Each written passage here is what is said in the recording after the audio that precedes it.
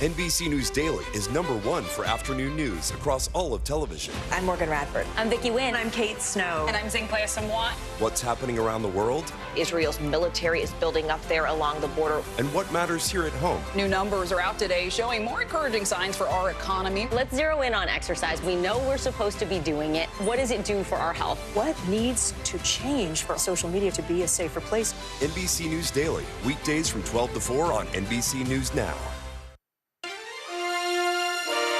Oh, welcome back to the special edition of Today on this Wednesday morning, 6:30 on the East Coast. Did you wake up from the nap? Your 1 hour nap? I was still fixing my hair. Look what the cat dragged in. We had a late night. Well, I really would call it an early morning. But we've got some results to get to. 6:30 a.m. in the East, 3:30 a.m. if you're up late with us out west. Donald Trump will return to the White House. That's the headline. The 47th president of the United States, the now president-elect for a second time. Right now, sitting at 276 electoral votes. The state of Wisconsin putting him over the top officially here at NBC News about an hour ago. Several states, including Michigan, Nevada, Arizona, either too close to call at this hour or too early to call. Let us take a look at Congress. Republicans will control the Senate after flipping seats in West Virginia and Ohio, 2 states that have swung heavily to the GOP. So the race for the House is up in the air. Republicans fighting to keep control there, but may not have results for many days. Well, we're all here in position. We've got Mark Lauder, former director of strategic communications for the Trump 2020 campaign. Mark, been a long time since I saw you. About 90 minutes. Hope you got a shower. I did. So let's talk about this because we're seeing not only this decisive victory so far with Donald Trump, but even seeing him raising his margins in some of these areas, but also states that are blue states that Kamala Harris will win, but the margin has shrunk. Right. I think that might actually, and we talked about this prior to the Madison Square Garden event when he was out in California, in New Jersey. I said, yes, he is campaigning for House candidates. That's why he's there. But should things break correctly, this could actually be the play and the difference maker in winning the national popular vote. I think a lot of people were thinking about the Hispanic vote and what was going to happen. And there were some who were surprised to see how far some of those votes tilted toward Donald Trump. What are your thoughts on that? Well, I think if anything, I think we're almost seeing the end of demographic politics. That's interesting. I think because so many people, whether you're Hispanic American, Black American, it's just like, no, I'm an American and these are my issues. Just because I may check this box on the census form doesn't mean I don't think the same things about everything else that everybody else does. I mean, really, it's true. There may be different categories now. I mean, we used to talk about, the minority vote, the demographics. Now we're talking about education, college education, not college educated.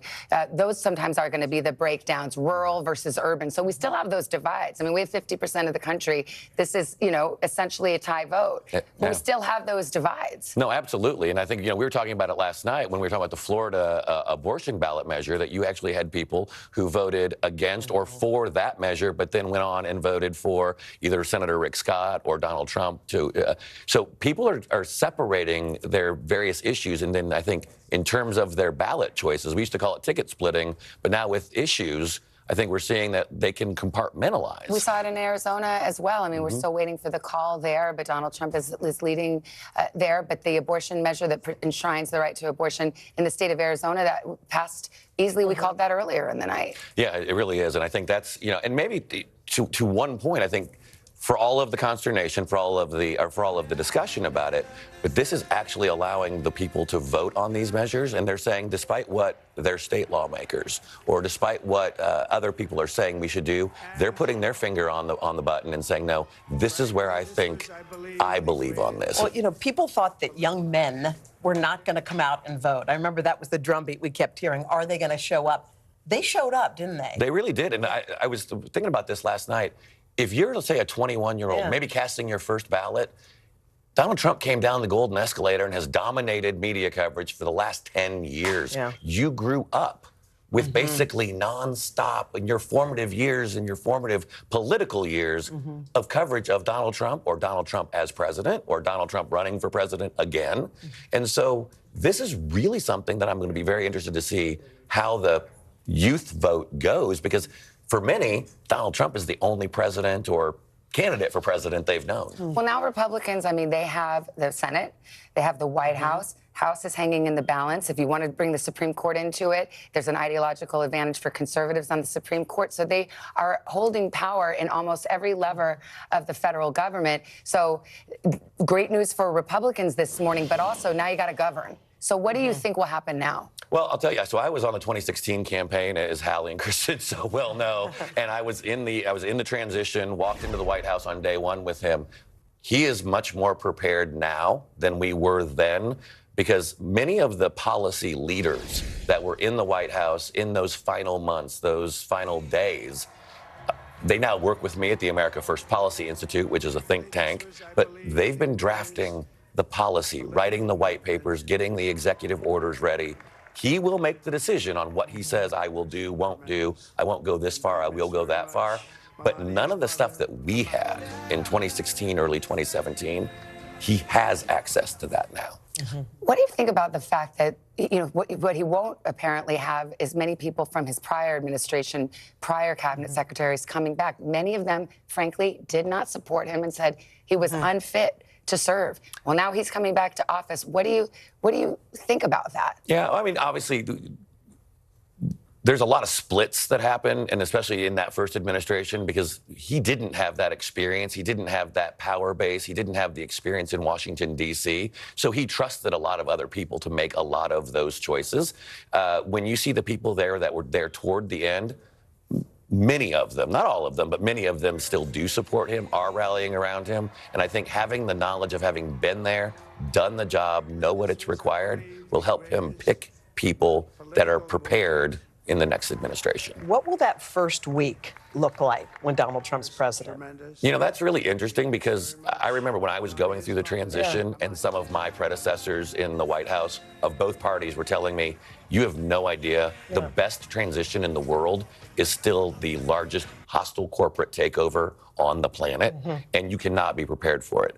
But since he's been there, since so many other people have been there, I think it'll be a little smoother, but it's still a very daunting task of, in what, 74, 73 days, basically taking everything that you have and flipping it over to something entirely new. All right, Mark Lauder, thank Mark. you. You've been there. Good to have your perspective this morning. Keep mentioning Hallie and Kristen. That's because they're floating right over here. There you are. There's our dream girls who got no sleep or dreams last night. So let's pick up that conversation about what we think. You guys were there. You covered the first Trump administration. Let's talk about day one, week one. What are the things that are most immediately available for him to do? Even before that, the transition, Mark talks about it. Remember, former President Trump, President-elect Trump, came in 2016, redid his transition after he won, right? So the planning that was in place basically started again in November. He has been really clear about what he wants to do on day one, Savannah and Hoda. He has laid it out. He wants to do mass deportations. There are real questions here that he has not answered, and he has been asked about how do you pay for it? How do you actually do it? Do you separate families? Where do you even begin with something like that? That's one of his key policies. He's talked about tariffs, for example. He's talked about tax cuts. There's a lot that he wants to get done. He's clear about it. Some of it is quite controversial, but if he has a Republican Senate, and he does, and if he has a Republican House, question mark, but we'll know eventually, then that is green lights for him to be able to implement some of these things.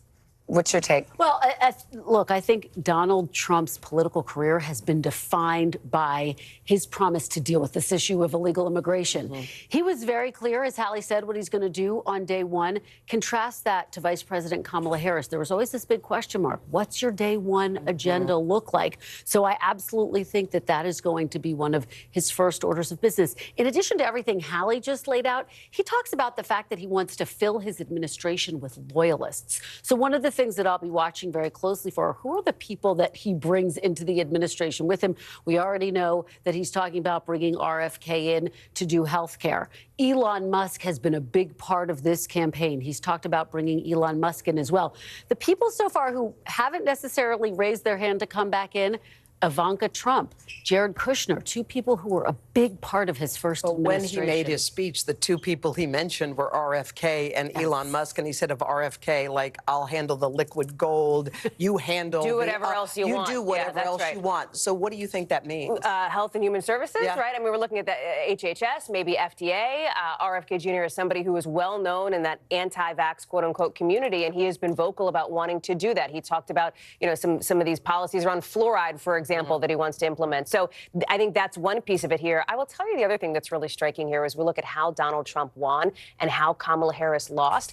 I was struck, Hoda, when you were going through the board with Steve Gubernatorial just a couple of minutes ago. I'm thinking, is there any battleground county where she outperformed Joe Biden? Is there a single battleground county where she actually did better than President Biden did here? So I checked in with a source. You may know him, Steve Gubernatorial. There's a couple, the suburbs of Atlanta and like one county in Pennsylvania. But overwhelmingly, there is not a place where she did better than Joe Biden in this race. And I think Hallie hits on a really critical point. Democrats are waking up this morning and asking, what do they need to do to win again? One Democrat put it to me this way: there needs to be a reckoning, that the current leadership needs to think seriously about not just passing the baton, but talking about politics differently and finding and meeting voters where they are. This lawmaker said, right now, we're not doing that. And that is why they believe Donald Trump won. We've got Ryan Nobles here, too, as well. And I know you'll keep us posted on what's happening with the House, although we don't expect an answer for weeks, potentially, because of these races out west. Yeah, there's about 60 or so House races that we've yet to call. Right now, we have Republicans with a net gain of 3 seats in the House of Representatives. I wouldn't take that to mean very much right now because so many of these races are up in the air. This is really the Democrats' last best hope of any kind of bastion of power in Washington after the results that we saw there last night. And it's by no means a guarantee.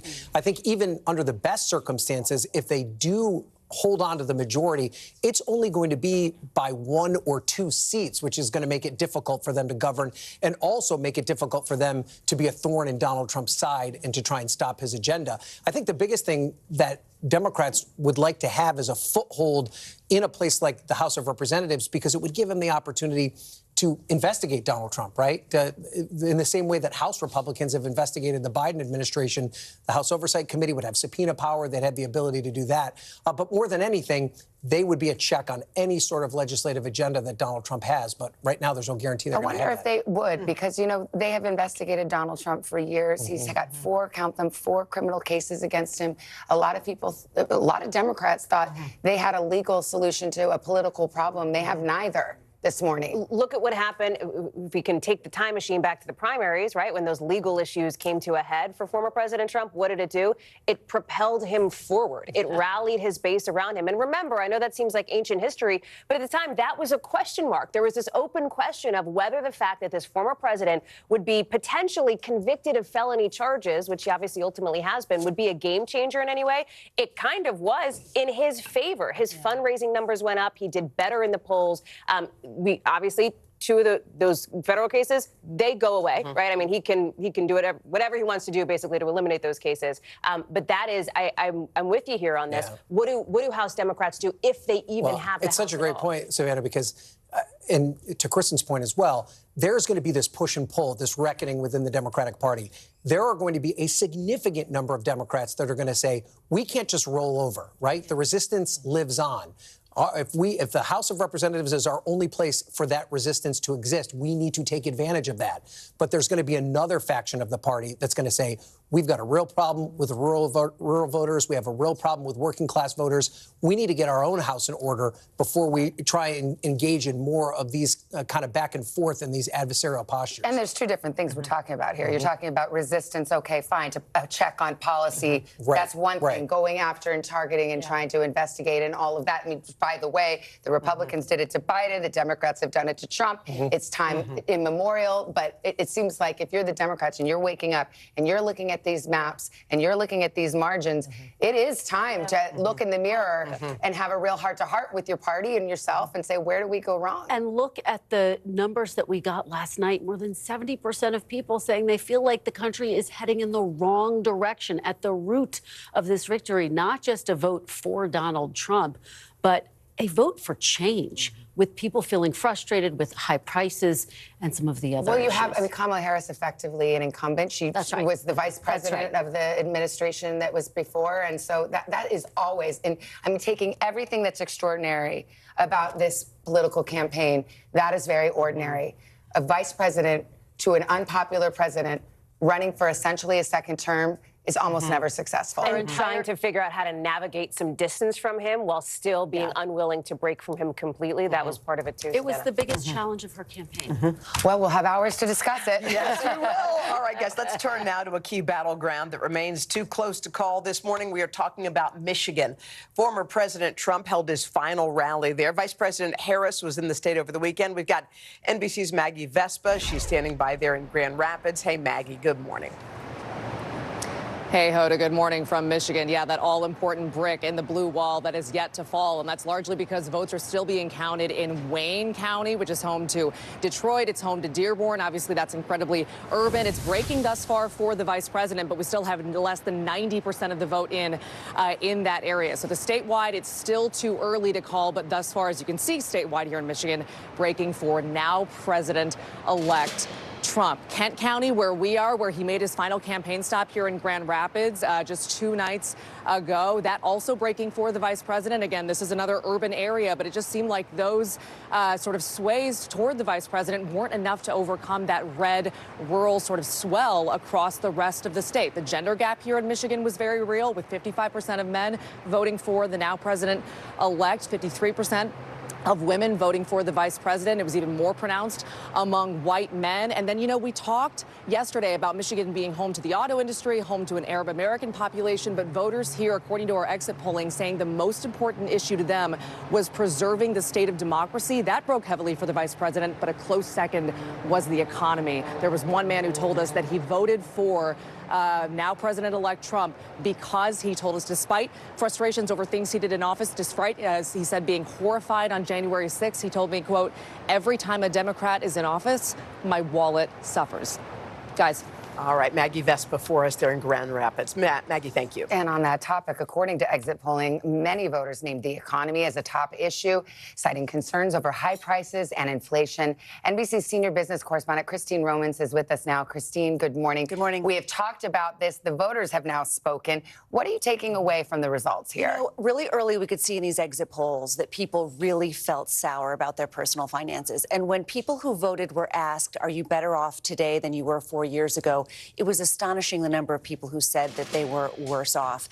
When 45%, that number on the bottom, that is the highest worse off figure that we've seen in 5 presidential cycles. That's even worse than the Great Recession, when we were in the middle of a housing crash against the backdrop of an economy that's doing okay, actually doing well. But inflation was the problem. People are so upset about inflation. I feel like they took inflation with them into the voting booth. We asked them, has inflation caused you and your family a severe hardship or a moderate hardship? 75% said it was a hardship, inflation was. And so that was a really big driving number. Can I ask you about that? Because we now know that inflation, I mean, look, there are numbers that all the nerds crunch, and then there's, you go to the grocery store and you're like, that's cost $100 and I don't even have a full basket.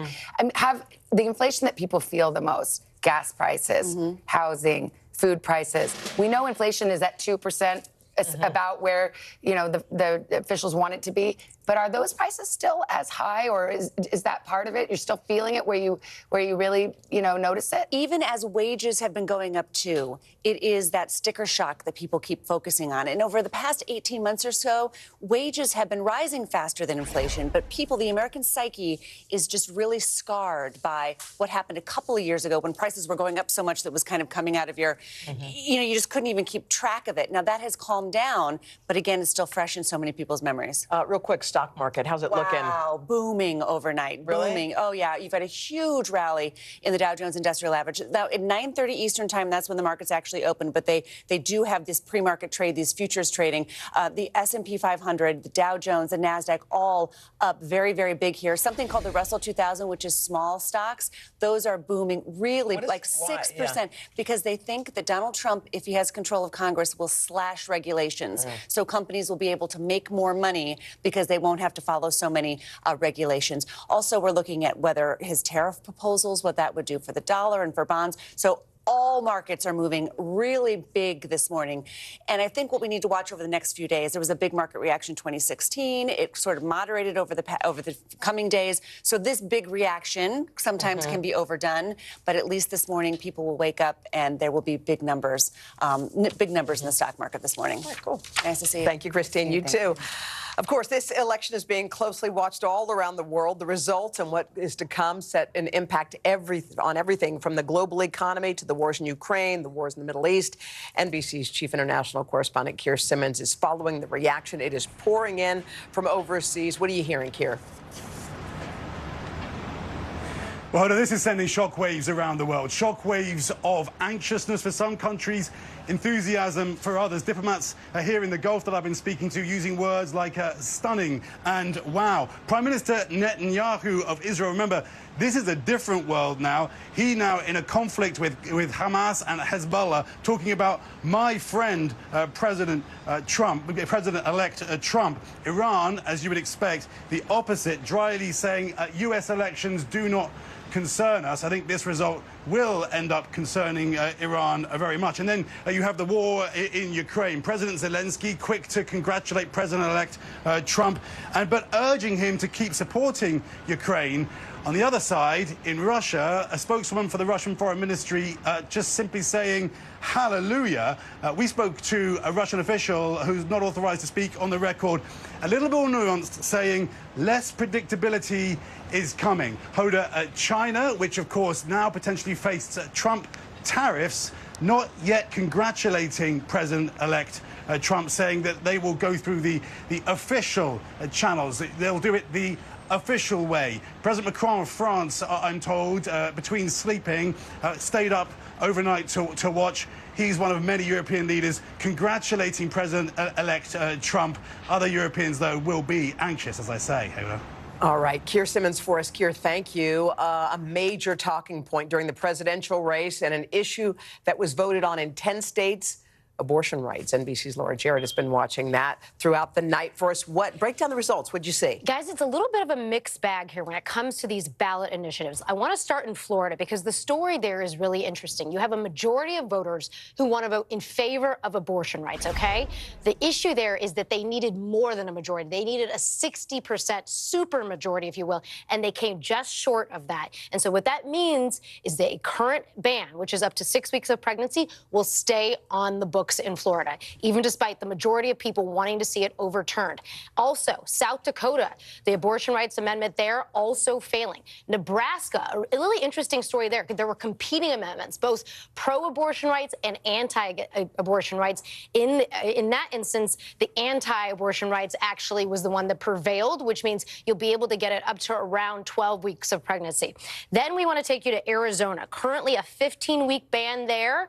No longer. You're going to see the biggest real-life change there up to the point of fetal viability. So you're going to go from 15 weeks to 24 weeks of pregnancy. Also, Missouri, another one that had a near total ban, now up to the point of viability. A very different landscape there. And then I want to think about a different bucket of things where abortion rights was not a threat. Places like New York, Colorado, Maryland, Nevada, Montana, those were situations where people wanted to codify the right to an abortion in the Constitution. So as legislatures changed throughout the years, it's harder to get rid of there. But again, very different situation in a place like New York than Florida, people waking up this morning. So those measures passed. The Florida constitutional amendment did not pass because it had that 60% threshold. But how interesting, we were talking about the split ticket voter phenomenon that's sort of happening now with some of these referenda.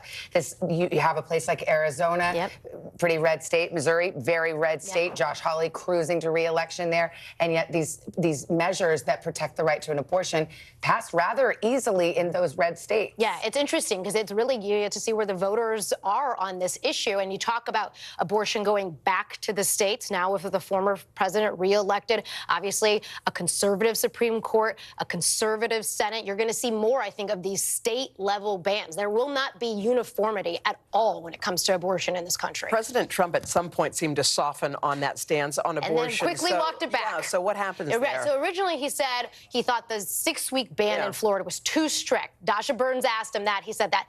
Then he got the pushback and then said, no, I'm against it. I'm going to vote against it in the amendment. Who knows how he actually voted in Florida, but he said he was going to vote against that abortion amendment in Florida. Well, it's interesting, too. There's been the specter of a federal abortion ban, and Democrats have been trying to say if Donald Trump gets into the White House, he will try to federalize this and make this a national law so it won't be state by state. He was trying to soften his stance on abortion and reassure people, saying, I think what he said at the debate was it could never get passed. Yeah, and that might still be the case, but it'll be a fight no matter what. I think there would be certainly pushback, and we don't know how the House is going to shake out. But obviously the Republicans have the Senate and they have the Supreme Court, so it's really going to come down to a battle within Congress over something like that. And it would obviously be a huge pitched battle, especially in this environment, guys. Okay, Laura, thank you. We are back with up-to-the-minute election results and analysis. This is a special edition of Today on a Wednesday morning. Let's get a check of your local news now.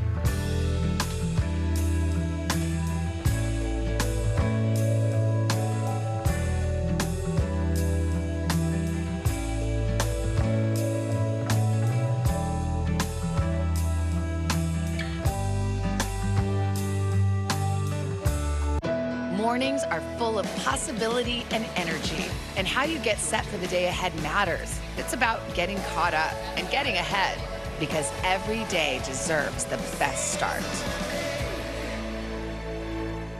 Do you pledge not to hold a vote on any legislation that would ban abortion? Do you still have faith and confidence in the Supreme Court? Is this plan to ban price gouging anything more than a gimmick? If it's Sunday, it's Meet the Press. Still to come on the Channel 2 News. Well, the waters are certainly receding now. Still too close to call. Lester Holt reporting from Ground Zero, as it's being referred to. It is, in fact, a taste of freedom. The Haitian people know a little something about resiliency. What's the biggest risk right now? Some of the troops who have been proud. I want to welcome you to the first presidential debate. In fact, we've been told we can't go any farther. You with some resilient folks. Let me get a hint.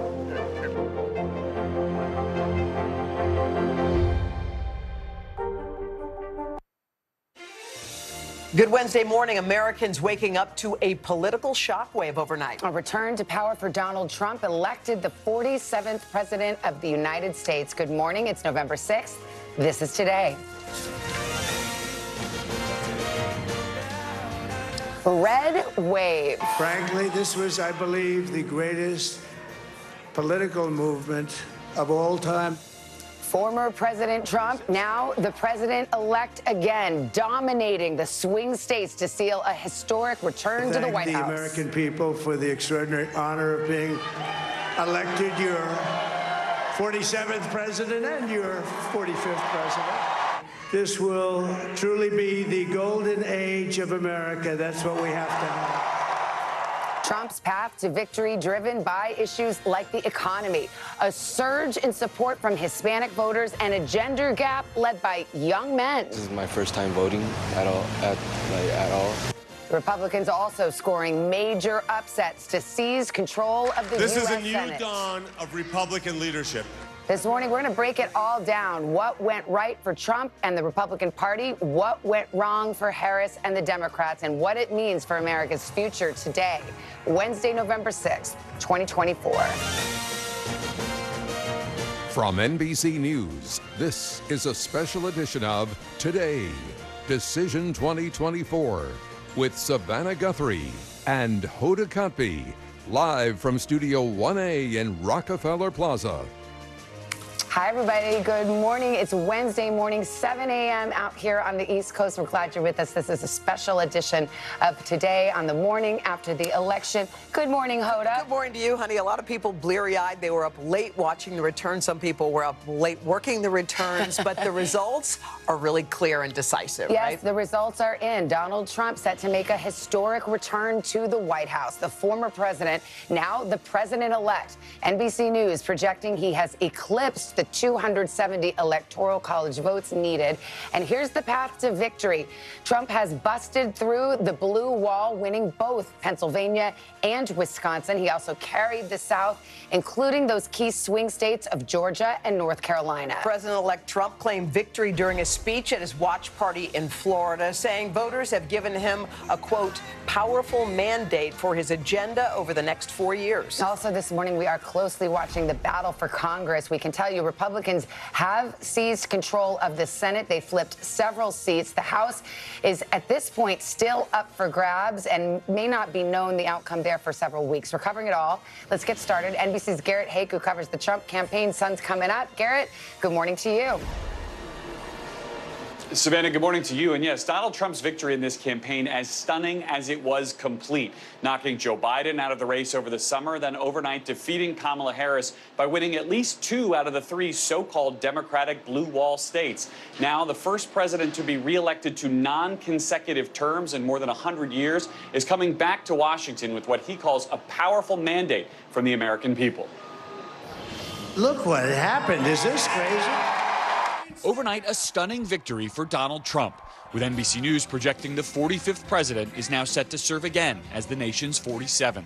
This will truly be the golden age of America. The former president flipping back critical battlegrounds he lost in 2020, celebrating his victory with supporters in the early morning hours. This will forever be remembered as the day the American people regained control of their country. Trump trading in his often fiery rhetoric, instead calling for unity. It's time to put the divisions of the past 4 years behind us. It's time to unite, and we're going to try. Though notably not mentioning President Biden or Vice President Harris or their supporters in his remarks. Instead, focusing on his next term with a Republican-controlled Senate. America has given us an unprecedented and powerful mandate. On stage with his family, Trump also touting several high-profile allies, including Robert F. Kennedy Jr., who he said will have a role in his next administration, and spending several minutes praising billionaire Elon Musk, who spent tens of millions of dollars supporting Trump's campaign. We have a new star. A star is born, Elon. Running mate J.D. Vance also taking the stage. We just witnessed the greatest political comeback in the history of the United States of America. The former president winning with a coalition driven by white voters, men, and first-time voters, a group he lost in 2020 but won this year. They came from all corners, union, non-union, African American, Hispanic American, Asian American, Arab American, Muslim American. We had everybody, and it was beautiful. During the campaign, Trump had focused heavily on immigration, painting the immigration debate in dark terms. Black voters are furious with Kamala over illegal immigration. It's destroying their communities. His support with black and Latino voters higher in key swing states. Latino men in particular flocking to Trump, favoring him by a 10-point margin after backing Joe Biden by 23 points 4 years ago.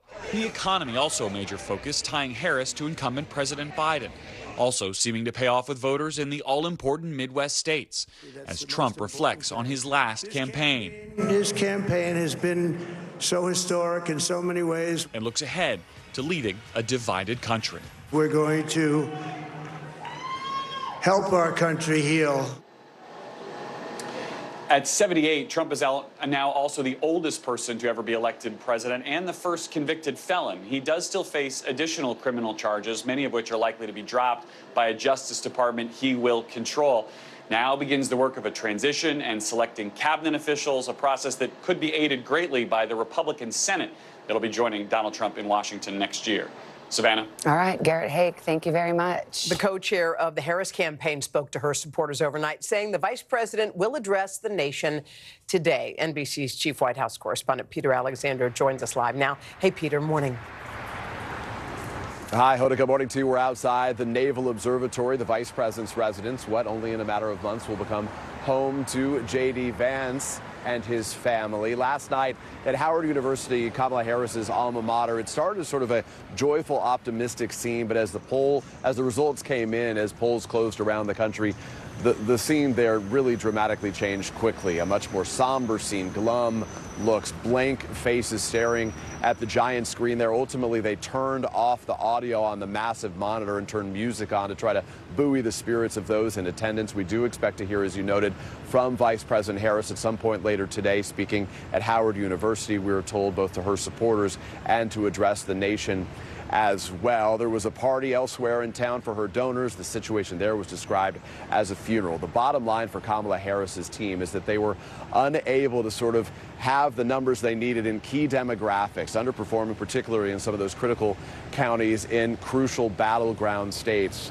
Michigan, Wisconsin, Pennsylvania, certainly among them this morning. And Harris faced some major headwinds, her allies say, coming into this. She was hampered by people's views of the Biden administration, particularly on the topic of the economy. Her effort to sort of cast Donald Trump as a divisive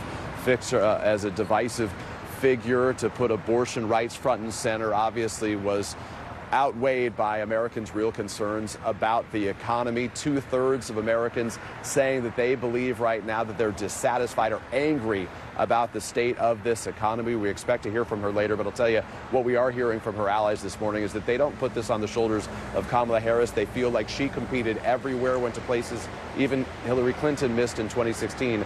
Nonetheless, it wasn't enough to win it back again for the Democrats. Back to you guys. All right, Peter, thank you so much. So let's get right to the big board, crunch these numbers. NBC national political correspondent Steve Kornacki, up all night but looking fresh as a daisy.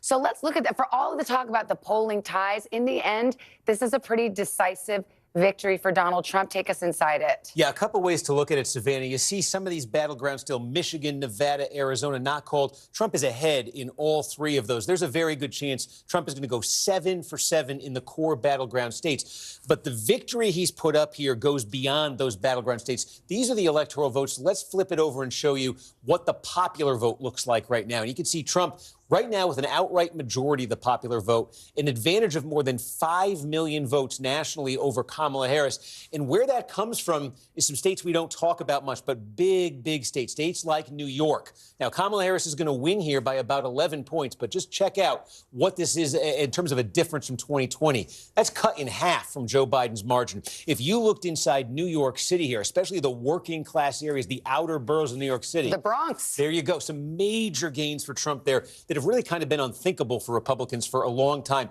You see it, too, these kinds of gains in a state like New Jersey. You see it in a state like Maryland. They're still blue, but they're a lot less blue. You see it in a state like Illinois. Look at this one, 51-47. We're over 90% of the vote. And Harris is going to win. She's not winning like Joe Biden did just 4 years ago. 17 points right there. So you start getting those gains for Donald Trump in those big blue states. I mean, that adds up to millions of votes. That's why he has this popular vote advantage. That's why I think there's a very good chance he's going to end up winning the popular vote for the first time. And it would be the first time in 20 years since George W. Bush, 2004, that a Republican has won the national popular vote. All right, Steve, we have lots to unpack here. We'll leave it there for now. Thank you very much. Hoda, over to you. All right, as we mentioned, the other big battle of the night is control of Congress. NBC News is projecting Republicans have taken back the Senate, though some of the tight races will determine the margin, and the future of the House still up in the air. NBC's Capitol Hill correspondent Ryan Nobles is here with that part of the story. So the Senate is a lock. Yeah, the Senate, and this is not a surprise at all, Hoda. We knew that the Republicans were in the driver's seat here, and as we take a look at the map, it looks pretty clear that they are going to pick up at least 2 seats, and they have the potential to pick up maybe 3, even 4 more seats before all the vote counting is done. Let's take a look at where they got their biggest wins. West Virginia being the first state. We were able to call that almost immediately after the polls closed. They also picked up a win in Ohio. That was a race that Democrats had some hope that Sherrod Brown, the incumbent there, would have a shot at beating Bernie Moreno. It didn't work out that way. And then the state that we're watching really closely right now is Montana. Tim Sheehy, this is still too early to call. The Navy SEAL, though, leading the incumbent John Tester there. Right now, Hoda, the question is not if the Republicans have the majority. We know they have it. It's just how big that margin is going to be. So Republicans won the presidency. They won the Senate. So now it's about the House. And you say we won't know these numbers for quite a while. It could be maybe a month. Wait, what? Yeah, I mean, it really depends on which one of these states or which one of these districts it takes to count. Right now, 54 seats are still not called. The Republicans have the advantage right now, a 3-seat net gain. They, of course, control the majority right now, but so many of these races are tight. And this could shift back and forth as the vote counting process plays itself out. One of the reasons it could take so long, Hoda, is that many of these districts, every state has different rules for how they count the votes, when the votes come in, and how that process plays itself out. So, yeah, we're going to have to be patient before we know who won the House. All right, Ryan, thanks. Okay, joining us now, Jason Miller, senior advisor to the Trump campaign. Jason, good morning to you. Good morning. So, about last night, tell us about former President Trump, now President-elect Trump, his reaction behind closed doors. You were with him in 2016. It's been a long road. Yeah, so President Trump was in very good spirits last night, obviously, after winning not just the presidency, but in a manner that was such an overwhelming landslide, winning the popular vote. He's on track to get 312 electoral votes. And for those scoring at home, that's even bigger than what he was able to do in 2016. And Savannah, let me explain why that's such a big deal, because we have such serious problems in front of us with our economy and with the border, and Americans want it fixed now. I think a major reason why President Trump won is because he made it clear how he's going to improve the lives of every American, and the fact that he can do it right away. He doesn't need 1 or 2 or 3 years to figure out where things are, how things in Washington work. He's done it before. We have that great economy. We have that secure border. He can do it right away. So he talked about having a mandate, which is political speak for saying, I have such a decisive win that I'm going to go in there and I know the American people, or at least half of them, are right behind me for what I want to do. So what does happen on day one? And he talked about mass deportations, for example. He's talked about just again last night saying, okay, Robert F. Kennedy Jr., you know, you have our healthcare apparatus. Do what you want. Is that the kind of thing that we're going to see right away? Those tariffs, for example? Yeah, so one of the things that a lot of folks know is that with executive orders and things you can do with the presidency, some things you can put back in place. So think about it for a moment. All of the secure border policies that we had in place with President Trump, he can simply flip the switch and put those back into place just like they were before. They didn't need an act of Congress to break the border in the first place. When we think about energy exploration, how we get back to drilling, which ultimately then will bring down prices, bring down inflation, he can do that on his own. Other things, of course, will take legislative action and things of that nature. But right away, President Trump can put so many things into place. And again, that is why people are so optimistic and so upbeat about what their personal finances with their personal safety can look like. He's done it once before. He'll do it again. You know, we look at these results and they are decisive for the Trump campaign, but you also look at a country that's deeply divided. I mean, it's a 50-50 country right now. The former President-elect Trump, talked about healing and turning that page. What do you think that looks like for him? Well, number one, you take a look at what that coalition was that delivered President Trump the win. I thought a stunning statistic, and this actually came from the NBC News exit surveys, was the fact that President Trump earned the votes of 1 out of every 3 voter of color in the United States. Think about this. This isn't the Republican Party of old. President Trump has completely remade the Republican Party to be the party of the working class. You think about the Teamsters, the union workers, the folks who want to keep the auto industry, but you think about black voters, Latino voters. Think about the Arab American voters in Michigan who rallied around President Trump. His win is already starting to show how he can bring that together. President Trump also last night name-checked a number of Democrats and supporters who aren't traditionally a part of politics and definitely not Republican politics who can help him in that effort. This will be a big, broad coalition that he puts together. We have 2 transition co-chairs and Howard Lutnick and Linda McMahon who have already started to assemble some of those. And I know President Trump, as we saw from that first term, he has a way of being able to put people in place that are going to be successful and who can deliver. Hope is back in America. All right, Trump campaign advisor Jason Miller, thanks for your time this morning. Appreciate it. Thank you. 7:16. Should we take a break from politics? Oh, could we please? We got to check Look the at this weather. breath of fresh air. Hey guys, good to see you. Good morning. Good morning to you. It's a dry morning, and we have been having so little precipitation. 11 million people at risk for elevated fire risk in parts of Vermont and on into New England. Red flag warnings. Any new fires, if they start, they are going to spread rapidly. And we've got a tale of 2 countries as far as temperatures are concerned. Eastern half of the country where the ridge is up 10 to 25 degrees above average. You go out west, it's 10 to 20 degrees below average. In fact, Denver, 33 degrees for a high today, 63 in Vegas. That's 10 degrees cooler, but Indianapolis, Concord, Richmond, down to New Orleans, we're talking temperatures 5 to 12 degrees above average. Could be a record today for Bangor, Manchester, Rochester, New York, Charleston. Look for Nashville to set a record at 81 degrees today. And then temperatures start to cool off as you get to the north. By Saturday, 53 in Boston, 62 in Cleveland. Nashville, though, stays nice and mild with a temperature of about 75 degrees. Rest of the country, we are looking at heavy snow developing in the Rockies out west. Gorgeous day. Plenty of sunshine up and down the west coast. We're looking for flooding likely, though, ahead of all that moisture that's going to come from tropical, I should say now, Hurricane Raphael. We're going to be watching that. Record highs in the mid-Atlantic into the northeast. We're going to get to your local forecast in the next 30 seconds. Still to come on the Channel 2 News. Well, the waters are certainly receding now. Still too close to call. Lester Holt reporting from Ground Zero, as it's being referred to. It is, in fact, the taste of freedom. The Haitian people know a little something about resiliency. What's the biggest risk right now? Some of the troops who have been proud. I want to welcome you to the first presidential debate. In fact, we've been told we can't go any farther. You with some resilient folks. Let me get a hand.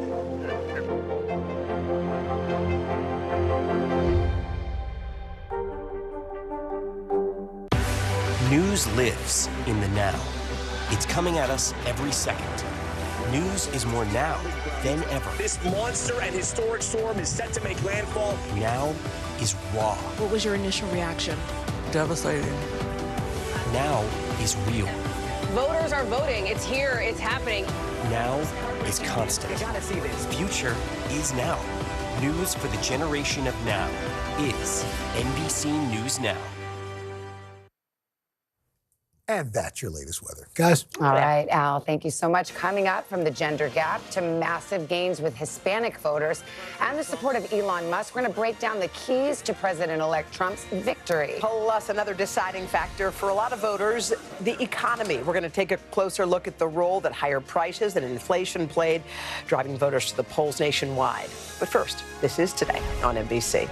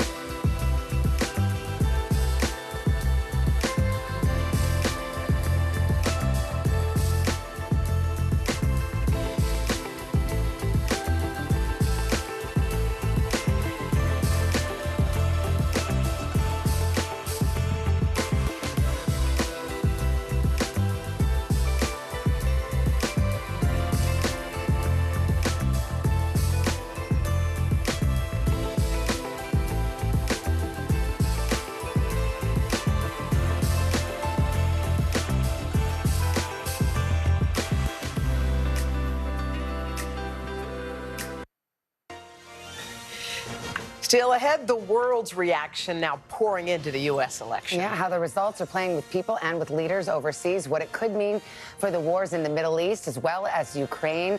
We'll have a look at that, a deep dive at the global impact of this earthquake in the political world. There's the map as it stands right here, 7:20 on the East Coast. Here's a check of your local news, your weather, and these messages.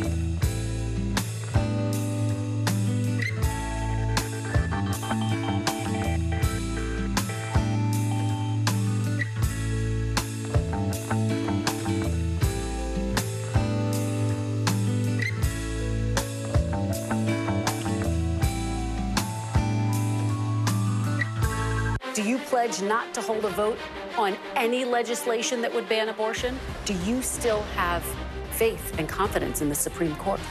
Is this plan to ban price gouging anything more than a gimmick? If it's Sunday, it's Meet the Press. NBC News Daily is #1 for afternoon news across all of television. I'm Morgan Radford. I'm Vicki Wynn. I'm Kate Snow. And I'm Zinklea Samwat. What's happening around the world? Israel's military is building up there along the border. And what matters here at home? New numbers are out today showing more encouraging signs for our economy. Let's zero in on exercise. We know we're supposed to be doing it. What does it do for our health? What needs to change for social media to be a safer place? NBC News Daily, weekdays from 12 to 4 on NBC News Now. Mornings are full of possibility and energy. And how you get set for the day ahead matters. Take charge of those first hours. It's about getting caught up. And really, it's about getting ahead. And that's what drives us every morning. Because every day deserves the best start. NBC News Daily is #1 for afternoon news across all of television. I'm Morgan Radford. I'm Vicki Wynn. And I'm Kate Snow. And I'm Zinklea Samwat. What's happening around the world? Israel's military is building up there along the border. And what matters here at home? New numbers are out today showing more encouraging signs for our economy. Let's zero in on exercise. We know we're supposed to be doing it. What does it do for our health? What needs to change for social media to be a safer place? NBC News Daily, weekdays from 12 to 4 on NBC News Now. Still to come on the Channel 2 News. Well, the waters are certainly receding now. Still too close to call. Lester Holt reporting from Ground Zero, as it's being referred to. It is, in fact, a taste of freedom. The Haitian people know a little something about resiliency. What's the biggest risk right now? Some of the troops who have been proud. I want to welcome you to the first presidential debate. In fact, we've been told we can't go any farther. You with some resilient folks, let me get a hint.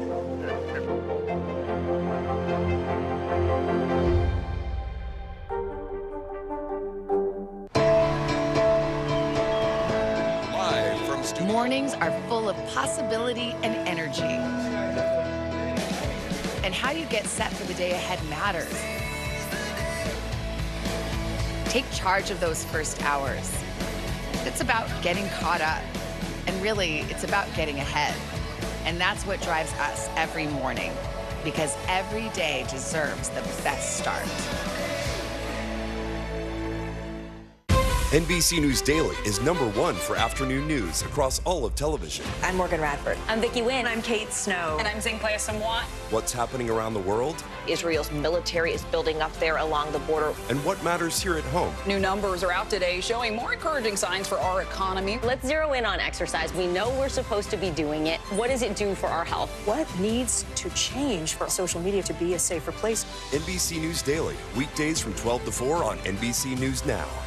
Still to come on the Channel 2 News. Well, the waters are certainly receding now. Still too close to call. Lester Holt reporting from Ground Zero, as it's being referred to. It is, in fact, a taste of freedom. The Haitian people know a little something about resiliency. What's the biggest risk right now? Some of the troops who have been proud. I want to welcome you to the first presidential debate. In fact, we've been told we can't go any farther. You with some resilient folks, let me get a hint.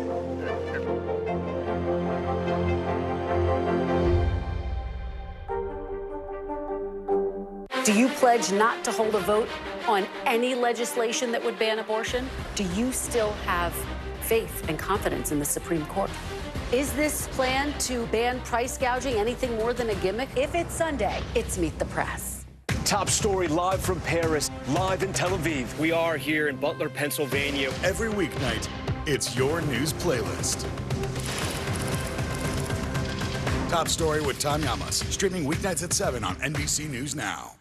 NBC News Daily is #1 for afternoon news across all of television. I'm Morgan Radford. I'm Vicki Wynn. And I'm Kate Snow. And I'm Zinklea Samwat. What's happening around the world? Israel's military is building up there along the border. And what matters here at home? New numbers are out today showing more encouraging signs for our economy. Let's zero in on exercise. We know we're supposed to be doing it. What does it do for our health? What needs to change for social media to be a safer place? NBC News Daily, weekdays from 12 to 4 on NBC News Now.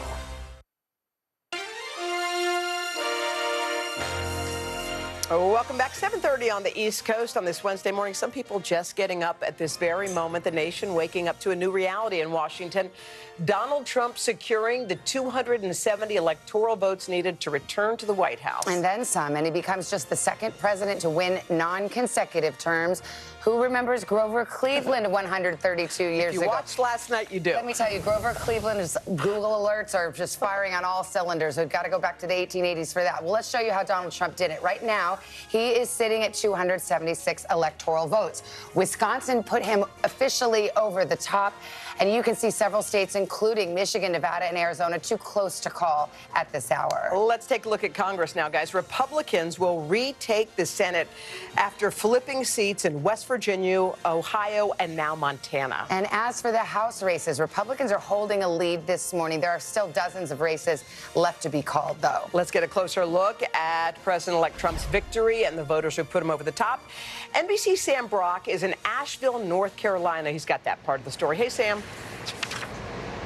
Hi, Hoda, Savannah. Good morning. Look, the Trump campaign made a pretty big bet about what group could tip the election. Young male voters who had never cast a ballot before. Guys, it appears that gamble has paid off handsomely, as early exit polls right now showing first-time voters narrowly going for Trump after going for Biden by a 2-to-1 ratio 4 years ago. This morning, President Trump's campaign celebrating a major strategic victory. This will forever be remembered as the day the American people regained control of their country. The former president's outreach to male voters seemingly paying off. In 2020 and 2016, about 4 in 10 men under 30 supported him. Yesterday, nearly half cast a ballot for Trump. Among men who turned out for the first time, 62% supporting Trump, while 36% supported Harris. The Trump campaign has taken an unconventional approach, including appearances with unconventional media figures popular with male voters. Trump even saying he consulted his son Barron for advice.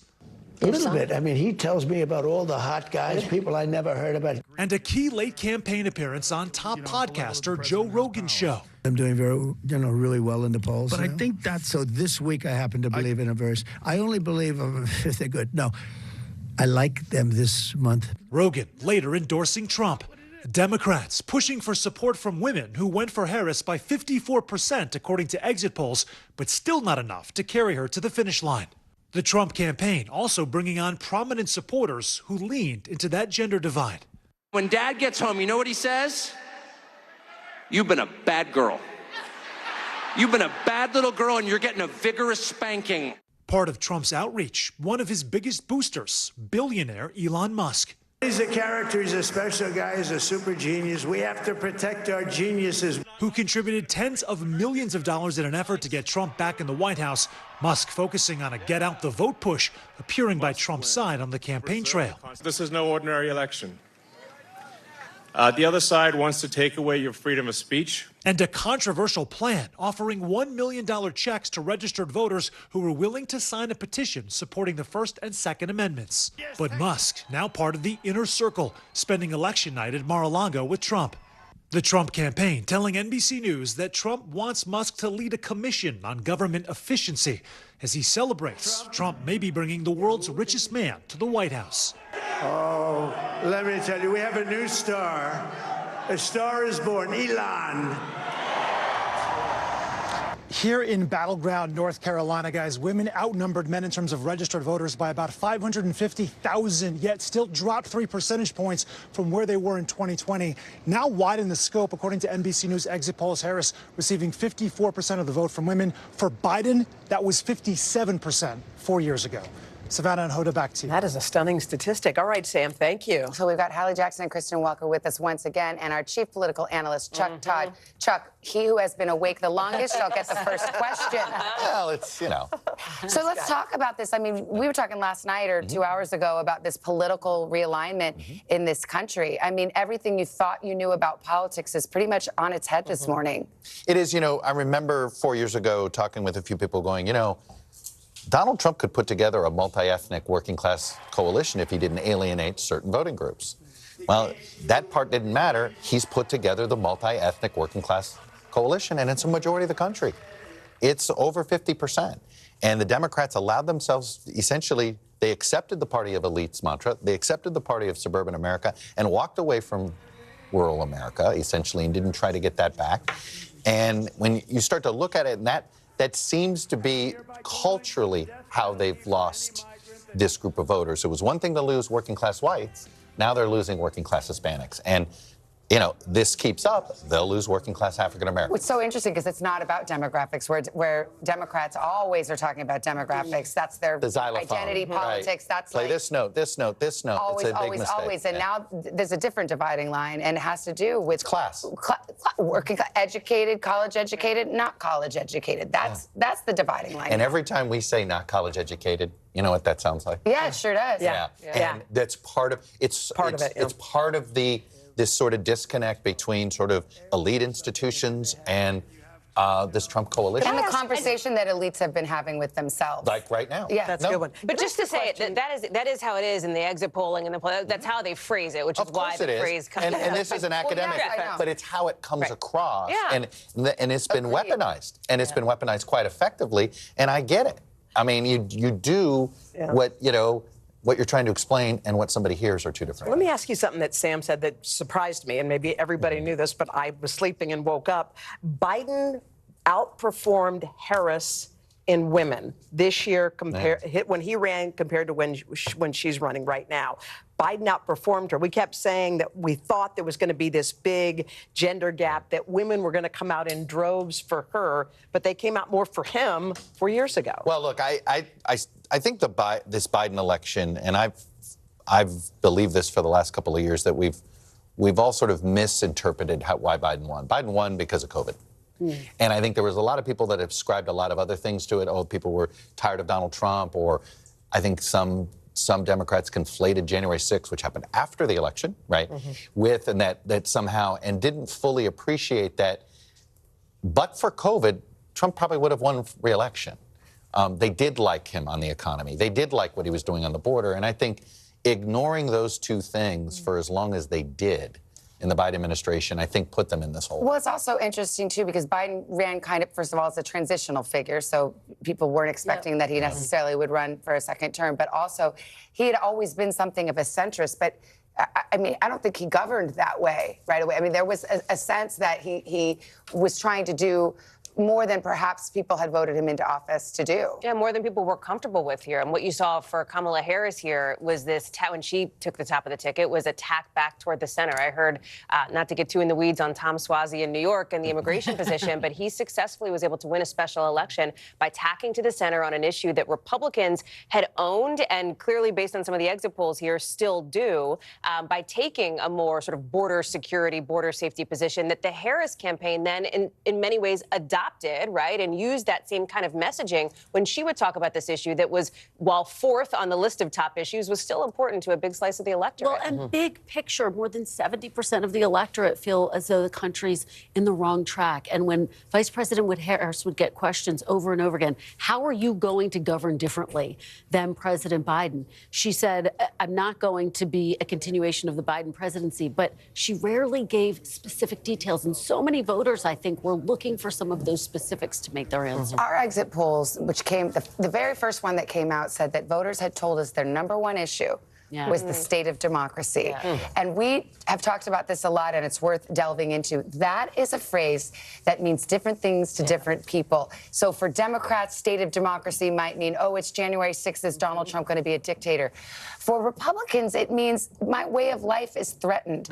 What my values are threatened. Both see an existential threat to their country and to the way that they live their lives. Well, and then when you look at that, what choice did we give voters? I always say that question, we gave them 5 choices. 4 of them were issues, and one is the state of the democracy. We told them, like, what was the most foreign policy, immigration, economy, and abortion, and then state of democracy. And so what they're really, we don't have the right punch, okay? But it is some sort of, it is the way of life. It is this idea where the left believes Trump's un-American, and the right believes the left's un-American, right? This whole socialism, you're trying to take the country and totally change it. And these cultural issues. And- I mean, Trump ran this ad during every sporting event, talking about where Kamala Harris, a position she took, transgender, paying for the reassignment surgeries for prison inmates, and they never answered that. And that ad ran on a loop. It's the culture wars, and it was on display. It has been effective in past elections. It was effective here. One Democratic lawmaker said, we need to have a reckoning. We need to reorient and rethink how we are connecting with voters. Chuck, the nap with your name on it, my friend. I'm ready. Thank you very much. I think so. All right. So I might have to pick football games with my friend, Mr. Kornheiser. But other than that, then I get to go to bed. All right, Chuck, thank you so much. All right. You're not off yet. Yeah. When we come back, guys, we're going to turn our attention to the economy's impact on the election and the world's reaction to President-elect Trump's historic victory. We'll do it with Richard Engel and Christine Romans. They're joining us live. Coming up right after this.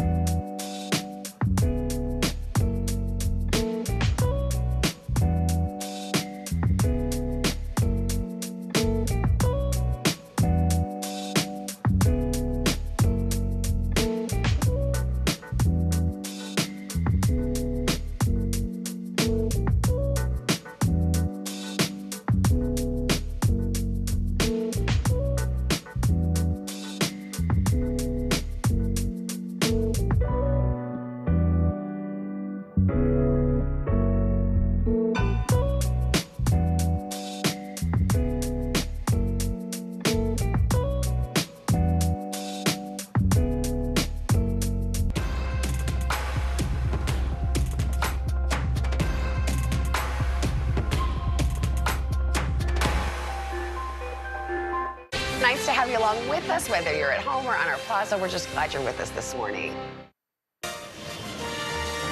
We are back, our ongoing coverage of the 2024 election. We now know Donald Trump will be returning to the White House, and when he does, he will be faced with a number of challenges all around the world. We've got the wars in the Middle East and Ukraine high on the list.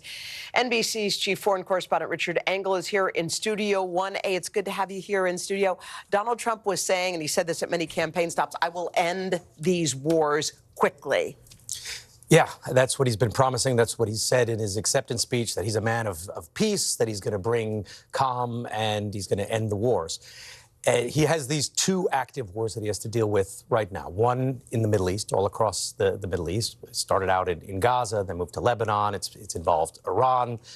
That's an active war, and I think that war could get worse in the short or medium term. And if you look at what Prime Minister Netanyahu has said, he's falling over himself with excitement this morning. He's having a very good day. A lot of people wondered if Netanyahu was running out the clock, hoping there would be a Donald Trump victory. That's what a lot of people in Israel also believed, that he was waiting, didn't want to sign some sort of ceasefire agreement, was waiting to have any kind of negotiations with the Biden administration, didn't want to have negotiations with the Biden administration, was pushing it off, hoping that this scenario was going to come true to potentially save his own his life. And he has a long-term policy. He's stated it very clearly what he wants to do to the Middle East. He's stated it in the UN. He believes that there needs to be more action against Iran in particular. So I think you're going to see Netanyahu very happy that his Middle East changing agenda could now have support in an old ally of his. Let's talk about Ukraine. President Zelensky put out a statement last night. One of the first statements. One of the first statements. He knows there's a new sheriff in town. Fawning statement. Yes, yes, it was a very friendly statement. And Donald Trump has said, I'll end the war in Ukraine in 24 hours, which Ukraine hawks and people who are concerned about its territorial sovereignty said, you end it in 24 hours if you're going to force Ukraine to give up territory. Yeah, I've met President Zelensky many times and interviewed him over half a dozen times. And I know that Zelensky and his inner circle are very concerned that when Trump says he's going to end the war in 24 hours, that when he calls President Zelensky the greatest salesman, he doesn't mean that as a compliment. He means that every time Zelensky came to the United States, he was able to sell the war in Ukraine and get billions of dollars in support, which is a pattern that President Trump has said that he wants to end. He's going to end the war. He's going to make it cheaper. That's all very good news if you're Vladimir Putin.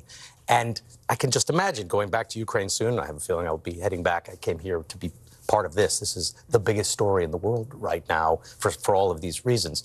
And seeing Ukrainian troops without enough ammunition, without enough support, pulling back and feeling very betrayed by the United States. So he's going to end wars, but we'll see. He's got these two wars and very different approaches between Israel and Ukraine. We just scratched the surface here, Richard, but we'll continue to cover it, of course. Thank you for being here. Good to have you. Absolutely. And here at home, of course, the economy was one of the big issues that drove voters to the polls, fueled by lingering concerns over those high prices, the battle against inflation. Let's bring in NBC senior business correspondent Christine Romans. Christine, good morning. Good morning. Look, the numbers might say inflation's back down to 2% or manageable. People aren't voting that way. No, in the mood of the country, it's very clear. They're sick and tired of higher prices. And really, it turns out in the light of the day after the election, it was really Donald Trump's election to lose on the issue of the economy. When we ask people, what your financial situation is compared with 4 years ago, an astonishing 45% said it is worse off. That is the highest number of worse off that we've seen in 5 election cycles, presidential election cycles. It's even worse than the Great Recession, which was a really damaging time for the overall American economy. The overall American economy right now is fine. This president inherits a solid U.S. economy, but still big unease about inflation. And then you ask about, in the last year, has inflation caused you and your family a severe hardship or a moderate hardship? 75% said yes. That is a huge, huge number. A lot of people are waking up this morning. We have a new president-elect, and they're looking at the stock market to see how does that look.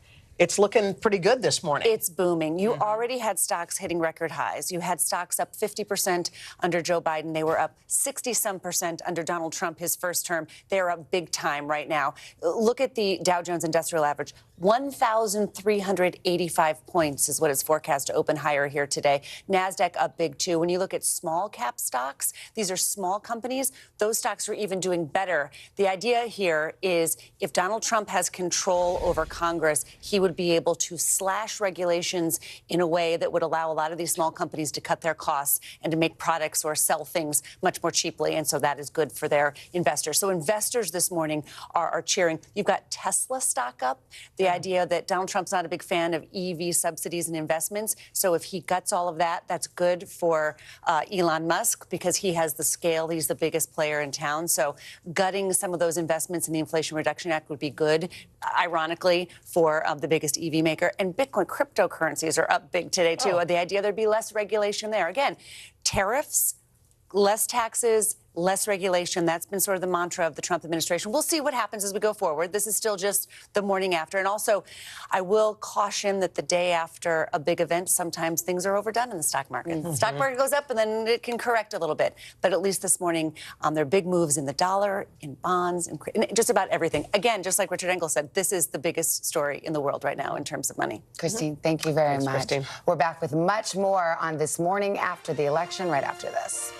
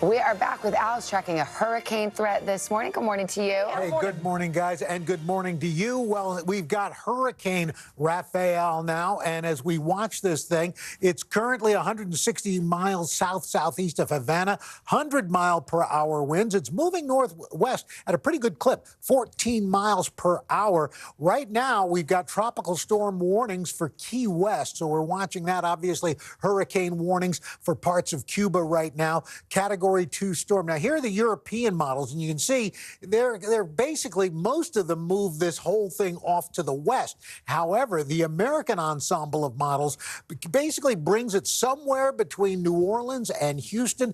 That's pretty much, I think, what we are looking at right now. The National Hurricane Center path keeps it as a Category 2 storm, and then eventually it weakens into a tropical system. And you can see the cone of uncertainty from New Orleans just to the east of Houston. We're going to be watching this 40-mile-per-hour winds. Unless there is some rapid intensification with this thing, it's just going to be a lot of rain, some wind, but hopefully not that big of an impact. Rest of the country for today, we are looking at record highs up and down the eastern seaboard. Again, we've got some moisture from Raphael making its way up into the southeast. There may be some flooding along this, also some showers along this cold front, especially heavier as you get down into Louisiana. Heavy snow developing in the Rockies today. First big winter storm, and very windy along the west coast. We're looking at sunshine and seasonal conditions, although temperatures actually out west anywhere from 10 to 20 degrees cooler than average, guys. Okay, cool. Well, I have a mother in Arizona. We'll be happy to hear that. Thank you very much. Thanks, Al. All right. Also, we got new numbers coming in just this morning as the nation wakes up with Donald Trump set to make his historic return to the White House. We'll dive into them with Steve Kornacki, and we'll have a look ahead. Vice President Harris expected to address the nation later today. Here's a check of your local news.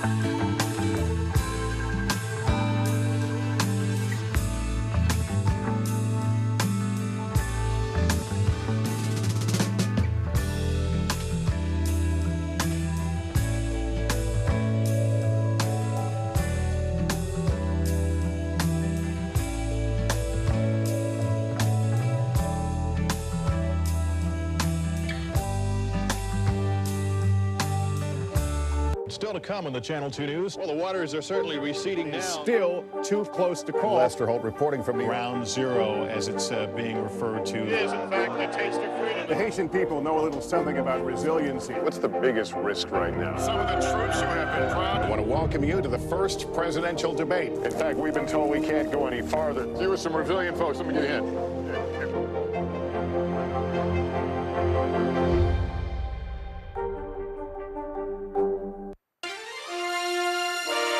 From NBC News, this is a special edition of Today, Decision 2024, with Savannah Guthrie and Hoda Kotb, live from Studio 1A in Rockefeller Plaza. Hi, everybody. We're back 8 a.m. on the East Coast, 5 a.m. in the West. If you're just waking up, a long election night stretching into the morning. Oh, if I have 3 cups of coffee lined up here. The race is still too close to call in some of those Western battlegrounds in Michigan, but the bottom line is clear as day. Donald Trump, once again the president-elect, the 45th president set to return to the White House, and he will be the nation's 47th president. Indeed, it was Wisconsin that put him over the threshold of 270 electoral votes.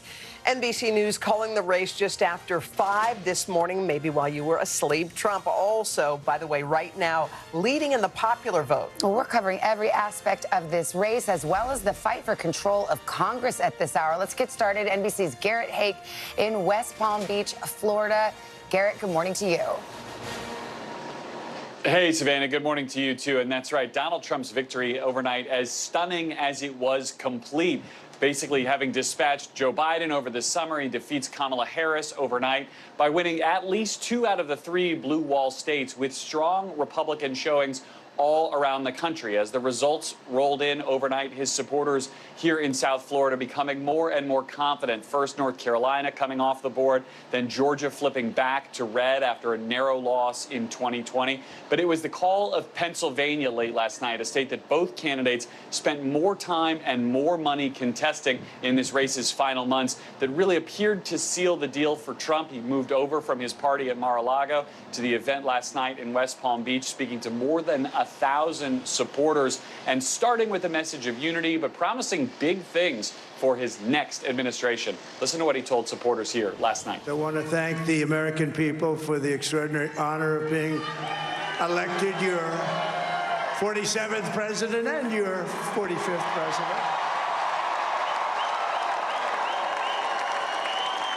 And every citizen, I will fight for you, for your family, and your future. Every single day I will be fighting for you, and with every breath in my body, I will not rest until we have delivered the strong, safe, and prosperous America that our children deserve and that you deserve.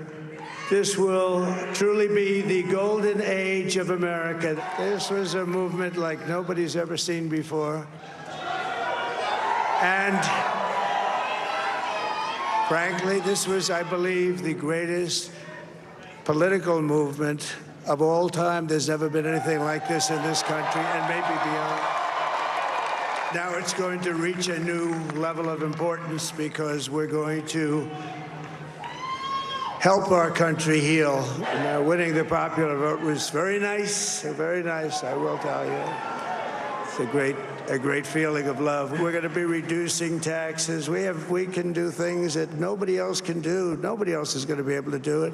China doesn't have what we have. Nobody has what we have. It's time to put the divisions of the past 4 years behind us. It's time to unite. And we're going to try. We have to try. We have to put our country first for at least a period of time. We have to fix it. Because together we can truly make America great again for all Americans. So I want to just tell you what a great honor this is. I want to thank you. I will not let you down. America's future will be bigger, better, bolder, richer, safer, and stronger than it has ever been before. God bless you, and God bless America. Thank you very much. Now, this is a candidate, now president-elect, who has made a lot of promises in the course of this campaign, from policies that he will enact with Congress to things he says he can get done himself, to promises he's made on the world stage about foreign policy. That work will begin essentially now. Trump is something of a superstitious person, not especially engaged in transition planning before he had this race won. That work will begin now. The vetting and the planning of people who will be in his cabinet and who will work in his White House already underway, but will now have Trump and his family putting their hands on it really for the first time in a significant way. And of course, they'll be helped along by that Republican Senate going to Washington, who would have to confirm many of those picks. Savannah? All right, Garrett. Hey, thank you very much. NBC's Pitt Alexander is keeping tabs on the Harris campaign. The vice president canceling her planned speech at an election party last night, but she is expected to address the nation today. Hey, Peter, morning.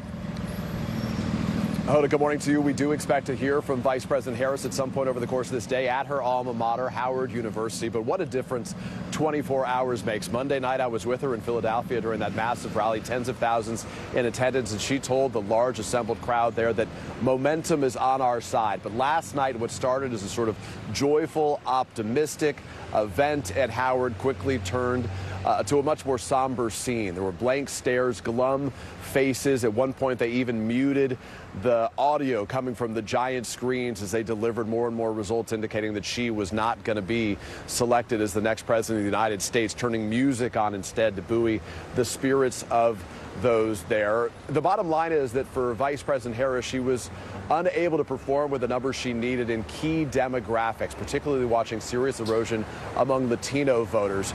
Some of those critical battleground counties, she didn't perform the way that the Democrats were hoping that she would as well. It appears clear that she carried some of the baggage, the headwinds from the Biden administration, also suffering from the same backlash that many incumbent leaders around the world have been seeing over the course of the last several years. And on the topics that really mattered to voters, her effort to cast Donald Trump as a divisive figure, to say that he was a threat to democracy, clearly didn't have the same impact as the Americans were looking for. They didn't view her as the change candidate. Ultimately, it's the topic of the economy and trying to get to sort of pre-COVID prices that delivered a lot of the votes for Donald Trump last night. Back to you guys. All right, Peter, thank you. Let's take it to the big board. NBC national political correspondent Steve Kornacki. This is a decisive victory. We are waiting for a few of the battleground states. Donald Trump is leading in them. He may get a battleground sweep here. Tell us about it. Yeah, I mean, he could end up going 7 for 7. You can see what we're waiting on here is Michigan, Nevada, Arizona. You also see Alaska. Trump is leading there. It just takes a long time to get the vote in.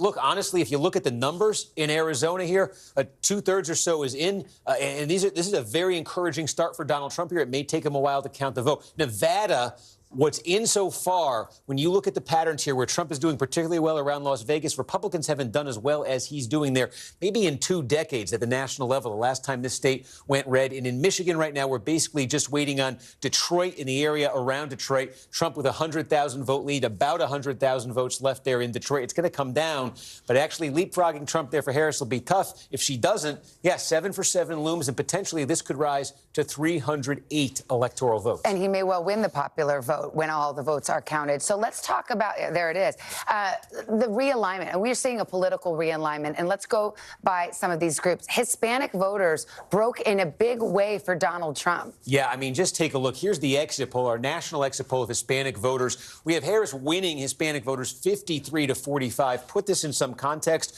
4 years ago, the exit poll had Joe Biden winning the Hispanic vote by 33 points. And we were saying that was progress for Donald Trump 4 years ago. So what you see here tonight, this is just an absolute sea change. This would be the best performance for Republicans with a Hispanic vote, maybe in half a century, depending on how this shakes out. It could be even longer than that. And it has ripple effects on this map that are felt far beyond just those battleground states. Yeah, well, tell us about that, because this map has some surprises, and perhaps the states that we expect to be blue, New Jersey, Illinois, they look blue, but when you get under the hood, you see a very tight margin that Democrats did not see coming. Yeah, it'd be a lighter shade of blue. Why don't we look at New York State here, a real biggie. Okay, a double-digit win here for Kamala Harris, but this was 23 points for Joe Biden for you. This has been the standard Democratic margin, a blowout in New York. Trump basically cuts it in half, but where does he cut it in half? This is tiny. Let me blow it up. This is New York City, though. This is the population capital of the country here. Yeah, I mean, just take a look. Here is the Bronx. Look at this. Okay, 45 points for Kamala Harris, heavily Hispanic borough of New York City. It was 68. Biden wins it by 68. It comes down to 45, 23-point shift there. How about Queens? You know, another big borough here in New York City, 45 points for Biden, comes down to 24. Overall, in New York City, Trump has posted a 15-point gain from the last time around. Okay, we talked a lot about the gender gap and this being the battle of the sexes election. It was young men who perhaps have never voted before who turned out in droves for Donald Trump, and that made a difference. Yeah, absolutely. And you could see it one place. You could layer it, too, if you talk about young Hispanic men in particular. In one place we saw that was here in Pennsylvania that Donald Trump has flipped. A lot of small, mid-sized cities, you're talking about like a Hazleton, Allentown, places with large Hispanic populations. Some of the city of Hazleton is 70% Hispanic in Pennsylvania, and Donald Trump carried it. All right, Steve, lots to unpack. Thank you very much. Hoda, back to you. All right. When President-elect Trump returns to the White House, he will find new support in Republican-controlled Senate after several key seats flip this election. But it could take weeks before we know which party will control the House. NBC's Capitol Hill correspondent Ryan Nobles is here. He's got a closer look at things. So the Senate's over. Now it's all about the House. Yeah, and actually we have an update on the Senate. So we last time we talked, it was a 2-seat flip for Republicans, but now we know of a 3rd seat. And let's take a look at the entire makeup of the Senate right now to give an idea of where things stand. Republicans now have flipped 3 seats total, so they are in the driver's seat to have the majority. Let's take a look at where those wins came. First, West Virginia, Jim Justice, the governor there, he is the projected winner. That was not a surprise. We called that very early today. Then in Ohio, this was a state that Democrats were hopeful that the incumbent Sherrod Brown could outrun Bernie Moreno. That did not happen. Moreno, riding Trump's coattails, ends up winning there. And then this is the state that we're just able to call in the last hour, and that's the state of Montana, where Tim Sheehy, the former Navy SEAL, is going to beat the long-term incumbent John Tester. There are still a number of Senate seats that are still up for grabs right now. That means the margins for Republicans could get even bigger. Now, in terms of the House of Representatives, there's still a lot we don't know, and it could take time before it gets all settled. At this point, there are some 54 seats that we don't have an answer for. Right now, Republicans have a net gain of 3 seats. But that's a number that could move in either direction over the next couple of days as all these votes get counted and everything gets resolved. This is the Democrats' last hope at any sort of bastion of power in Washington right now. They've got a shot at making it happen. It's probably about 50-50 right now between Republicans and Democrats, but it could take a week, maybe longer, before we know who eventually wins. When you look at the trend lines with the president winning so handily in places and what's happening in the Senate, do you see the House kind of following that path? It's very possible, but the one thing to keep in mind is that the battlegrounds in the House of Representatives were not the same battlegrounds as the presidential race. So that's maybe why we see a bit of a divergence. Okay. All right, Ryan, thank you. Well, that sets us up nicely for our next guest, Florida Senator Marco Rubio, the Republican serving his 3rd term after winning re-election in 2022. Senator Rubio, good morning. Good to see you. Good morning. Good morning. I know it's been a long night. Let's talk about Donald Trump last night saying he had a mandate. We've talked about the United States Senate going to the Republican Party, so we'll have new leadership there, the White House, potentially the House. What do you think the mandate is? Well, first, I think we have to understand how he won. Not just that he won, but how he won. And he won by putting together the most diverse coalition of American voters in modern history. You were talking a moment ago before I came on the air about Hispanic voters. I think the lesson here is that the primary identity of Americans is American. And whether you're of Hispanic descent or African American, or in any background, you are in, the price of gas, the price of food, the fear of uncertainty, and not being safe in your own community because people have entered the country illegally and happen to be criminals in their home countries before they came, and then they come here and commit crimes as well. Concerns about what's happening in the world, that every day there's new conflict that threatens to pull us in. These are things that that Donald Trump campaigned on. And his primary message was, I'm going to put the interests of Americans and America before anything else. And I think that's a message that's resonated and in a way that led to this very diverse coalition. And so, at the end of the day, I think that is part of the mandate, and that is that Americans of all backgrounds want a government in the Senate, in the White House, in the House, everywhere, that puts them and the things they care about ahead of what is important to somebody else, whether it be in politics or in another country. And, you know, it's an important lesson to learn and take away from all this. I mean, Donald Trump has been very, very clear about some of the things he wants to do. And so if he has a mandate, people are certainly on notice, talking about mass deportations, for example, talking about ending the war in Ukraine in 24 hours, getting a negotiated settlement that likely will mean Ukraine gives up territory. Is that the kind of thing that you expect to happen in rather short order? Well, those are the kinds of things that I think people out there like to point to say, oh, he's going to do some terrible thing to the country. Number one, well, he said that. The law of the country right now, it is, but it's the law of the country. The immigration law of this country is as follows. If you are here unlawfully, you are to be detained until removal. That's the law of the country. He's talking about enforcing our existing laws. He's also made clear that his priority is going to be dangerous criminals. People that are in this country and they're criminals in their home country or they're committing crimes here, they will be the priority for removal from this country. And that's a widespread supermajority position in this country. It's one of the reasons why he won yesterday.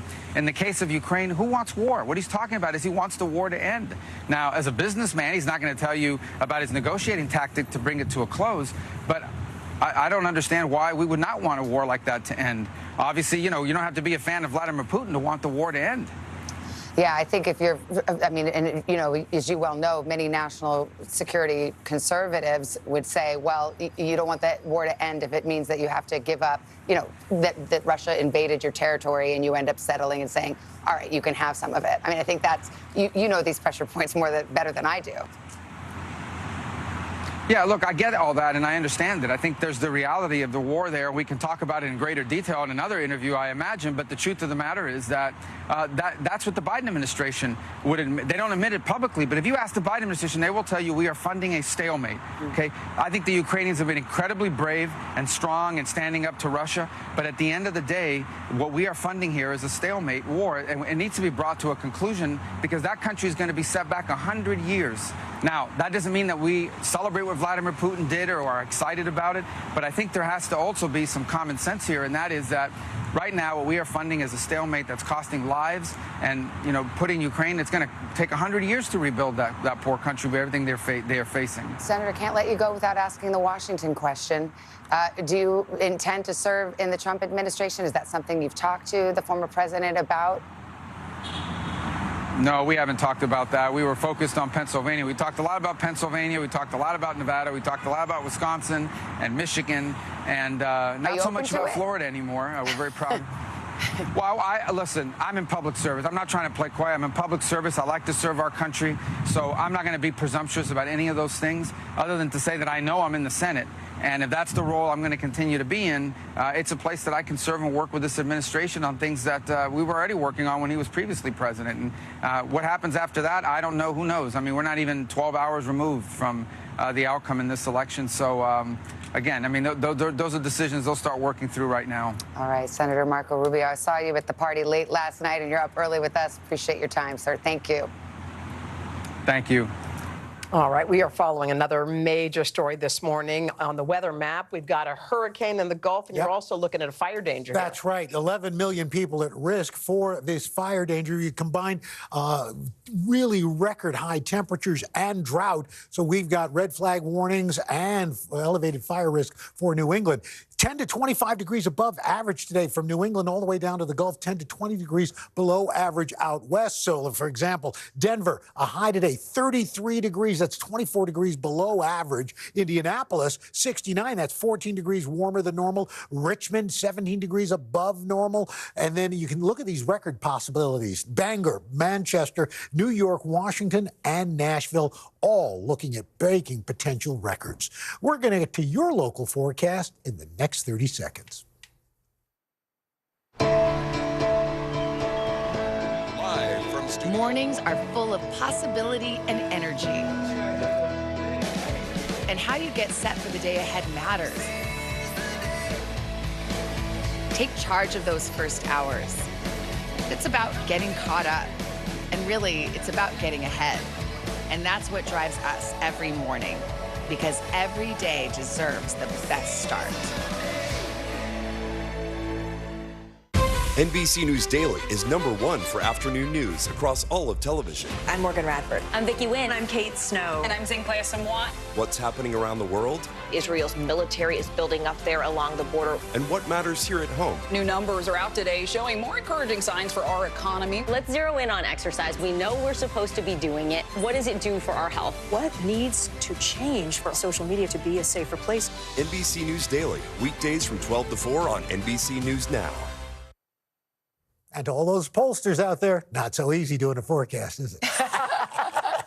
You were waiting to deliver that line. It's every 4 years. I love it. Every 4 years. And it just gets funnier. It does. It really does. Never gets old. Thank you, Al. Still ahead in the wake of Vice President Harris's defeat and Republicans seizing control of the Senate as well. The blame game has already erupted inside the Democratic Party. A lot of soul searching there. We'll talk about that and more as a special edition of Today rolls on a Wednesday morning right after this.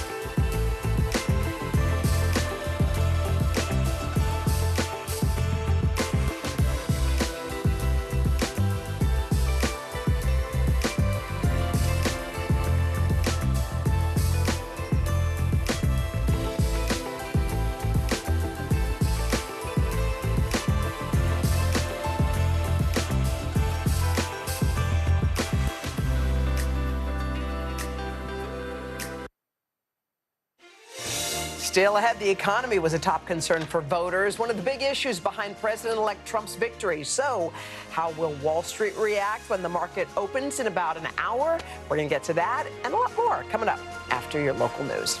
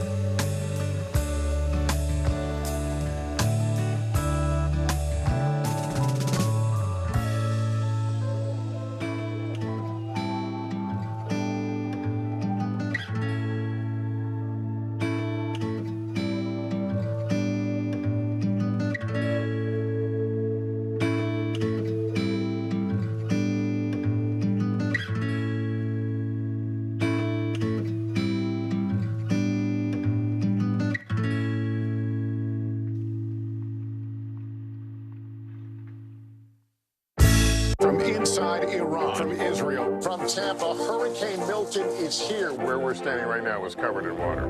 Part of our continued reporting. A little increase. Thanks for talking to me. Good day. Live from studio. Mornings are full of possibility and energy. And how you get set for the day ahead matters. Take charge of those first hours. It's about getting caught up. And really, it's about getting ahead. And that's what drives us every morning. Because every day deserves the best start. NBC News Daily is #1 for afternoon news across all of television. I'm Morgan Radford. I'm Vicki Wynn. I'm Kate Snow. And I'm Zinklea Samwat. What's happening around the world? Israel's military is building up there along the border. And what matters here at home? New numbers are out today showing more encouraging signs for our economy. Let's zero in on exercise. We know we're supposed to be doing it. What does it do for our health? What needs to change for social media to be a safer place? NBC News Daily, weekdays from 12 to 4 on NBC News Now.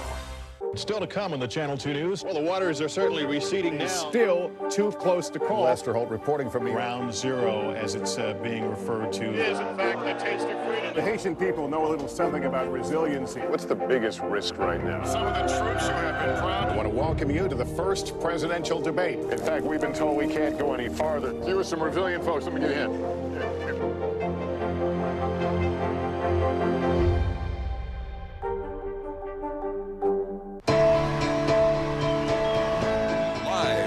Mornings are full of possibility and energy. And how you get set for the day ahead matters. Take charge of those first hours. It's about getting caught up. And really, it's about getting ahead. And that's what drives us every morning. Because every day deserves the best start. NBC News Daily is #1 for afternoon news across all of television. I'm Morgan Radford. I'm Vicki Wynn. I'm Kate Snow. And I'm Zinklea Samwat. What's happening around the world? Israel's military is building up there along the border. And what matters here at home? New numbers are out today showing more encouraging signs for our economy. Let's zero in on exercise. We know we're supposed to be doing it. What does it do for our health? What needs to change for social media to be a safer place? NBC News Daily, weekdays from 12 to 4 on NBC News Now.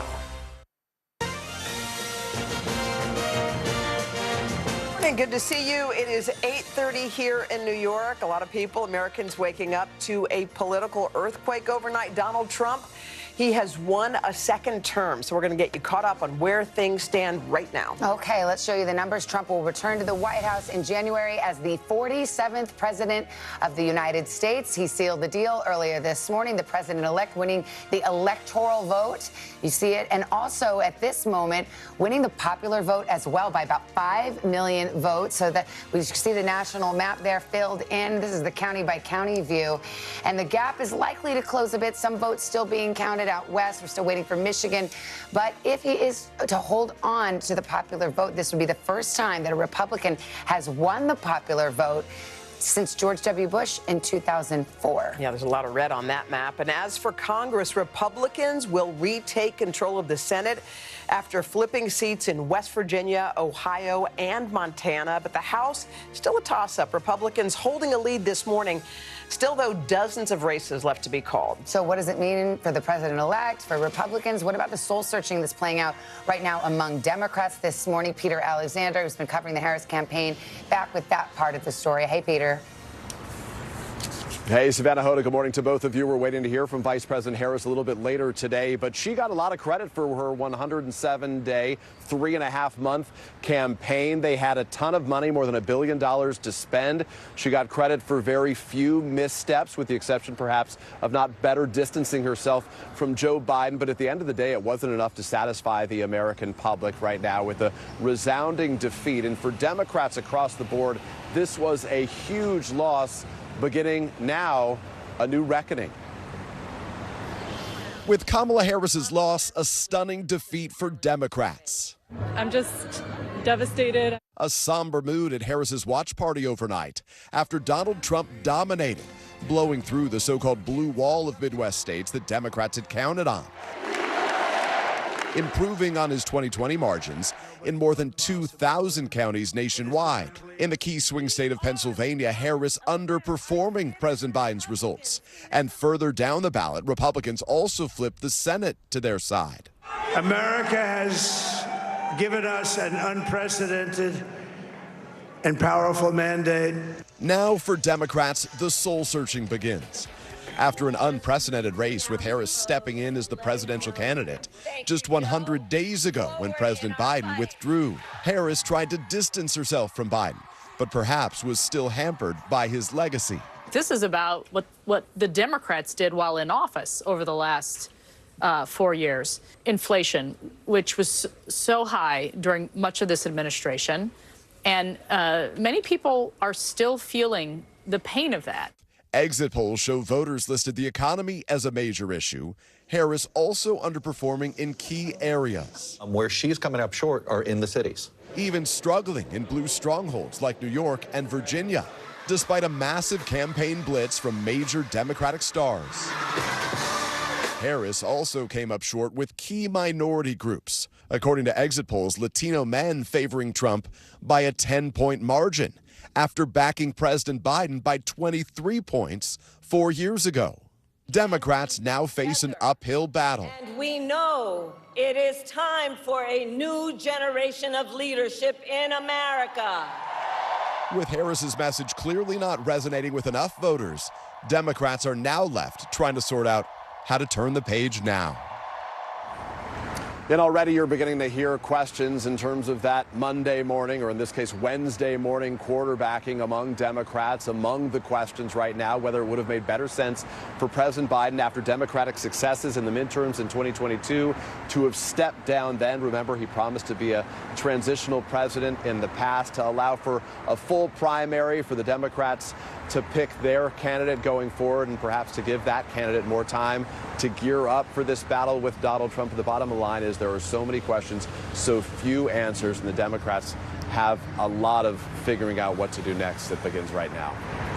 All right, Peter, thank you so much. We return to Hallie Jackson and Kristen Welker. So let's talk about that. There was going to be a lot of soul searching and hand wringing and probably some finger pointing. And let's just start where Peter brought it up. I mean, is the fundamental, the original sin here that Biden stayed in the race when perhaps he should have stepped aside and had an open primary, and perhaps Democrats would have had a better shot? Is that one of the lessons Democrats are talking about? Absolutely. It's one of the things that Democrats are talking about, the timing of when he stepped aside, because remember, there was so much debate, even when he did step down in the summer, about potentially holding an open primary. Could that have made Vice President Harris a stronger candidate if she were the one who had emerged at the top of the ticket after a robust primary process? And also that condensed period of campaigning deprived her, I think, of the long runway that a typical candidate has to really lay out what they see their vision as if they were to win office. I mean, Trump winning the popular vote right now, the map looks almost all red. And there were a lot of things the Harris campaign was counting on. They were counting on a lot of women coming out. Yeah. They were probably counting on a lot of minorities coming out. A lot of them did come out, but many of them came out for Trump. That's right. And not enough of them came out for her. I spoke with one person close with her, I want to say 12 hours before polls closed, maybe it was 18 hours before polls closed, who said, listen, I think we are going to see less of an underperformance with Black and Latino voters than people are predicting here because of what they had been seeing. That was simply not the case, right? Because we see it in these exit polls, and we see it in the results in these counties after county where you've seen, very blue in 2016, less blue in 2020, red in this year in places like Texas, right? Some of these heavily Latino counties in parts of Texas here. What's so interesting, and Savannah and Hoda, we talk about this, and you've said this on other contexts and other nights, is having a bit of humility here. And I do think that as journalists, political pundits out there, et cetera, there will have to be a reckoning inside the Democratic Party, but we don't yet fully know what that looks like, right? I think we can sense the contours of it, that is going to have to exist, but it could go in a lot of different directions because there are some takeaways that I think Democrats are having to process at this moment. You also look at people who are showing up to vote for the first time. And remember, these first-time voters, they broke for Joe Biden 4 years ago. They broke for Donald Trump this year. So there's something about the Democratic messaging, the Democratic candidate, obviously the didn't work. And what's so notable as well, think about it. This is the first presidential election after Roe v. Wade was overturned. We spent a lot of time talking about split ticket voters. And the way to think about it may not be in the context of president versus Senate, but rather the fact that you still have people energized, with the exception of the state of Florida, around some of these measures, 10 different states to enshrine abortion rights. And yet, Democrats thought that would be one of the energizing factors for them, and it just did not turn out that way. Well, it was a ballot winner up until Donald Trump was on the ballot. Yeah, and so when you talk about this idea of people who can sort of exist in different boxes and be parts of different categories, right, as we're seeing now with what Chuck Todd has called this realignment right now demographically of where the Republican Party is, there are people, and we have seen it now in states, who say, yes, let's enshrine abortion access and enshrine, protect abortion rights. And I also want Donald Trump to be in the White House. Again, Vice President Harris spent months casting these states as having Trump abortion bans, as she put it, and that did not resonate with some of the folks in these battlegrounds. We've also seen this realignment in terms of what we've been calling the education gap, because we can't think of a better way to put it. But you're starting to really see this line. The line of demarcation is not about race necessarily and not necessarily about gender, but it falls on college-educated voters, non-college educated voters. I remember hearing a lot from the Democrats in the final days.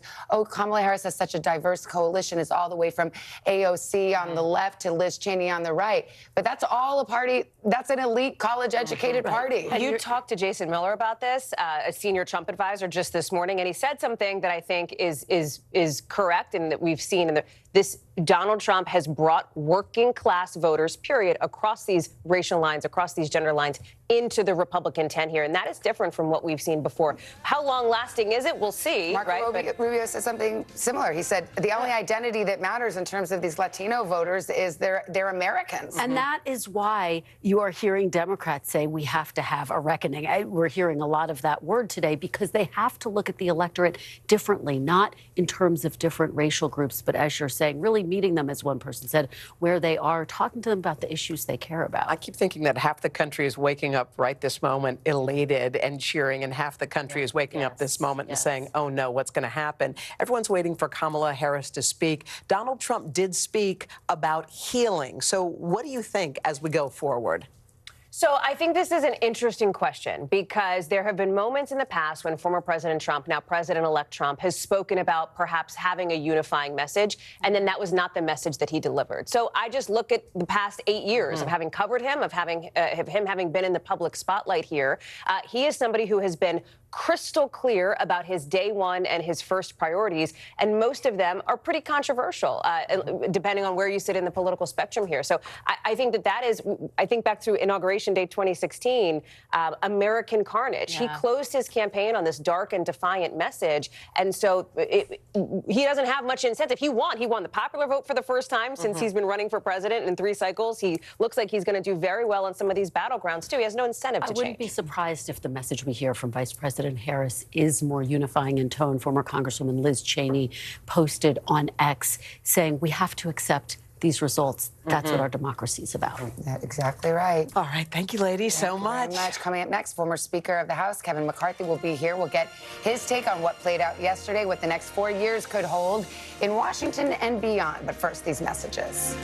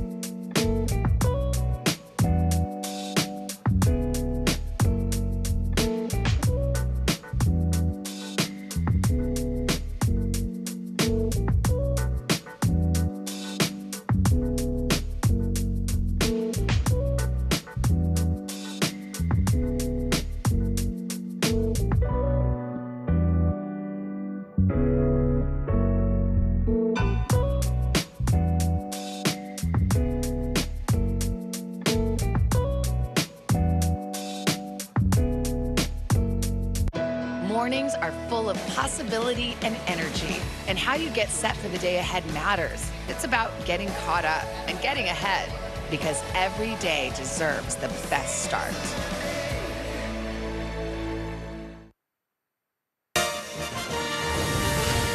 We're back with more of our ongoing coverage of the 2024 election, the impact of its stunning results. And we mentioned Republicans have seized control of the Senate. They are also looking to hang on to control of the House. Former Republican House Speaker Kevin McCarthy joins us now. Good morning. It's good to see you. Good morning. Oh, I mean, you've had your ups and downs with former President Trump. What is your reaction to not only this result? I mean, this was a tie in the polls, so, you know, not unexpected, but such a decisive and resounding result for the former president. It's one of the biggest wins we've had from a president in decades. I mean, the popular vote and electoral college, an overwhelming vote. But the other thing that President Trump was able to do is bring a bigger majority in the Senate, and he's going to keep the majority in the House. Well, let me talk to you about that, because we haven't called the House yet. House races, you got to love it. Some of them don't get called for weeks and weeks. It will take time, yeah. But you, I mean, you know this numbers, you know this game very, very well.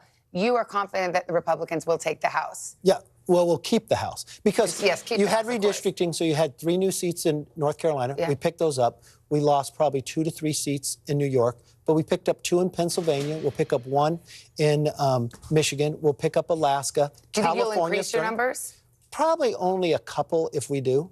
But it'll be a tight majority, but it'll be a stronger. And if you watch, there was about 15 seats that were just playing tied, and Trump's numbers brought all these members up. Well, that's so interesting, because we saw in the 2022 elections it was disappointing for Republicans. They, of course, held on to the House, but not by the numbers. It was not the result that Republicans had hoped for. And many people observed at the time, when Trump isn't on the ballot, some of these down-ballot Republicans are having problems. But he lifted them last night. He lifted them. When he ran 4 years ago, we beat 12 Democrats, not 1 Republican lost. We won last cycle, won the majority in the House. So winning the Senate by a larger margin than I think most people agreed, being able to sweep. And what President Trump has also done, when you go through and analyze this, policy matters. People vote on it, not so much of race politics. They care about the economy. They care about the border. The other thing that you found with Trump is he expanded the Republican Party. When you're carrying 41% of the Hispanic vote, 25% of the black males, we haven't seen those type of numbers for almost 50 years for Republicans. So this is a window of opportunity for the Republican Party to actually solve problems, expand and welcome more people in the party if they want to be able to maintain this. It's a political realignment, but it's also, if the Republicans hold the House, they have the Senate now, the White House, I mean, it's over to you, time to govern. You have obviously had that experience, having done it in divided government. What do you think that will look like? Well, it's going to be a better place, because President Trump has the 10,000 hours experience. He's much better prepared to go in the job. He probably won't waste 1 day. But you also, because of the Senate rules, you have reconciliation, so you don't need to go to 60. So you'll be able to deal with the tax bill coming up in a different way. I hope both sides come together and finish the job they're supposed to do this year before having President Trump sworn in. They got to finish the funding issue. They got to finish the debt ceiling. Give the president a honeymoon so you can govern and not hanging over impeachment or anything else. So we'll really see the country be able to come together for It's interesting you mentioned the debt ceiling, because it gets a little wonky, but this is that, you know, hold your breath moment every few months in Congress, where the Republicans, some members of the Republican House weren't willing to lift the debt ceiling unless there were budget cuts elsewhere, and we would be going to the precipice all the time. Do you think Republicans are going to be able to raise the debt ceiling if they need to, do this kind of, you know, boring humdrum stuff of running the government? Well, debt ceiling is different than just the budget of the government, because 2/3 of the Republicans voted for the debt ceiling. I was the speaker. And we actually had the biggest cut in history, $2 trillion, reformed welfare. We also did NEPA reform, hasn't done in 40 years. It's probably one of the strongest bills of accomplishment. And we were sitting in the minority of 5, not having the Senate or others. So we're going to have to deal with our debt. We've got Elon Musk to be able to bring greater efficiency from the business community, bring accountability into government. You're going to have the border secure. The president knows how to do it. We know economics was the major issue that drove people here. I think you're going to find from regulation and small businesses a great deal amount of growth. So there's a new opportunity for people to work together. I mean, remember this. Our government is designed that one party can't have all control. You have to find compromise. And if but now one party likely will have all control. You control the majority, but you don't control all the levers. You're going to have to work together to solve some problems. Well, on that note, I mean, the president did talk about healing and unifying. And I mean, look, it is a decisive victory, but you have 50% of the country waking up elated and 50% of the country waking up dejected. Do you think Donald Trump has it within him to pull the country together? Yes, he's better prepared. I will tell you this. I've had calls from world leaders in other countries excited about what transpired here. And why? Because they think it brings stability to the world. But what's more importantly, I've been in the room with President Trump and Democratic leaders. I've watched that he's willing to work with both sides. And for this nation, this is the first time in more than 24 years, 2 decades, that we have somebody who just won the presidency, who won the popular vote and the Electoral College. Now, I know Biden did it, but you have an opportunity now on the Republican side to actually bring the nation together. The campaign is over. It's time to work together and govern. Yeah, pressure's on. Republicans with all levers of power, potentially. Kevin McCarthy, former House Speaker, thank you so much for your perspective. We're back with a lot more on a Wednesday morning, but first, these messages.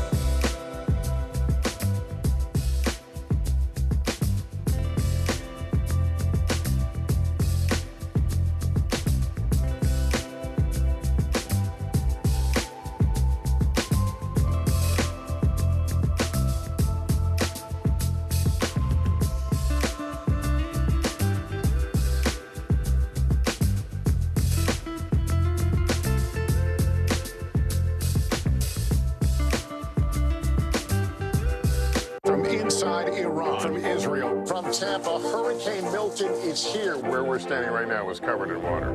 Part of our continued reporting. Thanks for talking to me. We're back. More special edition of Today on this morning after Election Day. Yeah, let's turn to a major talking point during the campaign, an issue that was on the ballot in 10 states yesterday. We're talking, of course, about abortion rights.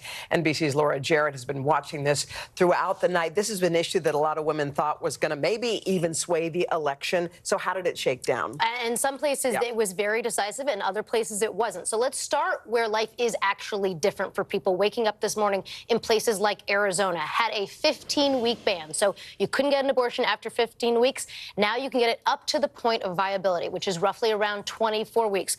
Also, a place like Missouri, a near total ban currently on the books. Now, again, up to the point of viability. So two states, very, very different. But look at what happened in Florida, okay? Currently a 6-week ban. They tried to undo it. A majority of voters said, yes, we want to undo the 6-week ban, but they didn't get that 60% supermajority threshold reached. They were just short of it, so it failed, which means the 6-week ban in Florida stays on the books. And Donald Trump himself was saying that he wasn't so much in favor at one point. He thought that 6 weeks was too strict. Those were his words at one point, but then he said, he corrected himself just soon after and said, no, I'm actually going to vote down that amendment. Well, again, that's a big defeat for the voters there in Florida who wanted to see that pass. Also, South Dakota, one of the strictest abortion bans in the country, that now is going to stay in place because they voted down that amendment. Other places where abortion rights were not, as you typically think of, under threat, places like Colorado, New York, those are going to stay basically status quo. They've enshrined it in the Constitution, but it wasn't really under threat to begin with. What about Nebraska? That was an odd case because there were two referenda, and one was basically a pro-choice abortion rights type of referendum, and the other one was not. It was the only one where it had that counterpoint. Basically, it's all sort of going to result in a 12-week ban now being codified, which was basically through the first trimester, so you can get it through that. So when you're talking about states that the new law says, or the now constitutional enshrinement says the point of viability, is that essentially like reinstating Roe v. Wade? Yes, and that it's an interesting point to put out because these are all sort of happening in the post-Dobbs era, and it's returning us basically to the pre-2024 land. All right, Laura, thank you so much. Got much more ahead this morning, including an inside look at what led to President-elect Trump's historic victory. We'll go inside the numbers after your local news.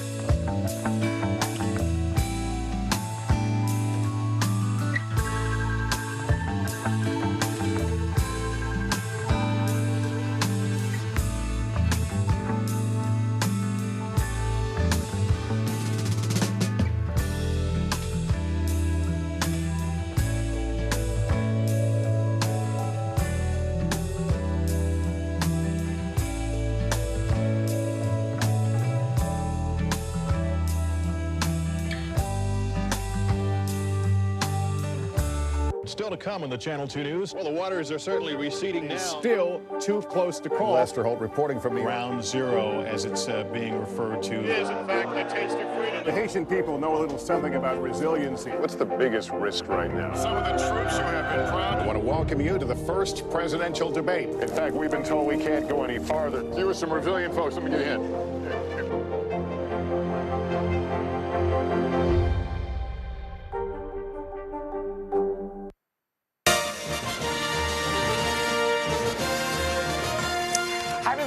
It's 9 a.m. on the East Coast, 6 a.m. in the West. This is a special edition of Today. We're bringing you the very latest results from an election that has already sent shockwaves across the country and around the world. Good morning. Pour yourself a cup of coffee. Here we go. Donald Trump, once again, the president-elect. Let's go to the map. He stands at 276 electoral votes, 6 more than the 270 he needed for victory, and that could add to that total with calls in states like Arizona, Nevada, Michigan, still to come. We've got complete coverage straight ahead for you. We'll start with NBC's Garrett Haake and the Trump camp. We did hear from the former president last night. Garrett, what are you expecting today? Yeah, Savannah, that victory last night, as stunning as it was complete, even Donald Trump seemed surprised to find himself up on stage last night declaring victory with the race called in his favor. We watched it all roll out in real time last night. North Carolina staying in the red column, Georgia quickly flipping back to the Republican column after that. But it was the moment that Pennsylvania was called, really sealing the deal for Donald Trump, that the party in West Palm Beach began to feel like a real party. Now, Trump's comments last night, a message of unity at the top mixed with some of his typical rally fare as he talked about this mandate that he believes he now has to go to Washington and change it with the help of a Republican-controlled Senate. Now, that work will get started in earnest perhaps as early as today, although not this morning, I am told by a campaign official. They want to take a moment to collect themselves, having not entirely expected that this race would actually be over and called by this morning. But then the work of the transition begins. Donald Trump has to select a cabinet. He has to select the staff that will come with him to Washington, D.C., and he has to decide what of the many promises he has made during this campaign he can order and put in place now for when he takes the oath of office on January 20th of next year. Savannah. All right, Garrett, thank you. Vice President Harris is set to speak later today. The nation also eager to hear President Biden's thoughts on what played out in this election. NBC's Gabe Gutierrez is with us now from the White House. Hey, Gabe, morning. Hey there, Hoda. Good morning. Vice President Harris is expected to address her supporters and the nation from Howard University later today, according to 3 Harris aides. And this is a stinging defeat for the Harris campaign. Her team had been insisting that while the race was close, they had a path to victory in all 7 battlegrounds. So far, not one has been called for Harris. Last night I was at Howard University, Harris's alma mater, where the vice president had planned to give remarks, but throughout the night we saw the mood start to shift among her supporters there, and by the end of the night you can see it in their faces. One Democrat at a gathering of major Harris donors at a hotel here in D.C. likened the atmosphere to that of a funeral. Now, this morning, the vice president is at her residence, the Naval Observatory. Her planned remarks, as we mentioned last night, were canceled. But again, we just learned that she will speak later today and address the nation. As for President Biden, we're still awaiting any word as to whether he might address the nation. He has nothing on his public schedule as of now. But guys, for the Harris campaign, it is a crushing loss. After initially riding a wave of enthusiasm after President Biden dropped out of the race, ultimately, the voters rejected their pitch. Hoda and Savannah. All right, Gabe Gutierrez for us. Gabe, thank you so much. We've got NBC's hardworking Capitol Hill correspondent Ryan Nobles right here. It's been an all-nighter for you as well. We just had Kevin McCarthy, the former House Speaker, of course, coming on. He said, I mean, look, everyone portrays confidence, but he believes that Republicans will hold on to the House and perhaps increase their numbers. I mean, it's possible. I think we still have to count all the votes. I mean, at this stage, about 54 of the House seats have yet to be called yet. There are still open battlegrounds in both New York and in California. There are razor-thin margins here. You see Democrats picking up quite a few seats that they knew they needed to pick up. They've lost a couple, like in Pennsylvania, that they were hoping to hold on to. So it really could go either way. Yes, the Republicans I talked to are projecting confidence, but the Democrats feel like they've got a real opportunity here to hold on to this as at least having one bastion of power in Washington. And the Senate is a lock. It's going to the Republicans. You're getting some results in, too. Yeah, you know what's amazing about that, Hoda, is we seemed so unsure about how everything was going to go last night. We knew what was going to happen here, and that was that the Republicans were going to take control of the Senate. As it stands right now, the Republicans have picked up 3 seats, so that gives them a net gain of 2 seats total. So they're going to have the majority when they go back to form a Congress at the beginning of the year. And that's really because of 3 seats in particular that we know they've won. They won in West Virginia, first off. That's the seat that was formerly held by Joe Manchin. Jim Justice, the governor there, will become the next senator from West Virginia. In Ohio, Bernie Moreno has beat the long-term incumbent Sherrod Brown. And then in Montana, it is Tim Sheehy, the former Navy SEAL, who beat back John Tester, the longtime incumbent there. But we were talking about something before, which is an interesting dynamic that's at play in Ohio. Keep in mind, they're going to need a new senator in Ohio because the new vice president-elect, J.D. Vance, is the senator from Ohio. So Mike DeWine, the governor, will appoint someone, but that potentially an opening for the Democrats to try and reclaim that seat when they have a special election in 2 years. Well, that'll be interesting. And then we also have, a couple of other Senate races still hanging out there. Michigan's race, I don't believe we've called that. That's Elizabeth Slotkin, the congresswoman, versus Mike Rogers, who was a Trump critic turned Trump devotee, who is the former head of the Intelligence Committee. Got that race going. Yeah, it's very interesting to see how this blue wall is playing out for Democrats in the Senate, because almost all of these blue wall Democrats are running ahead of Kamala Harris in some of these key states. We're talking about Pennsylvania, we're talking about Wisconsin, we're talking about Michigan. And right now, for instance, Tammy Baldwin in Wisconsin, she's already declared victory. We certainly haven't projected that victory for her, but they feel confident that she has a path to victory. She's leading right now and that she's going to hold that lead. Bob Casey's folks in Pennsylvania, they are still projecting confidence that they think that he's got an opportunity to win. He's right behind now in the vote count, and the Michigan race now is 50-50. It could go either way. Interesting, too, with some of these Democrats running in some of these battleground states were taking a very centrist tone, and some of them were distancing themselves from Biden, and some were running ads toward the end. Right. Highlighting places where they agreed with Donald Trump. Yeah, that's right. Bob Casey was running ads talking about how he supported Trump's trade proposals and also wanted to get tough on the border. There were signs there about how the Biden administration was dragging on these Democratic candidates. That truly manifested itself yesterday with the votes. Okay. All right. Well, keep counting, Ryan. Thank you very much. What you do. All right, this election is also being closely watched all around the world. The results and what's to come set to impact everything from the global economy to the wars in Ukraine and the Middle East. And we have right here in studio with us NBC's chief foreign correspondent Richard Engel following the reaction overseas. The reaction coming in quickly, isn't it? It's coming in very quickly. And there are 2 camps. There are those who think they can work with Donald Trump. They're kind of excited about it. I would put the UAE, Saudi Arabia, Russia in that camp. We've seen a response from Russia that it's quite encouraged because they believe he's going to scale back U.S. support for Ukraine. There was a Russian reaction, a Russian official already saying, well, Trump is a businessman, so he looks at the bottom line, and he's not going to want to waste all that money overseas supporting the war in Ukraine. Then you have a very nervous reaction, particularly coming out of Europe. You know, there are 2 mainstays of democracy in the world, Europe and the United States, and they're very worried that the democratic foundations of the United States could be weakened under Donald Trump. They're worried about democracy writ large. They're worried about NATO. So a lot of edgy concern in Europe.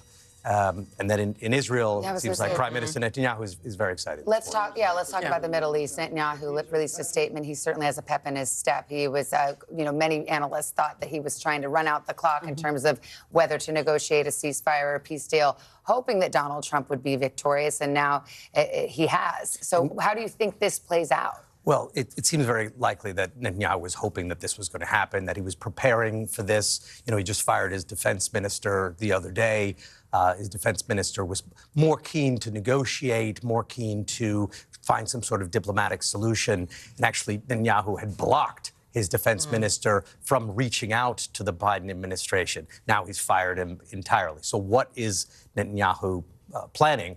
Well, he's made it quite clear that he wants to see a military alliance against Iran. He wants more action taken. He wants to build the Abraham Accord into an Abraham military alliance against Iran. And he's made it clear that he hopes that and thinks that Donald Trump is going to be fully supportive of that. So Iran even though Iran came out and expressed a kind of a blasé reaction, it's going to be nothing. We see no difference. I think they should be much more concerned. What about the war in Ukraine is obviously, it was a big campaign issue. So now what? Donald Trump said, I can stop that thing and I can do it in 24 hours. So what's the plan? Well, you can stop the war in 24 hours if you want to. You just have to cut off the tap to President Zelensky. You'd have to cut off all the weapons. But that would mean a very inglorious end to the war. It would mean Ukraine having to cede a lot of territory to Russia, see Russia making advance, rewarding Russia for its invasion of Ukraine and seizing 20% of the country. I was going to say the argument for those who support funding the war in Ukraine is if you let Putin do it in Ukraine, he won't stop there. He'll move into Poland. He'll move into other Putin has said he won't do that. Europe. He said he would never do that. He wanted that piece of eastern Ukraine in order to connect it to Crimea. But Putin has also said that he had no choice but to invade, and that this wasn't a war of choice, which of course it was a war of choice. So what Putin says and what he does don't always match up. But yes, if President Zelensky was one of the first people to come out and congratulate President Trump, not surprisingly, because he has his entire country on the line here, he needs to try and rebuild this relationship with President Trump. So he's going to want to reach out and say, we're best friends. Let's get on the same page. But deep down, he's profoundly nervous. The government there is profoundly nervous that Trump is going to cut him off in order to force a very quick end to the war. What about NATO allies? Because, of course, Donald Trump has made no secret of his, maybe disdain is too strong of a word, but he's certainly... Pretty close. Yeah, okay, all right, close enough. He spent 4 years, basically shaking them down for money, blackmailing them, saying, you're all a bunch of deadbeats, you need to pay up your share or we're going to leave the organization. Now, that approach worked to a degree. NATO countries did contribute more. They did increase their spending. But he also sent a message that he doesn't believe in the organization. He doesn't believe that NATO does what it's supposed to do. NATO was established after World War II to sort of champion the United States cause, to keep peace and stability in Europe, but primarily to maintain European and American dominance over the world, really. And if he doesn't believe in it, that makes a lot of people in NATO very, very concerned. Much to discuss. Yeah. Thank you, Richard. Thank you. It's been nearly a decade since Donald Trump announced his first candidacy for president. He won the nation's highest office once, and now he's done it again. So exactly how did we get to this moment? NBC's Dasha Burns has been looking into that angle. Hey, Dasha, good morning. Savannah, good morning. A commanding win for a candidate and a campaign that was anything but conventional. Former and now future President Donald Trump taking his message of a broken nation to places and people rarely reached by Republicans. And it's what the data shows helped him now have his third and perhaps most successful campaign. Movement. This was a movement like nobody's ever seen before. Former and now future President Donald Trump taking back the White House. We overcame obstacles that nobody thought possible. An overwhelming victory for an unprecedented and unpredictable campaign. Trump finding success and new voters with his central campaign messages, vowing from the beginning to turn the page on the Biden-Harris administration. America's comeback starts right now. Painting his opponents in dark terms. The gravest threats to our civilization are not from abroad, but from within. An election laden with surprises, including a new opponent, Kamala Harris. And Trump weathering 2 assassination attempts, a rally in Butler, Pennsylvania, sprayed by rifle fire. The former president emerging defiant with a wounded ear in one of the most indelible images of the campaign. I stand before you in this arena only by the grace of Almighty God. For much of the campaign, Trump focusing on immigration. These millions and millions of people that are coming into our country, the biggest impact and the biggest negative impact is against our black population and our Hispanic population. Including memorably spreading falsehoods about migrants. They're eating the dogs, the people that came in. They're eating the cats. Democrats hoping to galvanize Latino voters, especially after these comments from a comedian at Trump's rally in Madison Square Garden. There's literally a floating island of garbage in the middle of the ocean right now. Yeah, I think it's called Puerto Rico. But Trump making massive inroads in that community. Latino voters swinging to him with 25 percentage points compared with 4 years ago. He also hammered Harris on the economy. She doesn't have a plan. She copied Biden's plan. They've destroyed the economy. And reached out to men with unconventional appearances on podcasts. If she becomes the president of the United States, which I can't believe can happen, I don't think this country is going to make it. Perhaps helping him find new voters. Among men who turned out for the first time, 62% supporting Trump. Now, the former president, with the Senate behind him, looking to capitalize on his coalition. We have to fix it, because together we can truly make America great again for all Americans. And those Trump rallies, they're not over. A campaign aide telling us to expect another one soon. You may remember 8 years ago, then President-elect Trump had held multiple stops during the winter months of the transition as part of a thank you tour. Savannah? Dasha, thank you so much. And one of the president-elect's supporters joins us now, Congressman Byron Donalds from Florida, who won re-election, by the way, yesterday. Good morning to you, sir. So let's talk about Florida. I mean, this was really one of the areas where early on in the night we were seeing the Latino vote really break for Donald Trump in a big way. And some are calling this the beginning of a political realignment. How do you see it? I completely agree. We are seeing a political realignment here in Florida and throughout the United States. I think when the numbers were all shaken out, half of the Hispanic voters in our country voted for Donald Trump. You have easily close to 20% of black voters for Donald Trump, young voters, independents, working families throughout our entire country. That's not just a political realignment. What we have witnessed is the greatest political comeback in American history.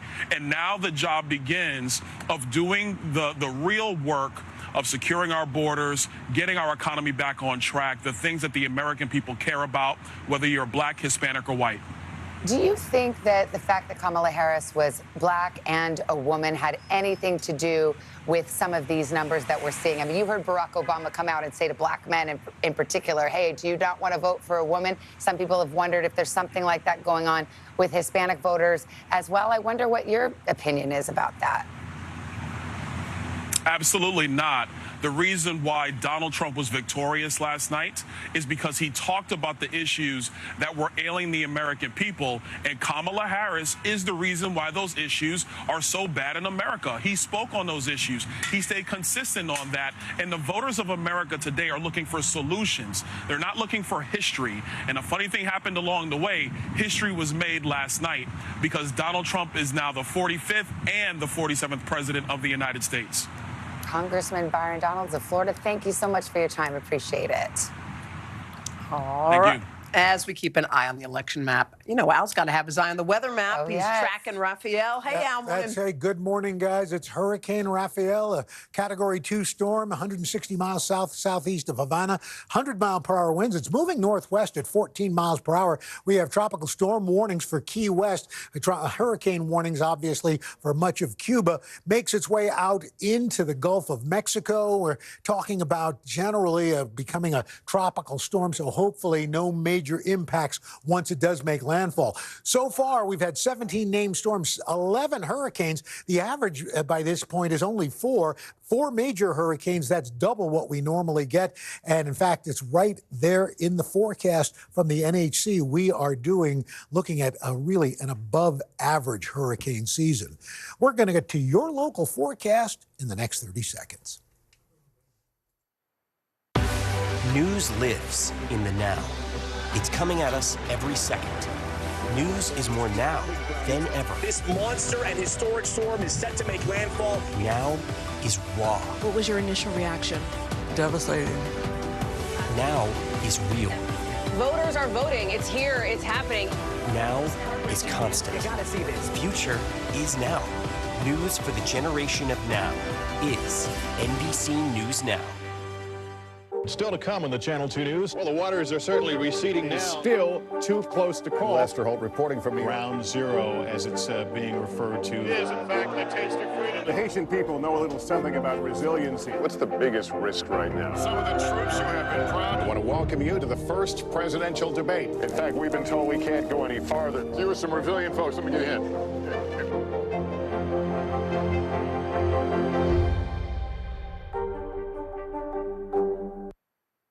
And that's your latest weather. Guys? All right, Al, thank you. All right, the markets are just about to open a few moments from now. A lot of people are curious to see how Wall Street will react to Donald Trump's victory. We'll talk more about that with Christine Romans, who's getting kind of the early read from some of those stock futures. She can forecast, Al, just like you. But first, this is Today on NBC.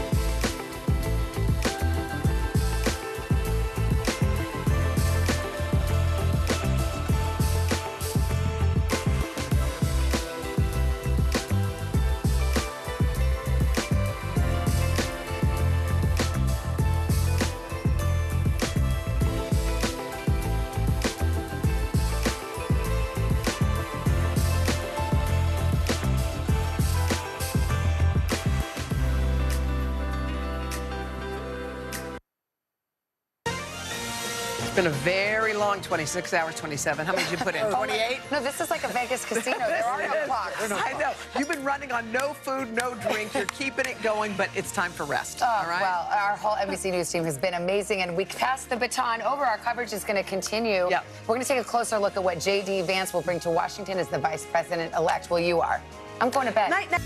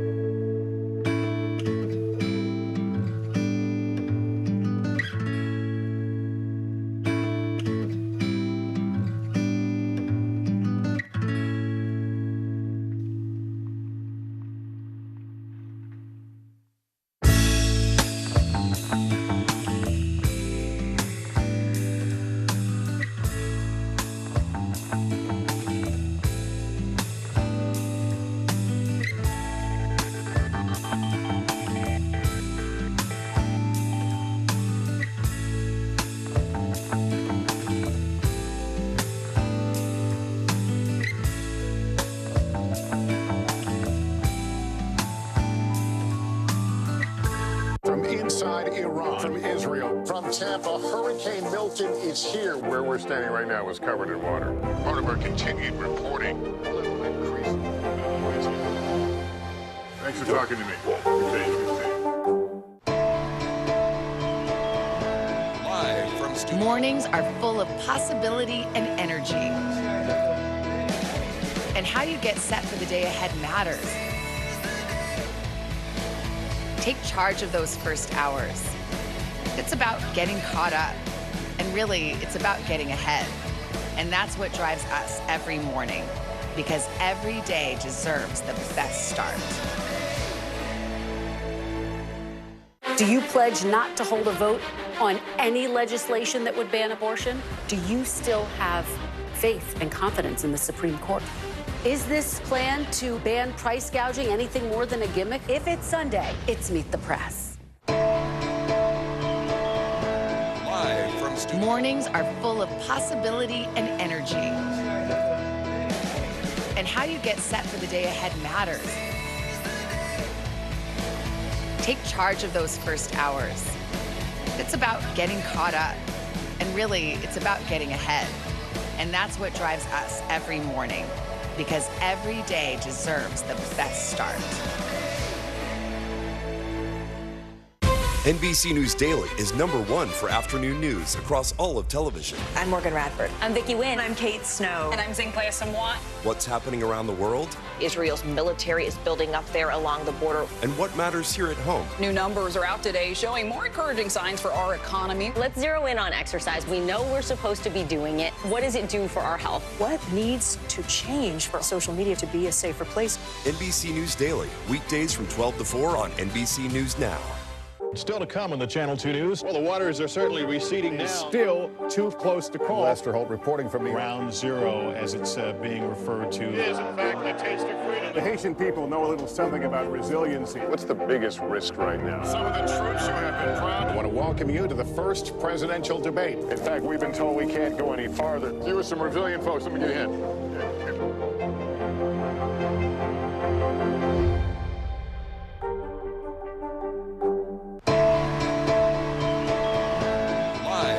Mornings are full of possibility and energy. And how you get set for the day ahead matters. Take charge of those first hours. It's about getting caught up. And really, it's about getting ahead. And that's what drives us every morning. Because every day deserves the best start. NBC News Daily is #1 for afternoon news across all of television. I'm Morgan Radford. I'm Vicki Wynn. I'm Kate Snow. And I'm Zinklea Samwat. What's happening around the world? Israel's military is building up there along the border. And what matters here at home? New numbers are out today showing more encouraging signs for our economy. Let's zero in on exercise. We know we're supposed to be doing it. What does it do for our health? What needs to change for social media to be a safer place? NBC News Daily, weekdays from 12 to 4 on NBC News Now. Still to come on the Channel 2 News. Well, the waters are certainly receding now. Still too close to call. Lester Holt reporting from Ground Zero, as it's being referred to. It is, in fact, the taste of freedom. The Haitian people know a little something about resiliency. What's the biggest risk right now? Some of the troops who have been proud. I want to welcome you to the first presidential debate. In fact, we've been told we can't go any farther. You are some resilient folks. Let me get a hint.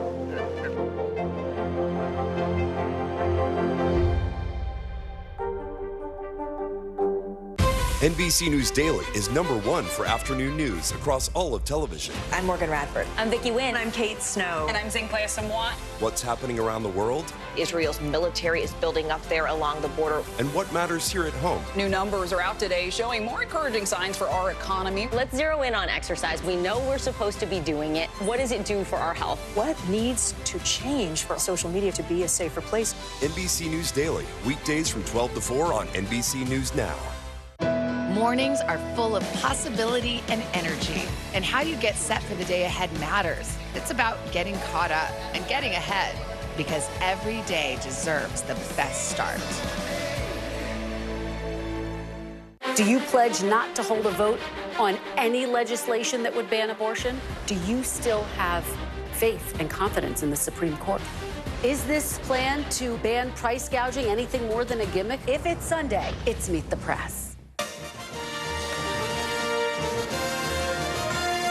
Welcome back. We've got a special edition of Today. It's a Wednesday morning. You know what's happening right now at 9:30? Savannah's napping. She's napping, and the markets are opening on Wall Street. Everyone's got their eye there right after this election. We're going to have more on that in a moment. And again, Savannah is getting some well-deserved rest. And we are re-energized with this man here. Craig got a 2-hour nap, back in the saddle, ready to go, and we're still covering election returns. In fact, let's get caught up on the very latest. Donald Trump will return to the White House as the 47th president of these United States, president-elect with 276 electoral votes so far this morning. That number expected to grow. Several states still too close to call, but take a look at the popular vote right now. President-elect Trump with a lead of around 5 million. If it holds, it's the first time a Republican will win the popular vote since George W. Bush did it back in 2004. Now, let's take a look at Congress. So, as expected, Republicans will retake control of the Senate after flipping at least 3 seats. Those were in West Virginia, Ohio, and Montana. Now, let's talk about the House. The House is still a toss-up. We may not know results for a week. Republicans do hold the lead this morning. Dozens of races still left to be called. We heard from a lot of voters who said the economy was the biggest issue that took them to the polls, that sent them to vote. So as the day begins on Wall Street, we want to turn to our senior business correspondent, Christine Romans. Christine, okay, the market's open. The bell was ringing. You had predictions that it was going to be really high. And what is it? Savannah went down. The stock market went up. That's what's happening right now. A big rally in the stock market. 1,200 points on the Dow Jones Industrial Average. That's we're looking at record highs in all these major averages. That's a big move. And when you look at smaller cap stocks, they're even doing better than that because the idea here is that second Trump administration would wipe away an awful lot of regulations that cost small business money. So that's what the going thinking is here this morning on that. Also, perhaps corporate tax cuts. And tax cuts, that's one of the reasons why you're going to see the banks go up here. You're seeing Tesla, that's Elon Musk, Donald Trump's good friend. His company is soaring today, about 13%. The idea that Donald Trump is not a friend of subsidies and investments in green energy. So if he undoes that, that's actually good for the big player that is Elon Musk. When a lot of people went to the polls, the economy was on their That's mind. right. You've sat in this chair so many times and talked about the price of eggs. There are not enough chips in the bag, all the things. Yeah. How much was that playing, do you think, in voters' minds? It was top of mind. And what's so interesting to me is that has people feeling so negative about the economy. I mean, 45% of people said things are worse off today than 4 years ago. That number is the biggest share of worse off that we've seen in 5 elections, even worse than the Great Recession. In the Great Recession, you actually had businesses closing. You had foreclosures in your neighborhood. You had a stock market that was tanking. You had a real recession. We're not in a recession. So is that perception? Is that just how people are feeling? It shows you that inflation was biting. 75% of people said that inflation was a hardship for their family. That's even though recently that blue line is wages. Yeah. Wages are doing better than inflation. So the reality is more recently things have been improving. But America's psyche is at the beginning of that chart when they have 9% inflation and it's been so dangerous to them. So I do think that this was, in hindsight, now in the light of the morning after, this was Donald Trump's election to lose on the economy. I mean, you look at the big shift in the Latino vote, Latino men concerned about the economy. We lived through a terrible pandemic, and it's as if the American psyche wants to go back to the prices and wants to go back to 2019. That was with people, I think, in the election. Now, I'll say something about the stock market rally here today.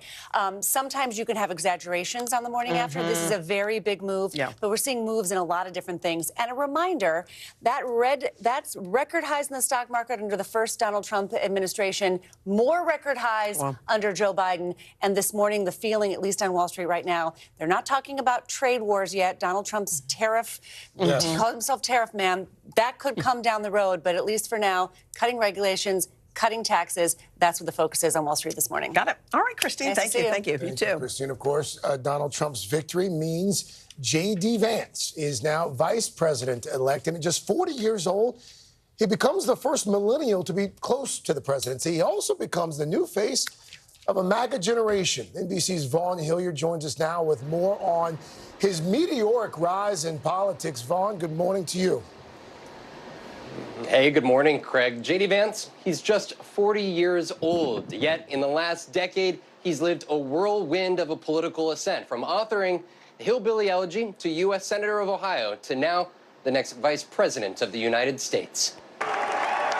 Vice President-elect J.D. Vance taking the stage. I think that we just witnessed the greatest political comeback. Now set to be America's 50th VP, after an unlikely journey into politics and transformation from Trump critic to fierce ally. That's Donald J. Trump, and that's our guy for President of the United States. Vance's rise to prominence, born out of his best-selling book, Hillbilly Elegy, about his small-town upbringing in Ohio, raised by his grandmother in poverty, while his mom battled drug addiction. I will be a vice president who never forgets where he came from. In 2016, he was a staple on TV screens, explaining Trump's appeal with a warning. I can't stomach Trump. I think that he's noxious and is leading the white working class to a very dark place. Once even privately referring to Trump as, quote, America's Hitler. I'm a never Trump guy. I never liked him. Do we love this guy? But by 2022, Vance courting Trump's endorsement as he ran for Senate. How much credit will Trump deserve if you pull off this win? Oh, he'll deserve a lot of credit, right? I think his endorsement is very powerful. Quickly becoming a close ally to the Trump-aligned wing of the GOP. As one of Trump's most reliable Senate supporters, Trump picked him for VP at the heavy urging of his son, Don Jr. I officially accept your nomination to be Vice President of the United States of America. But some of Vance's past comments about childless women haunting Trump's campaign as it struggled with female voters. We're effectively run in this country via the Democrats, via our corporate oligarchs, by a bunch of childless cat ladies. But he earned high marks with his VP debate performance. Kamala Harris is not running as a newcomer to politics. She is the sitting vice president. Eventually becoming Trump's explainer-in-chief, like when Trump questioned whether Vice President Harris was black. What I took it as was an attack on Kamala Harris being a chameleon. Vance has signaled some of his policy priorities. He opposes additional U.S. financial aid to Ukraine and has called for a mass firing of federal civil workers who do not support Trump's agenda. Trump praising his pick overnight. He's turned out to be a good choice. I took a little heat at the beginning, but he was, I knew the brain was a good one, about as good as it gets. Vance has 3 kids with his wife, Usha, and is the first veteran of the Iraq War to serve on a presidential ticket, and now the potential heir apparent to Trump's movement. Now, when J.D. Vance took the stage last night alongside Donald Trump, to the crowd there, he said that he witnessed probably, quote, the greatest political comeback in the history of the United States of America. Now, there have been questions for years about who could take the baton from Donald Trump for the MAGA movement. J.D. Vance appearing to be that man. And now, of course, with Donald Trump and Vance going into the White House come next year, that conversation will be delayed a little bit. But he is going to be that heir apparent, now serving in the capacity that Mike Pence once served, but now at just the age of 40. Clearly a future for this movement well beyond Donald Trump. Craig, Hoda. Vaughn Hilliard there with a look at who J.D. Vance is. Vaughn, thank you so much. We're so glad to have NBC senior Washington correspondent Hallie Jackson and Kristen Welker, moderator of Meet the Press, back with us and still going strong, ladies. I think a lot of people crashed out last night. It was 9 o'clock, and they said it was going to be a nail biter, and we're not going to know for days and days, maybe even Saturday. Here we are, the morning after. Trump's leading by 5 million in the popular vote. He's already won the Electoral College vote. What was the biggest surprise to you of what happened last night? Just how decisive this victory was, because remember how tight the polls were heading into last night. And then adding to that, I think what we have talked about, the political realignment that we witnessed, the fact that he did better with Latino voters, the fact that he did so well with those male voters who are low propensity voters, the fact that he did so well with non-white voters writ large in all of the battleground states. And that's why you're seeing this decisive, not only win in the Electoral College, but obviously the popular vote as well. I think it's that demographic realignment piece bit, right? When you looked at, when we started seeing in the early exits, this movement among Latinos and Latino men in particular away from where they were with Democrats in 2020 and 2016 and towards Donald Trump, that was one of the first signs, like, okay, something's going on here. Let's see, is it a trend across battleground states? Can we read anything into that? And I think that's one of the biggest storylines coming out of this, is this sort of working class realignment here among the Republican Party, at least at the moment, right? We don't know how long it's going to last, but I think that's one of the key takeaways, too. Really quickly here, if Democrats end up losing the House, they've lost the Senate, they've lost the White House, there's going to be some soul searching that Democrats do over the next weeks and months. It's probably similar to the autopsy that Republicans did a while back. How do they fix the party? How can Democrats figure out how to appeal to more voters? They got to connect culturally in a way that they haven't been doing. And someone described it as a reckoning, that they have to take a hard look, and that leadership has to take a hard look at how this happened. All right, ladies, when's your nap time? Well, my question tomorrow, was, probably. How about snack What is time? that? I mean, sometimes you gotta have a stash of food on the we side. love it here. Time. You gotta stay here as long as you want. Snack time. Thanks, Thank guys. you. Thanks, guys. Chicken Cheers. Cheers. Cheers. You earned that.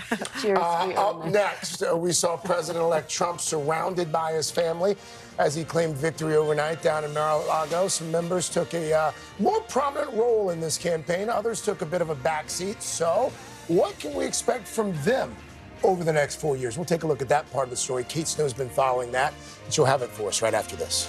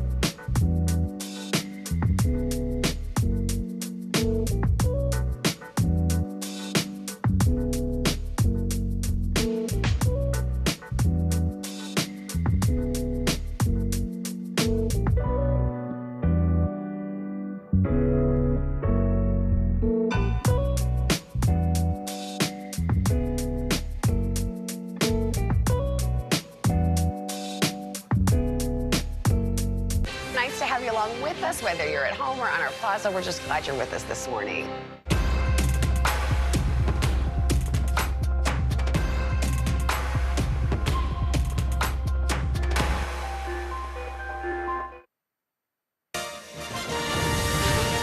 back, guys. From business ventures to the White House, the Trump family has always put on a united front. The president-elect's 4 oldest children heavily involved in his first term. Well, the question this morning is, will that change in his second term? NBC's Kate Snow is here with a closer look at the next first family. Kate, good morning. Good morning. So we're told by someone who studied the Trump family dynamic extensively that the Trumps don't trust anyone without the last name Trump. In 2017, we remember Ivanka Trump and Jared Kushner were inside the administration, but things have changed in 8 years. When you look.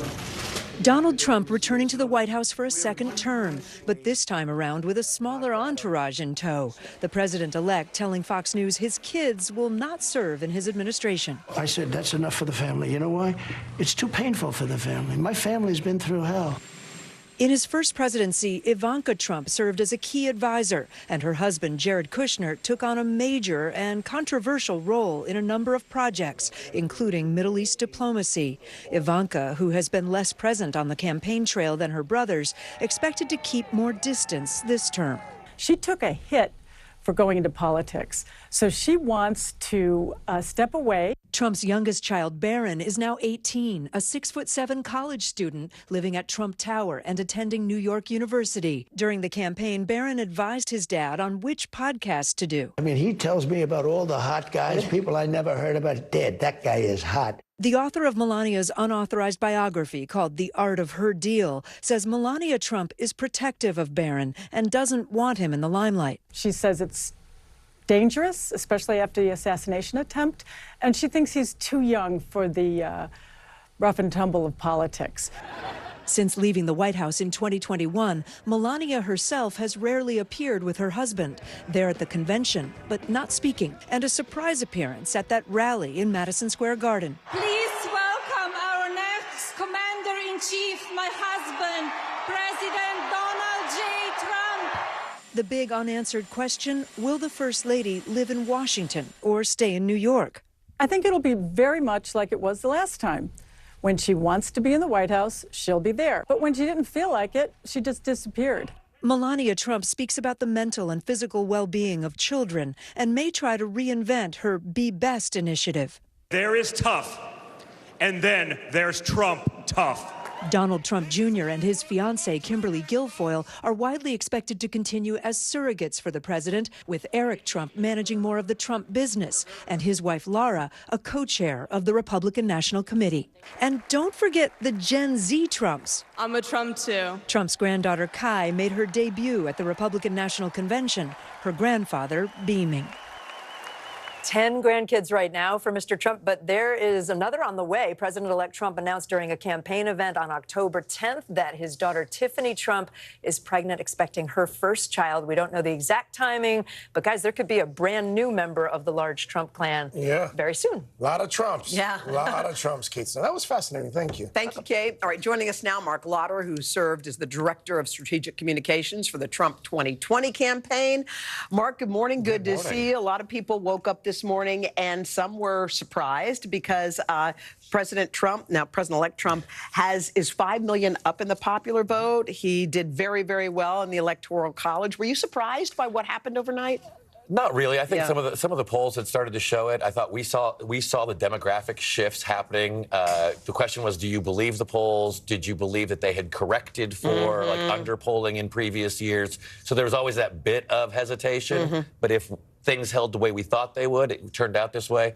Also, the reason why I think he went to New Jersey, New York, California, when other than helping House candidates, I think he secretly wanted this national popular vote because that's where you're going to get it. You know, you know the president better than most. We all saw and heard and read what the first 4 years were like in the Trump administration.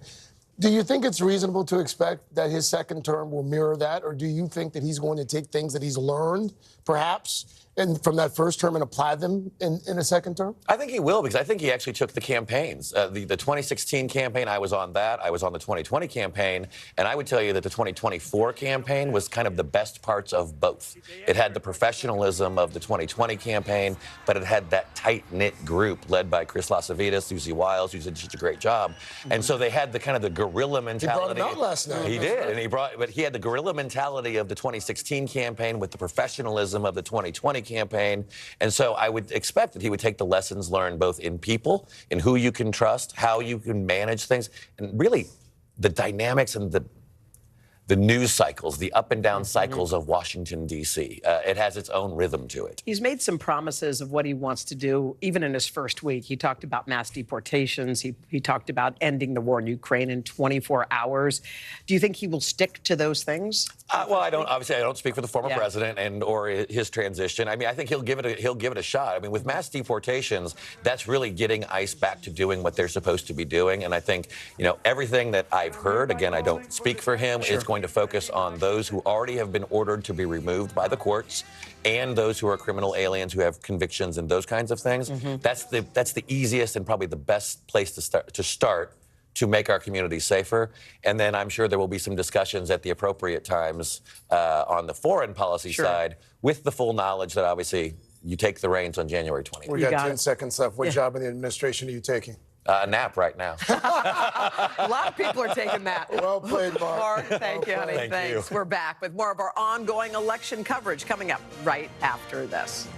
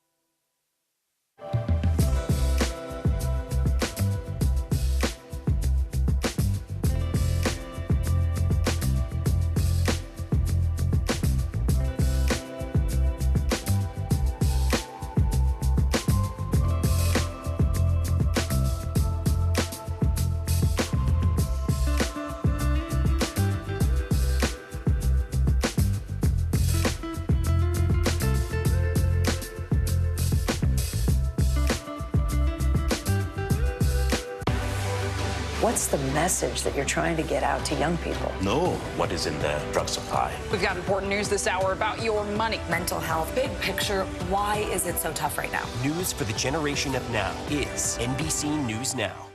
NBC News Daily is #1 for afternoon news across all of television. I'm Morgan Radford. I'm Vicki Wynn. I'm Kate Snow. And I'm Zinklea Samwat. What's happening around the world? Israel's military is building up there along the border. And what matters here at home? New numbers are out today showing more encouraging signs for our economy. Let's zero in on exercise. We know we're supposed to be doing it. What does it do for our health? What needs to change for social media to be a safer place? NBC News Daily, weekdays from 12 to 4 on NBC News Now. Still to come on the Channel 2 News. Well, the waters are certainly receding now. Still too close to call. Lester Holt reporting from the Ground Zero, as it's being referred to. It is, in fact, a taste of freedom. The Haitian people know a little something about resiliency. What's the biggest risk right now? Some of the troops who have been proud. I want to welcome you to the first presidential debate. In fact, we've been told we can't go any farther. Here are some resilient folks. Let me get a hint.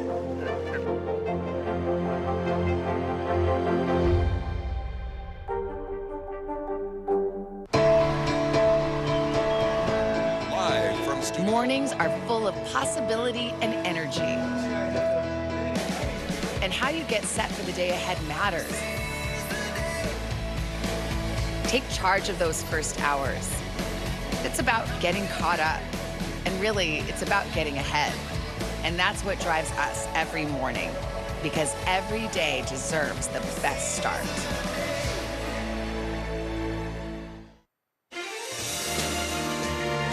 Still ahead, we are waiting to hear from Vice President Harris for the first time since her Election Day defeat. We will have a live report from the White House. Plus, much more on the issues and the gender gap that propelled Donald Trump to victory. We will break it all down. But first, a check of your local news and weather.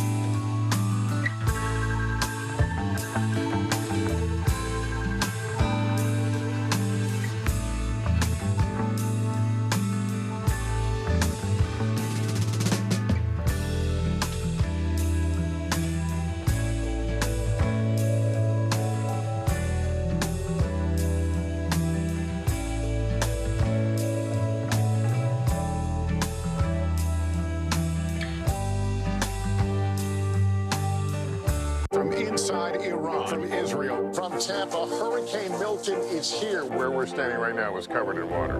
Part of our continued reporting. A little increase. Thanks for talking to me. Good day. Do you pledge not to hold a vote on any legislation that would ban abortion? Do you still have faith and confidence in the Supreme Court? Is this plan to ban price gouging anything more than a gimmick? If it's Sunday, it's Meet the Press. Good Wednesday morning, everyone. Americans waking up to a political shockwave overnight. A return to power for Donald Trump, elected the 47th president of the United States. Good morning. It's November 6th, and this is Today.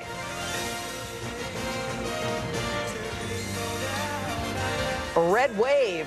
Frankly, this was, I believe, the greatest political movement of all time. Former President Trump, now the president-elect, dominating the swing states to seal an historic return to the White House. I want to thank the American people for the extraordinary honor of being elected your 47th president and your 45th president.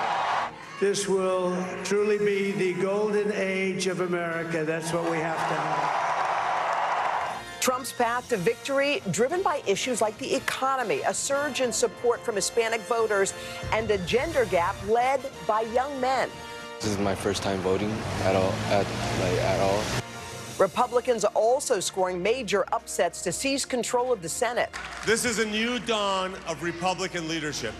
This morning, we'll break everything down. What went right for Trump and the GOP, what went wrong for Harris and the Democrats, and what it all means for America's future. Today, Wednesday, November 6th, 2024.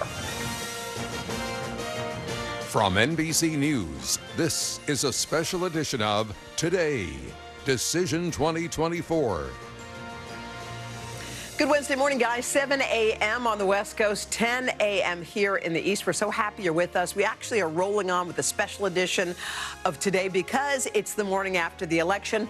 Savannah's catching some Z's, yes. Well-deserved after doing her coverage all night and into the morning. And Jenna is home resting at 10. Yes. It's a valid point. Yeah.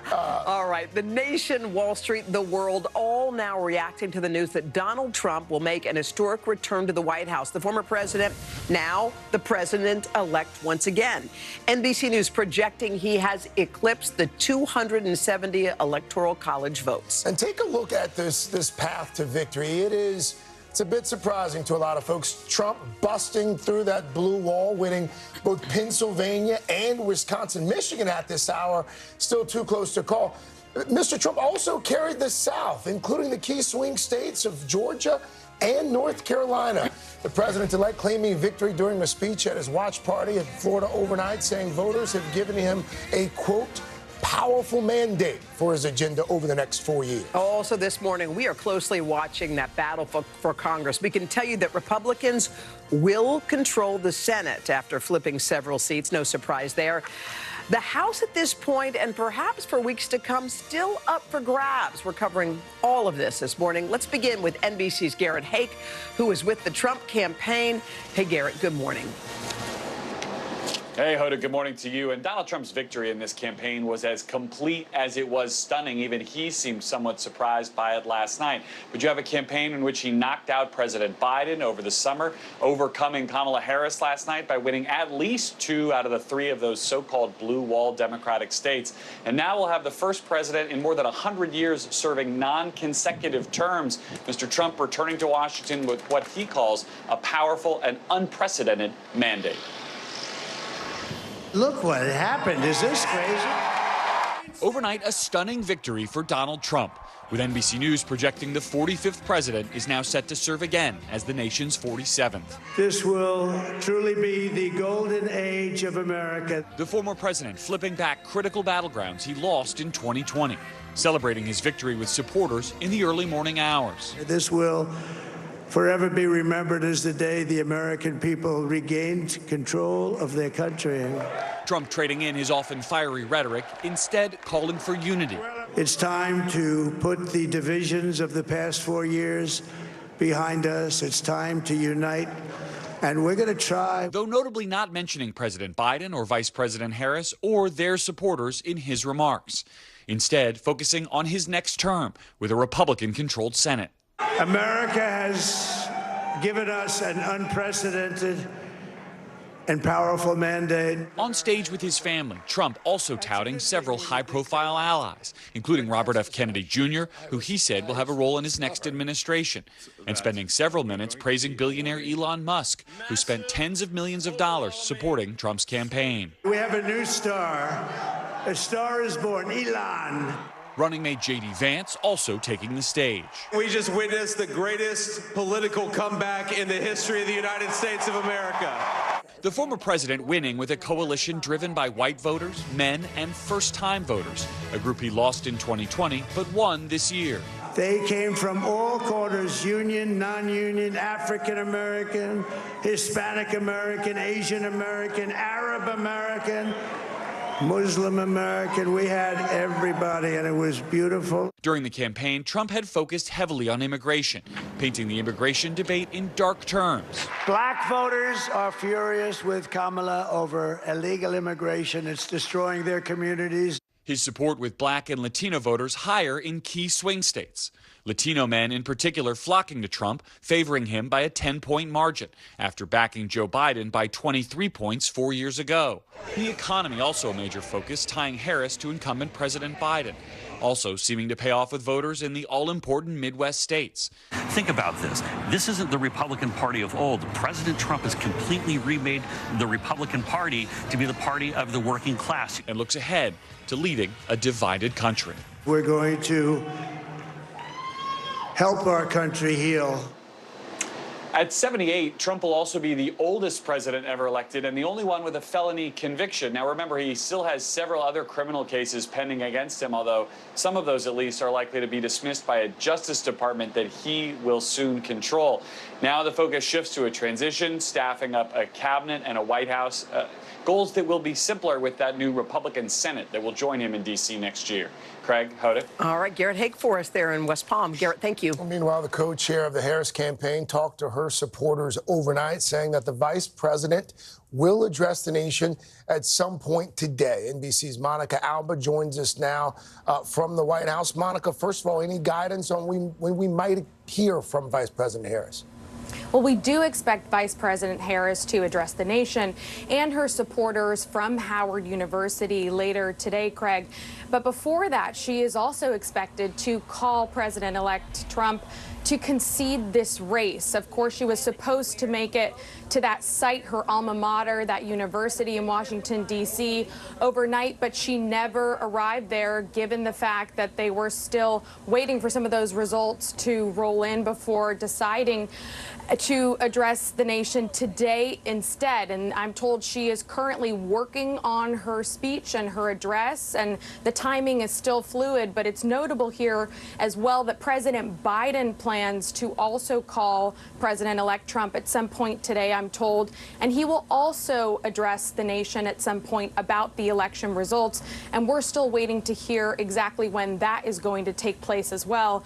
But he will be taking an approach to Donald Trump's victory in many senses in a way that he will try to do the things that back when Donald Trump lost in 2020 and Joe Biden won in 2020 didn't take place. So we will see President Biden call to congratulate him, invite him to the White House, and he plans to attend his inauguration, the White House has said. So that is a really important moment here in Washington in terms of what comes next for this historic day.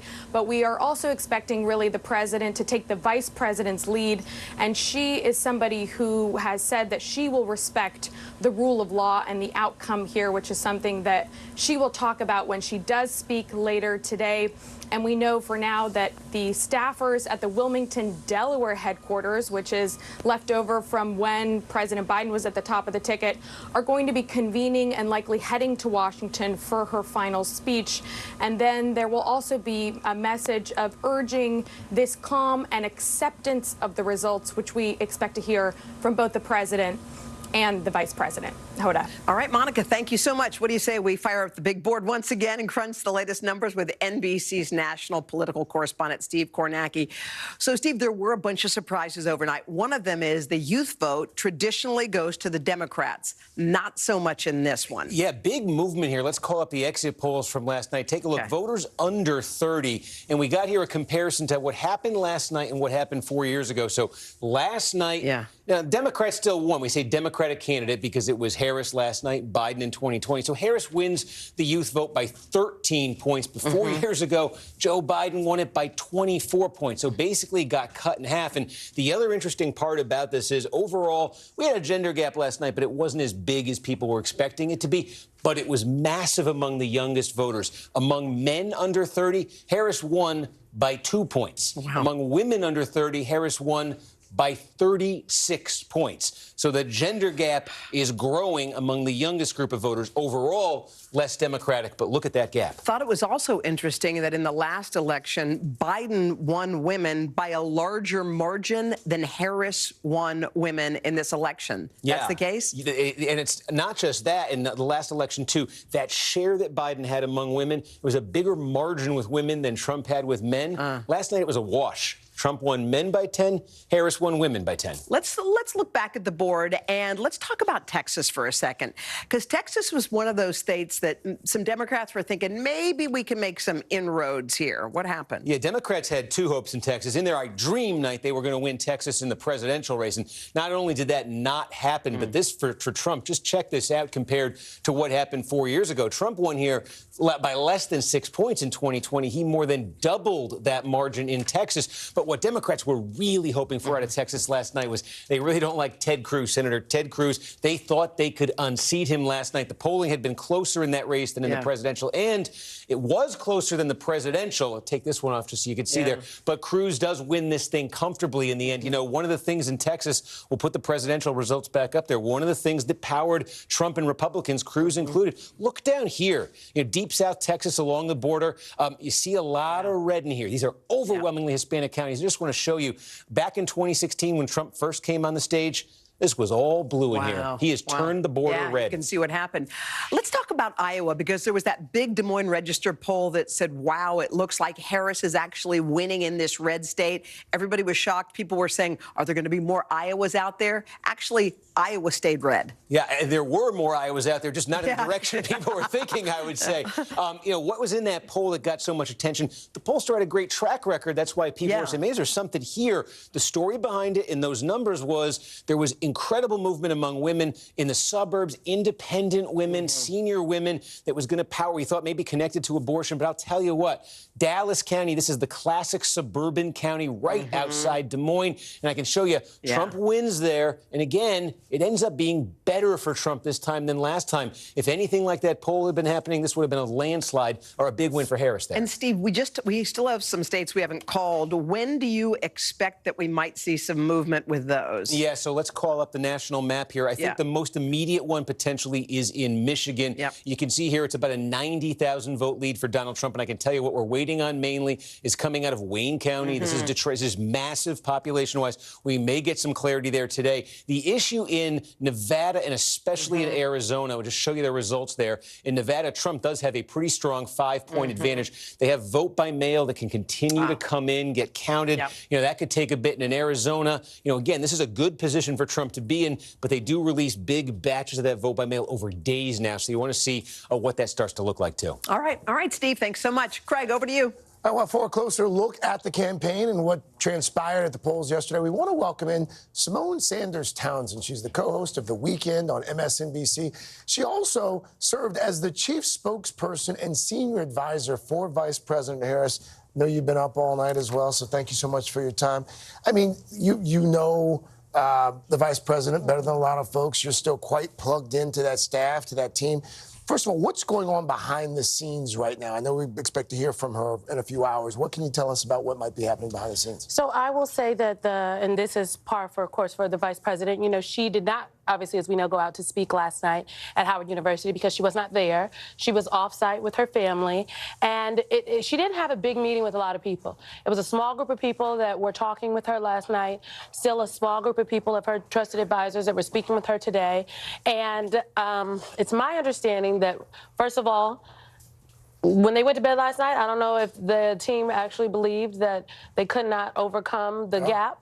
There was still a thought that there was still a path because they thought that there were more votes coming out of Pennsylvania. And to be very clear, there still are some votes left in Pennsylvania, but the gap was just too large for the vice president specifically to overcome. Bob Casey may lose in the state, and he is very well liked. So I think now when they woke up this morning, early this morning, there was a realization that, okay, it's not happening. What is the cadence of this? And what we are seeing right now behind the scenes is them figuring out what the cadence is going to be and what she is going to say. And her team feels like she ran a good race. And I've talked to a number of Democrats today, and me, myself, knowing her, I also think the vice president specifically, she left it all on the field. She campaigned very, very hard. So the reality is, and again, the House hasn't been called yet. Republicans are going to win the Senate. Trump's going back to the White House. He's going to win the popular vote. It looks like he may very well reach 300 in the Electoral Vote College. It would seem to be about more than Vice President Harris's campaign. We just saw Steve dig into those numbers on youth voters, on women voters. There's going to be an autopsy. You've been a part of the Democratic Party for a long time. What does your party have to do to figure out how their message can resonate with more voters? I've talked to a lot of the local strategists this morning. They've been on my phone, and the state elected officials, like state representatives in Pennsylvania, to be specific.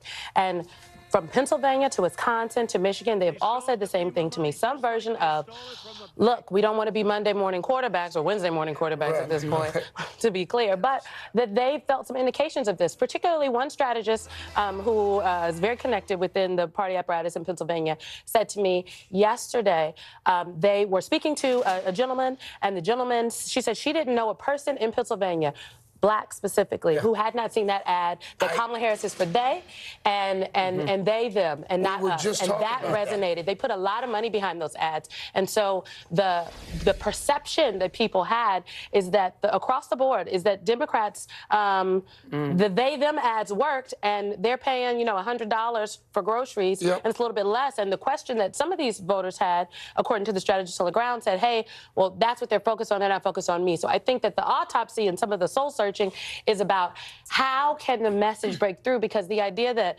the Democrats don't have an economic agenda, right, that speaks to some of these working people is actually not true, but did the people feel it is the difference. We got to get to weather, but to be clear, the ad that we're talking about is this ad that featured radio DJ, popular guy, Charlamagne the God, his sidekick, using Kamala Harris's own words, talking about using federal funds for transgender surgery. So and that broke through. In all of the states, because every Republican campaign was running those kind of ads in these key races. Simone, thank you. Thank you, Simone. Good to see you. All right, we got a lot more ahead, and we first, though, want to get a check of the weather. And for that, we say good morning to you, sir. Hello, Mr. Roker. Good morning, guys, and good morning to you. And right now, out west, because it's been so dry and windy, we got a strong Santa Ana wind event going on. 53 million people at risk from Las Vegas down to Blythe, where we have wind advisories as well. So for today, we're looking at sunshine, 71 in San Francisco, Medford, some fog, and 59, partly sunny in Los Angeles, 75 degrees. Salt Lake City, 44. And we've got a pretty good area of snow starting to develop. We're going to be watching this in the Rockies today. We're going to look for more snow. That's basically all that's going on. We're going to get to your local forecast in the next 30 seconds.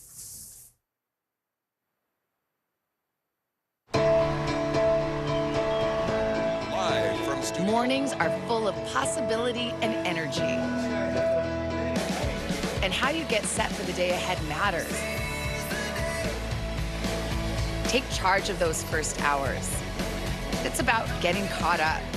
And really, it's about getting ahead. And that's what drives us every morning, because every day deserves the best start. News lives in the now. It's coming at us every second. News is more now than ever. This monster and historic storm is set to make landfall. Now is raw. What was your initial reaction? Devastating. Now is real. Voters are voting. It's here. It's happening. Now is constant. You gotta see this. Future is now. News for the generation of now is NBC News Now. This weather. Guys. All right, Al, thank you so much. Coming up, from the gender gap to massive gains with Hispanic voters and the support of Elon Musk, we're going to break down the keys to President-elect Trump's decisive victory. Also, we've seen stocks soar at this morning's opening bell on Wall Street. The economy, of course, one of the deciding factors for a lot of voters. So we're going to take a closer look at the role of higher prices and inflation, the role that those things play driving voters to the polls nationwide. But first, this is Today on NBC.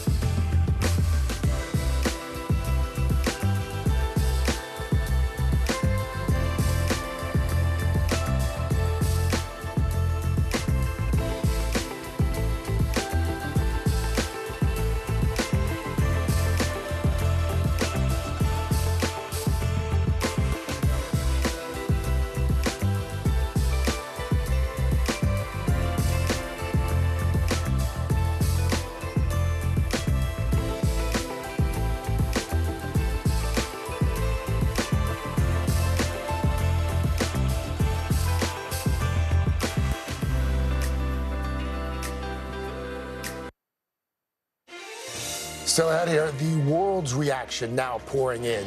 How the results are playing with people and leaders overseas and what it could mean for the wars in the Middle East and Ukraine. We've got it all covered. But first, a check of your local news.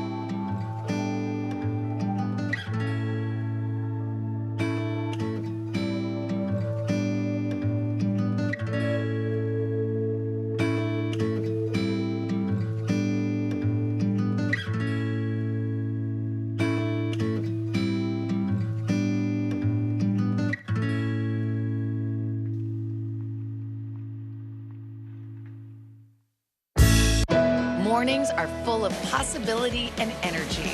And how you get set for the day ahead matters. It's about getting caught up and getting ahead, because every day deserves the best start. Still to come on the Channel 2 News. Well, the waters are certainly receding now. Still too close to call. Lester Holt reporting from the Ground zero, as it's being referred to. It is, in fact, the taste of freedom. The Haitian people know a little something about resiliency. What's the biggest risk right now? Some of the troops who have been proud. I want to welcome you to the first presidential debate. In fact, we've been told we can't go any farther. You with some resilient folks, let me get a hint.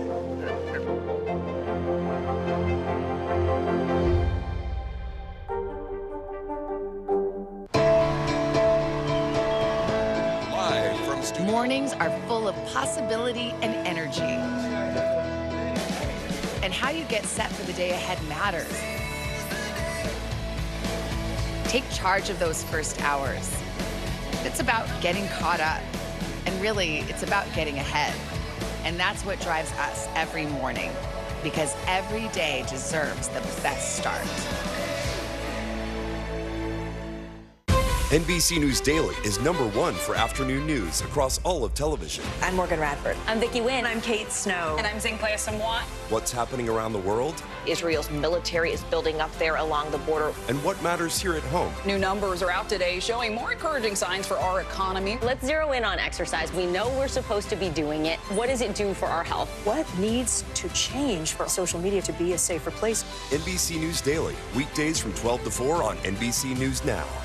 Still to come on the Channel 2 News. Well, the waters are certainly receding now. Still too close to call. Lester Holt reporting from the Ground zero, as it's being referred to. It is, in fact, the taste of freedom. The Haitian people know a little something about resiliency. What's the biggest risk right now? Some of the troops who have been proud. I want to welcome you to the first presidential debate. In fact, we've been told we can't go any farther. You with some resilient folks, let me get a hint.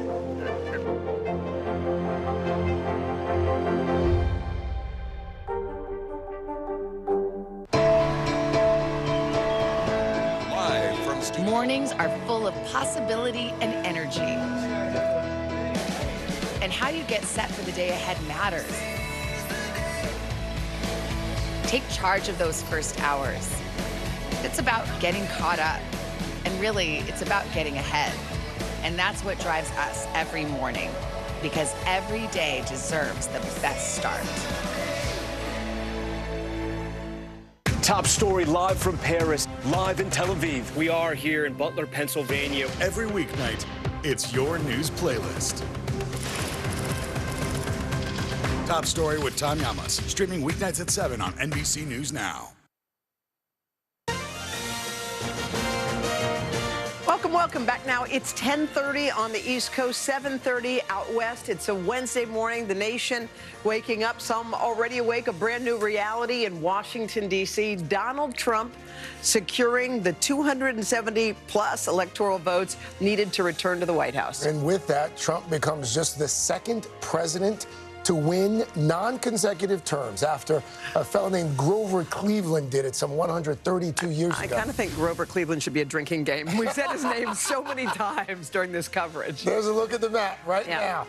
President-elect Trump sitting at 276 electoral votes. Wisconsin putting him over the top earlier this morning. Several states, including Michigan, Nevada, Arizona, several of those states are still too close to call. All right, let's do this. Let's take a look at the Senate. Republicans will retake the upper chamber of Congress. No surprise there. They flipped seats in West Virginia, Ohio, and Montana. And as for the House, this could take weeks to sort out. Republicans do hold a lead at this moment, but there are still dozens of races left to be called. All right, we have shown you the latest results. Now let's take a closer look at the voters who put President-elect Trump over the top. NBC's Sam Brock is in Asheville, North Carolina. This is Western North Carolina. This is a city that we've been talking about a lot of the last few weeks because still very much recovering from Hurricane Helene.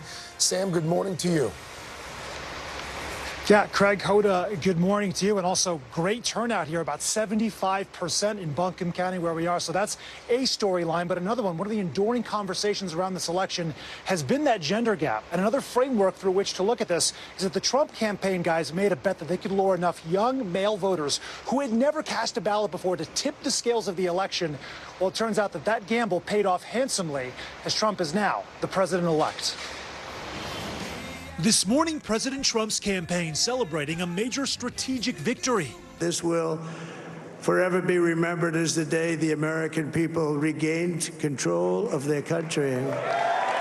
The former president's outreach to male voters seemingly paying off.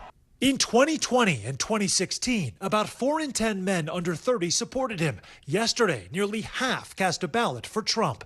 Among men who turned out for the first time, 62% supporting Trump, while 36% supported Harris. The Trump campaign has taken an unconventional approach, including appearances with unconventional media figures popular with male voters. Trump even saying he consulted his son Barron for advice.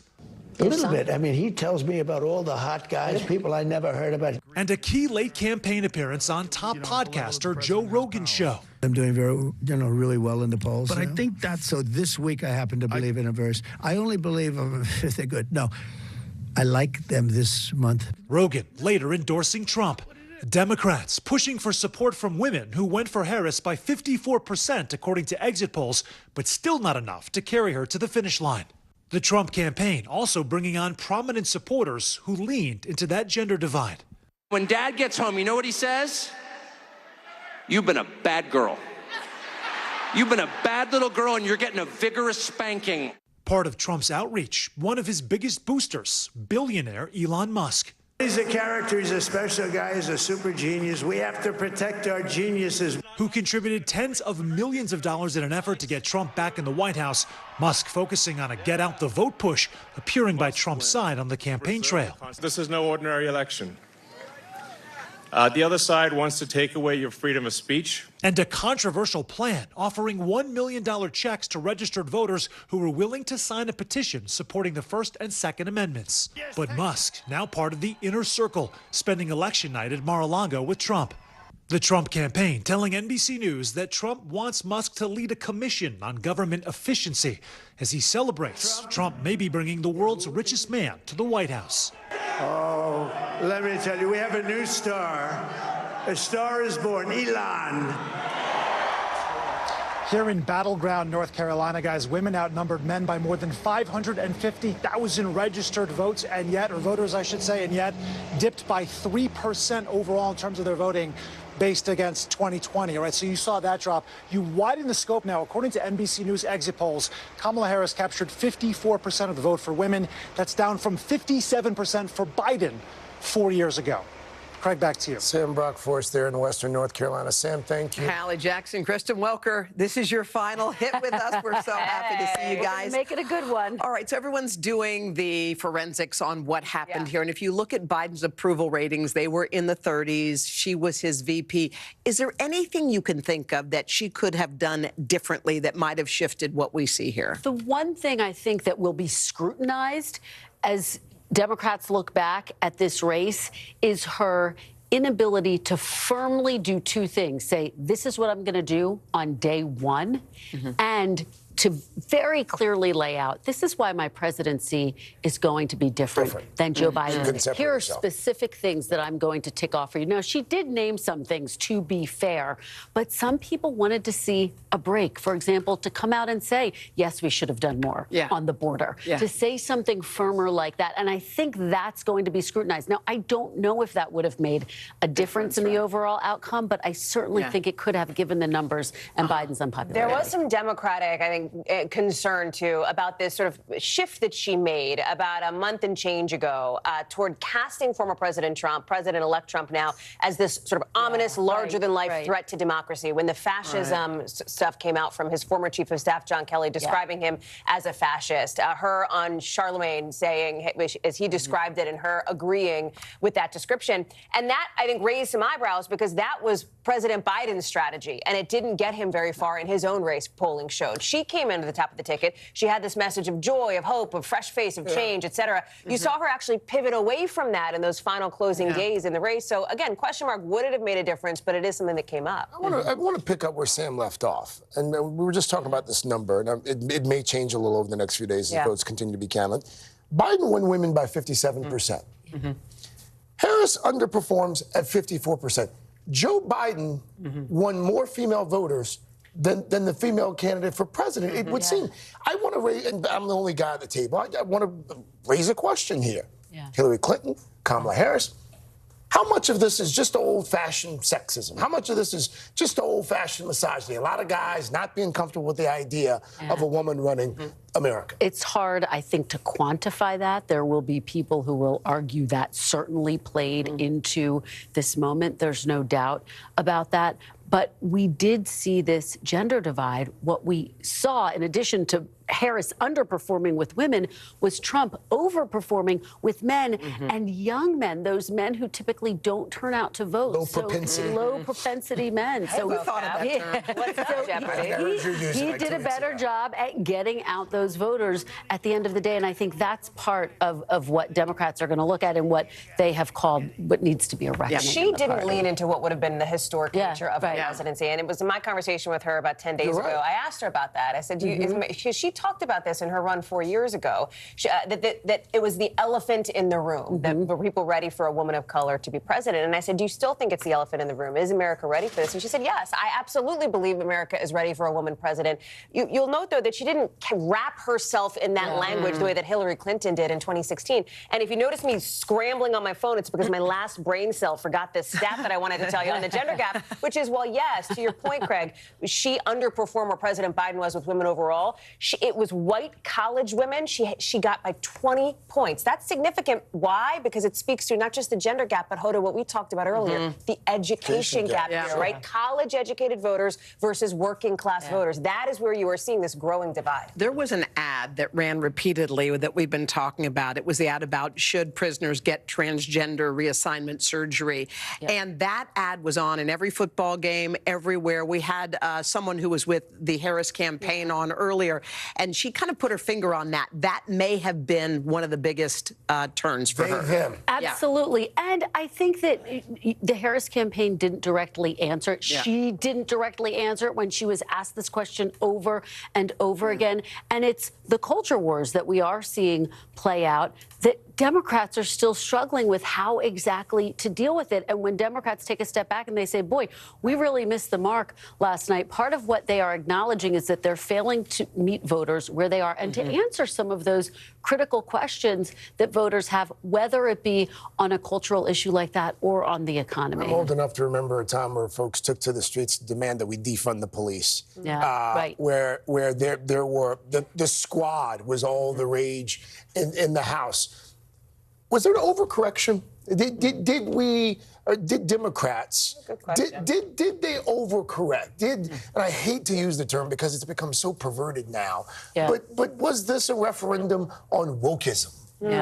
So you're bringing up something super interesting, because when she got into this race, when she was thrust into this race, when President Biden stepped off the ticket, one of the things that came up immediately was the way she had moved away from these positions, some of them that she had taken back in the 2019 era when she was running in the primary here.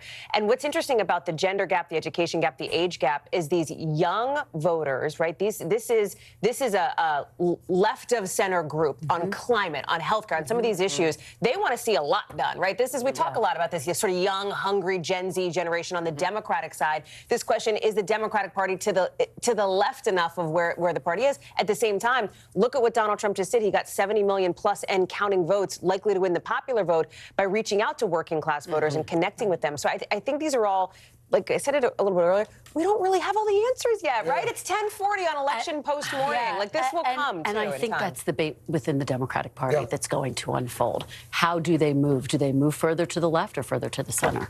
All right. Ladies, nappy time. Okay, See you in a few hours.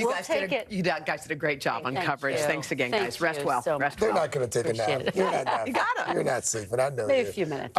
When we come back, we're going to turn our attention to Wall Street's reaction to President-elect Trump's historic victory, and we'll do that with Christine Romans right after this.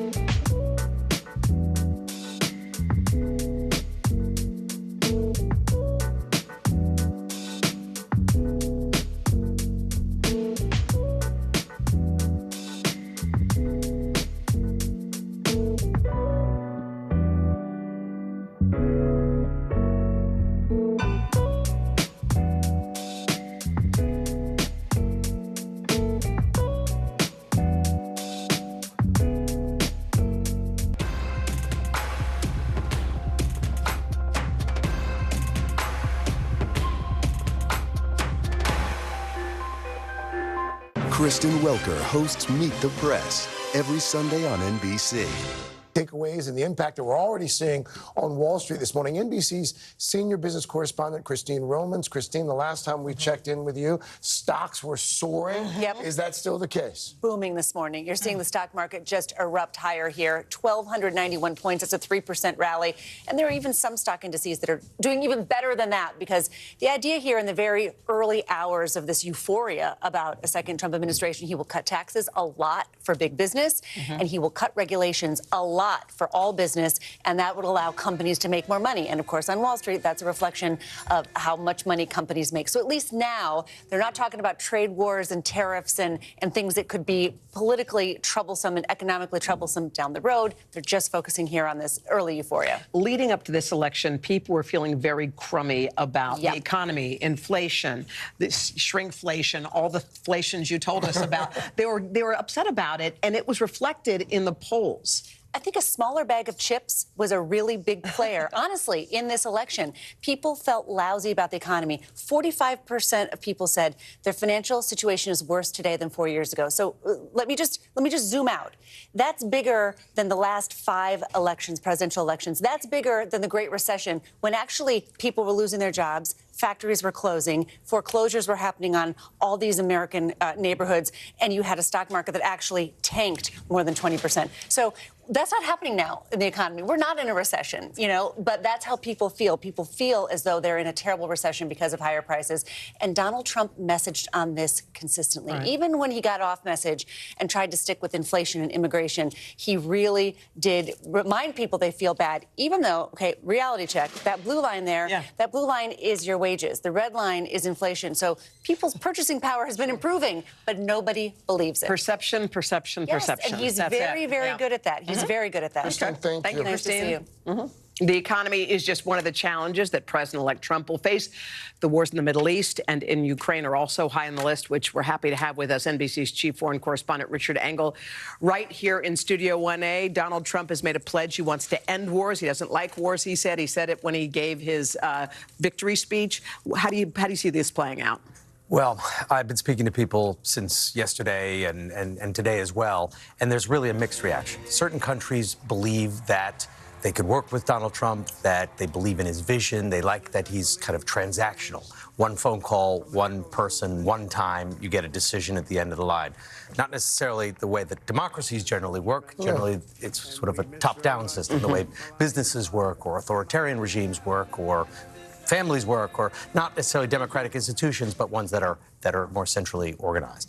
So Russia seems to be quite excited about this. Saudi Arabia, UAE, there's going to be a pro-Trump alliance. Also, many African countries are quite pleased about this result, because a lot of African countries have a similar kind of one-man show system. They feel that they can negotiate with him, deal with him. They like the tough guy persona. What about Europe? Europe is very nervous. A lot of European democracies, traditional American allies, are very nervous. I did hear in conversations the word fascist used several times. People are asking me, do Americans understand what they've just gotten themselves into? He's not going to necessarily be like he was during his first term. He's much more empowered. He's much more confident. He's not going to be surrounded by people who are trying to rein him in. He's gotten rid of all of the guardrails and probably would get rid of anyone trying to Doesn't have to be concerned about re-election at all. No, not necessarily. So I would say European countries are deeply concerned. They're concerned about NATO, and they're concerned about the reliability of him as a partner. But you mentioned in the intro, Ukraine. Ukraine is terrified. Ukraine has the most to lose immediately. The American support, international support, but what really has been American support driving Ukraine's counteroffensive, allowing Ukraine to keep going with the war, that could dry up very quickly. And if it dries up, Ukraine will be forced to the negotiating table and forced to accept terms which it has not been willing to accept. Now, maybe that's a good thing. Maybe Ukraine needs to be forced to the table and needs to accept terms. But the reality for Ukraine is going to change very, very dramatically. And and for many of the Ukrainian soldiers, change in a profoundly disturbing way. Your insights are always so valuable. Thank you. Well, we'll be talking a lot because this is the biggest story in the world. Just over the last 24 hours, I've been speaking with lots and lots of people, and it's the only thing anyone's talking about. Thank you, Richard. We appreciate you being here. Coming up, we're going to have much more on the election coming up right after this.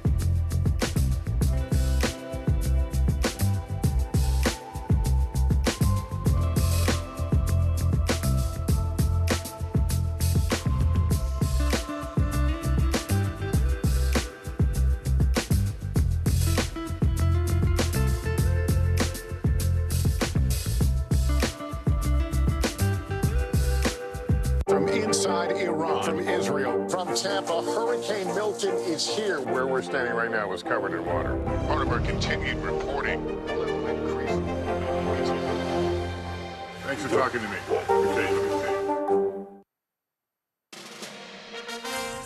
We are back with our ongoing coverage on this morning after one of the most anticipated elections in American history. Donald Trump, the nation's 45th president, winning in decisive fashion to become the president-elect for a second term. We do want to bring in Hogan Gidley, who serves as White House Deputy Press Secretary under Trump's first term. Good morning to you. First of all, good morning, Hogan. Good to see you again, my friend. Congratulations to you. First of all, I mean, listen, you know the president-elect better than a whole lot of people. You spent a lot of time with him over the years. What can we expect in a second administration that may perhaps be different than President Trump 1.0?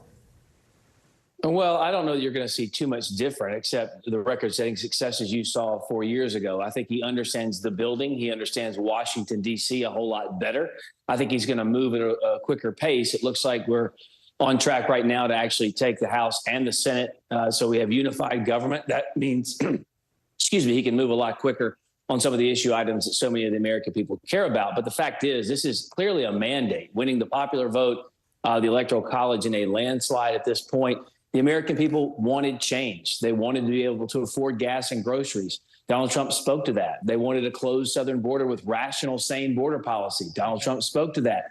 And the beauty of his campaign this time is that he could point to things he had already done as president. These weren't things in the abstract. He could say, we did these things before, we'll do it again. And that was his closing message. Yeah, you say that he won a mandate. So if you were to list his top 3 things that he wants to do right away, what would those be?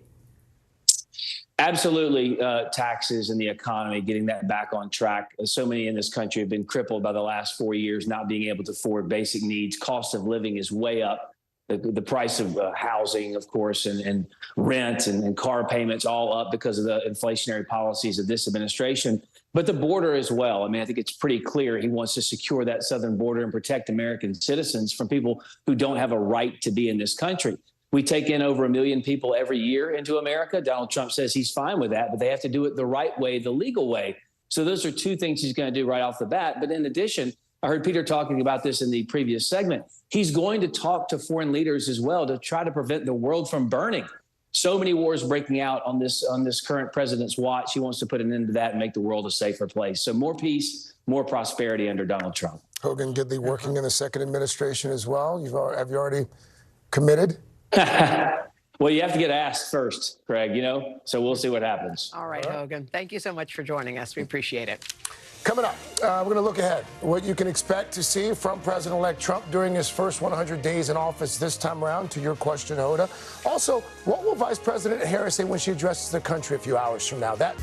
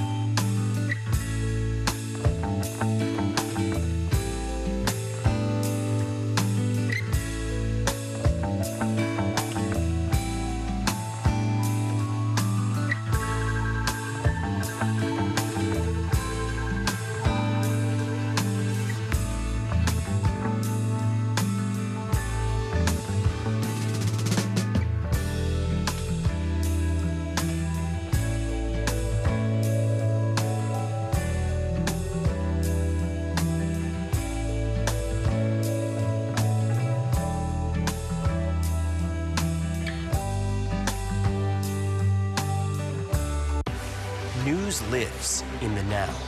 It's coming at us every second. News is more now than ever. This monster and historic storm is set to make landfall. Now is raw. What was your initial reaction? Devastating. Now is real. Voters are voting. It's here. It's happening. Now is constant. You gotta see this. Future is now. News for the generation of now is NBC News Now. From NBC News, this is a special edition of Today, Decision 2024. Welcome back. It's 8 a.m. on the West Coast, 11 a.m. here in the East. A long election night stretching into a long morning and soon a long afternoon. Results are still rolling in from the presidential election. Yes, Savannah did a fantastic job of bringing those initial results to us. So much so that she is getting a much-deserved rest at this hour. But, folks, again, the bottom line, Donald Trump, once again, the president-elect of the United States. It was Wisconsin that put him over the threshold of 270 electoral votes. NBC News calling that race just after 5 a.m. Eastern. Trump also right now leading in the popular vote. We are covering every aspect of the race, as well as the fight for the control of Congress. Let us begin with NBC's Dasha Burns. Dasha, good morning. Hey, Hoda, good morning. It was a commanding win for a candidate and a campaign that was anything but conventional. Former and now future President Trump taking his message of a broken nation to places and people that Republicans rarely reach. His campaign felt that his base was rock solid, so the strategy was really to try to expand the electorate. They zeroed in specifically on Black and Latino voters and young men, and now the data shows that is likely what helped him win in rural areas, run up his margins in urban areas, and have what is now likely his most successful and third run for president. So far, he has claimed the battlegrounds that we have called. We're still waiting on Arizona, Nevada, and Michigan, but he could be on track, guys, to break that blue wall and go into the White House with what he described last night as a mandate to make some major changes across government, from foreign policy to health care. Last night, shouting out Robert F. Kennedy Jr., who is poised to play a big role in public health. Also calling out and calling Elon Musk, the tech mogul, a star, saying a star is born. Musk poured millions of his own dollars into helping the former president win. And now the transition period begins. The Trump campaign has a team in place that's already been working on that, but that work now gets supercharged as the president-elect starts to dig in. Guys? All right, Dasha, thank you so much. We appreciate it. Meanwhile, Vice President Harris canceled her planned speech at an election night party. She will address the nation today. In fact, we've got some breaking news on some timing with regards to that. NBC's Monica Alba standing by at the White House. Monica, hearing now from the vice president's team that she is going to speak at 4 p.m. This afternoon at her alma mater, Howard, there in Northwest D.C. Any idea what we can expect to hear from her? Well, that is the plan, Craig. The vice president will address her supporters, and she will address the nation, of course, after not arriving to Howard University overnight. That appearance was supposed to be a sentimental and a meaningful one, given it is her alma mater, and instead she will be back there later today to talk about the election results. And I'm told she is crafting her speech right now. She is at the Naval Observatory, which is her residence in Washington, D.C., and she will accept these results. And she is also expected to call President-elect Trump and formally concede the race a short time from now. That is something that her team has said she will do, and that is something that not only she will be doing, but we expect that President Biden will be doing as well, that he will call President-elect Trump to congratulate him, and that he will, in a sense, do all of the things that Donald Trump did not do for him when Joe Biden won the White House in 2020. So he will make that outreach today. He will invite him to Washington, and he will also plan to attend his inauguration in January. That's something the White House has said. But I have to tell you, Craig, overall, this was just such a stinging defeat for the vice president and for Democrats. And last night, the mood started to shift pretty intensely, and it became a very dour situation. And so today it will be notable to hear from both the vice president and president about their message to the country and urging all Americans at this moment to accept the results. Hoda. All right, Monica, thank you. Let's go back to the big board and NBC national correspondent Steve Kornacki. Steve, okay, we still have a couple of states outstanding. We can see it right there, 276. Trump already over the top. Those numbers could go up. Yeah, the question is, how high will they land? Most immediately, it is Michigan, where just about all the vote is in. The lead for Trump is 93,000. We're just trying, our decision desk is just trying to get clarity on exactly how much is left. It does not look like there are that many votes left. And, you know, what is there? Harris would have to be winning, you know, just about all of to overcome a gap like this. So you might see where this one is going, although it's not officially there yet. Also in Nevada, 93% of the vote. Now, one thing to keep in mind, vote by mail ballots can still come in there today and for a few more days out there. So this is a very good position for Trump to be in when you compare it to past Republicans. But there might be some more clarity needed there. Same case in Arizona here. Again, Trump with what's in so far, these are very good numbers for a Republican there, but there is still a lot, and it comes in days and gets reported out in days there. Okay, all the video we saw on Election Day were long, long lines, winding all over the place. Turnout, how was turnout, and who did it help? Yeah, it was very good is the headline, and in fact, we could take you through some of these battleground states we talk so much about.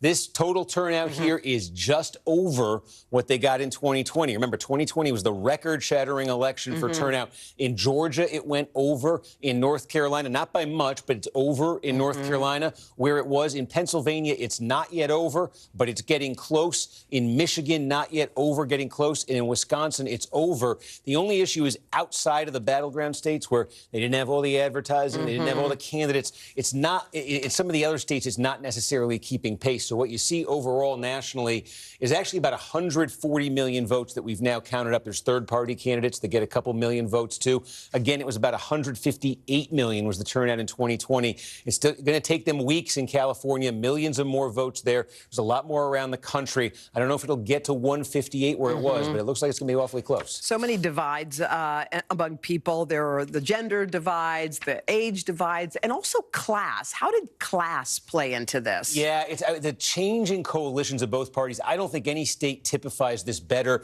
than Wisconsin. What you see here with this Trump win, look at all the red on this map. And so many of these counties are rural counties. They're blue-collar counties. And Trump wins this. These are landslide margins from these counties, 40, 50 points. Just to get in some perspective here, not that long ago, you only have to go back to when Barack Obama was the Democratic candidate. We can show you in 2008, sort of an eye test here. I'm going to show you what the map looked like in these rural blue-collar counties. Look at all that red. Here was Obama. Look at all that blue. Wow. Not that long ago, Democrats were competitive in rural blue-collar areas. Now they're getting absolutely blown out. And what that means for Democrats is in a state like Wisconsin and others, if they're going to have any chance, they really rely on the suburbs and the cities. You know, Dane County, where the University of Wisconsin is, that's the biggest one for Democrats. The city of Milwaukee, a couple other pockets that have, you know, La Crosse, Wisconsin, they have universities, they're college towns. Increasingly, that's what Democrats rely on to try to offset what are now massive losses everywhere else. Wow. All right, Steve, very telling. We appreciate it. Craig, over to you. All right, Hoda. Of course, the nation has been down this road before, roughly 8 years ago. Donald Trump set an ambitious agenda for his first 100 days in office after winning the White House back in 2016. What will his first 100 days look like this time around? Here's NBC's senior White House correspondent Kelly O'Donnell. Rare in American politics, a presidential sequel. We're going to turn it around. And I'm asking you, dream big. The American dream, just dream big. We're bringing it back. This will be America's new golden age. Heading back to the White House, Mr. Trump pledges to take swift and sweeping action to close the southern border and to deport millions of migrants here illegally. We're going to stop the people from pouring into our border. We're going to have a mass deportation of criminals. We have to get the criminals out of our country. The president-elect seized on fears about crime and vowed to take tough action. We will crush violent crime and give our police the support, protection, resources, and respect that they so dearly deserve. Beyond immigration, his broadest pitch is that he could lower prices and boost the economy. He said he would increase energy production to reduce consumers' day-to-day costs. Your energy costs and grocery prices will come tumbling down, and we will bring back the American dream, bigger, better, and stronger than ever before. The centerpiece of his economic agenda is imposing tariffs to make the U.S. more competitive. But those taxes on imported goods are often passed on to consumers. The most beautiful word in the dictionary to me is tariff. Trump 2.0 is expected to include the still-to-be-defined influence of controversial figures. The world's richest man, Elon Musk, on cost-cutting, and Robert F. Kennedy Jr. on health, despite his anti-vaccine views and lack of scientific training. Robert F. Kennedy Jr. RFK Jr. He's going to help us on health and the health of women and men and children. Another Trump term means an America-first approach to foreign policy. I will not send you to fight and die in a foolish, never-ending foreign war. Mr. Trump, who favors strong men, touts his relationship with Putin. I got along with Putin. Ukraine was the apple of his eye, but I said, Vladimir, don't go in. He has refused to say Ukraine should win that war and retain its sovereignty and territory. I will end the war in Ukraine. Should have never happened. His tough guy rhetoric and persona drove a gender gap, with more men supporting him. His political brand fortified by grievances. With a return to power, he said he would fire the special prosecutor, Jack Smith, putting a stop to the felony indictments against him related to January 6th and classified documents. These are lunatics, by the way. They've weaponized the Justice Department against their political opponent. A Trump second term will also be his chance to build his brand. This will be the greatest movement, I think, in the history of the world, okay? It's never been anything like. Kelly O'Donnell there, our senior White House correspondent. Yeah, that was a great piece. Okay, on a day like today, it's important to put things into perspective. That is why we are so happy to be able to do this now with historian John Meacham. John, good morning. It's good to see you. Half of the country woke up this morning joyful, elated. Half of the country was despondent. If this were one of your beautiful books and you were to write the title of it, this chapter in American history, what would you call it? Well, this is the age of Trump, and it's a little like Arthur Schlesinger wrote about the age of Roosevelt and the age of Jackson, and it's unquestionable that he is the dominant political force of the last decade. And what I would say to the 49% or so of folks who woke up thinking that this is a dark day, that this is now a test. It's now a test of citizenship. You cannot be for democracy only when you win.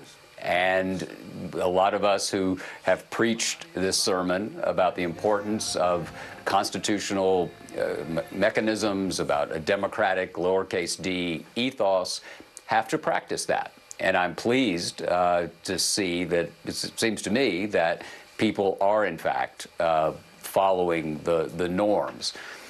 To the 51% who woke up, pleased that their vote had prevailed, I would say this. A lot of folks, we've talked about it, and I have consistently made the case that I worry that President Trump, the former and future President Trump, represents, by his actions and his words, a threat to the constitutional order that we are accustomed to. The test now is to prove us wrong. And I say what I'm about to say very advisedly. I pray that I have been wrong. And the only way to find out is to watch what unfolds and hope that what President Trump has said on the campaign trail and what he tried to do at the end of the 2020 elections, that those are the exceptions and not the rule. and the jury is out on that. Professor Meacham, you know, I read everything you write, and you wrote something that came out on Election Day. There was that op-ed in the New York Times, and you just sort of alluded to the thesis there. But for folks who have not read it, you wrote in part, no similar figure in American history has ever had such a strong grip on so many. A second Trump presidency is an open invitation to chaos. It sounds like you still very much feel that way this morning. Is that a fair assessment? It absolutely is, Craig. And I think that where we find ourselves, and I don't think this is a particularly radical thing to say, people who voted for Donald Trump are apparently comfortable with the threat of chaos.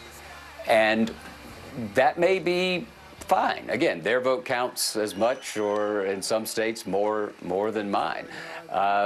This is not an attempt to undermine the decision that so many people made.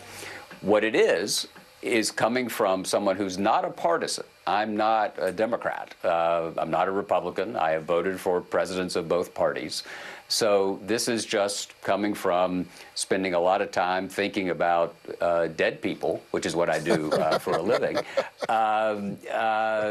They like me more than living people, which is good. And so what comes out of that study, what comes out of that work, now several decades of it, is the sense that the system matters. And the system has not proven to be commensurate to, it hasn't proven to be up to, apparently, meeting the challenges that so many people have defined for politics. That's why President Trump is now the future President Trump again, is that people don't think that democracy has delivered for them. And so they want someone else in charge of it to see if it can deliver. That is exactly what America is supposed to do. We're supposed to debate, dissent, decide, and then adjudicate whether we want to continue on a certain course. That's what America did yesterday.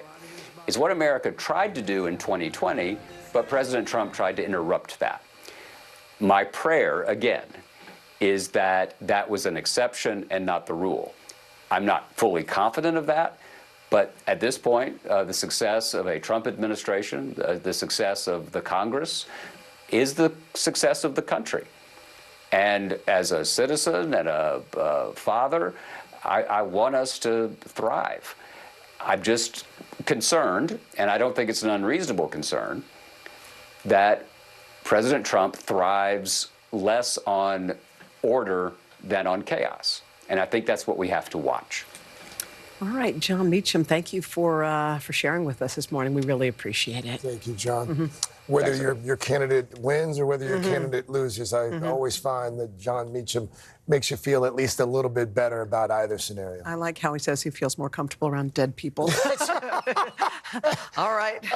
We are following another major story this morning, not just politics. There's a hurricane threat, another hurricane threat for the Gulf Coast. Al is tracking that storm. He has today's forecast. Mr. Roker, good morning to you, sir. Well, actually, we're going to start out west, where we've got red flag warnings, high wind warnings, wind advisories, 53 million people, a Santa Ana wind event. And out west, we've got clear skies. We could use some rain because those dry conditions combined with those winds causing big problems. Sunshine, Salt Lake City, 43, 73 in Santa Maria, San Francisco looking good at 72. We're going to get to your local forecast in the next 30 seconds. NBC News Daily is #1 for afternoon news across all of television. I'm Morgan Radford. I'm Vicki Wynn. I'm Kate Snow. And I'm Zinklea Samwat. What's happening around the world? Israel's military is building up there along the border. And what matters here at home? New numbers are out today showing more encouraging signs for our economy. Let's zero in on exercise. We know we're supposed to be doing it. What does it do for our health? What needs to change for social media to be a safer place? NBC News Daily, weekdays from 12 to 4 on NBC News Now. Do you pledge not to hold a vote on any legislation that would ban abortion? Do you still have faith and confidence in the Supreme Court? Is this plan to ban price gouging anything more than a gimmick? If it's Sunday, it's Meet the Press. Top story live from Paris. live in Tel Aviv. We are here in Butler, Pennsylvania. Every weeknight, it's your news playlist. Top Story with Tom Llamas, streaming weeknights at 7 on NBC News Now. And that's your latest weather, guys. All right, Al, thanks. Still ahead in the wake of Vice President Harris's defeat and the Republicans seizing control of the Senate. The blame game's already erupting inside the Democratic Party. So where does it lie? We're going to talk about all of that and more right here a little later. But first, this is Today on NBC.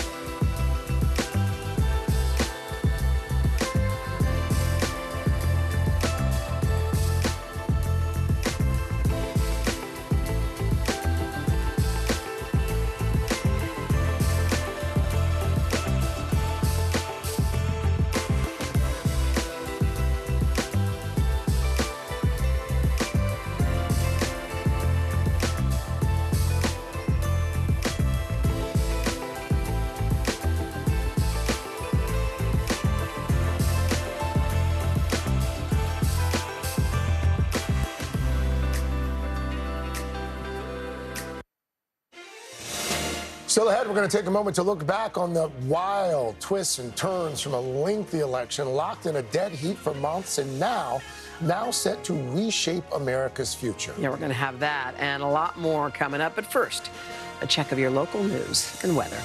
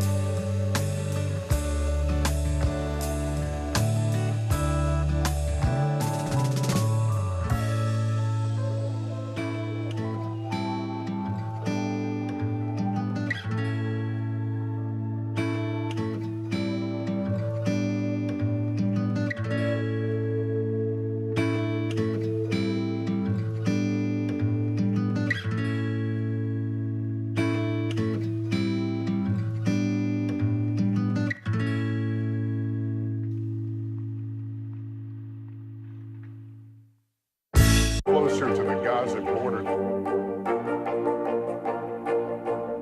A story of resilience and hope. Please take care of yourself and each other. Live from studio. Mornings are full of possibility and energy. And how you get set for the day ahead matters. Take charge of those first hours. It's about getting caught up. And really, it's about getting ahead. And that's what drives us every morning. Because every day deserves the best start. NBC News Daily is #1 for afternoon news across all of television. I'm Morgan Radford. I'm Vicki Wynn. I'm Kate Snow. And I'm Zinklaya Samwat. What's happening around the world? Israel's military is building up there along the border. And what matters here at home? New numbers are out today showing more encouraging signs for our economy. Let's zero in on exercise. We know we're supposed to be doing it. What does it do for our health? What needs to change for social media to be a safer place? NBC News Daily, weekdays from 12 to 4 on NBC News Now. Still to come on the Channel 2 News. Well, the waters are certainly receding now. Still too close to call. Lester Holt reporting from the Ground Zero, as it's being referred to. It is, in fact, the taste of freedom. The Haitian people know a little something about resiliency. What's the biggest risk right now? Some of the troops who have been proud. I want to welcome you to the first presidential debate. In fact, we've been told we can't go any farther. You are some resilient folks. Let me get in.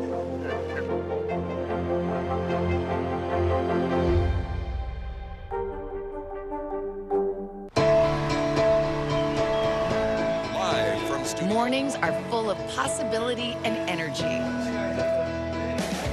And how you get set for the day ahead matters. Take charge of those first hours. It's about getting caught up. And really, it's about getting ahead. And that's what drives us every morning. Because every day deserves the best start. Still to come on the Channel 2 News. Well, the waters are certainly receding now. Still too close to call. Lester Holt reporting from the Ground Zero, as it's being referred to. It is, in fact, the taste of freedom. The Haitian people know a little something about resiliency. What's the biggest risk right now? Some of the troops who have been proud. I want to welcome you to the first presidential debate. In fact, we've been told we can't go any farther. You are some resilient folks. Let me get in.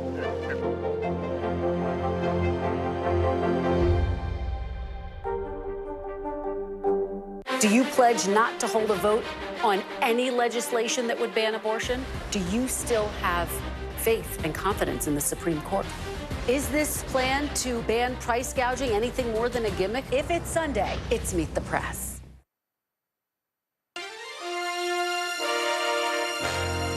Oh, we're back. It's 11:30 here in New York City, 8:30 out west. Americans waking up to a political earthquake overnight. Donald Trump has won a second term. And let's take a look at the latest numbers we have here at NBC News. The president-elect with 276 electoral votes this morning, and that is a number that is expected to grow.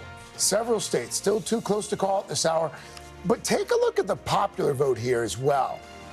President-elect Trump with a lead of about 5 million votes right now. And now let's look at the national map with county by county results. A lot of red on that map, especially outside the major cities all across the country. And now to Congress. Republicans will retake the Senate after flipping seats so far in West Virginia, Ohio, and Montana. As for the lower chamber, it could take weeks to sort out Congress. Republicans holding a lead this morning, as you can see there, but there are still roughly 51 races still left to be called. We are getting some new reaction to those results from leaders from all around the world, including Israeli Prime Minister Benjamin Netanyahu. We're going to talk to our chief foreign affairs correspondent, Andrew Mitchell, in just a moment. But first, NBC's Raf Sanchez joins us now from his post in Israel. Raf, what are we hearing from the Prime Minister? Hey, Craig, Prime Minister Netanyahu thrilled with this result, and far-right members of his government really made no secret that they were hoping Trump would win. Now that he has, they think it will lead to a more hawkish U.S. position on Iran and potentially less American pressure on Israel over the Palestinians. But they are also acutely aware that Trump has promised to end the war in the Middle East. And one Israeli official told me today they think it's possible Netanyahu will try to sign a ceasefire deal early in the new president's next term, trying to hand Trump a quick diplomatic victory. The Israeli government also concerns that the Biden administration, in its final days in office, could potentially step up pressure on Israel over Gaza. The White House has given Israel until next week to allow more aid into the Strip or face a potential cutoff in military support. The White House, the State Department, is saying so far that Israel is failing to meet that deadline. And Israel's enemies, Hamas, Hezbollah, Iran, also very closely following this result. Iran has said it is planning to strike back against Israel, potentially in the coming days. But that decision may be more complicated now that they know Trump is heading back to the White House. And just finally, the political scene here in Israel, very tense right now. Last night, while all eyes were on the voting in the U.S., Netanyahu fired his defense minister, a man he has clashed with publicly, who has called for a ceasefire in Gaza. That led to major protests on the streets of Tel Aviv, demonstrators calling for a deal to finally bring those hostages home. So the Middle East, very much in flux right now as the main players try to figure out what this historic American election means for them. Craig. Okay. Raf Sanchez, they're on the ground for us in Israel. Raf, thank you. Joining us now, NBC's chief Washington correspondent and chief foreign affairs correspondent, Andrea Mitchell. Let's start there in Gaza. Benjamin Netanyahu seems pleased with the results of the U.S. election. Absolutely. What would that mean for the war in Gaza? Well, there's, in fact, a lot of reporting that Netanyahu was holding out for a Trump election, holding back on a ceasefire. And he met with Netanyahu at Mar-a-Lago and publicly said, go all in on the war, finish them off. So there are no holds barred, no threat to, hold back U.S. weapons as is required under U.S. law, and fully embracing also going all in against Iran. The other hot spot, of course, Ukraine right now, Andrew Mitchell. What do we surmise could happen there with a second Trump administration with regard to the war between Russia, or the invasion of Ukraine by Russia? Exactly. Donald Trump has said he could solve it in one day, in 24 hours. He has embraced Vladimir Putin, not denied reports, credible reports, Bob Woodward and others, that he has talked to Putin many times since leaving the Oval Office. And he has said that Zelensky should be negotiating, so there'll be pressure on Zelensky to negotiate now, which means giving up territory. It was Donald Trump who pressured Senate Republicans to withhold weapons from Ukraine at a pivotal time in the war last winter. We were hearing that those in Europe were upset with the results. Others, including the UAE, Saudi Arabia, kind of embracing the results. What are you hearing? Well, he's embraced people like Hungary's Viktor Orban, dictators like Putin. So NATO very concerned, European allies very concerned. They'll probably reach out economically to China to balance the effect of what they perceive to be a weakened overseas posture by the United States. NATO, what do we think all of this could mean for? He had threatened to get out of NATO. He didn't get out of NATO, but he certainly is not going to embrace U.S. allies and certainly not U.S. intelligence. He tried to fire career intelligence people. He did fire many intelligence agency officials. He undercut them, tried to put his own people in. Now he knows he can do it.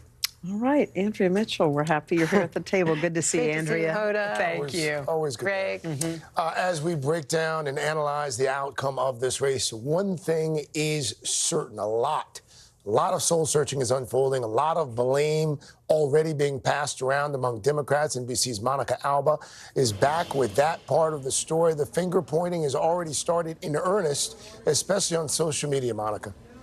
Absolutely, Craig. And listen, going into election night, the Harris campaign thought that they had multiple paths to 270. But as her road to the presidency vanished quite quickly overnight, many Democrats started questioning where it all went wrong and what it means for the future of the party. With Kamala Harris's defeat, a stunning blow for Democrats. I'm just devastated. A somber mood at Harris's watch party overnight after Donald Trump dominated, blowing through the so-called blue wall of Midwest states Democrats had counted on, improving on his 2020 margins in over 2,000 counties nationwide. In the key swing state of Pennsylvania, Harris underperforming President Biden's results. And further down the ballot, Republicans also flipped the Senate to their side. America has given us an unprecedented and powerful mandate. Now for Democrats, the soul searching begins. After an unprecedented race, with Harris stepping in as the presidential candidate just 108 days ago when President Biden withdrew. Harris trying to distance herself from Biden, but perhaps still hampered by his legacy. This is about what the Democrats did while in office over the last 4 years. Inflation, which was so high during much of this administration, and many people are still feeling the pain of that. Exit polls showing voters listed the economy as a major issue. Harris also underperforming in key areas. Where she's coming up short are in the cities. Even struggling in blue strongholds like New York and Virginia, despite a massive campaign blitz from major Democratic stars. Harris also coming up short with key minority groups. According to exit polls, Latino men favoring Trump by a 10-point margin after backing President Biden by 23 points 4 years ago. Democrats now facing an uphill battle. And we know it is time for a new generation of leadership in America. And with Harris's message clearly not resonating with enough voters, leaving Democrats to sort out how to turn the page now.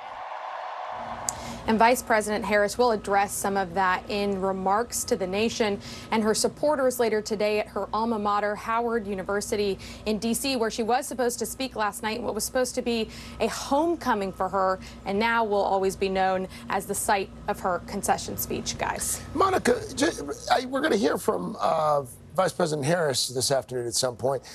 Do we expect that we're going to hear from President Biden about the election results at some point here today as well? That's the plan, Craig. He is expected to address Americans from the White House from here at some point later today. And he is also expected to call President-elect Donald Trump and congratulate him, which we know Vice President Harris also plans to do. And this is really meant to send a signal from President Biden, which is that he wants to operate in a manner that was not what we saw in 2020 when he won and when Donald Trump lost and was in office. So that's why you're going to see the president congratulate him, call him, invite him to Washington. And ultimately, according to the White House, President Biden says he plans to attend Donald Trump's inauguration in January. Peaceful transfer of power. Monica Albaforce there at the White House. Monica, thank you. Just ahead, an unprecedented race and an historic outcome. We'll look back at how we got to this moment. Coming up right after this.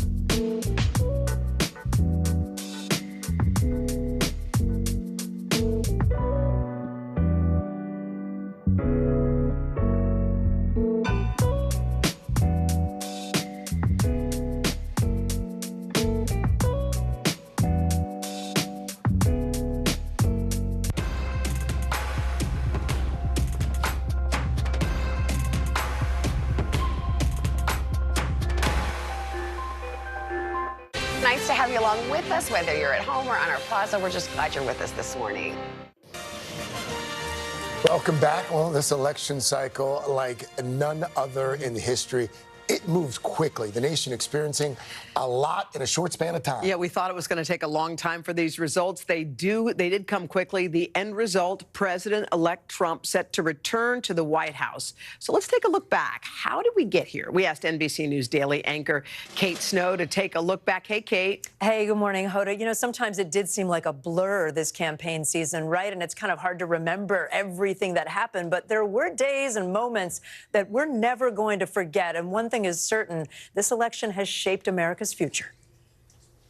Do we believe in the promise of America? Our country will be bigger, better, bolder. It's an election fight that looks much different than when it began nearly 2 years ago to the day. America's comeback starts right now. Former President Donald Trump locked in the Republican nomination with ease, defeating a parade of challengers and battling a slew of legal cases. That is 34 felony counts here, all guilty verdicts. This is unprecedented for a former American president to be criminally convicted. This was a rigged, disgraceful trial. His supporters undeterred, believing Trump could best tackle the economy and immigration. I'm the only one in history who got indicted and my numbers went up.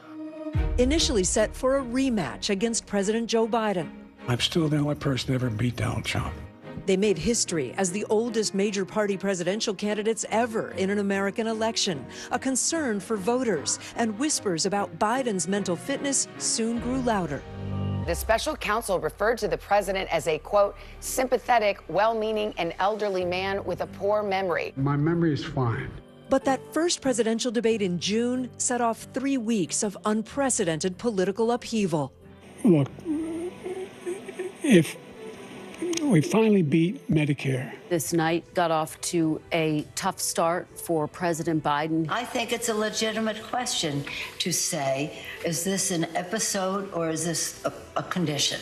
Calls for Biden to suspend his re-election campaign were sidelined by an unthinkable twist. This is an NBC News special report. Take a look at what happened.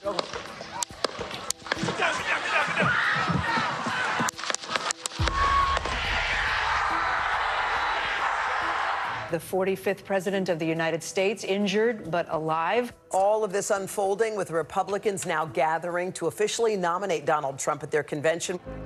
With his ear bandaged, the former president making an emotional entrance just 2 days after the attempt on his life. When Donald Trump rose to his feet in that Pennsylvania field, all of America stood with him. I stand before you in this arena only by the grace of Almighty God. That same week, President Biden testing positive for COVID. News broke of different Democratic leaders calling for the president to step aside. My fellow Americans. Days later, the president ending his re-election bid. I revere this office, but I love my country more. Endorsing Vice President Kamala Harris and upending the race with just over 100 days until the election. We choose freedom.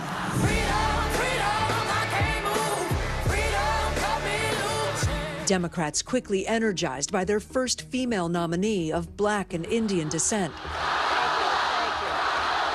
Harris showing strength on the issues of abortion rights and protecting democracy. Ours is a fight for the future.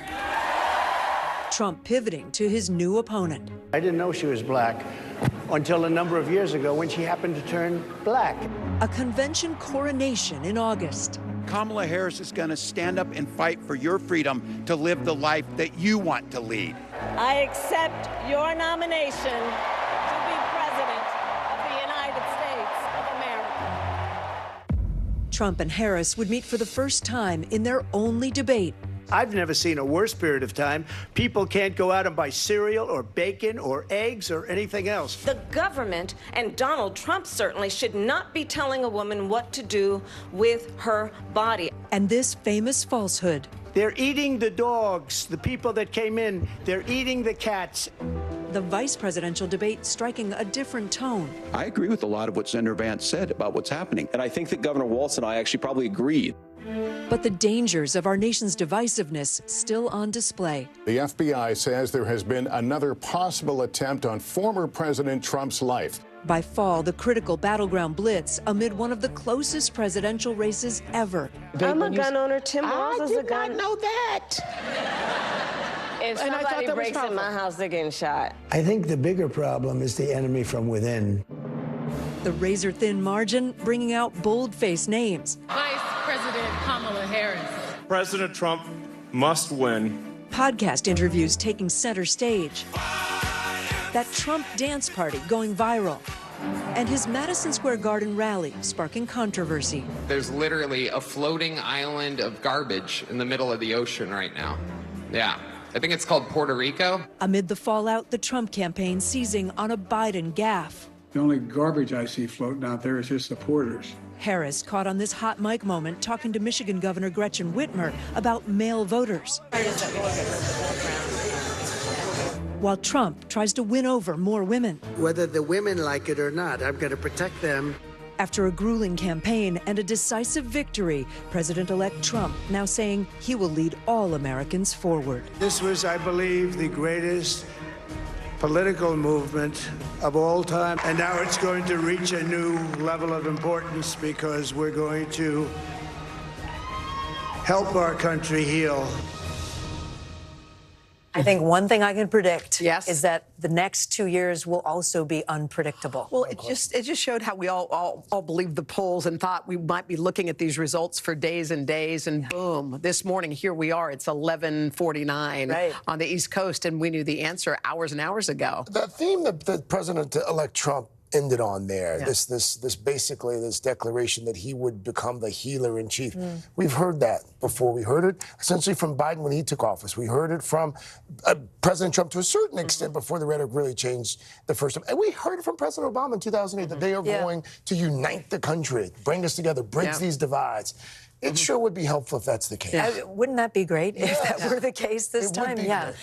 The one thing in there, too, that we were all reacting to when you heard Kamala Harris on a hot mic say to Gretchen Whitmer, we need the men, we need male vote, that turned out to be prescient, right? That was.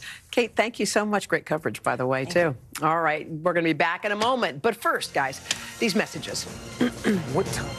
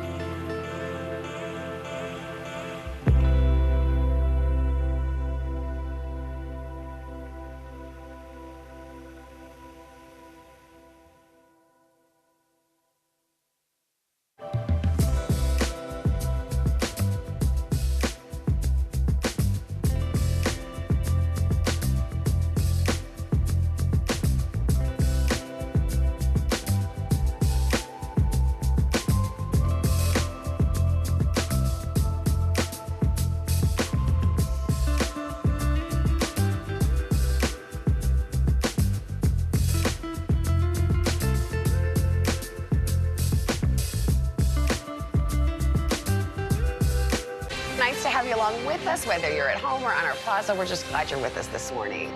News lives in the now. Look at this.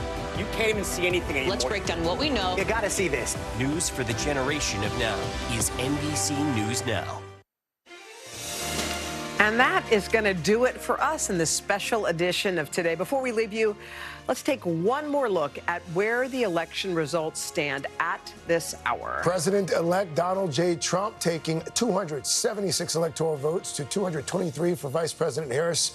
And again, 5 states still to call in this race. President Trump, though, with nearly 72 million votes overall, leading Harris by more than 4 million at this point with regard to the popular vote. And let's look at Congress, the battle for Congress. The House is still in limbo. Dozens of races left to call. Could be days before we know the results there. But we do know that Republicans have wrestled back control of the Senate, which was expected. And we do want to mention again, we expect to hear from Vice President Harris later today. And stay with NBC News and NBC News Now for complete coverage throughout the day.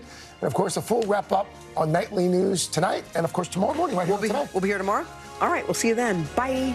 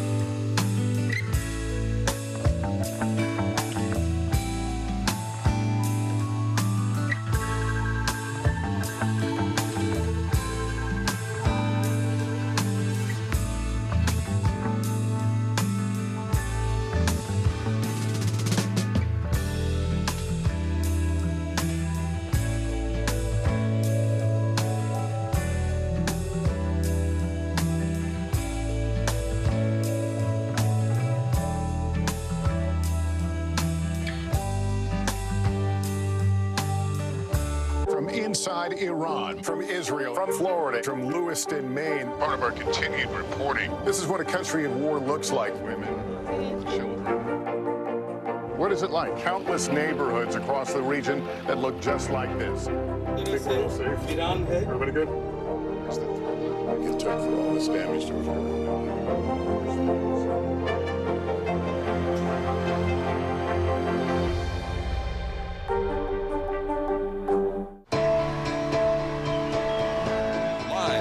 the Mornings are full of possibility and energy. And how you get set for the day ahead matters. Take charge of those first hours. It's about getting caught up.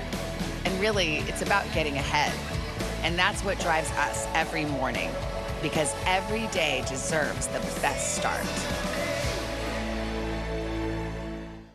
NBC News Daily is #1 for afternoon news across all of television. I'm Morgan Radford. I'm Vicki Wynn. I'm Kate Snow. And I'm Zinklea Samwa. What's happening around the world? Israel's military is building up there along the border. And what matters here at home? New numbers are out today showing more encouraging signs for our economy. Let's zero in on exercise. We know we're supposed to be doing it. What does it do for our health? What needs to change for social media to be a safer place? NBC News Daily, weekdays from 12 to 4 on NBC News Now.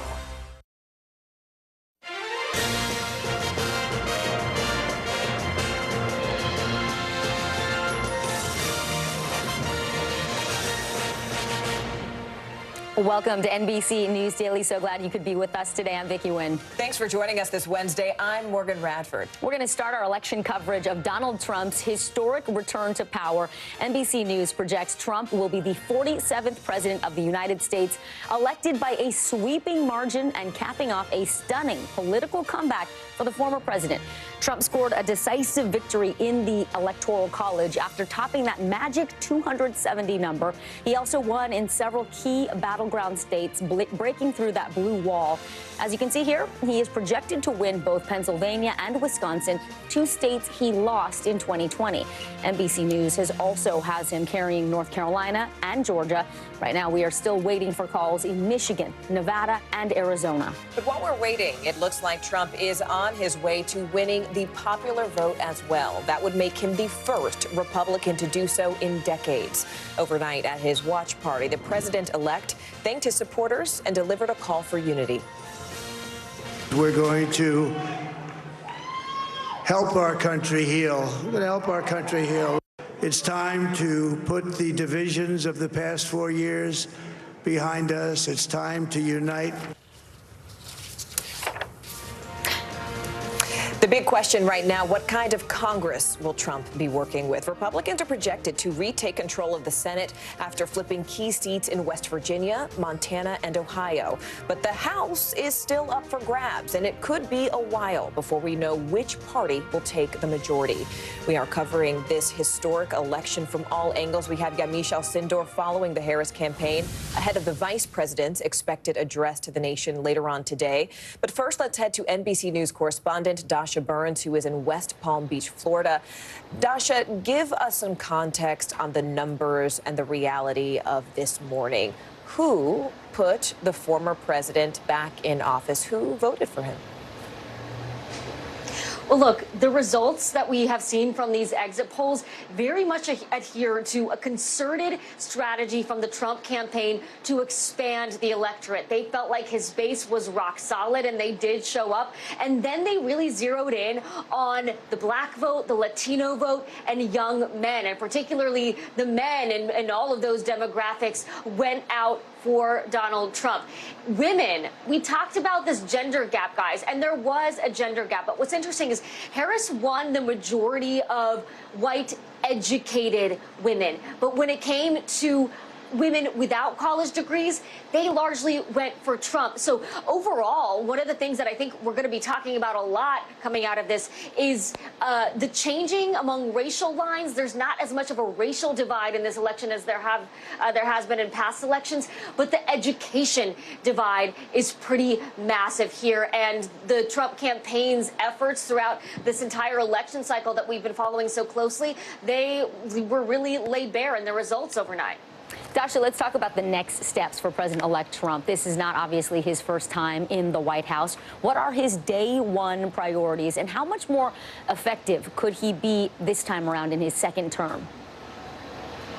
Well, look, overnight, he talked about how he feels he's coming into the White House now with a mandate to make some major changes across government, given his margin of victory, given he will have the Senate as well, the Republican Senate. That means confirmations are going to be easier. He gave a shout out to Robert F. Kennedy Jr. last night, who was poised to play a big role in health. Of course, tech mogul Elon Musk poured tens of millions of his own money to help the former president. Musk has talked about helping slash government spending by potentially trillions. And the former president has talked time and time again about his priority when it comes to immigration, of closing the border and enacting mass deportations pretty much as soon as he gets into office. Because he has been in the White House before, he now feels, and his team talks about this all the time, that he has his footing. He's got his sea legs. He doesn't have that onboarding period that he had the first time. He's going to get in there, and he feels like he knows what he wants to do, guys. All right. Our thanks to Dasha Burns there on the ground. Dasha, thank you. Well, let's go now to NBC News Washington correspondent Yamiche Alcindor. So, Yamiche, sources in the Harris campaign are saying she will call President-elect Trump to concede and that she is planning to deliver a speech later today. What do you think we will hear from her? What does she need to say to the American people and the millions of people who supported her? Well, I can tell you in talking to Harris aides that they are preparing for her to speak at 4 p.m. at Howard University, of course, that being her alma mater, which she had hoped to have a victory party, which, of course, now this is going to be a concession speech. My understanding is that she's going to do what she hopes all presidential candidates would do if they lose, which is that she's going to say she lost this election, that she believes in American democracy, that she's going to be part of a peaceful transfer of power, and that America and its voters have spoken. I should tell you that I've been talking to a number of Harris officials, and they tell me that she is spending this morning and this afternoon working with her team on this concession speech. I was told that she didn't spend a lot of time working on a concession speech or a victory speech because she spent a lot of time, her team, as well, on an uncertainty speech. They thought that the results would not come in this early, so they were preparing to tell Americans to hold on, that they needed to make sure all the votes were counted. Of course, now she's going to be delivering a much different speech. A much different speech. We've seen the gears really shift in a dramatic fashion overnight. And it's interesting, Yamiche, because I was specifically looking at North Carolina, Pennsylvania, and Georgia, like so many others among those 7 states. But Harris underperformed in those crucial battleground states that President Biden won back in 2020. What is the Harris campaign's takeaway? The Harris campaign's takeaway, and I should say I'm talking to people that are also close to the Harris campaign, is that they just needed to do better, and they did. And if you look at and you're putting it up for North Carolina, you have Trump plus 0.3. You look at Georgia, Trump up 2.3. Pennsylvania, Trump up 2.3, Wisconsin, Trump up 0.8 on all of these different numbers. And I think we should just let people take in those numbers for a moment. It really shows that Trump overperformed in all of these battleground states that we're talking about. And the Harris campaign, I think and Democrats are doing a lot of sort of soul searching this morning on what this really means. There's some feeling of whether or not she should have talked more about the economy. She should have maybe talked less about him being a democracy, a threat to democracy. I also talked to someone just a few moments ago who said Democrats really should have been more hands on deck here. Some people wondering whether or not President Joe Biden should have dropped out earlier, not been even allowed by his party to run again. Others saying that maybe he should have been used more and been on the campaign trail talking to the base voters that he did perform well with in the past, thinking of older voters, thinking of union voters. So just a lot of questioning and a big autopsy being written here by Democrats, even now in these first few hours while they're still waiting for Vice President Harris to come out and concede. Which really makes me think about that word that President-elect Trump used last night, which was reconciliation and a realignment. The question is, what does that realignment not only look like for the Republican Party, but what does now that realignment look like for Democrats in response? Yamiche Alcindor joining us live from our Washington, D.C. bureau. Yamiche, thank you. President Trump not the only winner. Last night, Republicans successfully shifted the balance of power in the Senate as well. The GOP have flipped 3 seats so far, securing the majority for the first time in 4 years. But the House control is still up for grabs. We may not know the final result for days or even weeks. In fact, right now, Republicans have a net gain of 3 seats, but there are still more than 40 races left to be called. NBC News senior White House correspondent Kelly O'Donnell is joining us here in studio in New York. Kelly, first, it is great to see you. Wonderful to be with you. Thank you for the incredible work and reporting you have done this historic election cycle. Let's start with the House, because we understand the Senate has gone to Republican control. But which which House races are still left to call? I know the majority are in California, but there's still one here in New York. Well, it's also one of those things where people are now reminded about how House races really are very local. They're about communities and issues that might not be the same part of the national conversation. So you have races in California and in New York where they're going to take time to have to count every ballot. There may be challenges. And ultimately, the swing would need to be for Democrats, a net gain of 4 seats. In this environment, that seems even harder to accomplish, given everything we've just seen in the last 12 hours about how Republicans have done. For House Republicans and their leadership, they are talking right now about trying to have that broad, all-party control of both chambers of Congress as well as the White House, and what that could mean for the next Trump presidency. Democrats are still holding on in some places and believing that they can pick up here and there. But whatever it is, if Democrats have that control, they also then have some subpoena power. They have an opportunity to be a counter voice in the national conversation. We're going to need some time. People will have to be patient. That's not unusual. And the larger storyline of how successful former president, now President-elect Trump was last night, as well as Senate Republicans, we knew they were going to have advantages in the map based on which races were up. But for Democrats, they have lost a couple of their really well-known, long-time, successful senators. John Tester in Montana comes to mind, Sherrod Brown in Ohio. So this is not only kind of an earthquake on the national level from the presidential race, but there's a lot that will need to settle on the congressional level, too, as we go forward. Kelly, I think a question that I have is you've covered a lot of administrations, a lot of different configurations of power, but let's say it is just the Senate and the president controlled by the GOP. These day one priorities, these mass deportations, the drilling for the oil, the war in Ukraine and this peace treaty. What do you think the timeline looks like if the president has at least the Senate? Are these things that can happen much quicker? Well, they are using the word mandate, and that has a specific meaning in this context. When you have an overwhelming vote of the people, that you are supposed to be able to then exert that power. And that means even people of the other party are supposed to go along, not capitulate, but to be giving the president the opportunity to put that mandate forward. And so on the Senate side, it will depend on how controversial the issues are. There's always more room for bipartisanship there. They don't have the 60 votes yet, and that makes a difference. And on the House side, they hold the purse strings. And so things like how would you fund mass deportations? That's a real question that needs to be dealt with. And certainly they'll have plans to try to do that, but then it'll come down to the numbers game of the House. So it is not just a free pass, but there's certainly great advantage for President-elect Trump. What I love about having Kelly on set with us is this wealth of knowledge to tell us, as you said, there were elements of this that is normal. So as people are processing the earthquake, the context of what is legal and congressional protocol, I think, is really important to ground ourselves in this moment. Really helpful. Thank you, Kelly O'Donnell. As always, good to see you. Thank you. Well, during the campaign, Vice President Harris put a lot of focus on women's reproductive rights, while President-elect Donald Trump made a big bet on young male voters who'd never cast a ballot before. Yeah, that gamble, it really paid off. NBC News correspondent Sam Brock has more on the gender gap that drove Trump to election victory. President Trump's campaign celebrating a major strategic victory. This will forever be remembered as the day the American people regained control of their country. The former president's outreach to male voters seemingly paying off.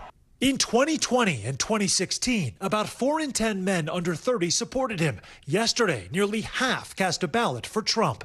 Among men who turned out for the first time, 62% supporting Trump, while 36% supported Harris. The Trump campaign has taken an unconventional approach, including appearances with unconventional media figures popular with male voters. Trump even saying he consulted his son Barron for advice.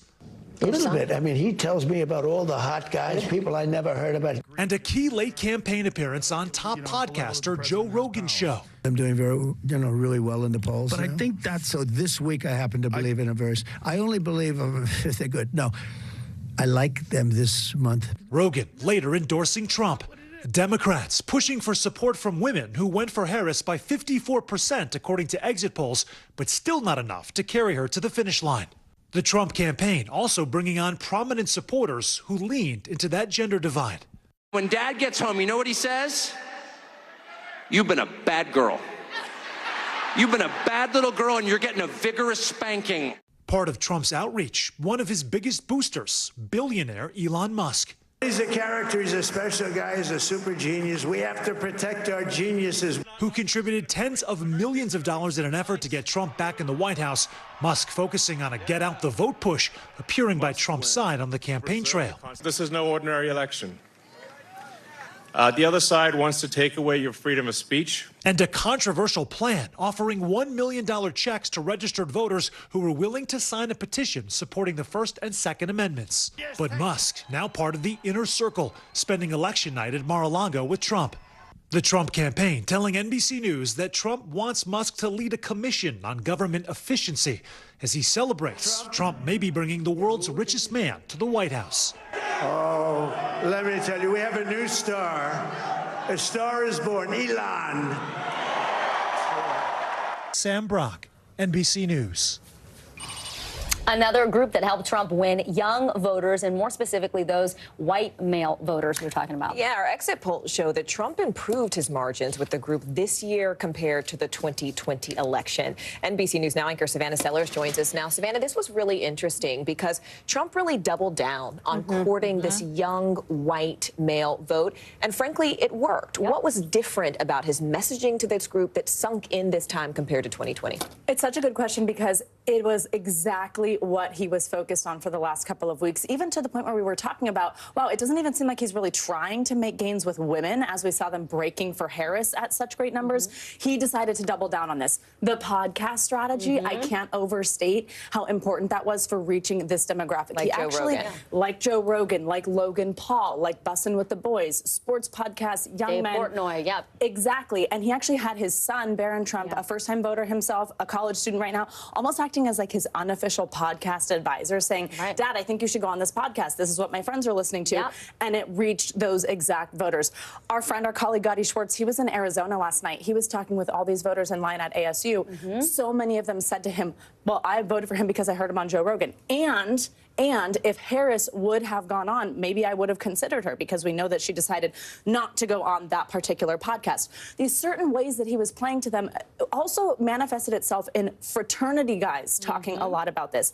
We also heard last night a few people saying, I don't listen to polls, I look at the odds. Young men who are in these betting rooms. circles, that type of demographic really resonated with the message and the fact that they were being specifically reached out to. You've been on a lot of college campuses in different states, Savannah. What were you seeing towards the end as we got closer and closer to Election Day? What were the things these young voters and the young male voters were saying to you mattered to them? So the activation on college campuses was intense. I was in Michigan, I was in Wisconsin, I was on the phone with people in North Carolina. North Carolina, for example, it was actually the young Democrats working hand in hand, by the way, with the Harris campaign that lobbied the state for more polling locations on campus. They made it so that student ID could be an acceptable form of identification on a lot of those campuses. But they were also doing a pretty bipartisan get out the vote effort. They were handing out something called commit to vote cards. When you put in your info there, they would actually send you a Google Calendar invite with your nearest polling location and times that you should show up there. So they were really informing young people where they should vote. In a nonpartisan way. In a nonpartisan way. If you signed up on one of those cards, they were going to give it to you. If you had a physical card, on the back of it was a picture of Harrison Walls.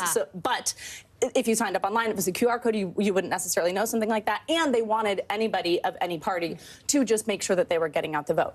What I heard from young men the most was far and away the economy, which continued to track last night as the top issue among young men, for sure. For young women, by the way, it was abortion, which was also a motivating issue, but that margin just didn't close. Those young men came out on these issues that mattered to them. All right, and it did pay off. Savannah Sellers, thank you so much. Appreciate it. Thanks, Savannah. Let's turn now to our CNBC Money Minute. Wall Street is rallying today with the markets hitting new record highs the morning after the election. In fact, the Dow is currently up by more than 1,300 points. CNBC Tech Check anchor Deirdre Bosa joins us now. So, Deirdre, let's walk through these numbers that we're seeing, why the markets are loving this Trump presidency. Hey, Vicki and Morgan. So the last time the Dow rallied more than 1,000 points in a single day, that was back in November of 2022. Stocks that could stand to benefit from Donald Trump's presidency are rallying. Shares of Tesla, whose CEO Elon Musk is a major backer of Trump, surging 14% today, while banking stocks such as JP Morgan Chase and Bank of America, they're up at least 6%. Meanwhile, the price of Bitcoin jumped above $75,000 in early trading today, smashing its previous record set in March. The world's second most popular currency, Ether, that surged 8%. Now, Trump embraced crypto ahead of the election, pledging to make the U.S. the crypto capital of the world and to create a Bitcoin reserve. And finally, NVIDIA. It's now the world's most valuable company, passing Apple for the second time. The chipmaker closed Tuesday to a $3.43 trillion market cap, ahead of Apple's $3.4 trillion. NVIDIA is the dominant supplier of GPUs, which power AI software such as OpenAI's ChatGPT. That stock up more than 200% this year alone. Guys, back to you. Deirdre, remind us what NVIDIA makes. What does NVIDIA make? Right, GPUs. So That's these right. are These in our chips cell or phones. semiconductors that essentially, they're basically in the infrastructure for artificial intelligence. So the reason that ChatGPT and many of these chatbots today exist is they need enormous compute power, and NVIDIA really dominates this market. They make the chips that make that possible. Got it. Our Deirdre Vosa. Thanks so much, Deirdre. We appreciate it. And stay right here. You are watching NBC News Daily.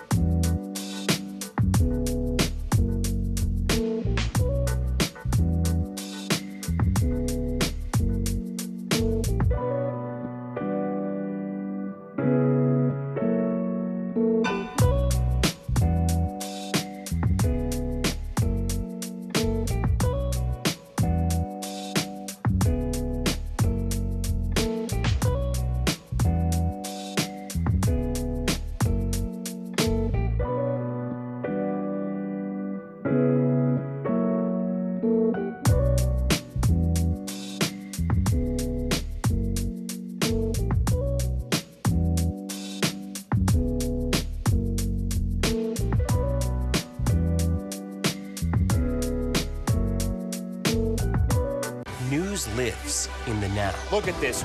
You can't even see anything anymore. Let's break down what we know. You gotta see this. News for the generation of now is NBC News Now. Closer to the Gaza border.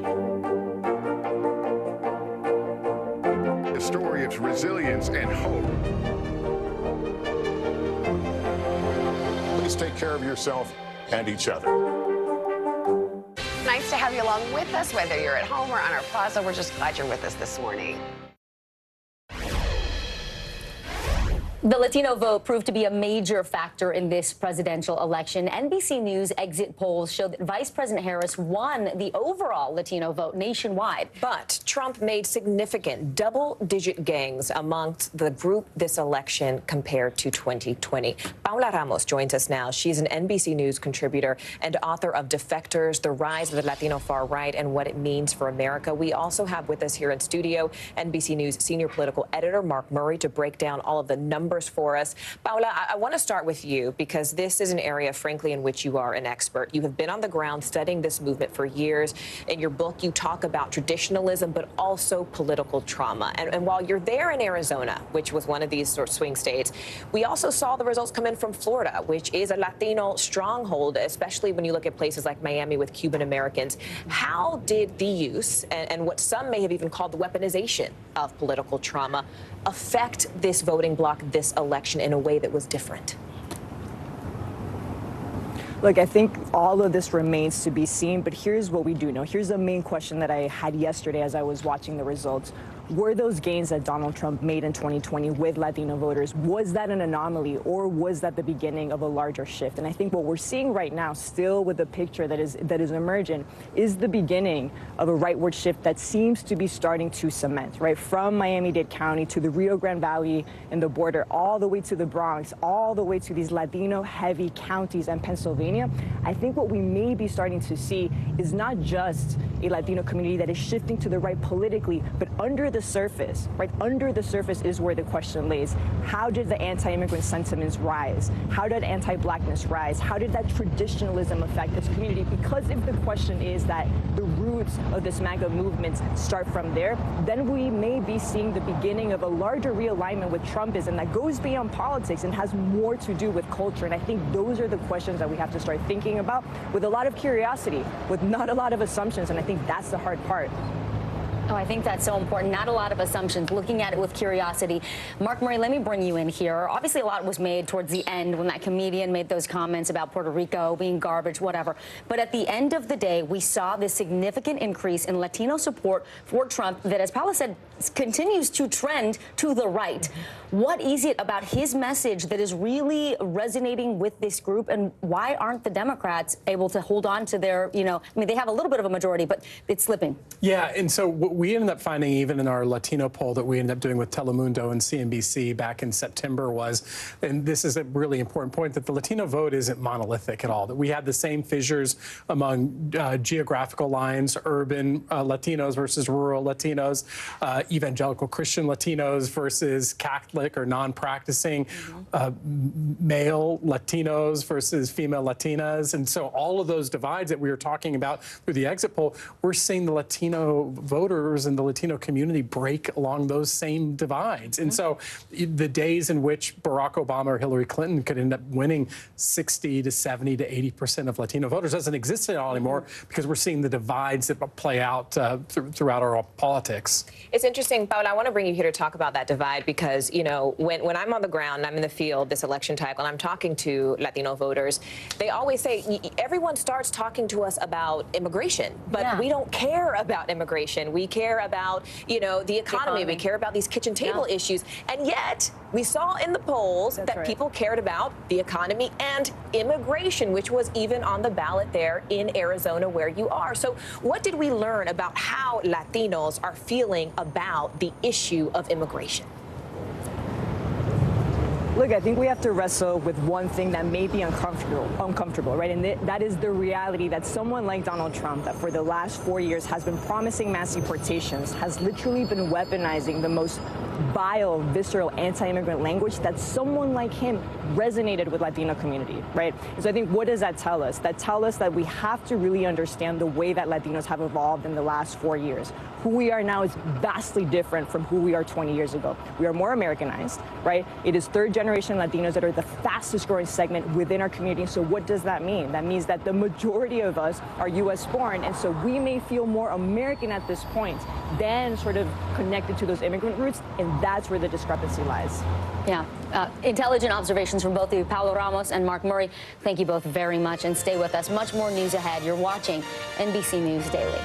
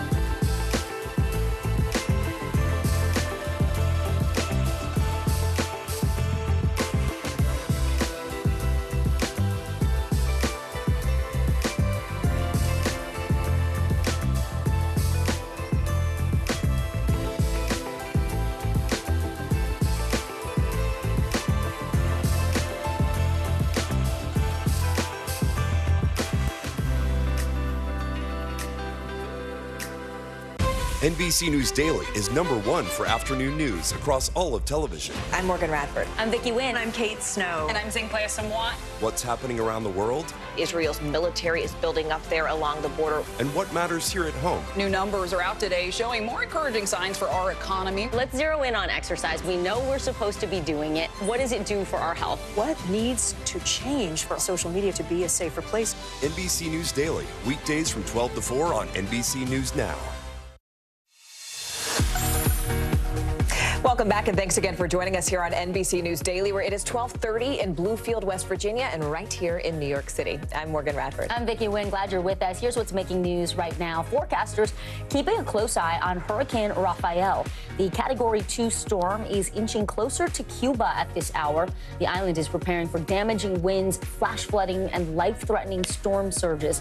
Rafael is expected to weaken once it hits the Gulf of Mexico, but parts of the Florida Keys are currently under tropical storm warnings. The election paved the way for historic wins among members of the LGBTQ+ community and women of color. First, Sarah McBride won Delaware's at-large congressional seat to become the first openly transgender member of Congress. And 2 black women will serve together in the Senate for the very first time. Maryland elected Angela Also Brooks, while Delaware elected Lisa Blunt Rochester. Both are Democrats. International leaders are weighing in on Donald Trump's historic election victory. French President Emmanuel Macron posted on X that France is, quote, ready to work together, while NATO's Secretary General wrote that Trump's leadership will, quote, again be key to keeping our alliance strong. Victories in 4 pivotal swing states helped propel Donald Trump to president-elect. A projected victory in Wisconsin gave him the final 10 electoral votes that he needed to push ahead of Vice President Kamala Harris. Even before that, he carried North Carolina, Georgia, and Pennsylvania. So how much of an impact did these key states have on this election, and where did the Harris campaign lose traction? NBC News senior business correspondent Christine Romans is here to break down how it all happened. So, Christine, Democrats wanted to win those blue wall states, Michigan, Wisconsin, Pennsylvania, but did they underestimate how much the economy would matter to voters in these swing states? And how did Trump connect in a way that Harris really just didn't? Yeah, our exit polling really showed that the economy was really dragging on voter psyche heading into here. And you're absolutely right. He flipped Georgia. He kept North Carolina. And then you get to Pennsylvania.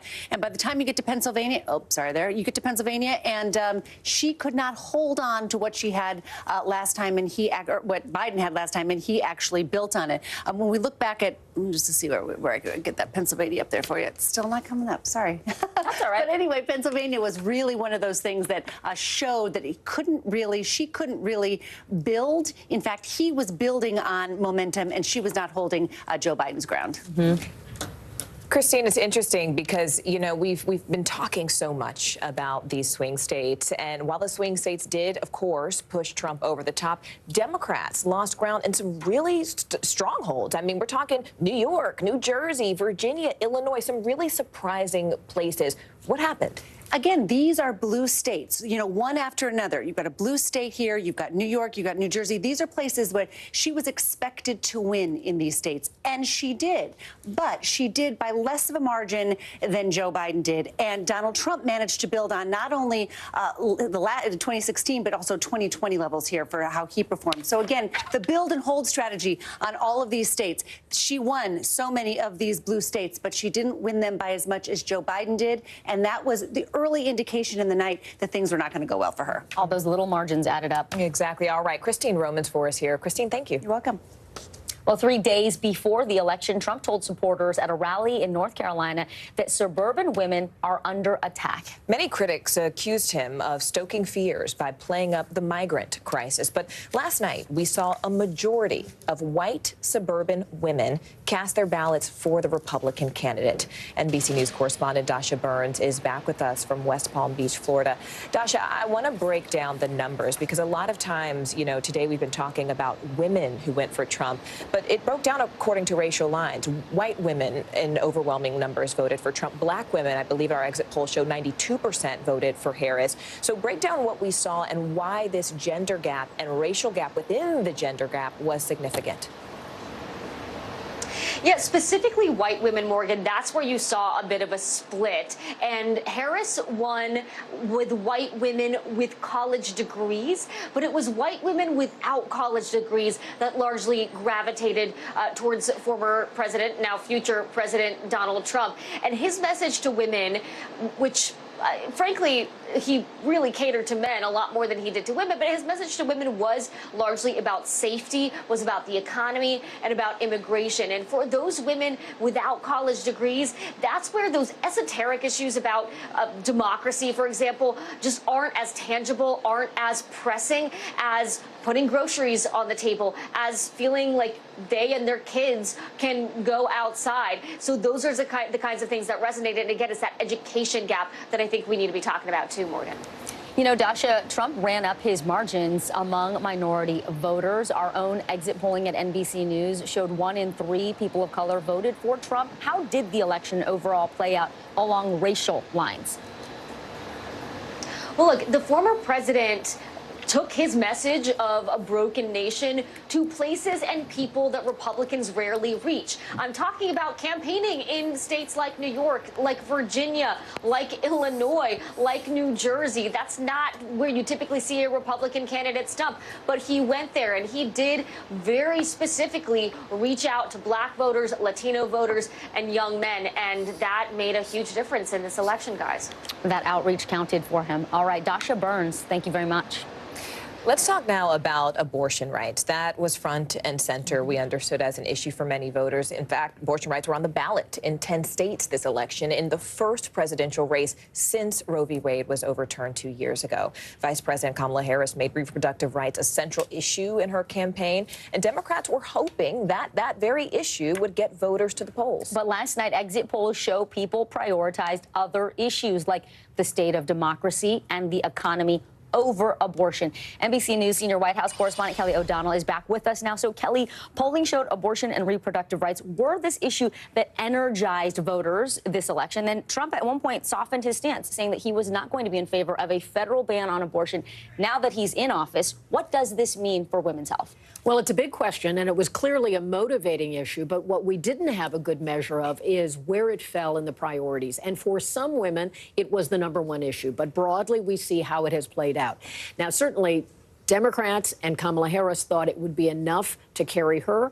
The distinction with the states that put it on the ballot allowed voters to separate top of the ticket candidate choice and dealing with the right that they either wanted to affirm or reject. And we saw in 10 states this was on the ballot. 3 did not go forward with it. 7 did. And it's either in a case of, and looking at different states where they already had legal abortion, or they would enshrine it so that it could not be subject to the whims of the next state legislature and that kind of thing. In the places where it didn't, Florida is one of those examples, it required a 60% threshold. It came just short of that. So there was a clear majority wanting this, but not enough, right? Okay. And so I think one of the big issues will certainly be, will Donald Trump adhere to what he said is that he wanted it only dealt with at the state level? There will be a push, certainly from some Republicans, to at least introduce a national ban. It's so interesting you brought up Florida, because you mentioned coming beneath that 60% threshold. At 57%, Floridians said we do vote for having abortion rights enshrined. But there was a state that went for Donald Trump. So they were not comfortable with the consequences of his administration and what his administration would call for. Which states ultimately passed abortion measures, Kelly? Blue states that you would expect. You see it in Colorado, you see it in Maryland, and so forth. And what is so striking about that is that some of it is also having to deal with maybe the issue and then looking at the specifics. At what period of time in a pregnancy would voters support these kinds of changes? That can be very complicated, and people who may even want these rights to be reinstated might have differences about how long into a pregnancy there could be abortion services. And so a lot of it is detail by detail. We saw that in Florida and South Dakota, it was an absolute rejection. Kelly O'Donnell, as always, thank you so much. We appreciate it. Thank you, Kelly. Well, as we were mentioning, the economy, a key issue in this election. NBC News exit polling shows nearly 70% of voters say they feel the economy is not so good or poor. But Wall Street is riding high today after Trump's win. The Dow, S&P 500, and the tech-heavy NASDAQ all hitting record highs. Editor-in-chief of Investopedia, Caleb Silver, joins us now.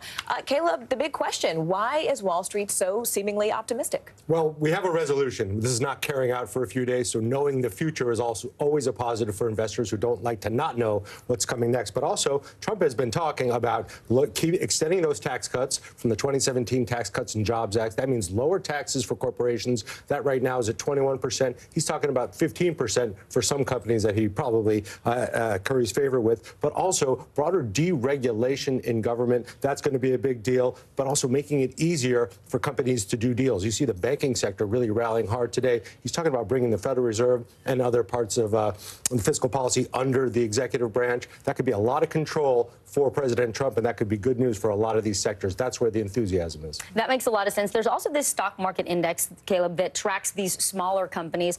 Are they basically on this train of less regulation, easier to do deals? They feeling the same way? Yeah, that's the Russell 2000, and they're not so small, $2 billion to about $12 billion, but they are benefiting, and they will benefit from lower interest rates. And if he's really serious about putting the Federal Reserve under the executive branch, and I don't know if that's possible, but you never know, then that could mean lower rates for a long time, less regulation, easier to attract money for these small businesses. It's the tariffs part that everybody has questions about, because tariffs are not good for any businesses that import. No, and nor are they good for consumers. Tariffs end up costing consumers more. Yeah, lower taxes, higher tariffs. All right, Caleb Silver with Investopedia. Thank you so much, Caleb. Thanks, Caleb.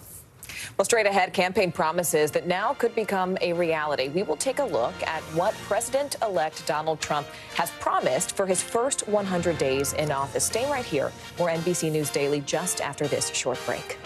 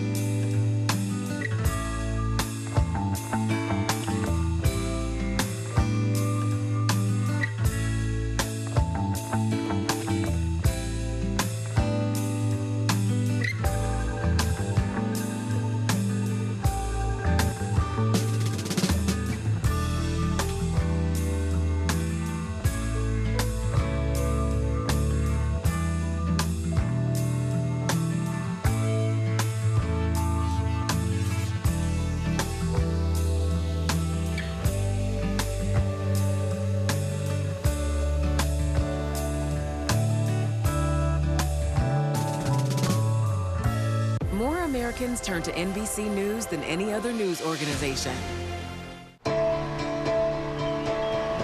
Live from studio. Mornings are full of possibility and energy.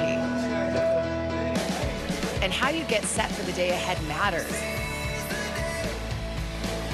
Take charge of those first hours. It's about getting caught up. And really, it's about getting ahead. And that's what drives us every morning. Because every day deserves the best start.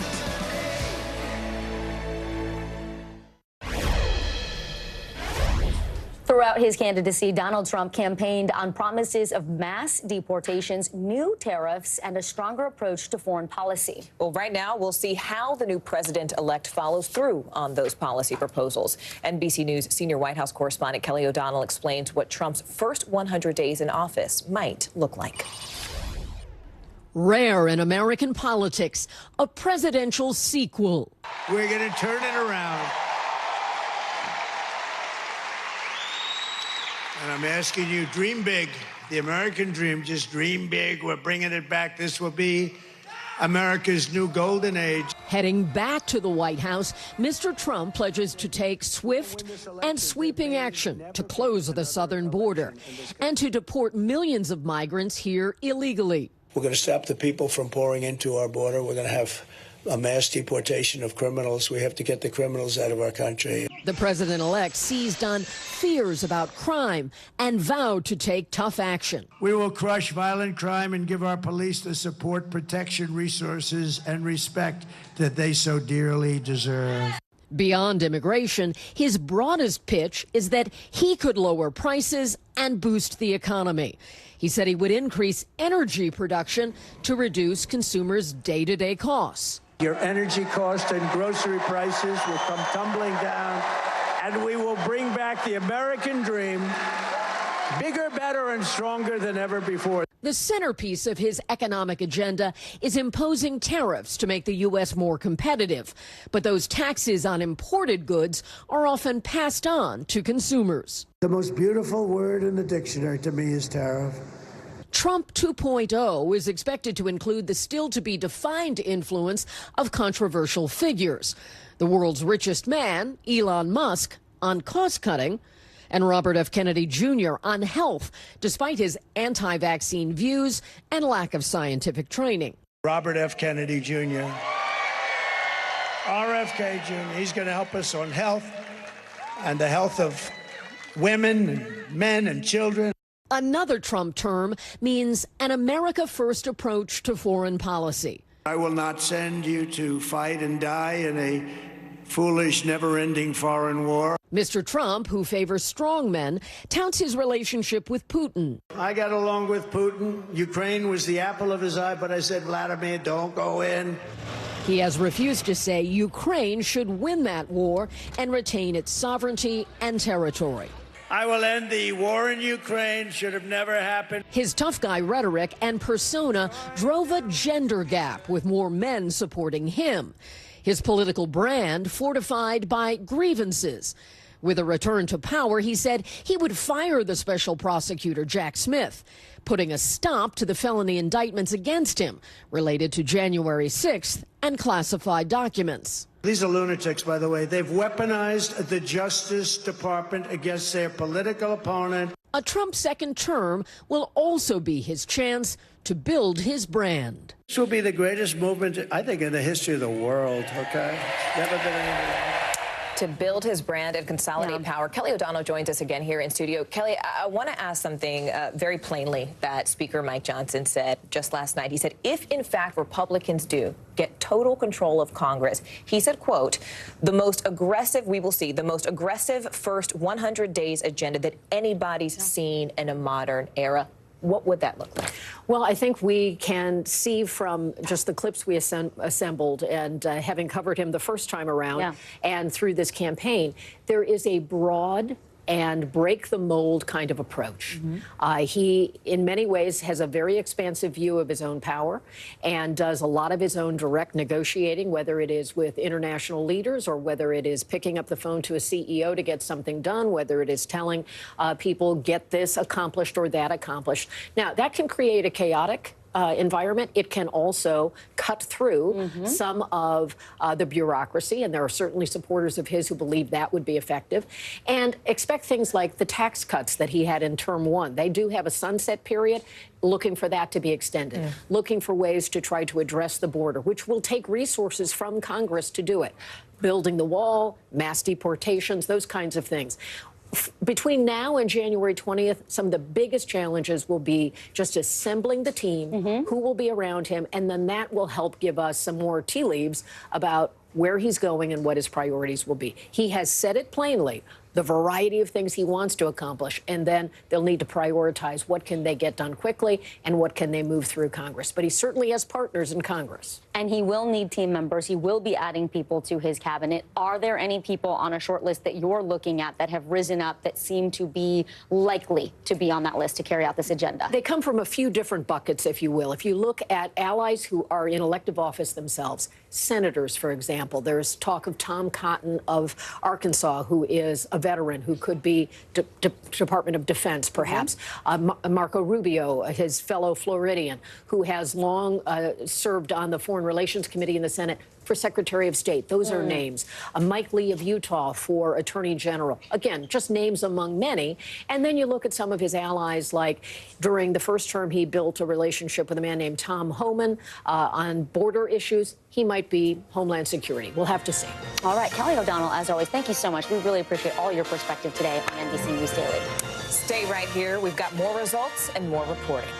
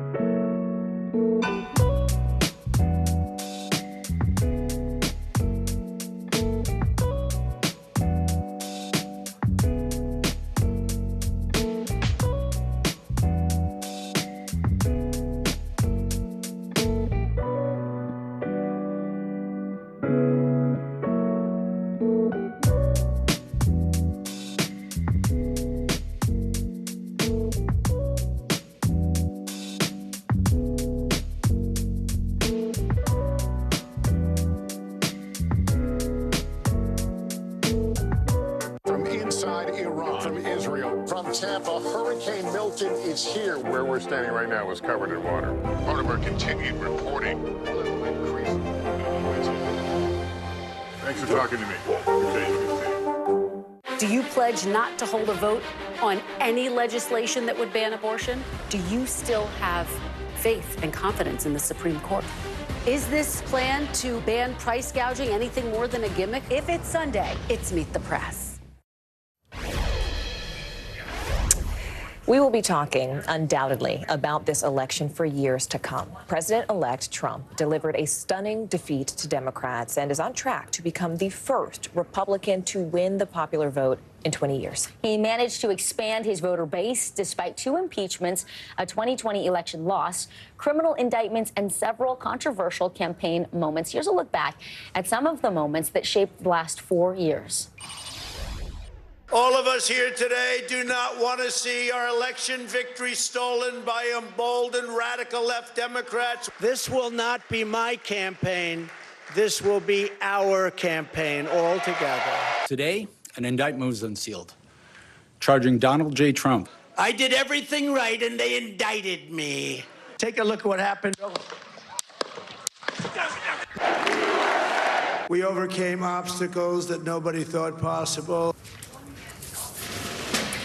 Jonathan Alter joins us now. He is an NBC News contributor. He's also the author of American Reckoning, Inside Trump's Trial and My Own. Jonathan, thank you for being here. Hi, Vicki. First, I just want us to sort of pause and reflect on this election, right? You have Kamala Harris, the vice president, running to be the first female president of this country. President-elect Trump, the second president to be elected after he lost, and he's also the first to be convicted of a crime. He has all of these outstanding issues as well. Just pause and let us kind of take this in. What do you make of this? Because I think it's really interesting. There are voters that came of age in this election that have never known, basically, anyone other than a candidate Trump. Yeah, well, this is a momentous event in American history. So you mentioned, and there was one other president, Grover Cleveland, who ran for re-election and lost, and then in the 19th century, and then he ran again and won and ended up serving 8 years, but his was not nearly as consequential as this. When you take a step back and think about the idea that the United States has just elected a convicted felon as president of the United States, setting aside everything else, it's just an astonishing event. And so I think that while a lot of people who are for Harris feel that democracy died last night because we elected a strong man, and he's a strong man by his own definition. His friends, his peer group, the people he admires on the world stage, they're all strong men, right? So they feel that this is a threshold that's been crossed because we've elected a strong man. And I would just say to those Harris supporters, there's nothing permanent about this. The struggle over democracy goes on. It doesn't end with one election. But this was a severe setback to the ideals on which this nation was founded. We got our independence from a strong man, George III. We set up our system to prevent people from feeling like they were the law. And now we have a leader who believes he's a law unto himself, and we're going to be contending with that for the next 4 years at least. Jonathan, I think what you said is so powerful when you said nothing is permanent. When we talk to voters, the economy was such a big issue. And when inflation is highest in this country, during those administrations, that's when we see one-term presidents. We know this historically. But this is a president who was a one-term and made a comeback. And I find that word comeback so telling. It's something that J.D. Vance called the greatest political comeback in the history of the USA. And there are voters this morning who are waking up saying, how did we choose an indicted candidate from which there was public scandal to come back from over a candidate from whom never had to make a comeback over any public scandal? Is this historic in terms of a comeback momentum? Oh, yes. Oh, yes. So the only modern comparison is Richard Nixon, who was defeated in the 1960 election. John F. Kennedy beat him. And then 8 years later, he made this astonishing comeback and became president and served for 5 years because he was, he eventually had to resign in scandal. But Nixon's comeback is nothing compared to this in terms of what he came back from. So Nixon, at that point, he hadn't been impeached. In fact, he never ended up being impeached. He resigned before impeachment. But we've just never seen anything on this scale. And to your earlier question, we now have a generation of young people who this is what they think a president is. They don't have another model for what a president should be. But and as that's a sad thing. These things are not permanent. Jonathan Alter for us. Jonathan, thank you so much. I'm Morgan Radford. I'm Vicki Wynn. Stay with us. You're watching NBC News.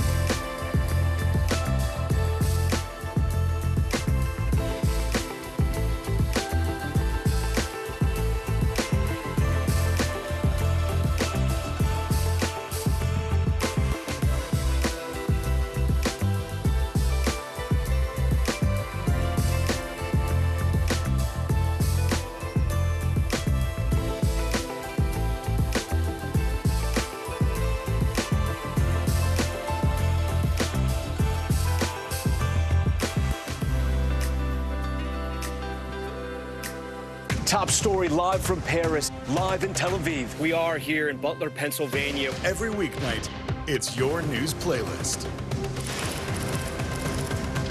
Top Story with Tom Yamas, streaming weeknights at 7 on NBC News Now. Closer to the Gaza border. A story of resilience and hope. Please take care of yourself and each other.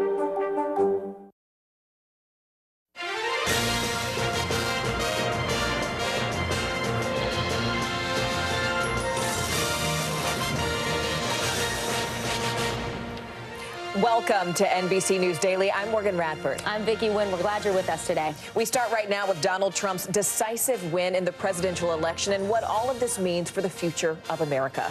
NBC News projects Trump will be the 47th president of the United States, thanks in large part to the red wave that swept across several key battleground states. NBC News has him carrying Pennsylvania, Wisconsin, North Carolina, and Georgia. But as of this hour, we are still waiting for calls in Michigan, Nevada, and Arizona. Sources tell NBC News Vice President Harris is expected to call Trump at some point today to concede the race. The White House has also confirmed that she is set to address the nation later this afternoon around 4 p.m.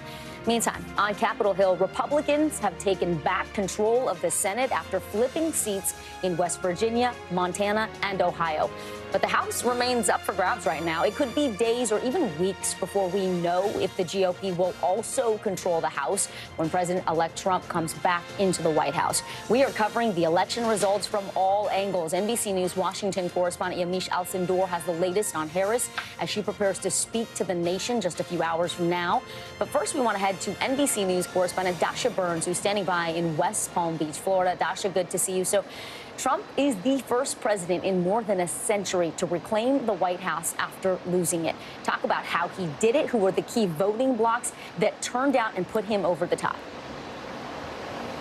Well, look, the former president, Vicki, reached out to people and to places where Republicans rarely go. He campaigned in major metro areas, even in some blue states. And his campaign specifically zeroed in on Black and Latino voters and on young voters. And our exit polling shows that he won 1 in 3 voters of color. A Republican hasn't done that in a very long time. The goal for the Trump campaign, the strategy was hang on to their base, which was rock solid, they felt, and then expand it and chip away at the Democratic coalition. And they seem to have done just that, Morgan. Dasha, it's interesting because you personally have been covering Trump and his campaigns for years now, crisscrossing the country. We find you now in Florida. How might his second term differ from what we've already seen in his first term?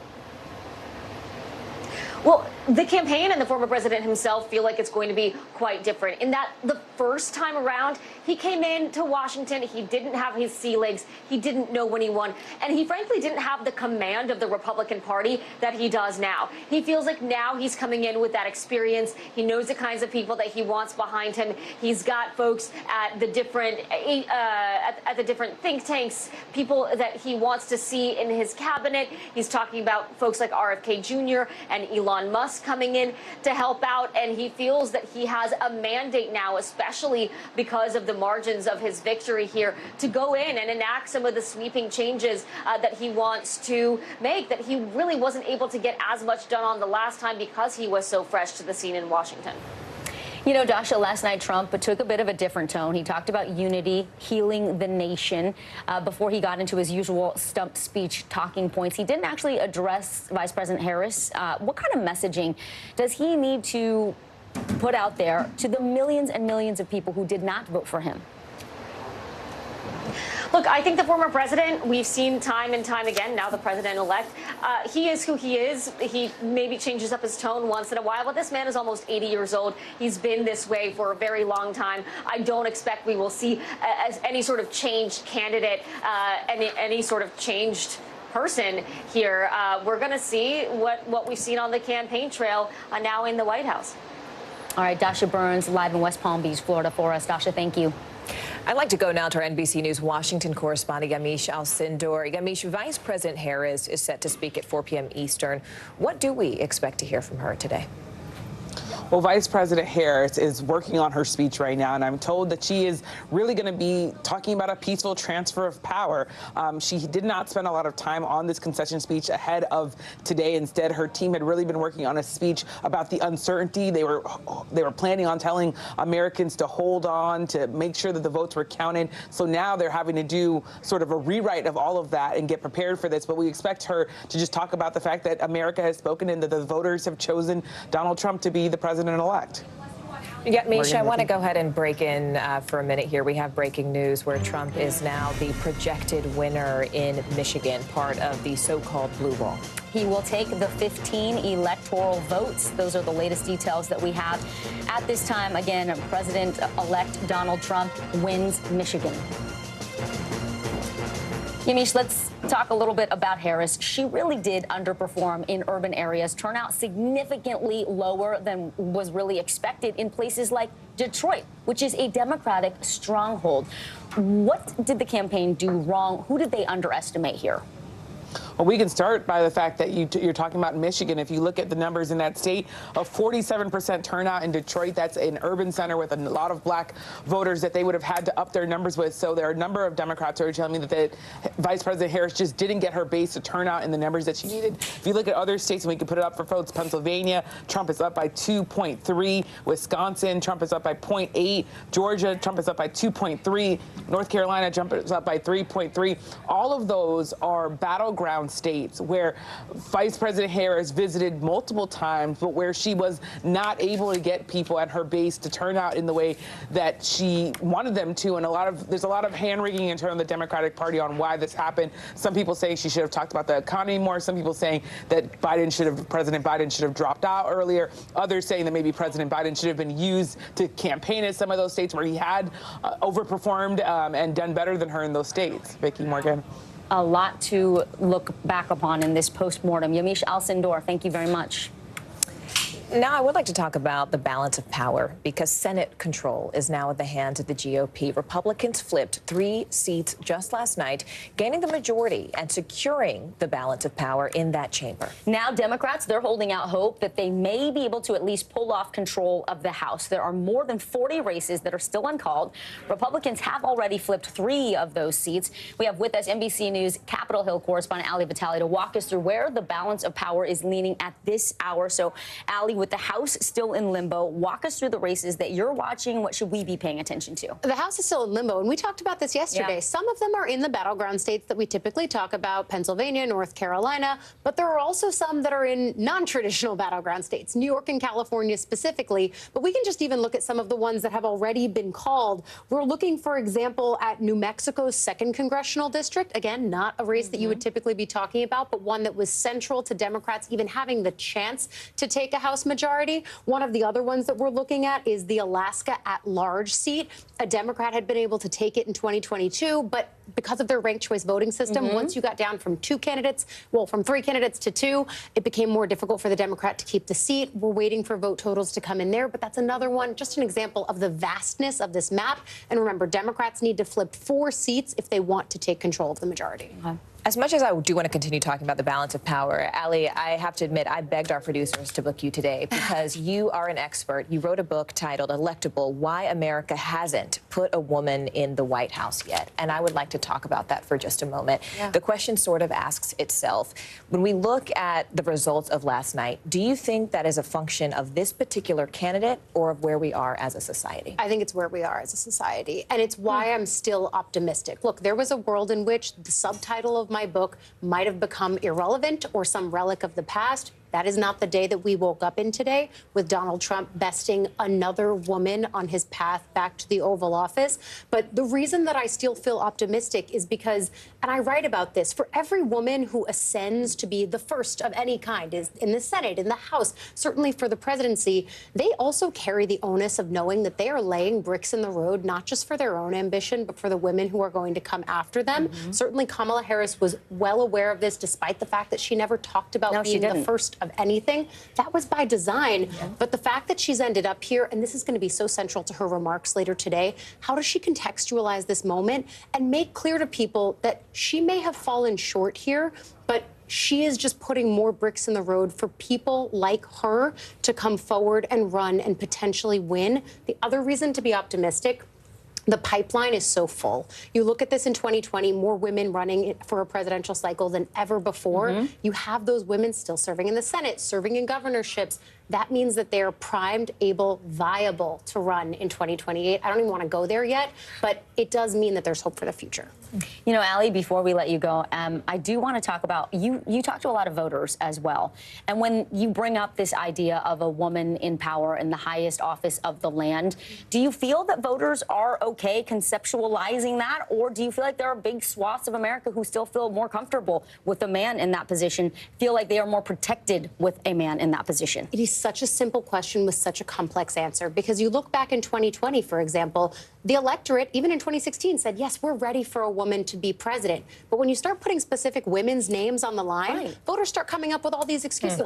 I just don't like this about her. There's something about her that I don't like. And so that is the untangible of sexism, of racism. And that's what makes it hard to quantify in moments like this one. But we also know that there are different explanations coming out for why we saw the electorate shift in 2024 in new ways around Latino voters, around Black voters. These are conversations that have race, gender, and policy all baked into them at once. And it's why it's going to take a little bit of time for us to unspool this. Voters are ready, but the imagination gap still exists at this point. And that means that the next woman who comes has that little bit of extra work to do still. And sometimes the isms, right? Voters don't want to share the isms. They don't want to name the isms. So instead, they use other issues as the red herring to cover up the isms that they find aren't palatable.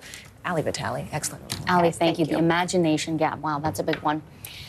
Well, during the campaign, Vice President Kamala Harris put a lot of focus on women's reproductive rights, while President-elect Trump made a big bet on young male voters who had never cast a ballot before. His gamble really paid off. NBC News correspondent Sam Brock has more on the gender gap that drove Trump to election victory.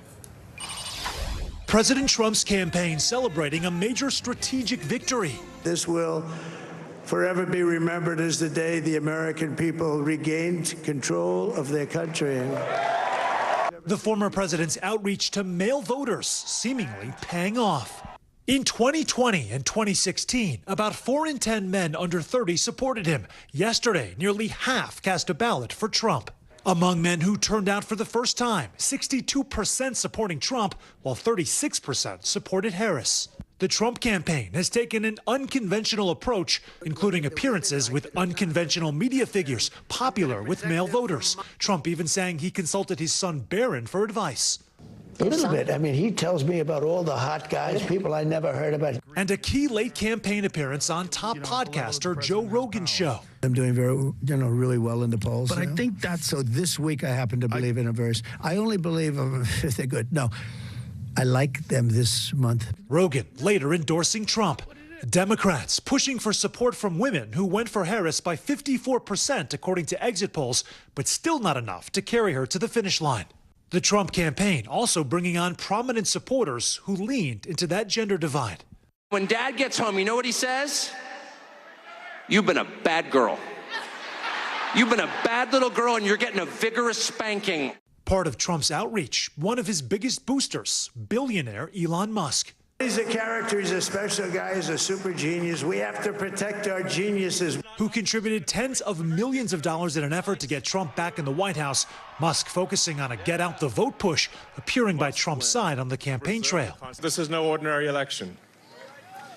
The other side wants to take away your freedom of speech. And a controversial plan offering $1 million checks to registered voters who were willing to sign a petition supporting the First and Second Amendments. But Musk, now part of the inner circle, spending election night at Mar-a-Lago with Trump. The Trump campaign telling NBC News that Trump wants Musk to lead a commission on government efficiency as he celebrates Trump may be bringing the world's richest man to the White House. Oh, let me tell you, we have a new star. A star is born, Elon. Sam Brock, NBC News.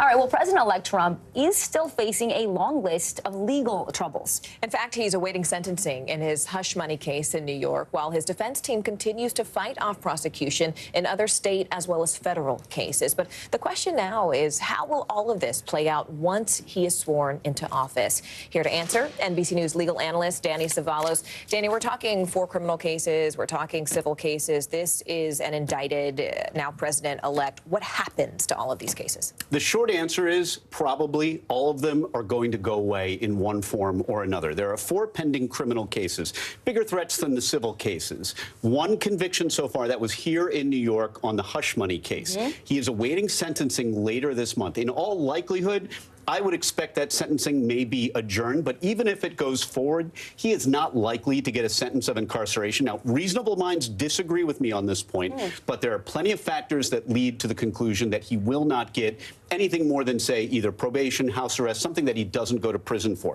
But let's say he is sentenced to prison and the sentencing goes forward in November. He's not going anywhere because, in all likelihood, that sentence could not be served with him in the White House. Obviously, we've never dealt with this, but the short answer is the Constitution's supremacy clause likely prevents incarcerating a sitting president. Wow. So that case, the biggest threat to Trump, is no longer as big a threat. The federal cases, 2, will go away completely. 1 is technically dismissed right now. The other is in sort of limbo as the judge figures out how much the immunity decision does or doesn't apply. But once Donald Trump becomes the chief executive, he will simply get rid of those cases, and he doesn't need a pardon to do it. Let's go back to the immunity, because the Supreme Court made a ruling this summer, right, that said your actions that you did while you were in office, former actions, you can be immune for those. But a sitting president always has immunity anyway, right? So it's so interesting. We talk a lot about the immunity decision, but really what that decision focused on, the Supreme Court, was the extent to which a former president has immunity for things that happened while he was in office. It really doesn't challenge what we've all taken to be truth for a long time, that a president, while in office, is not to be prosecuted, certainly not by state authorities and usually not by the DOJ, which has its own policy not to do that. These are really complex issues. I'm trying to give you some shorthand for them, but the bottom line is, even immunity decision or not, had we not had that Supreme Court decision, in all likelihood, a sitting president is immune from all prosecution, which fits into the theory that the president in our governmental system is the one person who's the singular head of a branch. You can prosecute a Supreme Court justice. The court moves on. You can prosecute a congressman. We just had that happen. The Congress, the Senate, the House, they move on.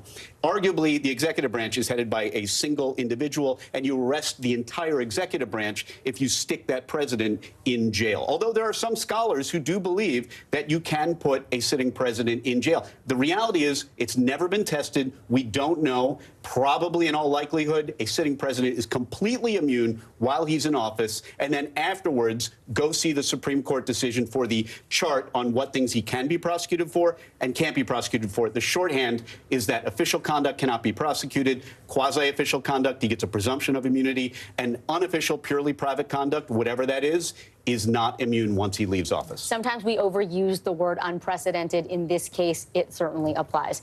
Danny Savalos, as always, we appreciate your legal analysis. It's time now for a CNBC Money Minute. With Donald Trump securing victory over Kamala Harris in the presidential election, Wall Street is hitting all-time highs. The Dow climbed more than 1,000 points in one day for the first time since 2022. CNBC senior markets correspondent Dominic Chu joins us now. So, Dom, what are the numbers telling us as the markets react to this Trump win?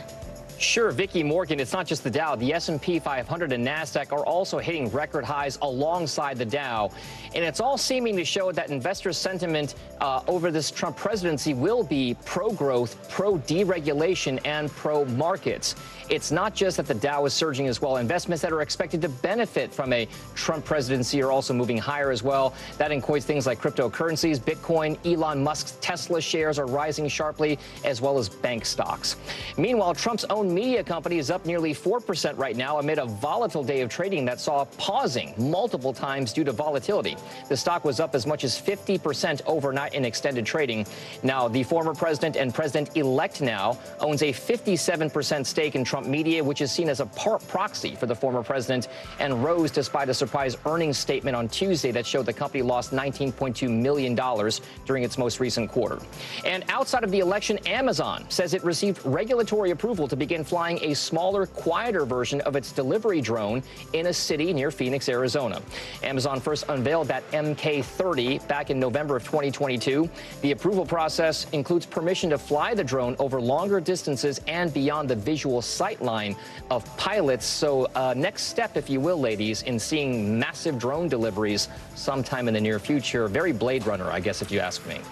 Dom, they got over the FAA, but I'm telling you, it's the HOA they're going to have to get over. All right, Dom, thank you so much. We appreciate it.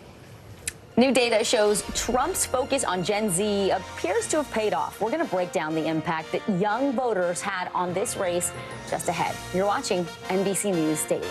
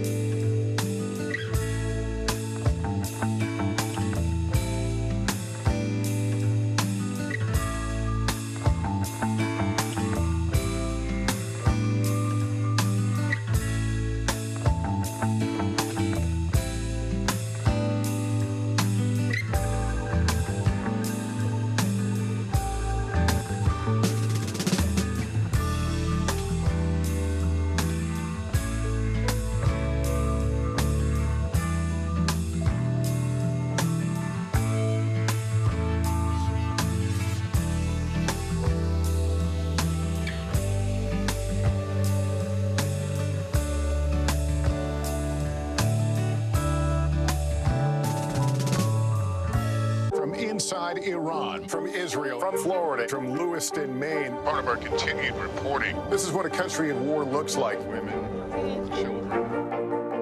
What is it like? Countless neighborhoods across the region that look just like this. Everybody good? I get took for all this damage to it.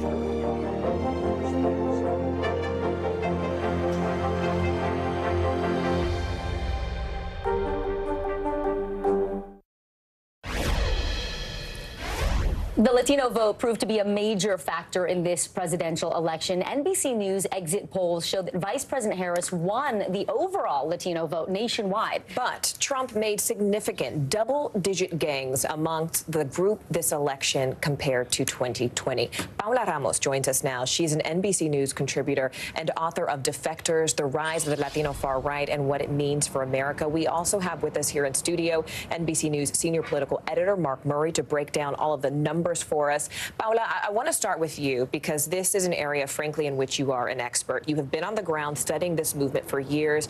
In your book, you talk about traditionalism, but also political trauma. And while you're there in Arizona, which was one of these sort of swing states, we also saw the results come in from Florida, which is a Latino stronghold, especially when you look at places like Miami with Cuban Americans. How did the use and what some may have even called the weaponization of political trauma affect this voting bloc this this election in a way that was different? Look, I think all of this remains to be seen, but here's what we do know. Here's the main question that I had yesterday as I was watching the results. Were those gains that Donald Trump made in 2020 with Latino voters, was that an anomaly, or was that the beginning of a larger shift? And I think what we're seeing right now, still with the picture that is emerging, is the beginning of a rightward shift that seems to be starting to cement, right? From Miami-Dade County to the Rio Grande Valley and the border, all the way to the Bronx, all the way to these Latino-heavy counties and Pennsylvania. I think what we may be starting to see is not just a Latino community that is shifting to the right politically, but under the surface, right? Under the surface is where the question lays. How did the anti-immigrant sentiments rise? How did anti-blackness rise? How did that traditionalism affect this community? Because if the question is that the roots of this MAGA movement start from there, then we may be seeing the beginning of a larger realignment with Trumpism that goes beyond politics and has more to do with culture. And I think those are the questions that we have to start thinking about with a lot of curiosity, with not a lot of assumptions, and I think that's the hard part. Oh, I think that's so important. Not a lot of assumptions, looking at it with curiosity. Mark Murray, let me bring you in here. Obviously, a lot was made towards the end when that comedian made those comments about Puerto Rico being garbage, whatever. But at the end of the day, we saw this significant increase in Latino support for Trump that, as Paula said, continues to trend to the right.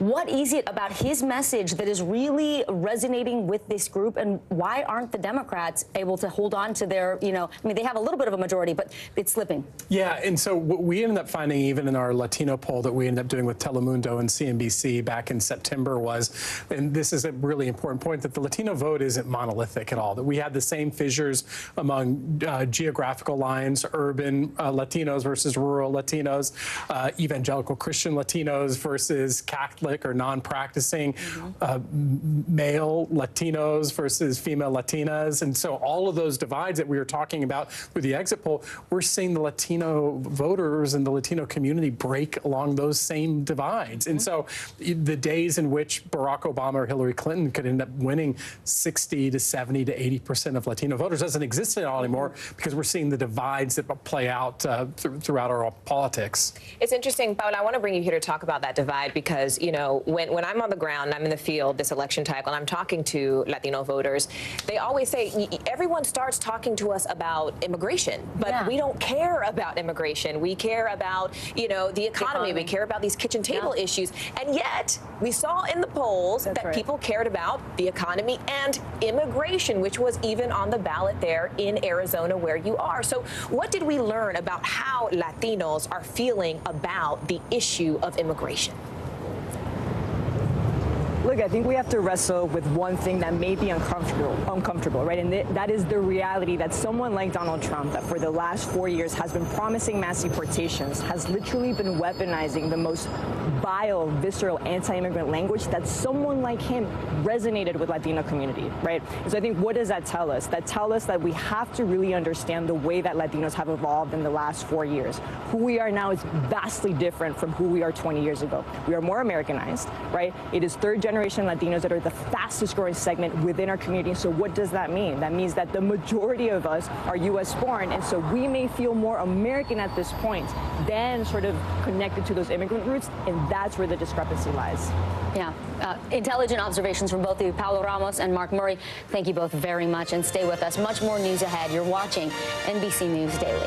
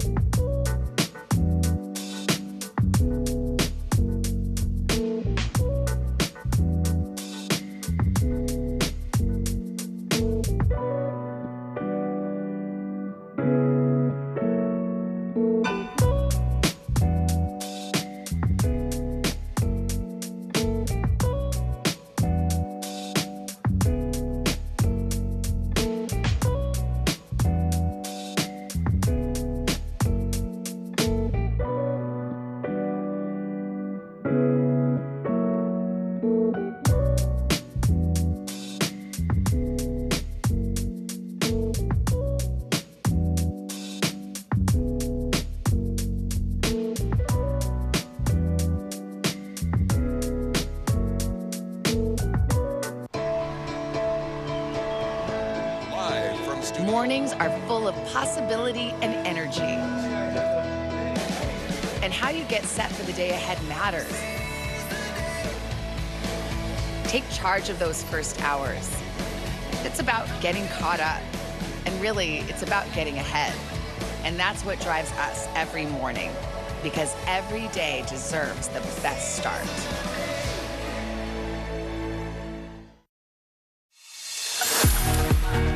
Welcome back on this Wednesday. It is 12:30 in San Angelo, Texas, and 1:30 in Lansing, Michigan. Thanks for being with us. I'm Vicki Wynn. We are so glad you could join us. I'm Morgan Radford. Here's what's making news right now. At least 89 people are still missing after deadly floods hit Spain last week. More than 200 people are confirmed dead following the flash flooding that devastated homes and swept away cars and bridges. The country's prime minister says he is earmarking more than $11 billion to help those victims. International leaders are weighing in on Donald Trump's historic election victory. Israeli Prime Minister Benjamin Netanyahu celebrated the former president's win, saying he had made, quote, history's greatest comeback. While Ukrainian President Volodymyr Zelensky posted on X congratulating Trump and saying he looks forward to, quote, discussing ways to strengthen Ukraine's strategic partnership with the United States. And some firsts this election. 2 black women will now serve together in the Senate for the very first time ever. That's after Maryland elected Angela Also Brooks, while Delaware elected Representative Lisa Blunt Rochester. That now doubles the number of black women ever elected to the Senate from 2 to 4. And Andy Kim is now the first Korean American elected to the U.S. Senate after winning the seat vacated by disgraced former New Jersey Senator Bob Menendez. As predicted, the presidential race boiled down to several crucial swing states, with former President Donald Trump turning some of them red to secure the presidency. Trump flipped Georgia, Pennsylvania, and Wisconsin all in his favor. Minutes ago, NBC News projected he will also win Michigan. Biden had turned them blue in 2020 after Trump won them in 2016. Now, by losing those states this election, Vice President Kamala Harris missed an important path to victory. Luckily, we have NBC News senior business correspondent Christine Romans here to break down the fight over those battlegrounds. It's interesting, Christine, what we saw, because, while Trump had already gained enough electoral votes to become the projected winner, of course, we are still waiting on results from states like Nevada, Arizona. What do we know about those races that, frankly, are still too close to call? And those are 2 states where one of the trends of last night is really, really stark here. When you see that Donald Trump is making inroads with Latino voters, let me show you. Kamala Harris won Latino voters in Arizona, right? But she lost ground from Joe Biden in 2020. And Donald Trump was able to build on his support among Latino voters. And that's really, really important in terms of the overall trend we've been seeing. Same thing in Nevada. They split this vote this year. But again, it is Kamala Harris losing a little bit of support from Latino voters and Donald Trump gaining support. And it's so interesting because when you talk to Latino voters in our exit polling, men in particular said the economy was issue number 1 for them, and they gave Donald Trump higher marks on that. So the economy at every turn was something that really was top of mind for so many voters, especially Latino voters. Yeah, Christine, Vice President Harris wanted to hold and build. She didn't. We also saw her underperforming in some urban areas like Detroit, Michigan. Who did not show up for Harris in those crucial areas, and who did show up for Trump? Let's take a look at some of these places. Like, I'd like to start in Wisconsin, where if you look at, say, Milwaukee here, right? She won Milwaukee, 68.3% of the vote. But let's pull it out here. She didn't hold on to what Joe Biden gained in 2020. If you look at Green Bay, you see a similar story here. She held just steady with Joe Biden in 2020, and Donald Trump was able to build on his gains. When we go back and we look at someplace like, there you go, Georgia, it really is something you can see in these Atlanta suburbs. She won. I mean, these are places she was expected to win. But when you pull back on some of these suburbs, she didn't hold quite as much as Joe Biden did before. And again, Donald Trump, even in some of these rural suburbs that don't have a lot of votes, he was able to maintain what he had in 2020 and build on it. And that was sort of the story of the night when you started to see the cracks in her enthusiasm. All right, Christine Romans, we appreciate it. Thanks for helping us through that big board. Now, when it comes to the youth vote specifically, Trump made significant gains, especially among young white males. That's right. Exit polls show almost half of that voting bloc favored him in this election. NBC News Now anchor Savannah Sellers joins us now here on set. So, Savannah, we know from your reporting, voters nationwide who were in the younger demographic favored Harris overall, but Trump really chipped away, and it was the young white male voter that he got out to the polls, even with that last-minute endorsement from Joe Rogan. That is exactly correct. And what you said is really important because it's not like he won it all together, but the margin game is what made such a difference. Or we knew this was going to be such a close election. It was basically a dead heat in every poll from every news organization until the last day there. So these little tiny movements. Forgive me because I'm not sure if we have these graphics and it might be confusing if it's different than what I'm going to say, but I want to talk through what the youth vote in some of these crucial states. In Michigan, he did actually win the youth vote according to our exit polls. That can't be overstated, right? How big of a deal that is. That the Republican candidate did actually win, and that's totally different than what we saw in 2020. He tied it in North Carolina. He nearly tied it in Wisconsin. And in Pennsylvania, he did not win it, but he was up about 10 points from his performance in 2020. That right there was his path to 270, and you see how he overperformed with those numbers there. Young men, certainly, basically every single one of those states, when you break it down by gender, even more is that gain when it comes to young men. But there was also a gain when it came to these first-time voters. Yes. What was different this year than even what we saw just 4 years ago? Yeah, it's a good question because it's not the same as young voters necessarily, right? 57% of these first-time voters are under the age of 30, but this just includes anybody who decided to come out for the first time. Anecdotally, by the way, I spoke with voters in every single swing state, young people who were eligible in 2020, did not vote. But what they saw, what they heard on a lot of podcasts made them decide to come out in 2024. And overwhelmingly, that type of voter was coming out for President Trump. Let's talk about the numbers. In 2024, this year, according to our exit polling, Trump taking 53% of first-time voters. That is a reversal. They broke heavily for Biden in 2020 at 64% for Biden, the Democratic candidate then. Wow. 53% this time for Trump, though. All right, Savannah Sellers for Savannah. Thanks. Thank you. Thank you, Savannah. Well, voters also said abortion rights were a top issue for them in this first presidential election since Roe v. Wade was overturned back in 2022. Measures to protect and expand reproductive rights passed in 7 of the 10 states that had abortion on the ballot. That includes Arizona, where the measure will effectively overturn the state's 15-week abortion ban. That's where we find correspondent Liz Croyt, who joins us now live from Phoenix. Liz, walk us through what these changes actually mean. I mean, how is this ballot initiative ultimately expanding the state's reproductive rights? Yeah, hey, Morgan. Hey, Vicki. So this was a big win for abortion access advocates here in the state. This is Proposition 139. It passed pretty handily. It will enshrine abortion rights into the state constitution here, and it will expand abortion access. Currently, abortion is banned after 15 weeks.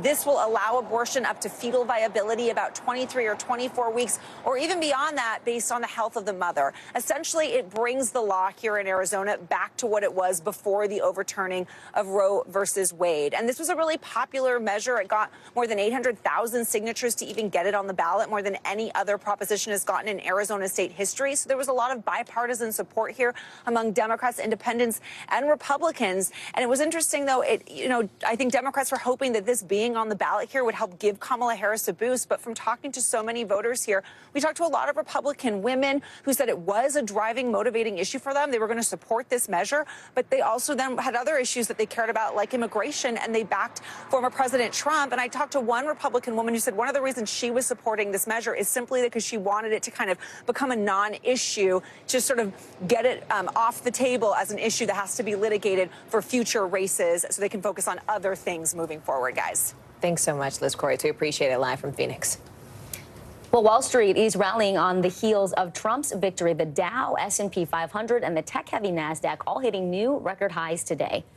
The Dow is up by more than 1,000 points for the first time since 2022. And the price of oil falling today after Trump campaigned heavily on drilling more to boost supply and bring down prices at the pump. Editor-in-chief of Investopedia, Caleb Silver, joins us here on set. Caleb, good to have you. So the U.S. dollar having its best day since 2016. We saw a similar reaction during this first Trump election. What's driving the dollar and the market today? Yeah, Trump has promised to strengthen the dollar. He wants a strong dollar across the globe. Strong dollar, not great for a lot of countries that import or export, but he's been talking about making that dollar strong again, and that has the enthusiasm there. But you're seeing this broader rally across risk assets in general. Some of that is stocks, because he's promising to extend the 2017 Tax Cuts Act and that lower the corporate tax rate, but also a broader deregulation, whether it's the Fed or the SEC. That's been big, good news for a lot of investors who want these stocks to have higher profits and less eyeballs on them. It's interesting because cryptocurrencies are also popping right now. In fact,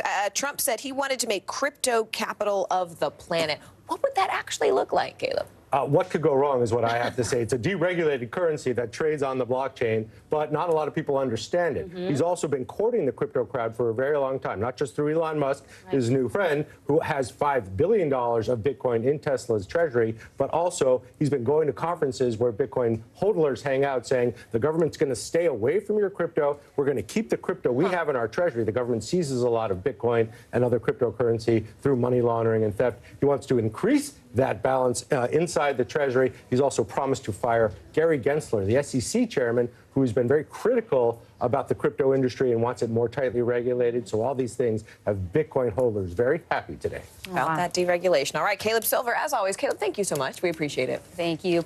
Well, what is next for President-elect Trump? We're going to break down what to expect in his first 100 days based on what he has promised. That's next. More NBC News Daily right after this.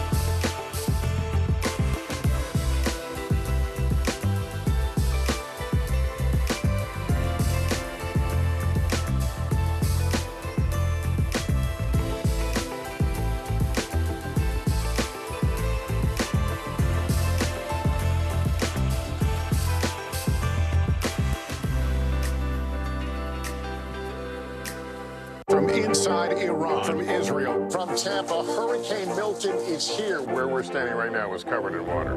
Part of our continued reporting. Thanks for talking to me. Do you pledge not to hold a vote on any legislation that would ban abortion? Do you still have faith and confidence in the Supreme Court? Is this plan to ban price gouging anything more than a gimmick? If it's Sunday, it's Meet the Press.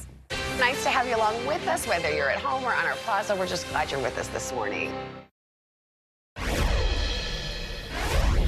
Throughout his candidacy, Donald Trump campaigned on promises of mass deportations, new tariffs, and a stronger approach to foreign policy. Well, right now, we'll see how the new president-elect follows through on those policy proposals. NBC News senior White House correspondent Kelly O'Donnell explains what Trump's first 100 days in office might look like.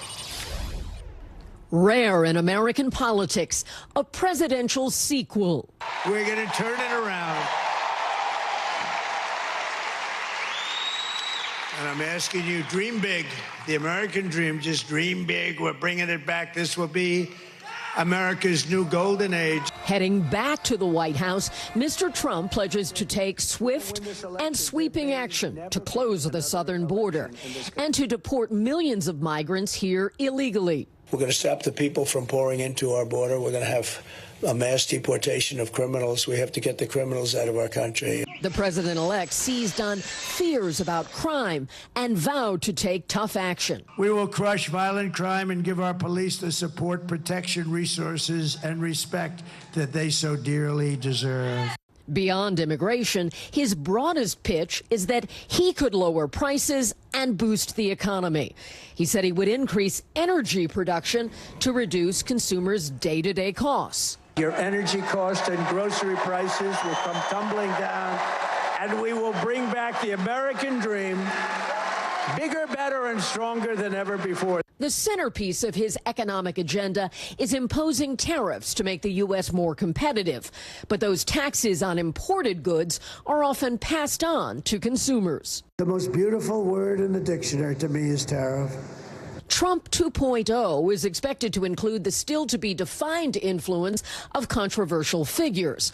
The world's richest man, Elon Musk, on cost-cutting, and Robert F. Kennedy Jr. on health, despite his anti-vaccine views and lack of scientific training. Robert F. Kennedy Jr., RFK Jr., he's going to help us on health and the health of women, and men, and children.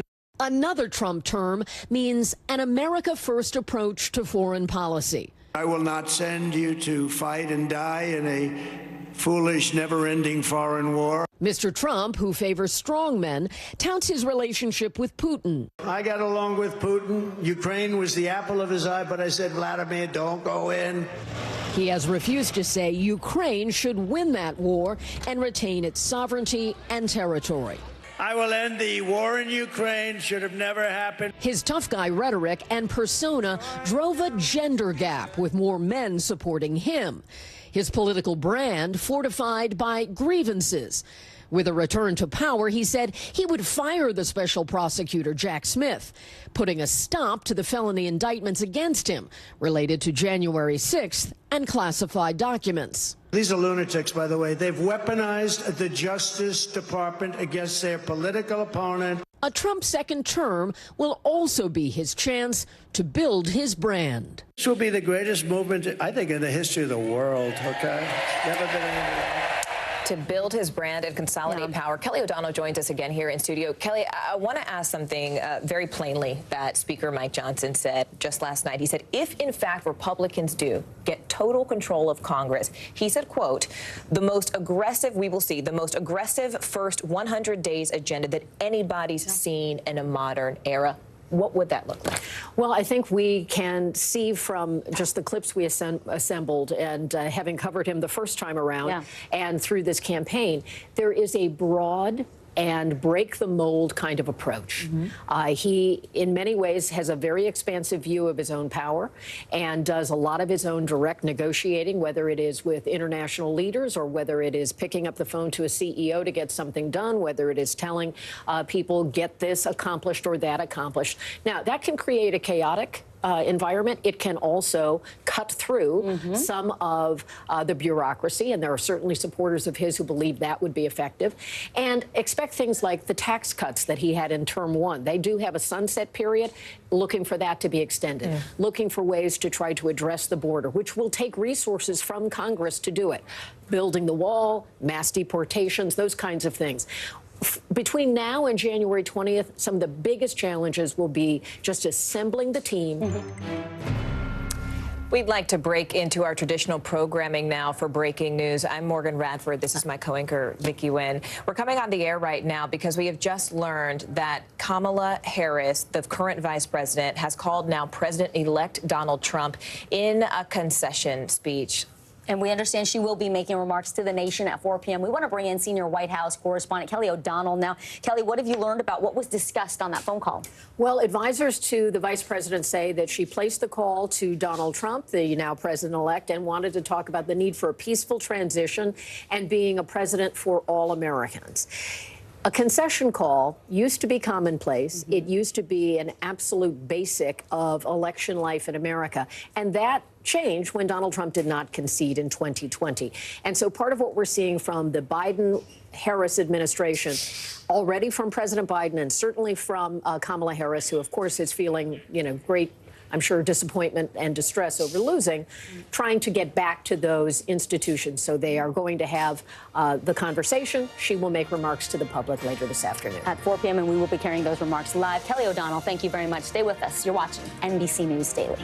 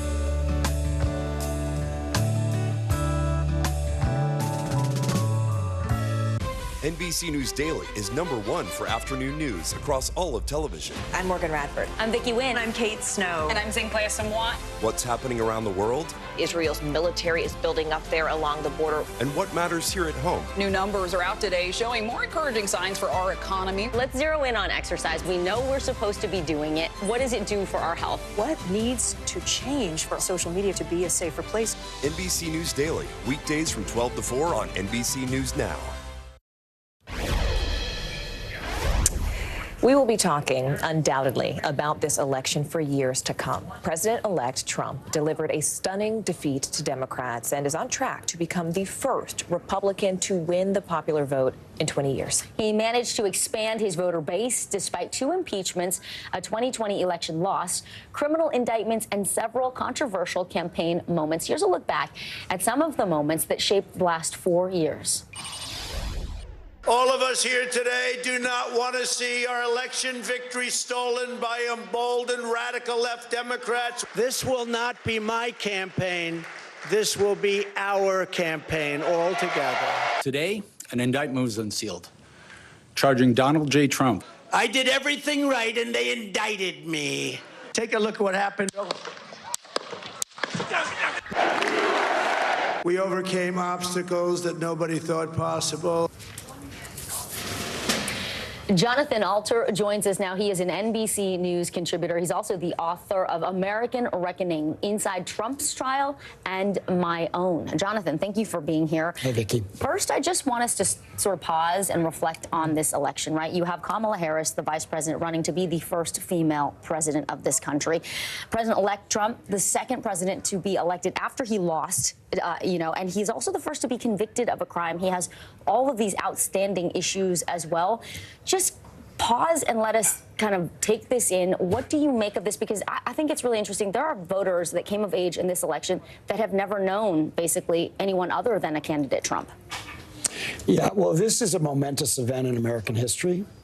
So you mentioned, and there was one other president, Grover Cleveland, who ran for re-election and lost, and then in the 19th century, and then he ran again and won, and ended up serving 8 years. But his was not nearly as consequential as this. When you take a step back and think about the idea that the United States has just elected a convicted felon as president of the United States, setting aside everything else, it's just an astonishing event. And so I think that while a lot of people who are for Harris feel that democracy died last night because we elected a strong man, and he's a strong man by his own definition. His friends, his peer group, the people he admires on the world stage, they're all strong men, right? So they feel that this is a threshold that's been crossed because we've elected a strong man. And I would just say to those Harris supporters, there's nothing permanent about this. The struggle over democracy goes on. It doesn't end with one election. But this was a severe setback to the ideals on which this nation was founded. We got our independence from a strong man, George III. We set up our system to prevent people from feeling like they were the law. And now we have a leader who believes he's a law unto himself, and we're going to be contending with that for the next 4 years at least. Jonathan, I think what you said is so powerful when you said nothing is permanent. When we talk to voters, the economy was such a big issue. And when inflation is highest in this country, during those administrations, that's when we see one-term presidents. We know this historically.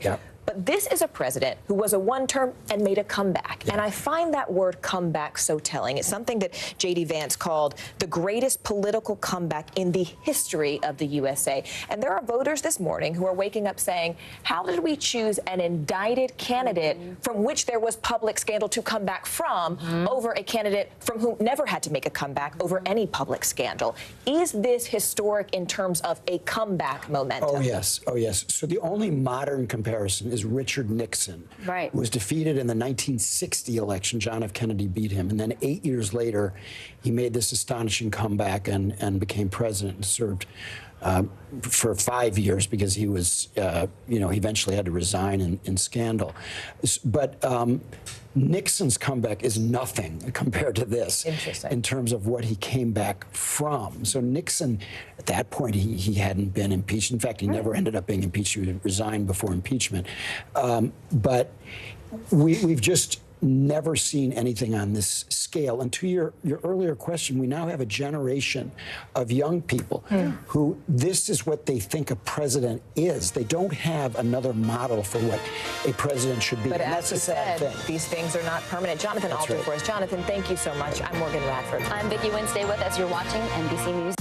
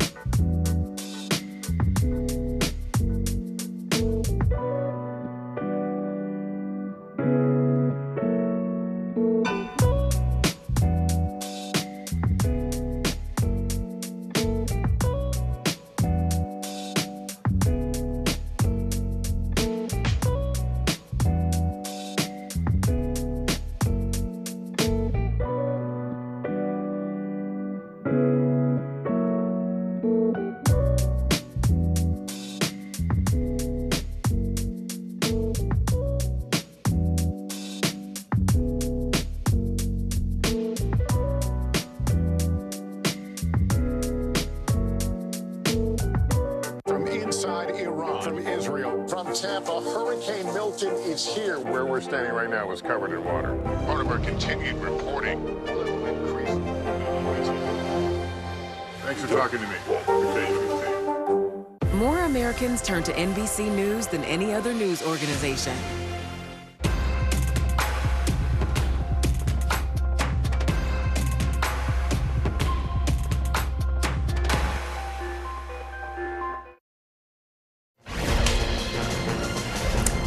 Hi, everyone. I'm Kate Snow. And I'm Zinklea Samoa. NBC News Daily starts right now.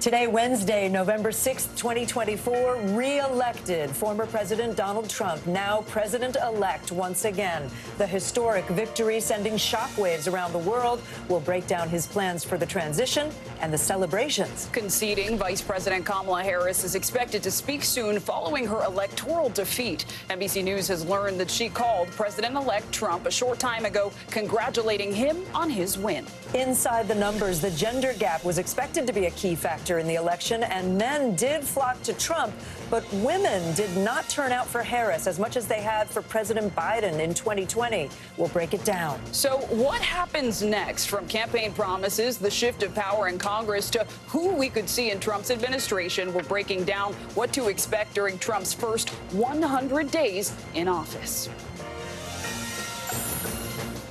It has been quite a 24 hours. Indeed, and thank you for spending it with us. No shortage of news to get to. We begin with the fallout from the stunning and historic victory for President-elect Donald Trump. NBC News has just learned within the last half hour that Vice President Kamala Harris has called the President-elect Trump to concede the race. The NBC News decision desk projected the former president as the winner just after 5:30 a.m. Eastern time today. This will make him only the second president in U.S. history to serve non-consecutive terms. President-elect Trump is also ahead in the popular vote over Vice President Harris, and if that holds, it will be the first time a Republican has won the popular vote since George W. Bush back in 2004. Mr. Trump spoke to his supporters early this morning in Florida. At that hour, he declared victory before NBC News had officially projected him as the president-elect.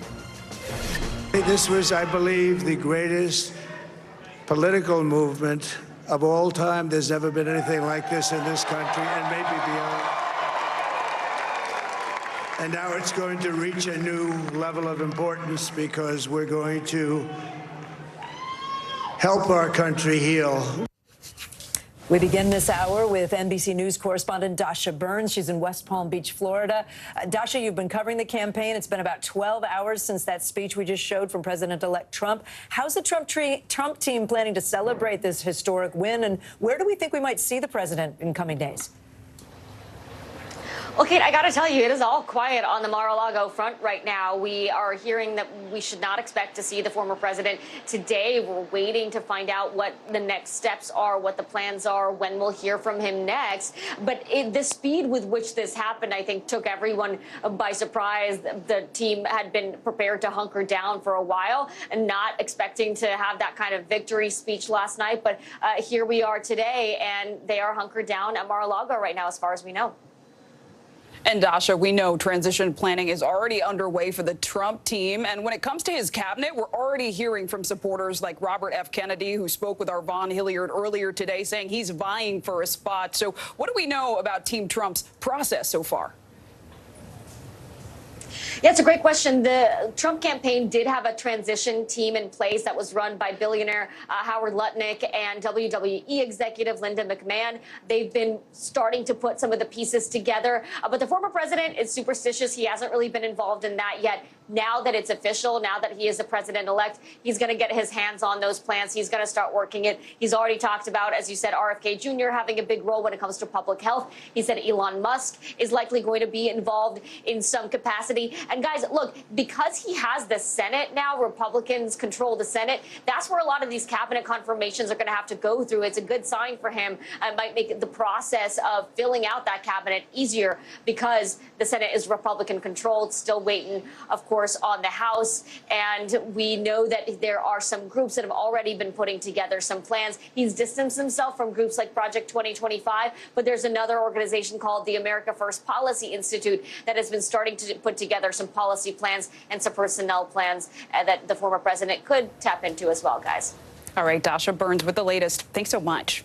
At this hour, our NBC Decision Desk projects that President-elect Trump has won the state of Michigan. Here's the electoral map as it stands. There are still 2 battleground states that we have not yet called, Nevada and Arizona. But overnight, the former president was able to secure the 270 electoral votes needed to clinch his return to the White House. So joining us now, NBC's Christine Romans. Christine, we've been talking about razor-thin margins here, and yet this sweep, essentially, of battleground states. Walk us through what happened. Look, this was Donald Trump's election to lose. If you look at these exit polls about the economy, people felt really lousy about the economy, and they gave Donald Trump much better marks on how to handle it. Look at this. Inflation over the past year. It has caused my family a severe hardship, 22%, a moderate hardship, 53%. Just think of this, guys. 4 years ago, we didn't even ask this question. We were in a public health crisis, right? So this was a new question. It just shows you how important that was for so many people. So let's talk about where we can see what was happening here on this map. Let's go to, say, Pennsylvania, right? These razor-thin margins that we've been talking about.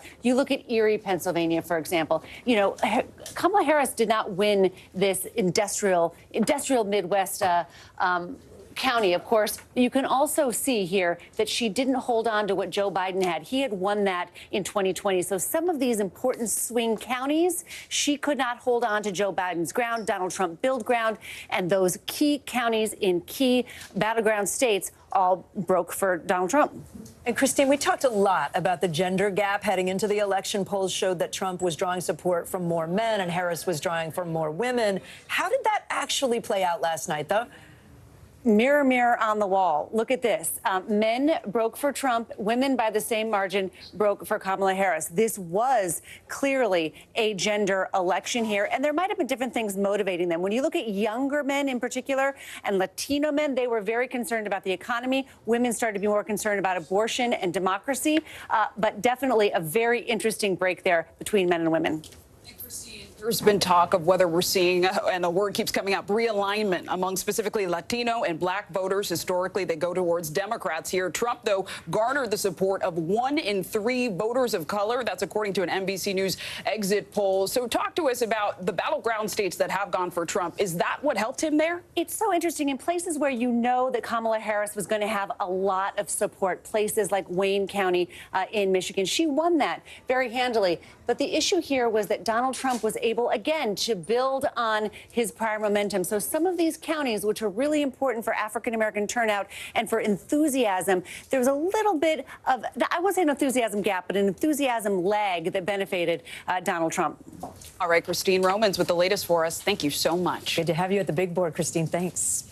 Well, we just talked about Trump's success with male voters, and he paid particular attention to young men. People shorthand it as the bro vote. And it's a strategy that paid off. According to our exit polls, Trump's support among men grew substantially, winning 47% of that group compared to 41% in 2020. Morning News Now anchor Savannah Sellers has been tracking the youth vote and joins us now to break this all down. So, Savannah, sometimes young men have been referred to as low propensity voters, like they're not likely to show up. And yet it seems the opposite happened. What's that about? Yeah, absolutely. So you just showed some of those numbers there. I don't think we have a graphic for this, but I want to talk about something really important, which was the specific gains that he made in margins in states where it really counted. In Michigan, he actually won the youth vote. I mean, that's a big deal that he won voters in the ages of 18 to 29. Over Harris. Over Harris. He nearly tied it in Wisconsin, and he did tie it in North Carolina. That's all according to our NBC News exit polling. He also outperformed his own performance in 2020 by almost 10 points in Pennsylvania. Those are the states we're talking about, right, that we've called right now for the former president. How he did this was a strategy that was really pointed towards this exact voter. We talked a lot about how Harris had these big gains with women. In the last couple of weeks, it didn't even seem like he was trying to go after that. He was just doubling down on young men. He had his young son, a first-time voter, a college student, kind of acting as his unofficial podcast advisor, telling him to go on things like Joe Rogan, telling him to go on Logan Paul's podcast. Also, the Harris team had a really robust internal social media team. they were like 20-somethings. They had super low oversight. Remember the Brat Green and all that? Totally co-opted Brat Summer. But while it was less robust internally from the Trump campaign, he saw a lot of organic support on social media. I had one voter say this to me, and they meant it as a good thing. He is a meme. Like, when he does something, it goes super viral. It's kind of objectively funny sometimes, and that means he gained this ground online that was just not necessarily the case on the Harris side. So you're talking about young men, but what about young women? Because it seems like that was a bit surprising. It was. So while they certainly broke for Harris overall, they did not do so in the way that Biden had done. I think we might have a graphic that can show the differences here between the two. There you go, right there. You can see that Biden enjoyed the support of female voters under 30 by 67% and Harris just 62. That's again where we talk about him eating into these margins. We do know that the most motivating factor for young women was abortion, far and away. You often tie that as an issue that meant that they would have voted for Harris. In many cases, I believe that they did. I also, though, did talk to a lot of young voters who were split ticketers in this way. They were voting for the former president, but if they were in a state where abortion was on the ballot, they were still voting to reinstate, in some cases, those abortion rights. It was also just like what I just mentioned about social media, sometimes kind of like that cult of personality. I want you to listen to what one young female told us. I don't necessarily always like the way that he acts or the choices that he makes in the way that he interacts with people. But to me, there's always a lesser of two evils, and the things that he stands for are better than the things that Kamala stands for. You think? That was a sentiment I heard a ton. They felt a moral obligation to vote. They didn't necessarily like the former president, but they were going to vote for him. So, Savannah, should we read this as young men now a part of the GOP vote, the base? I think we've known for a long time, right, how important this age group is because of technology and the way that we can reach them with information now, and because, I mean, they're a huge voting bloc. Basically, neither candidate could win without enjoying some type of support or market difference from what happened the last time. 41 million voters are not eligible in Generation Z. And so will they continue to move this way? I think it depends on who candidates are next time. I think it depends on what type of race we're talking about. But he successfully got people out. This was another really interesting thing to me. I talked with voters in every swing state. They were eligible to vote in 2020, and they did not. But in 2024, the campaign that they saw from Donald Trump, and I specifically heard listening to him on the Joe Rogan Experience, brought them out to the polls. Those podcasts really made a difference. Savannah Sellers, thank you. Thank you. In 75 days, President-elect Trump will begin a second term in the White House that could look very different from the first one. NBC News senior White House correspondent Kelly O'Donnell breaks down what the president-elect has vowed to accomplish in his return to the Oval Office. Rare in American politics, a presidential sequel. We're going to turn it around. And I'm asking you, dream big. The American dream, just dream big. We're bringing it back. This will be America's new golden age. Heading back to the White House, Mr. Trump pledges to take swift and sweeping action to close the southern border and to deport millions of migrants here illegally. We're going to stop the people from pouring into our border. We're going to have a mass deportation of criminals. We have to get the criminals out of our country. The president-elect seized on fears about crime and vowed to take tough action. We will crush violent crime and give our police the support, protection, resources, and respect that they so dearly deserve. Beyond immigration, his broadest pitch is that he could lower prices and boost the economy. He said he would increase energy production to reduce consumers' day-to-day costs. Your energy costs and grocery prices will come tumbling down, and we will bring back the American dream, bigger, better, and stronger than ever before. The centerpiece of his economic agenda is imposing tariffs to make the U.S. more competitive. But those taxes on imported goods are often passed on to consumers. The most beautiful word in the dictionary to me is tariff. Trump 2.0 is expected to include the still-to-be-defined influence of controversial figures.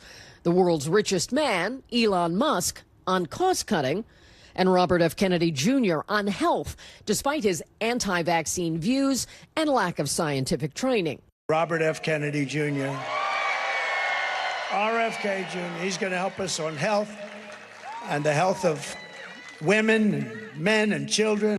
Another Trump term means an America-first approach to foreign policy. I will not send you to fight and die in a foolish, never-ending foreign war. Mr. Trump, who favors strongmen, touts his relationship with Putin. I got along with Putin. Ukraine was the apple of his eye, but I said, Vladimir, don't go in. He has refused to say Ukraine should win that war and retain its sovereignty and territory. I will end the war in Ukraine. Should have never happened. His tough guy rhetoric and persona drove a gender gap, with more men supporting him. His political brand fortified by grievances. With a return to power, he said he would fire the special prosecutor, Jack Smith, putting a stop to the felony indictments against him related to January 6th and classified documents. These are lunatics, by the way. They've weaponized the Justice Department against their political opponent. A Trump second term will also be his chance to build his brand. This will be the greatest movement, I think, in the history of the world. Kelly O'Donnell, NBC News.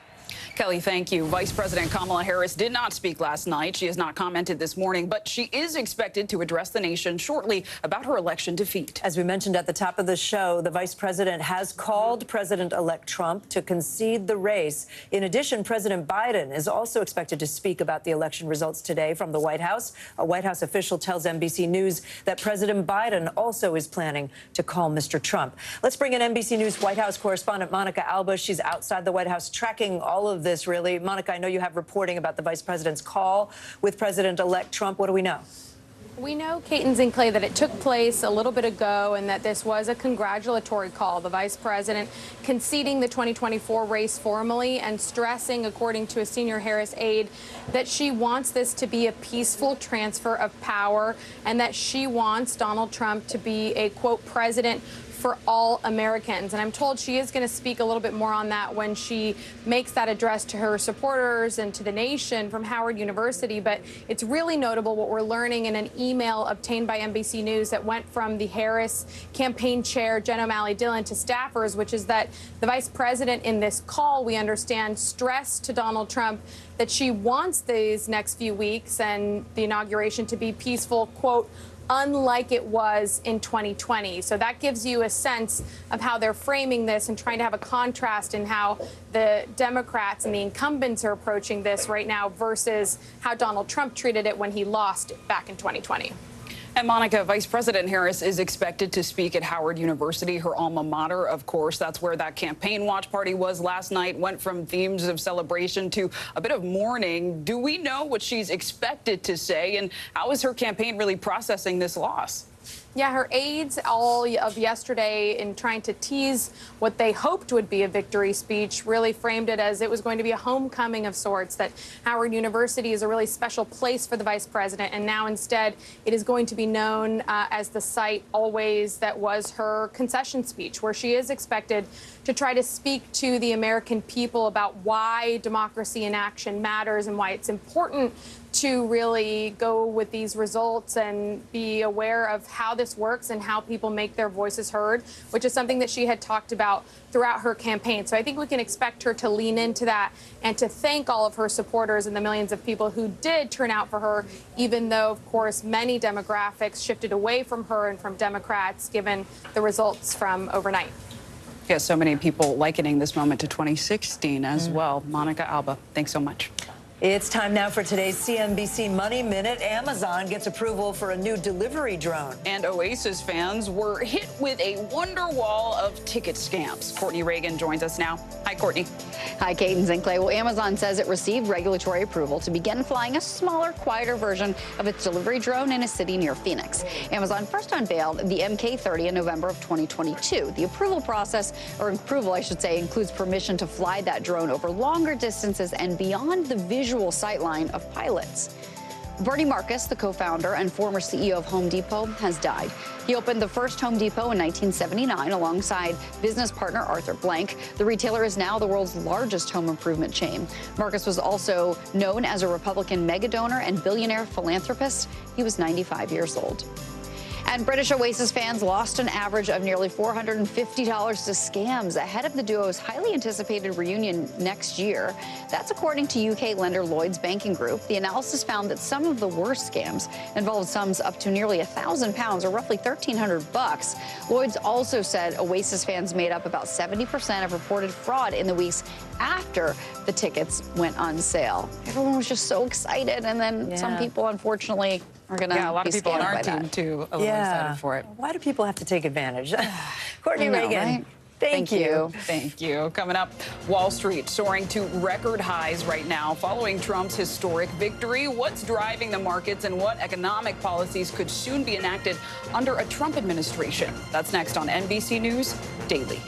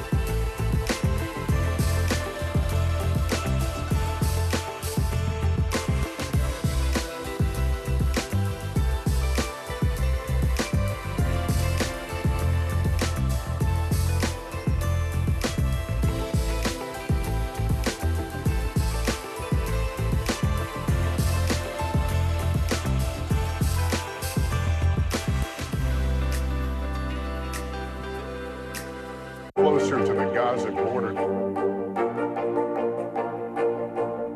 A story of resilience and hope. Please take care of yourself and each other. Do you pledge not to hold a vote on any legislation that would ban abortion? Do you still have faith and confidence in the Supreme Court? Is this plan to ban price gouging anything more than a gimmick? If it's Sunday, it's Meet the Press. President Harris and President-elect Trump spent more time in Pennsylvania during this campaign than any other state. NBC's decision desk is projecting that Trump won Pennsylvania, but we still don't know who won the closely contested Senate race in the Keystone State. NBC News characterizes that race as too close to call. Republican Dave McCormick, a former hedge fund CEO, is narrowly ahead of incumbent Democrat Bob Casey. NBC News political and national correspondent Jacob Soboroff is with us in Philadelphia.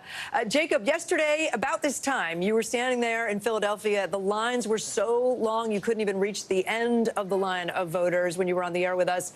But now we've got this Senate race too close to call, and numbers for turnout in Philadelphia weren't all that high. What do we know? Well, you know, I think that that's part of the reason that this is a razor-thin race in the Senate race between McCormick and Casey. Kate, you know, you saw those young people show up yesterday while we talked to each other in Philadelphia at unexpected numbers. And while the race between President-elect Trump and Vice President Harris wasn't quite as close, it did make those margins thinner in that Senate race here. And those provisional ballots, we were over at the ballot processing center into the wee hours of this morning. Those provisional ballots won't be counted, actually, until Friday. They don't even start counting them until Friday. So it is a race. You're going to have to buckle your seatbelts if you want to know the results of that one. Yeah, we'll be watching. Jacob, you crisscrossed the country for your What Matters series this year. What did you see out there? Give us a little look back. Yeah, you know, Kate, I think, you know, if you wanted to know ultimately what transpired yesterday on the Tuesday after the first Monday in November, no better way to do it than to get to have the privilege of what we did over the last year for NBC News. You know, we went from places like Aliquippa, Pennsylvania, where we went to see a Pee Wee football team, to Omaha, Nebraska, to a bread factory, all over this country to talk to people about really what matters to them instead of ask them, you know, what they think about what the candidates are saying. And more often than not, what we heard time and time again is that people didn't feel heard. They didn't feel heard by people like us. They didn't feel heard from the candidates. And I think what you see in those exit polls and then talking to people like we have, not only over the course of the past year, but last night, is that clearly, and while it was a thin margin, people felt like in this country, the majority of them at least, that former President Trump, now President-elect Trump, you know, sort of understood, or at least let those folks feel like he understood them in a way that clearly they didn't feel like Vice President Harris did. And I cannot recommend an experience like that enough, getting to spend so much time with so many people across the country to hear what matters to them and meet them where they're at. Guys? Yeah, that's such important reporting. Jacob Soboroff, thanks so much. Just a short time ago, the NBC News decision desk projected that President-elect Trump won Michigan. The victory in the key battleground state marks a flip from 2020 when President Biden won the state. But there's still a key Senate race in the state that's extremely tight and remains too close to call. NBC News correspondent Jesse Kirsch joins us now from Detroit. So, Jesse, Michigan also has an important Senate race, as I mentioned, that is extremely tight. Walk us through where that stands. I know a Democrat retired and opened up that seat. Yeah, that's right, Clay, and we're actually at the Democrat who's hoping to replace the outgoing Senator Alyssa Slotkin, a congresswoman from Michigan. She is expected to speak here momentarily. At this point, the Democrat, Alyssa Slotkin, is in the lead over former Congressman Mike Rogers, a Republican. She is leading by around 17,000 votes. But at this point, NBC News is calling this race too close to call. This is a much tighter margin as compared to what we're seeing in the presidential race, with this state projected to be in the Republican column for former President Donald Trump, and the margin for him much greater. So we're looking at a potential situation of ticket splitting. One of the storylines we're going to be following here in Michigan in the days ahead is Detroit. They were expecting turnout around 51%. It is only around 47%, and that is below the 50% mark, which Democrats had told us would be a good sign for their party on election night. And obviously, it appears that it has not been a good night for the Democrats, a good night and a good day now for the Republicans. Again, we are expecting to hear from Alyssa Slotkin in a short time from now. Back to you. Yeah, turnout's certainly a key issue in this race, even as the results continue to come in. Jesse Kirsch, appreciate it. Thank you. Still ahead, how leaders from around the world are responding to President-elect Trump's decisive victory and what they're watching for in a new Trump administration. You're watching NBC News Daily. And you can keep watching us streaming free 24/7 on our streaming network, NBC News Now. Watch us wherever you stream live. That includes YouTube and Roku, NBCnews.com. The news continues.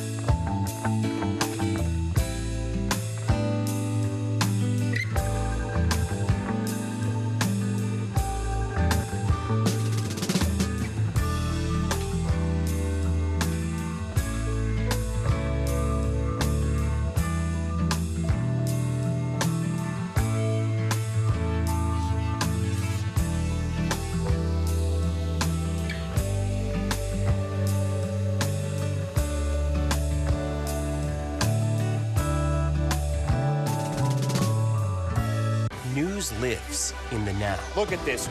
You can't even see anything anymore. Let's break down what we know. You gotta see this. News for the generation of now is NBC News Now. Listen to full episodes of Meet the Press wherever you get your podcasts. Closer to the Gaza border. A story of resilience and hope.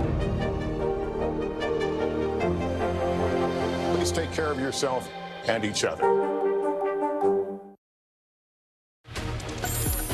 The hour now, we have a lot more Decision 2024 coverage ahead. But first, here are some of the other stories making headlines right here on NBC News Daily. We'll start with a light one. Move over, moo dang. There's a new hippo taking over the internet. The Edinburgh Zoo in Scotland has introduced their own baby pygmy hippo named Haggis. This comes just months after a Thailand zoo went viral, you remember, with Moo Dang, who gained popularity quickly. These endangered bundles of cuteness are both named after foods, by the way. Haggis. Don't try it is my recommendation. It's the national dish of Scotland, and moo dang is a kind of meatball. Sounds great.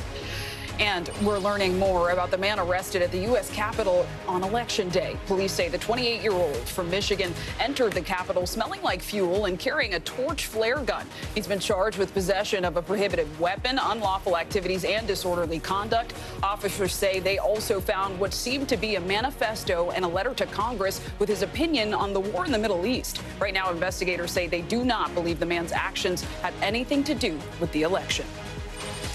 Hurricane Rafael is now a Category 3 storm on track to hit Cuba today. It could bring life-threatening devastation through its path. Rafael is expected to move into the Gulf of Mexico this week, but unclear exactly where it might impact people. America's allies and adversaries are reacting to President-elect Trump's win, which will have worldwide implications. The international reaction has been mixed. Israeli Prime Minister Benjamin Netanyahu's office says he already spoke with Trump over the phone. Meanwhile, an Iranian spokesperson says the U.S. presidential election has no bearing on the people of Iran. Let's bring in NBC News chief foreign correspondent Richard Engel, who happens to be with us in New York. It's a pleasure to have you on this side of the pond for once. Well, you know why I'm here. This is the biggest story in the world. This is the only thing anyone is talking about. And I, frankly, as someone who covers major international stories around the world, I really wanted to be here. I wanted to see what it was like. I wanted to see how people reacted. I wanted to see how it played out, the mood on the street.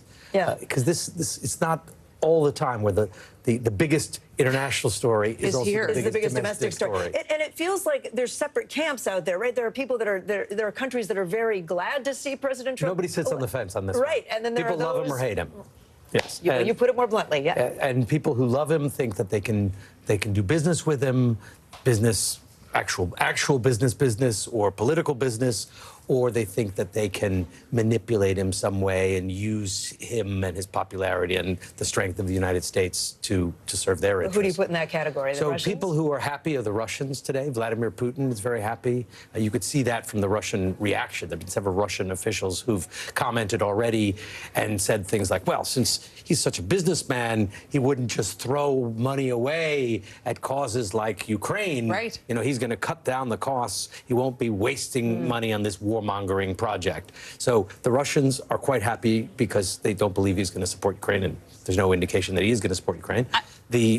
Prime Minister Netanyahu, very happy because he has a very close relationship with the Trump family through Ivanka and Jared Kushner in particular.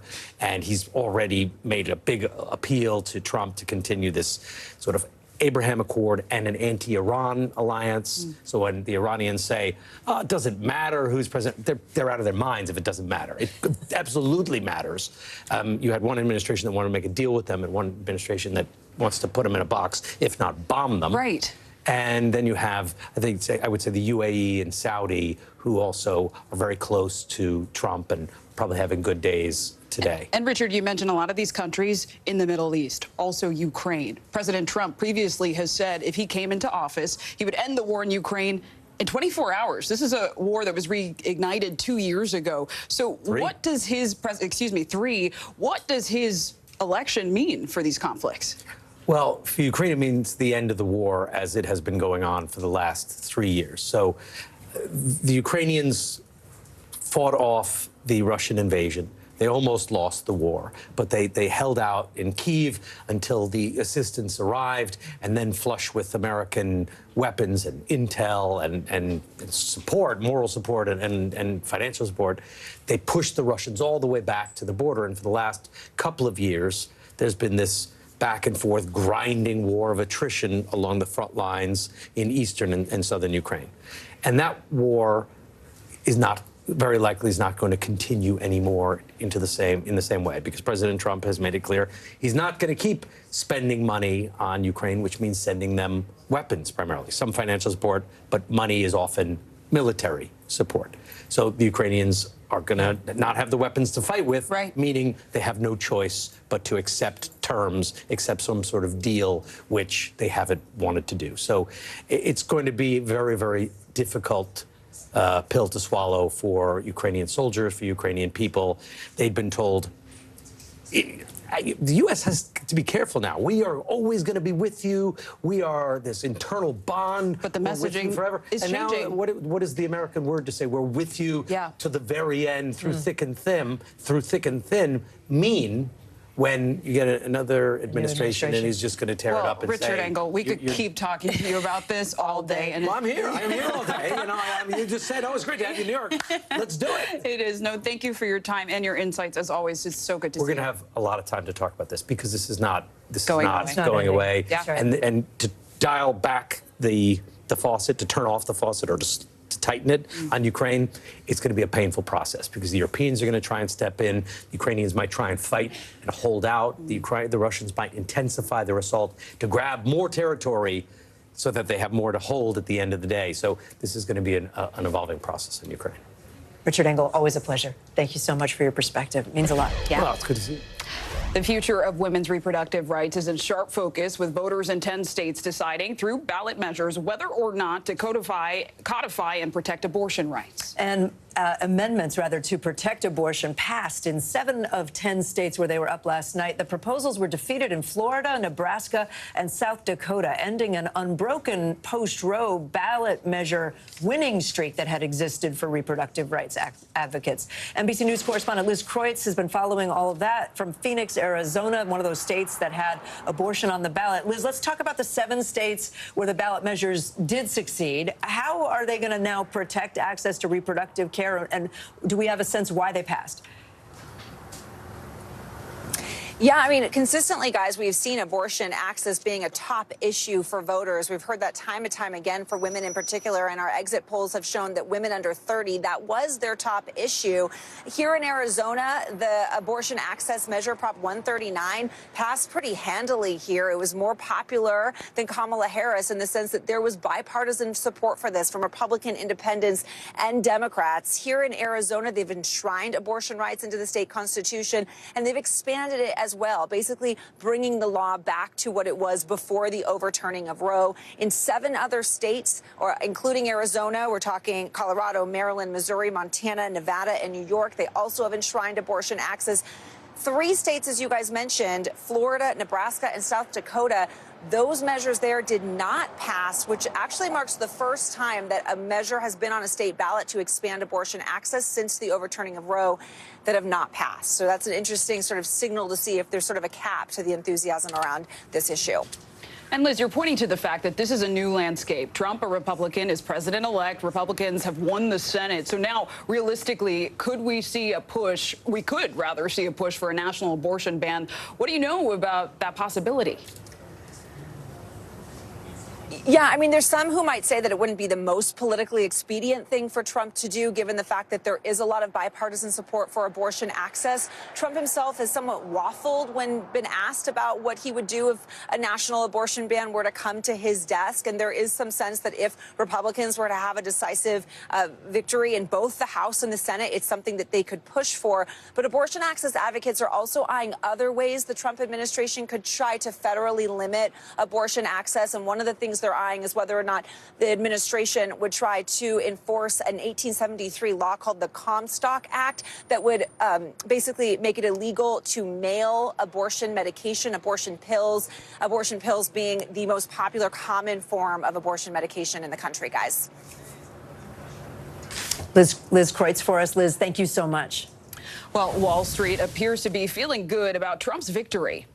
And all three major indices you can see there are up at this hour. Take a look. Let's bring in Caleb Silver now. He is editor-in-chief of Investopedia. Caleb, I guess we should note it's not unusual for the stock market to fluctuate post-election. What is it about Trump's win you think that are driving those numbers we're seeing? Yeah, well, we have resolution. This is not dragging on for several days or several weeks, and investors don't like to not be able to see the future. We can see the future. The future looks like Donald Trump in the White House. We know the Senate is under the control of the Republicans. We'll see what happens with the House. But he has promised a lot of things, and part and parcel of that is to extend the tax cuts from 2017 that he put in place when he was elected. That brought the corporate tax rate down from 35% to 21%. He's talking about keeping it down there and even lowering it for some companies. A broader deregulation, especially around fossil fuel industry, around the banking industry. That's why you're seeing a lot of these sectors right now react very positively to his election. And Caleb, we know that the economy was a top issue for voters. NBC News exit polling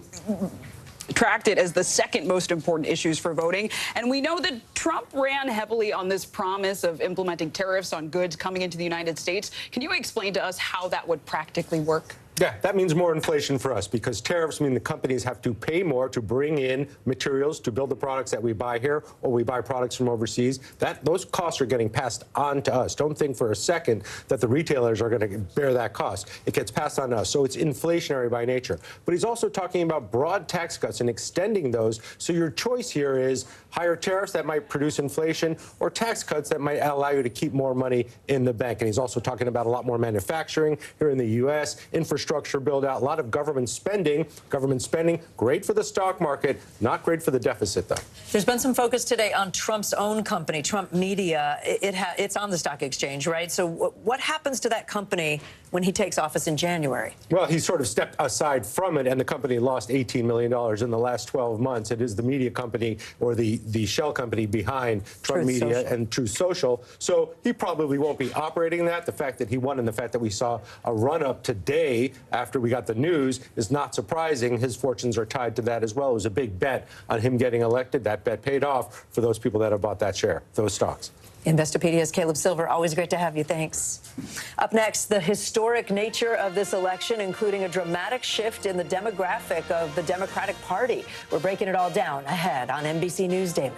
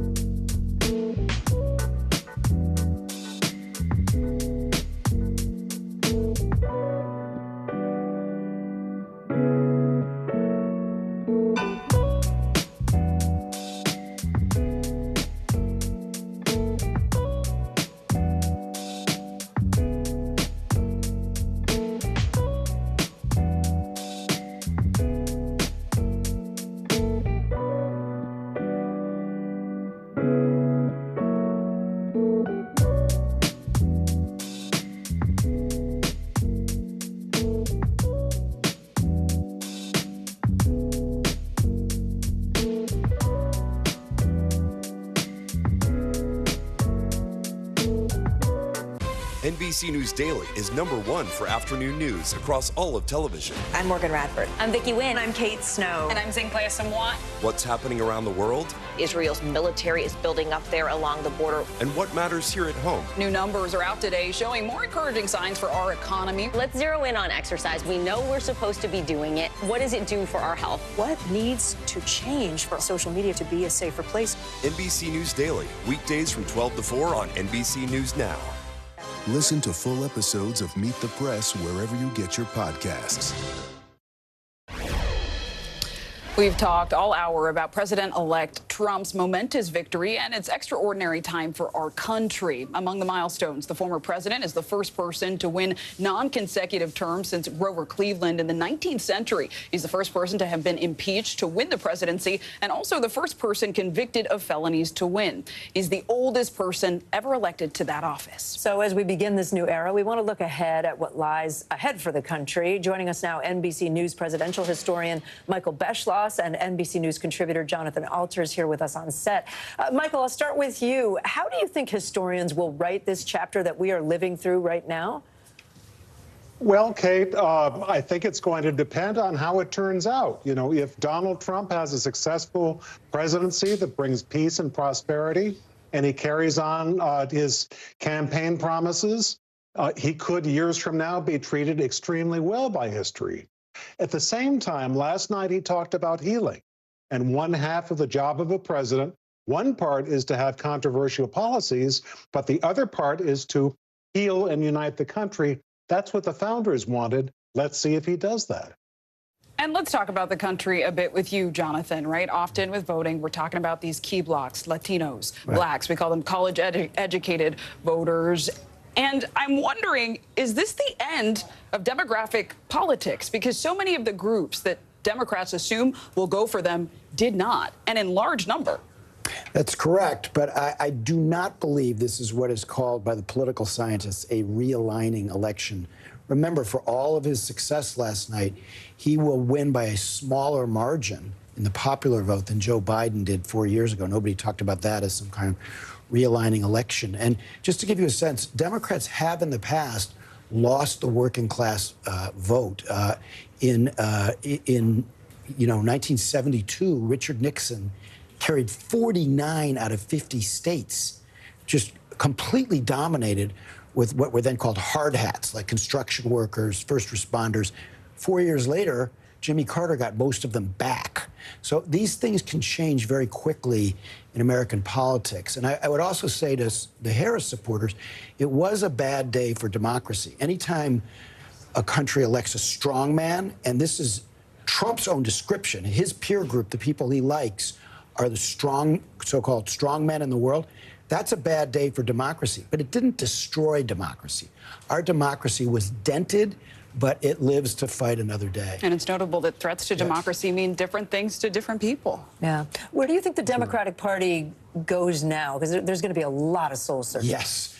Yeah, there's going to be a big autopsy. Democrats will rend their garments. I think they do have to figure out where they went wrong on dealing with these core economic issues. And they need to find a different language to communicate. But there are also cultural issues that hurt them badly, what are sometimes called woke issues. So the Trump campaign put more than $100 million into one ad, which was kind of a trifecta. It was about undocumented criminals in prison who got sex change operations at the taxpayer's expense. I just heard walking down the street yesterday, I heard a couple of black voters talking about this and explaining why they were going to vote for Trump. This was a devastating issue for Democrats. And that doesn't mean you can't be sensitive to trans rights, but you don't have to go off the cliff with these things and lead with your chin. And, you know, it's a little bit like the defund the police issue.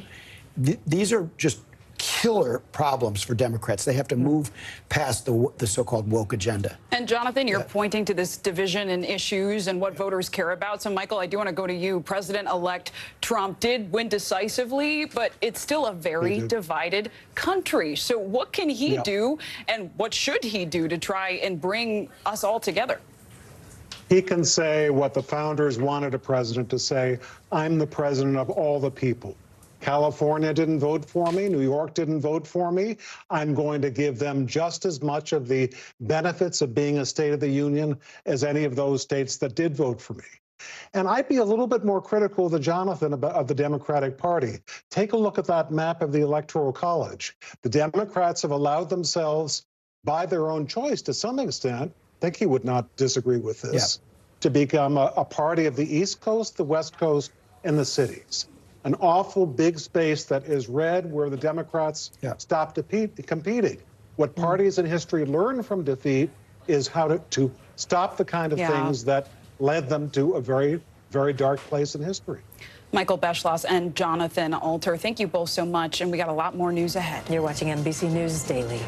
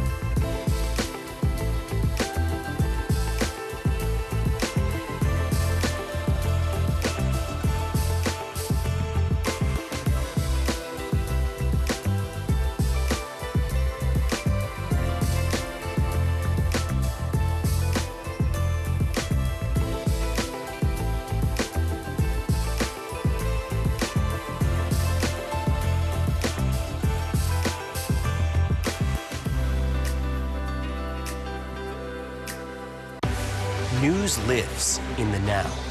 It's coming at us every second. News is more now than ever. This monster and historic storm is set to make landfall. Now is raw. What was your initial reaction? Devastating. Now is real. Voters are voting. It's here. It's happening. Now is constant. You gotta see this. Future is now. News for the generation of now is NBC News Now. NBC News has learned the Justice Department is evaluating how to wind down 2 federal cases against President-elect Trump even before he takes office. This comes as we also learn Trump's legal team is going to move quickly to get all of his criminal cases brought to a halt. As a refresher, that includes the federal election interference case in Washington, D.C., the classified documents case in Florida, both brought by special counsel Jack Smith, and the Georgia state election interference case, which is currently on hold. And then there's the New York hush money case in which a jury found Trump guilty of 34 felony counts of falsifying business records. As of now, he is supposed to be scheduled in that case. Sentenced in that case on November 26th. So let's bring in NBC News legal analyst Danny Savalos and Nate Persili. He's a professor of law at Stanford University and an NBC News election law analyst. Thank you both so much for being with us. So, Nate, I do want to start with the DOJ, right? Officials reportedly see no room to pursue either of Jack Smith's criminal cases against Donald Trump, seemingly saying he's going to take office in a few weeks. So why move forward? What do you make of it? Sounds sensible to me, because they're just sort of saving time and taxpayer dollars at this point, because even if they were to go forward with the case of these next few weeks, Donald Trump's going to pull the plug once he's in office. So there's no reason for them to go forward. Danny, let me talk about the New York hush money case with you. This is the one in which he was convicted on many 34 counts. Will sentencing go forward now that he's the president-elect? Because we haven't really seen a scenario like this before. And I think I've heard that presidents are often, there's deference to presidents. There are really two events coming up in that case. First, the judge, Justice Merchan, is going to decide a motion to dismiss based on the intervening immunity decision by the Supreme Court. And wrapped up in that decision is whether or not the state introduced evidence from his time in the White House that would have been forbidden based on the immunity decision. So that is one obstacle to the case. It could get dismissed outright. Then you have sentencing. That is going to happen later this month. Maybe. You might see an adjournment request, and you might see the Manhattan prosecutors have no real objection to it. The reality is, even if Donald Trump were sentenced this month and he were sentenced to incarceration, which I think is very, very unlikely, reasonable minds have disagreed with me. I do not think this is a case that would be anything other than probation or house arrest. But even if he were sentenced, a sitting president, at least, and there are academics who think otherwise. I don't know what side you fall on, but there are some academics that actually think a sitting president could be imprisoned. I am not among them. I'm hardly an academic, but I don't believe the Supremacy Clause would allow a state government to imprison a sitting president. In all likelihood, although it's untested, these cases, state and federal, go away at minimum while the president is in office, and then you deal with them afterwards. But the practical reality is, as you just said, Nate, the federal cases are going bye-bye. That's a Latin term for dismissed. And Danny, can we talk about conflicts of interest? Because now President-elect Trump has a media company, and that's not even talking about his potential cabinet. I think of billionaire Elon Musk, SpaceX. How is that going to work? So this is fascinating. I'm so glad we have Nate here for that exact issue. You may remember during the first Trump presidency, an issue came up with Trump divesting or not really disclosing his interests in businesses, and that raised a little-known part of the Constitution called the Emoluments Clause that most folks, other than Nate, probably had never heard of the Emoluments Clause before. And there was actually litigation against Trump where plaintiffs brought cases saying, hey, you're in violation of the constitutional Foreign Emoluments Clause and the Domestic Emoluments Clause, which basically says, for the most part, you can't pay a president any more than his actual salary. He can't get money from foreign governments. The crazy part about this is that it got all the way to the Supreme Court, and since Trump was out of office, they dismissed it, saying, hey, well, it's moot. He's out of office, so there's nothing to decide. But here we are again with the exact same issue. Nate, could we see President-elect Trump make big changes on the Supreme Court? I think so. I mean, as you know, he already replaced 3 people on the Supreme Court. I wouldn't be surprised if Justice Clarence Thomas steps down. Question is whether Justice Alito would be another one. But I think Thomas, I wouldn't be surprised if he resigns in the first year or so. And then he gets to fill those seats. That's right. Which could change the shape of the court for what, decades to come? Indeed, I think he's already done that. I mean, the 6-3 division that we've seen on the court right now is actually quite significant over the history of the court. Thank you to you both. Yeah. Very great to have you guys with us. Nate Persily and Danny Ceballos, as always. Thanks so much. Great analysis. I'm Kate Snow. I'm Zincle Asamoah. Thank you so much for being with us. You are watching NBC News Daily.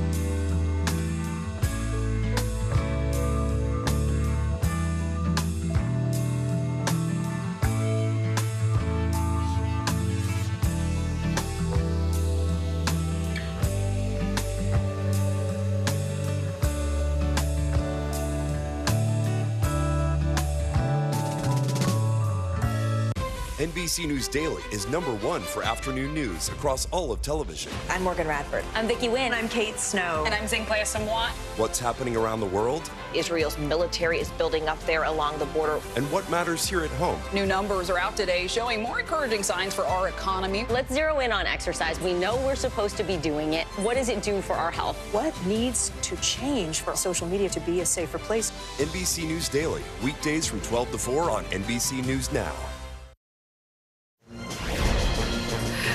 Hey, everybody, I'm Zinklea Samwat. And I'm Kate Snow. NBC News Daily starts right now.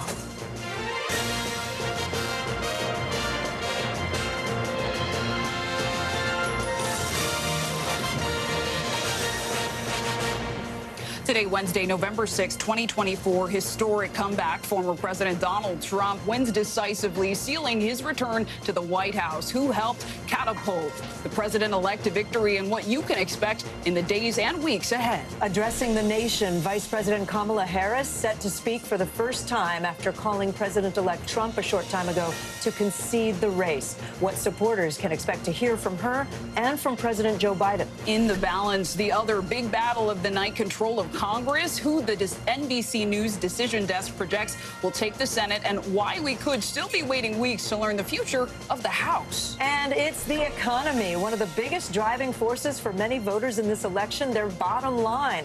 How the president-elect's proposed policies could impact everything from the prices you pay to your 401k. Well, we had a long night, and we're glad you're with us today. We are into Wednesday, as far as I know. Welcome. So let's get right to our coverage of this historic and consequential day for our country. Former President Donald Trump and now President-elect Donald Trump. Vice President Kamala Harris called the president-elect earlier today to congratulate him. The NBC decision desk projects that Mr. Trump is the winner of the election, and we projected that just after 5:30 a.m. Eastern time. I was actually here making that call. He will become the second president in U.S. history to serve non-consecutive terms. Mr. Trump is also leading the popular vote over Vice President Kamala Harris. If that result holds, it will be the first time a Republican has won the popular vote since George W. Bush back in 2004. Mr. Trump spoke to his supporters early this morning in the state of Florida after declaring victory. This will truly be the golden age of America. That's what we have to have. America has given us an unprecedented and powerful mandate. Our coverage begins with NBC News correspondent Vaughn Hilliard in West Palm Beach, Florida. Vaughn, it's good to see you. We just got a statement from the Trump campaign about the call with Vice President Harris. What are they saying right now, and how is the Trump team planning to celebrate this major victory in the coming days and weeks?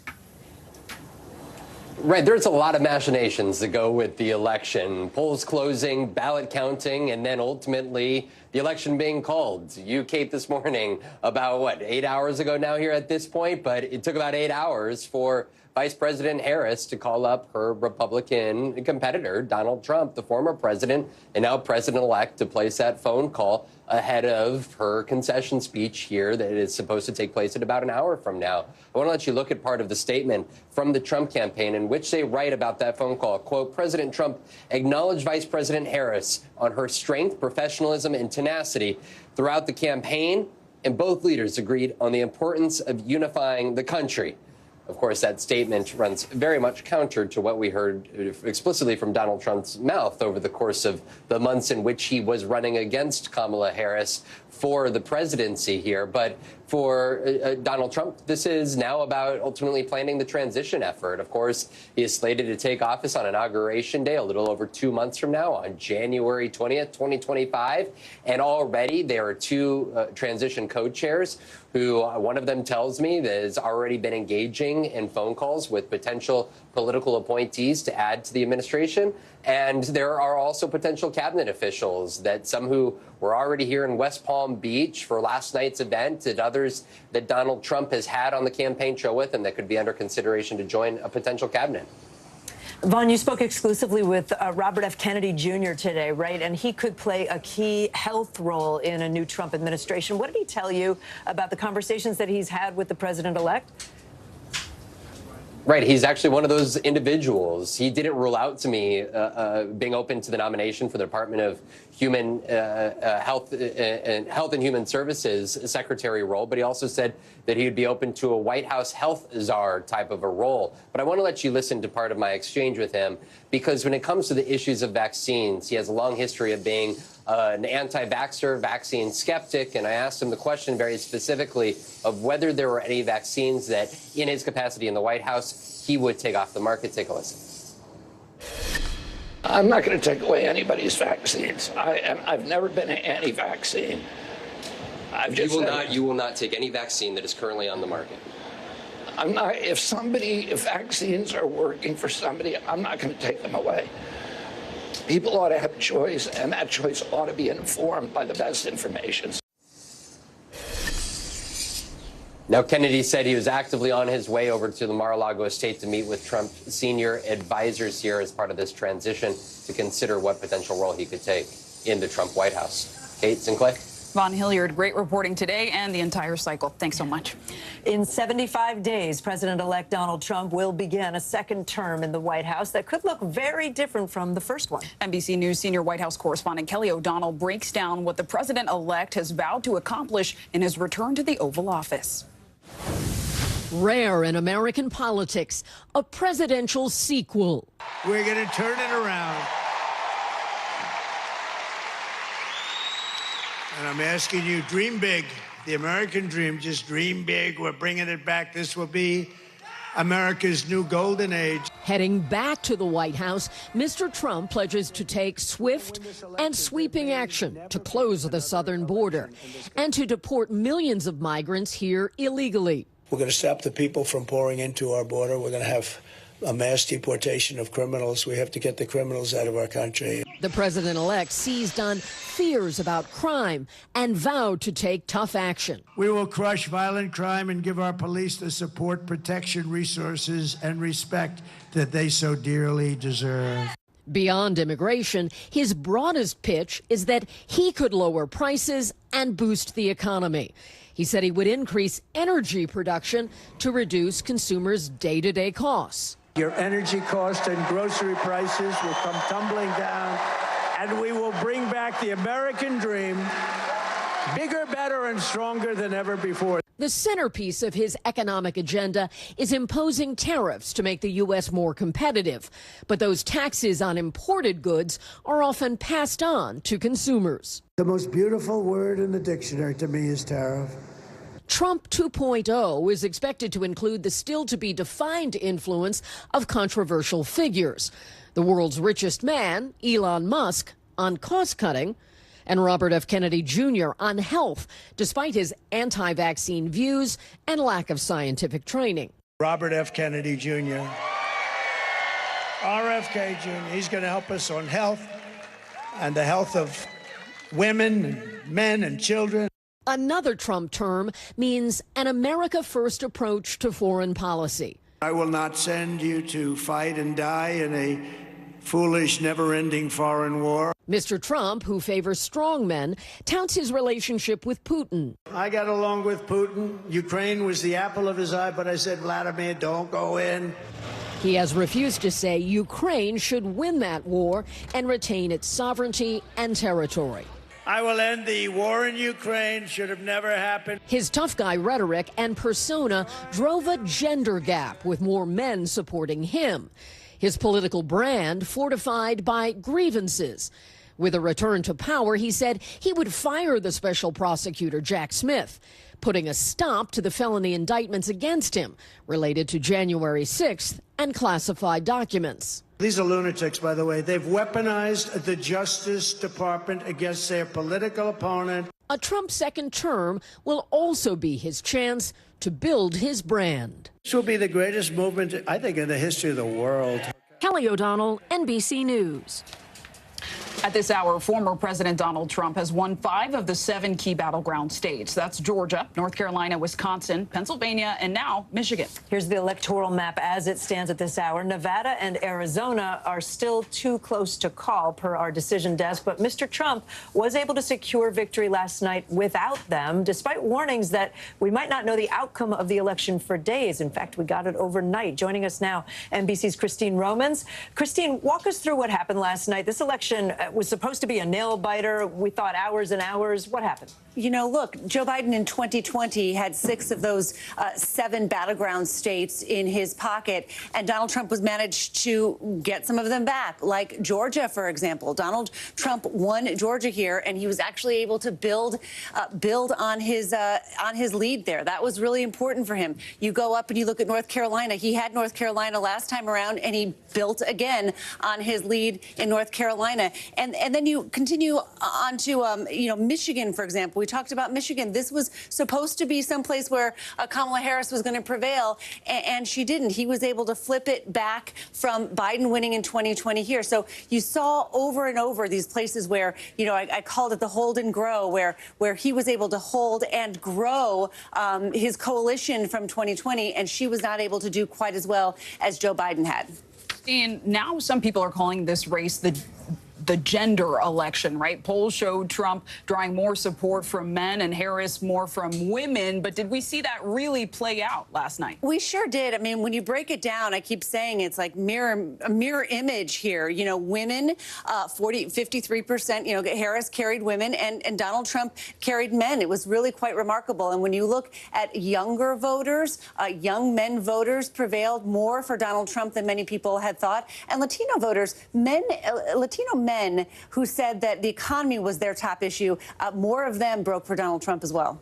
Yeah, just to build on that, Christine, Trump gained with Black and Latino voters. Our NBC News exit polling found that 1 in 3 voters of color supported Mr. Trump. How impactful was that? That sounds huge, 1 in 3. It really was. If you look at someplace like Michigan and you go to Detroit here, obviously she won Detroit, no question here. But if you back up a little bit, you can see she did not prevail as much as Joe Biden won. And this is a big county with a lot of votes. And there was this feeling that there was a little bit of an enthusiasm drag in some of these counties that are predominantly African American. And when you go down to Georgia, you can see kind of the same thing. It's so interesting that in Georgia, you saw some of these counties that had been, she prevails in all of these counties, no question. But then when you go back and you start looking at prior elections, you can see she's just not building on some of the gains that she once had.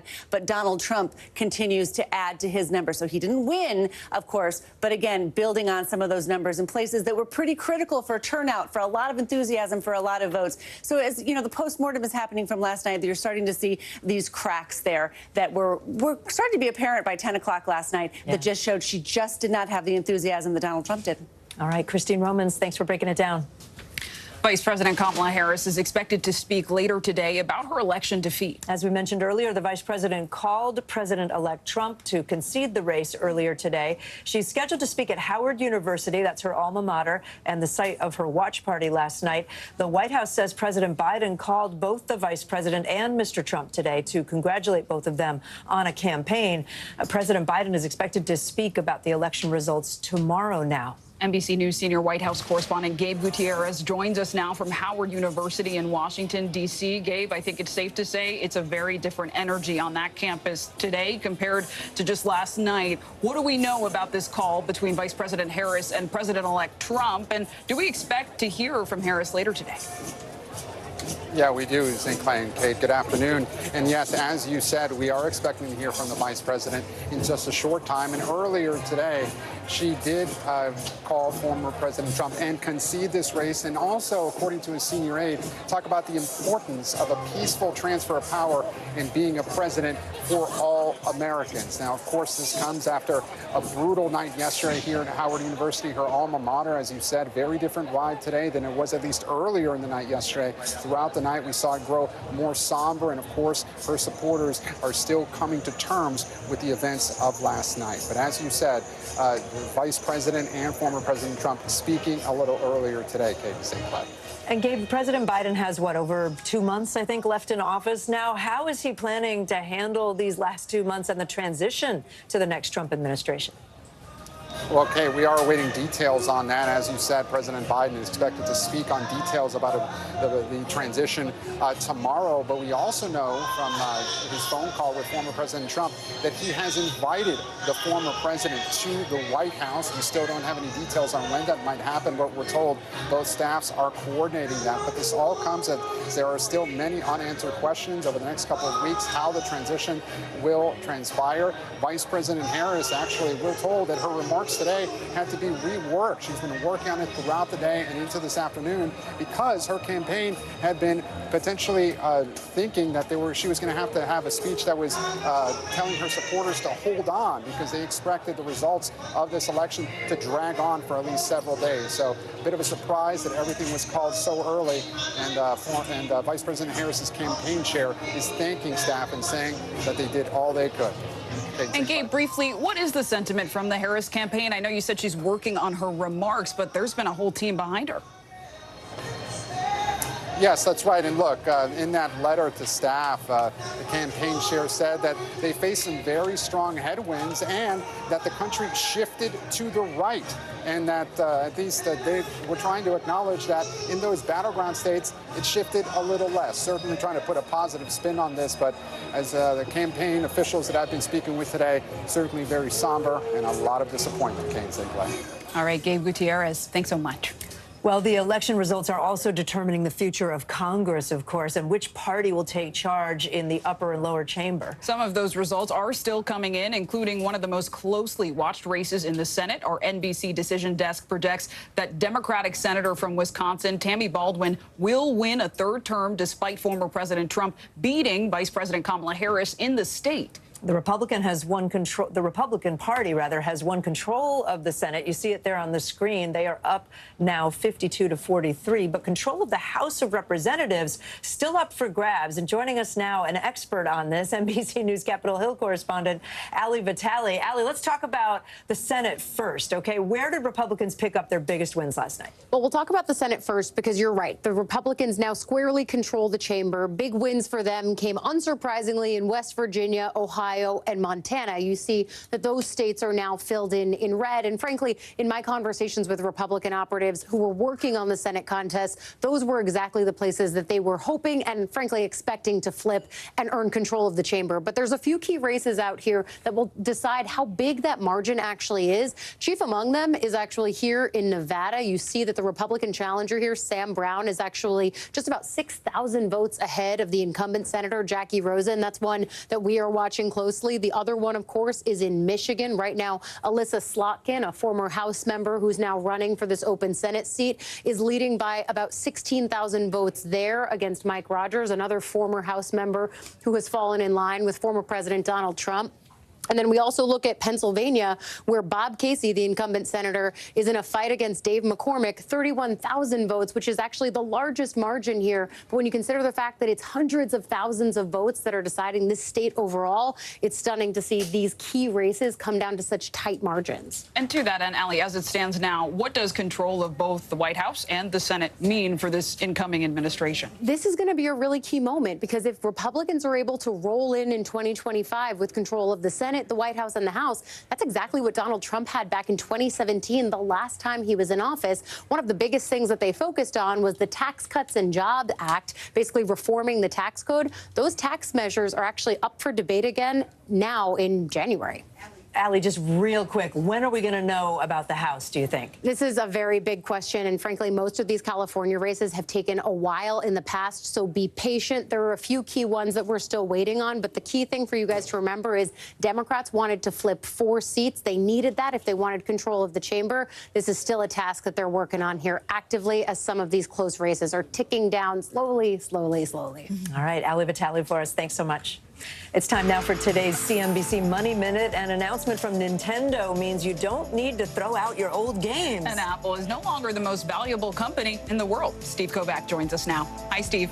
Hey, Kate and Zinkley. We'll start with my favorite story of the day. Nintendo said it will allow current Switch games to be played on the next generation of the hit console as a way to appeal to the Switch's current user base. The Switch is Nintendo's second biggest selling console in history, but demand has slowed since its release back in 2017. Shares of Nintendo up nearly 6% on the news.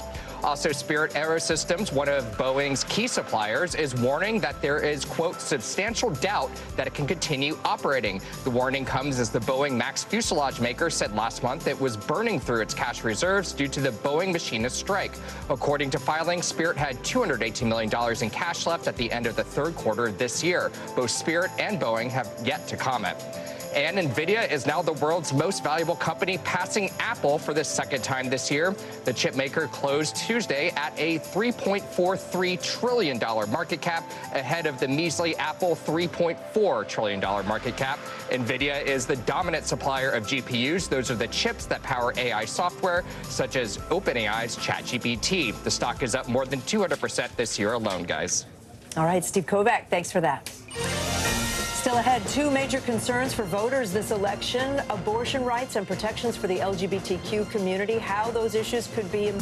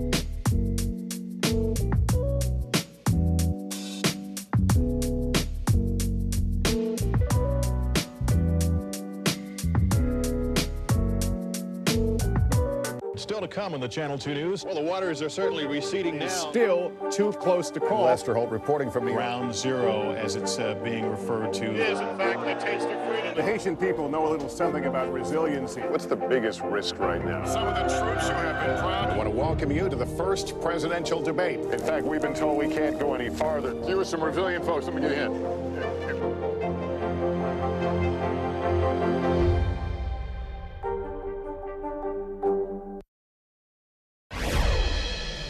In Arizona, the NBC Decision Desk characterizes the presidential and the Senate race as both too close to call. Trump has about a 100,000 vote advantage in the presidential race, with about 63% of the vote in. In the Senate, it's actually the Democratic candidate, Congressman Ruben Gallego, with the current lead over Republican Carrie Lake. NBC News correspondent Priscilla Thompson is at the campus of Arizona State University in Tempe, Arizona. Priscilla, young voters, we've been talking about it, proved to be a key voting bloc for President Trump, according to exit polling. You've been speaking with voters at that college, at the university. What are they telling you? That's right. Those exit polls showed that a majority of young voters, first-time voters, cast their ballot for former president or now president-elect Donald Trump. And what voters here have shared, whether they backed Harris or Donald Trump, everyone said that they woke up this morning and saw that result and were very surprised. However, surprised for different reasons. I want to play a little bit of some of what we heard from supporters on both sides. Take a listen. I'm a little disheartened to hear the news. I didn't really know if Kamala Harris was going to be elected, especially because she would have been the first female president and the first female person of color to be elected, which would have been monumental. I just feel like foreign countries fear Trump more than they would have Kamala, so I think that's a better leader to have in office when leading a very strong nation. You think it'll make for a more secure future? Yes. And I'll tell you just anecdotally, being on campus these past couple of hours, we have seen more than a dozen people walking around with those red Make America Great Again hats, very proudly excited that their candidate has won. And the other thing that a lot of those first-time voters who supported Donald Trump talked about was the economy. One young man telling me he wants to be able to buy a house in a couple of years after he graduates and do all of these things with his life. And he feels like Donald Trump is going to set the economy up and set them up for a brighter future than they would have had under Harris. And one other thing that I want to note, we know that the Trump campaign really made a play for those low propensity young male voters, and it appears to have paid off because the young man I talked to said it was Charlie Kirk and Turning Point USA who had been on this campus passing out hats, talking to voters that ultimately tipped him in favor of Trump. Kate? All right, Priscilla Thompson in Arizona for us. Thank you.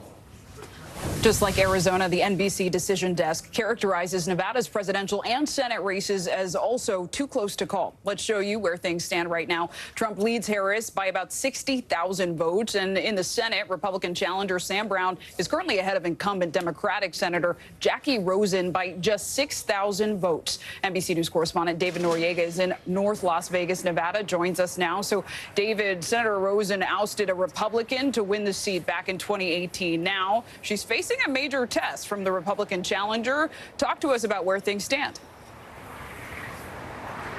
Yeah, Zincle, if Sam Brown wins that Senate race, it will definitely be an upset because incumbent Democratic Senator Jackie Rosen was leading pretty comfortably in the polls throughout this election cycle. So let me just catch you up very briefly. I am outside the Clark County vote tabulation center. We've been told that Clark County, which is by far the most populous county in the state, corresponds to the Vegas metro area. They have counted all in-person votes and have counted also all mail-in ballots that were received by yesterday election day. So the votes outstanding are mail-in ballots that were postmarked by yesterday, but have been received today and will be received in the coming days. We also spoke to the Secretary of State yesterday, who told us that in Clark County there were about 11,000 ballots and statewide about 14,000 ballots with signature issues, meaning that those have not yet been counted, and those people were notified that there were issues with their ballot, and they now have 6 days to cure those ballots. Now, 14,000 votes, given how the margins are looking that you just pointed out, Zincle, that might not be decisive for the presidential race,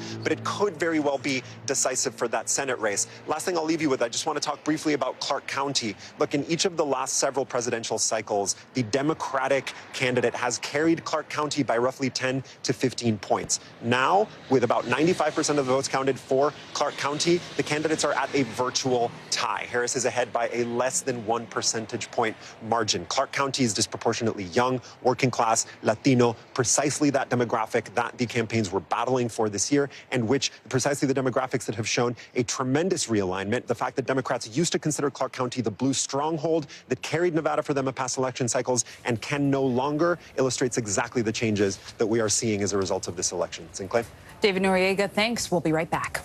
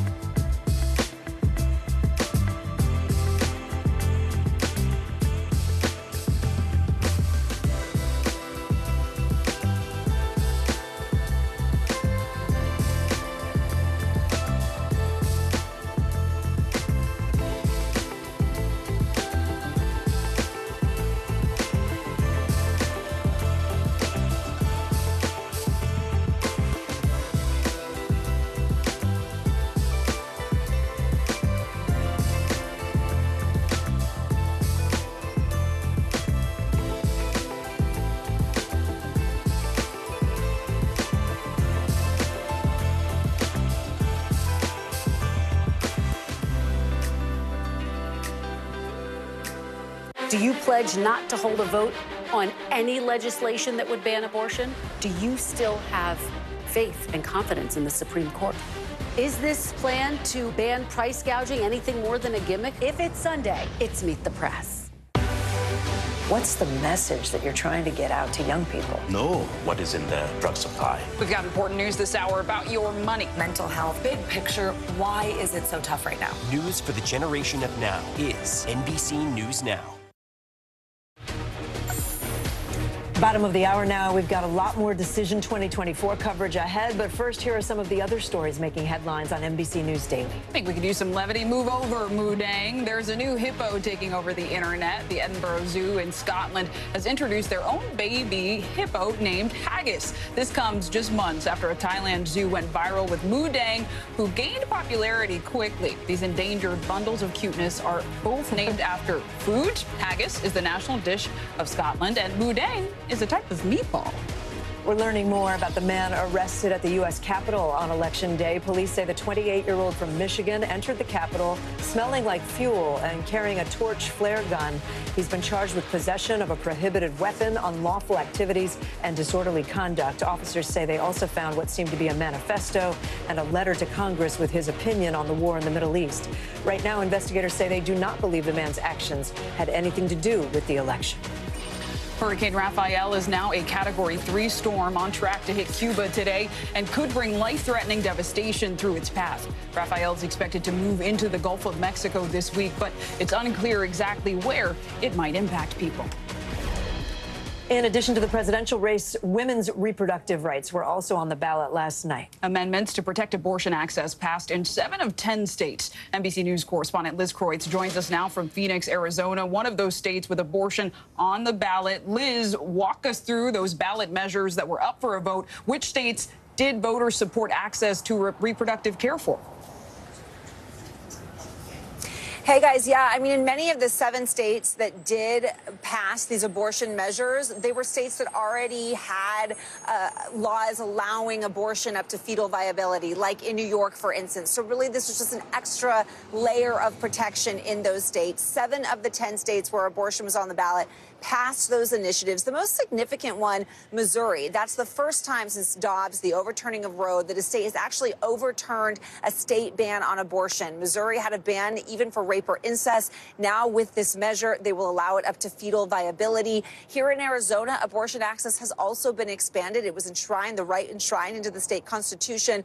Currently, the abortion is allowed up to 15 weeks. This measure, Prop 139, that passed pretty handily, will now allow abortion access up to fetal viability around 23 weeks or beyond that, based on the health of the mother. The 3 states where the initiatives did not pass, Nebraska, South Dakota, and Florida. Pretty interesting, given that this is the first time since an initiative like this has been on the ballot since the overturning of Roe that they have not passed. In Florida, it required a 60% threshold. They just missed that. So now there in Florida, a 6-week ban on abortion holds, guys. And Liz, Republicans have won the White House and the Senate, and there's a chance they could win the House as well. Is there a chance that we could see a push for a national abortion ban under a Trump administration? Certainly, that's something that abortion access advocates are worried about or eyeing. I think there's some sense that maybe the Trump administration might not push for a federal national ban. They would have to have a pretty sizable victory in the House and the Senate to be able to do that. And former President Trump has sort of been wish-washy and waffled on what he would do if that were to come to his desk to be signed. But there's some sense that perhaps the Trump administration could eye other ways to limit abortion federally. For instance, whether or not they would try to enforce a ban from the 1870s, the Comstock Act, which would ban mailing abortion pills. And that would be critical and would really drastically limit abortion access, given that abortion pills are one of the most common forms of abortion medication in the U.S., guys. Liz Kreutz on those consequential ballot measures. Thanks so much.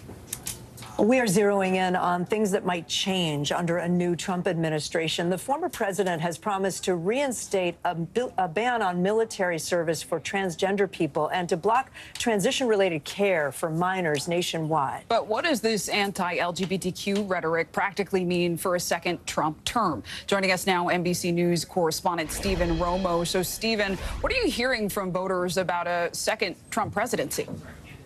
Yeah, Kate and Clay, there's a lot of fear in many of the LGBTQ plus community, particularly about trans rights when it comes to the former president. Advocacy groups like the Human Rights Campaign posting today, "We are brokenhearted, but we are not broken," along with a list of different resources, including mental health resources for the community. The Trevor Project posting something very similar toward trans young people, saying your life matters, a nod to LGBTQ plus young people who are more than 4 times likely to commit suicide than their peers. There's a real sense that the progress that's been made over the past few years could be rolled back. Here's more of what some voters had to say. I have a lot of friends and family that are, women, LGBTQ, so I fear for them. I think our country just got a lot less safe for them. And so, I don't know. Not the country I thought it was. Also hearing from voters bringing up a Project 2025, which you'll remember promotes traditional American family. Trump has distanced himself from that, though there are many links between that effort and his campaign. Guys. Yeah, Stephen, President-elect Trump's campaign ran ads with messaging around transgender issues. There's one that it was all over the place with the tagline, "Harris is for they, them." I wonder whether people in the LGBTQ community and others that you're talking to worry that things are really going to change under just tonally under a new Trump administration. Certainly, and one thing that I'm hearing from voters is the fall of Roe versus Wade. They bring that up. The Obergefell decision, which happened in 2015, which legalized gay marriage, also based on the right to privacy, which is how Roe versus Wade ended up falling. They're bringing that up as something that they're seeing. Again, with Project 2025, mentioning a traditional American value, something that many people are talking about. And President Trump himself mentioning the boys and girls sports. He's said that many times, talked about parents sending their kids to school, falsely claiming that they come home having received gender-affirming care, something that has not happened, but of course causing a lot of alarm and causing a lot of focus on this community, which is already in a lot of fear for how things are going to impact moving forward. One thing of hope I have heard from some of these voters is knowing that the president can't do anything on their own, that there are legislators that people plan to call and write to try to share what they hope gets done in our country. Yeah. Stephen Romo, thank you. Now to the markets. Even though it's not unusual for the stock market to fluctuate after a presidential election, Wall Street appears to be feeling good about Trump's victory. All 3 major indices opened the day higher. Let's bring in Caleb Silver. He's the editor-in-chief of Investopedia. Caleb, what is it about Trump's victory you think that's driving the stock market up today? Well, the fact that we have resolution is a big deal. This is not dragging on days or weeks, and investors don't like uncertainty. There's that. There's also the fact that he has made some big promises along his campaign that could be very beneficial for companies' bottom lines, including extending the 2017 tax cuts. That brought the corporate tax rate down from 35% to 21%. He's going to keep it there and maybe even lower it for some companies. Also, broader deregulation. He's going to get off the backs of the fossil fuel industry, off the backs of the banks, allow more deal making. That's a big deal. Lower taxes in general and a lot of government spending is good news for the stock market. And Caleb, President-elect Trump has been very vocal about implementing tariffs on goods entering the country. What does that practically mean? That means 20% tariff across the board on all products we import. And what does that mean? That means we're going to pay more as consumers because retailers are going to pass those costs on us. It's inflationary by nature. He says he'll offset that by lowering taxes. So you're looking at a choice here of higher tariffs, but lower taxes. And obviously enough voters voted for lower taxes. So that's a big part of it as well. There's tariffs. There's also this rhetoric about making things in America and spending more on infrastructure. Infrastructure stocks rocking today. Industrials, transports, everything made in America, based in America, doing well in the stock market. Because they think there might be spending in that arena by the new administration. Spending is good for stocks. What would Trump's proposals do to the national debt? Do we know? Explode it, because this is government spending at its highest. So we're talking about tariffs. That's inflationary. That's going to require some more spending here in the U.S. But in general, the CRFP, which looks at the federal budget, talks about a $7 to $8 trillion increase in the budget deficit over the next decade if he gets some of his proposals through. All right. Caleb Silver, thanks so much. The Trump family has often put on a united front from business ventures to the White House. We're told by someone who studied the Trump family dynamic extensively that they don't trust anyone without the last name Trump. In 2017, we remember Ivanka Trump and Jared Kushner were inside the administration, but things have changed in 8 years. Donald Trump returning to the White House for a second term, but this time around with a smaller entourage in tow. The president-elect telling Fox News his kids will not serve in his administration. I said, that's enough for the family. You know why? It's too painful for the family. My family's been through hell. In his first presidency, Ivanka Trump served as a key advisor, and her husband, Jared Kushner, took on a major and controversial role in a number of projects, including Middle East diplomacy. Ivanka, who has been less present on the campaign trail than her brothers, expected to keep more distance this term. She took a hit for going into politics, so she wants to step away. Trump's youngest child, Barron, is now 18, a 6'7" college student living at Trump Tower and attending New York University. During the campaign, Barron advised his dad on which podcast to do. I mean, he tells me about all the hot guys, people I never heard about. Dad, that guy is hot. The author of Melania's unauthorized biography called The Art of Her Deal says Melania Trump is protective of Barron and doesn't want him in the limelight. She says it's dangerous, especially after the assassination attempt, and she thinks he's too young for the rough and tumble of politics. Since leaving the White House in 2021, Melania herself has rarely appeared with her husband. They're at the convention, but not speaking, and a surprise appearance at that rally in Madison Square Garden. Please welcome our next Commander-in-Chief, my husband, President Donald J. Trump. The big unanswered question, will the First Lady live in Washington or stay in New York? I think it'll be very much like it was the last time. When she wants to be in the White House, she'll be there. But when she didn't feel like it, she just disappeared. Melania Trump speaks about the mental and physical well-being of children and may try to reinvent her Be Best initiative. There is tough, and then there's Trump tough. Donald Trump Jr. and his fiancée, Kimberly Guilfoyle, are widely expected to continue as surrogates for the president, with Eric Trump managing more of the Trump business and his wife, Laura, a co-chair of the Republican National Committee. And don't forget the Gen Z Trumps. I'm a Trump too. Trump's granddaughter, Kai, made her debut at the Republican National Convention, her grandfather beaming. Up next, you may have heard us say this once or twice already. This election is historic. We're going to walk you through the many firsts ahead on NBC News Daily.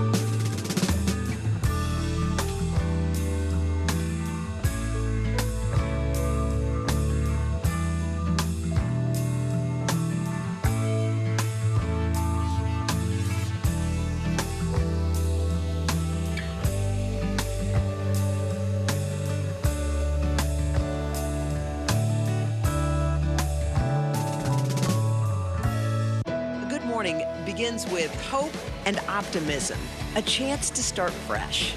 We want to welcome you in to share a moment that brightens your day, because every day deserves the best start.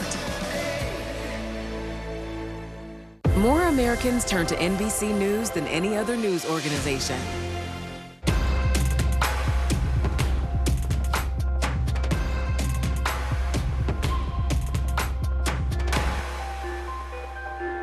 Kristen Welker hosts Meet the Press every Sunday on NBC.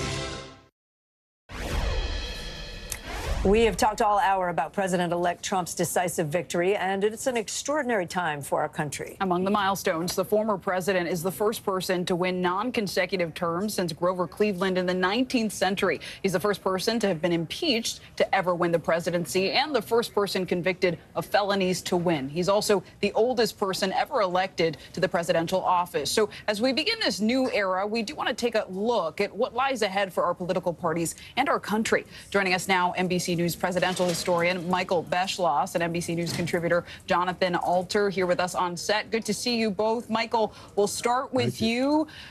Put President-elect Trump's win into historical context for us. When younger future generations look back or reading their textbooks, what do you think they're going to see? Well, maybe two things, Clay. One is that he has run 3 elections. He won 2, he lost 1, despite what he says.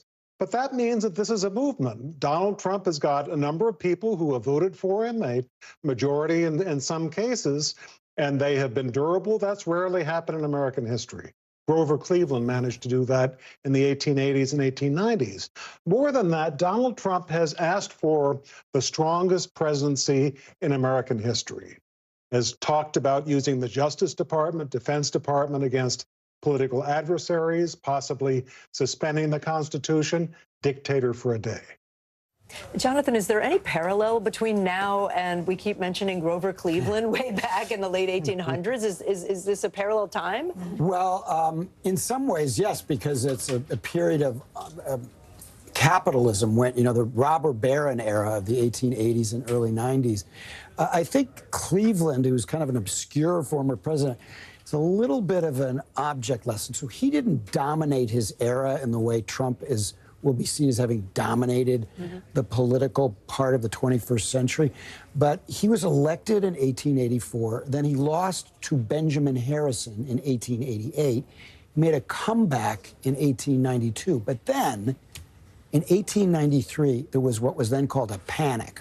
We would now call it a depression. And it changed everything in American politics. It was a severe seizure for the whole system. And I think, and Cleveland was very, very unpopular. So it's an indication. You can't say for sure what's going to happen in the next 4 years. You have a number of economists who believe that if Trump's trade tariff, 20% tariff, if that was imposed, that it would wreak economic havoc. So all kinds of things could happen, or maybe not, but there are unanticipated consequences to these things. I mean, speaking of unanticipated things, can we talk candidly about women? Because there was this expectations that they would show up in droves for Vice President Harris. Instead, President-elect Trump overperformed in that group. What do you make of that? So just to be clear, Harris still carried women, but not with the margins that she needed.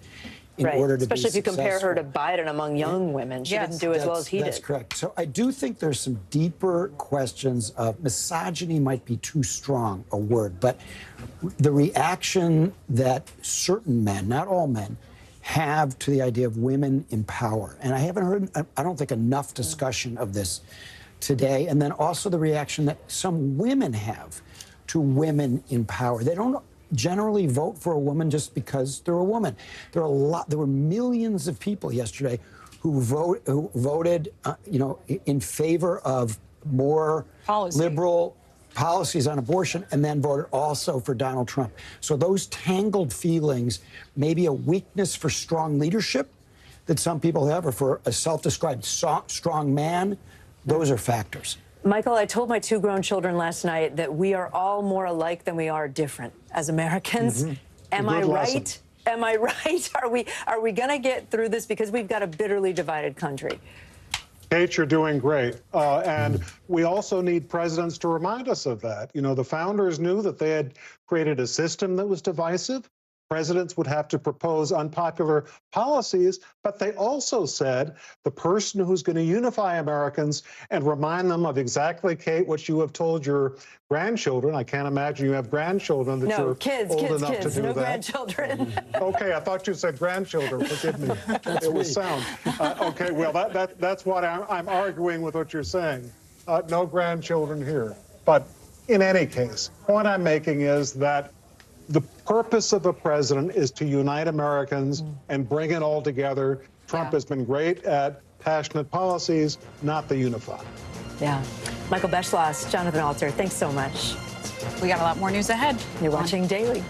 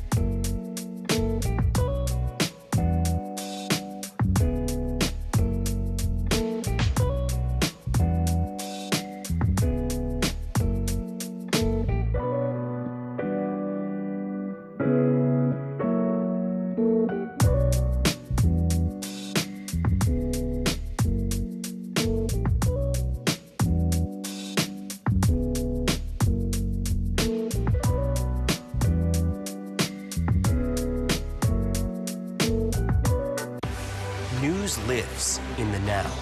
It's coming at us every second.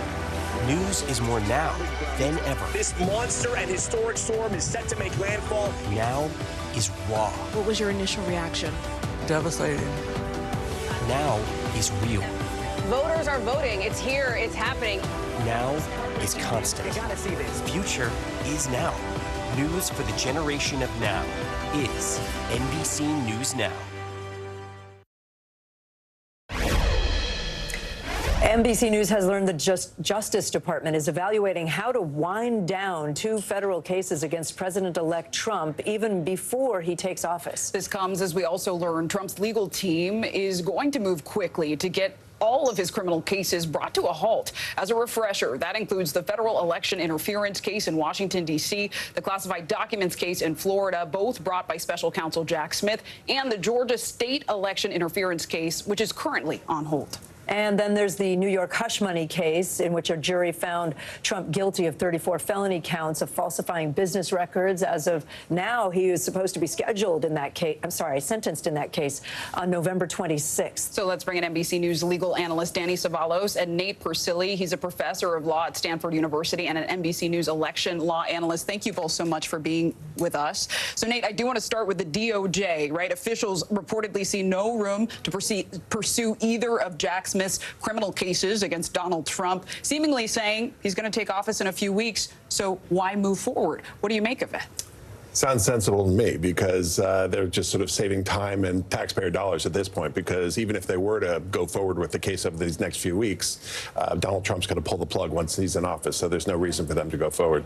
Danny, let me talk about the New York hush money case with you. This is the one in which he was convicted on 34 counts. Will sentencing go forward now that he's the president-elect? Because we haven't really seen a scenario like this before, and I think I've heard that presidents are often, there's deference to presidents. There are really two events coming up in that case. First, the judge, Justice Merchan, is going to decide a motion to dismiss based on the intervening immunity decision by the Supreme Court. And wrapped up in that decision is whether or not the state introduced evidence from his time in the White House that would have been forbidden based on the immunity decision. So that is one obstacle to the case. It could get dismissed outright. Then you have sentencing. That is going to happen later this month, maybe. You might see an adjournment request, and you might see the Manhattan prosecutors have no real objection to it. The reality is, even if Donald Trump were sentenced this month and he were sentenced to incarceration, which I think is very, very unlikely, reasonable minds have disagreed with me. I do not think this is a case that would be anything other than probation or house arrest. But even if he were sentenced, a sitting president, at least, and there are academics who think otherwise. I don't know what side you fall on, but there are some academics that actually think a sitting president could be imprisoned. I am not among them. I'm hardly an academic, but I don't believe the Supremacy Clause would allow a state government to imprison a sitting president. In all likelihood, although it's untested, these cases, state and federal, go away at minimum while the president is in office, and then you deal with them afterwards. But the practical reality is, as you just said, Nate, the federal cases are going bye-bye. That's a Latin term for dismissed. And Danny, can we talk about conflicts of interest? Because now President-elect Trump has a media company, and that's not even talking about his potential cabinet. I think of billionaire Elon Musk, SpaceX. How is that going to work? So this is fascinating. I'm so glad we have Nate here for that exact issue. You may remember during the first Trump presidency, an issue came up with Trump divesting or not really disclosing his interests in businesses, and that raised a little-known part of the Constitution called the Emoluments Clause that most folks, other than Nate, probably had never heard of the Emoluments Clause before. And there was actually litigation against Trump where plaintiffs brought cases saying, hey, you're in violation of the constitutional foreign emoluments clause and the domestic emoluments clause, which basically says, for the most part, you can't pay a president any more than his actual salary. He can't get money from foreign governments. The crazy part about this is that it got all the way to the Supreme Court, and since Trump was out of office, they dismissed it, saying, hey, well, it's moot. He's out of office, so there's nothing to decide. But here we are again with the exact same issue. Nate, could we see President-elect Trump make big changes on the Supreme Court? I think so. I mean, as you know, he already replaced 3 people on the Supreme Court. I wouldn't be surprised if Justice Clarence Thomas steps down. Question is whether Justice Alito would be another one. But I think Thomas, I wouldn't be surprised if he resigns in the first year or so. And then he gets to fill those seats. That's right. Which could change the shape of the court for what, decades to come? Indeed, I think he's already done that. I mean, the 6-3 division that we've seen on the court right now is actually quite significant over the history of the court. Thank you to you both. Yeah. Very great to have you guys with us. Nate Persily and Danny Ceballos, as always. Thanks so much. Great analysis. I'm Kate Snow. I'm Zincle Asamoah. Thank you so much for being with us. You are watching NBC News Daily.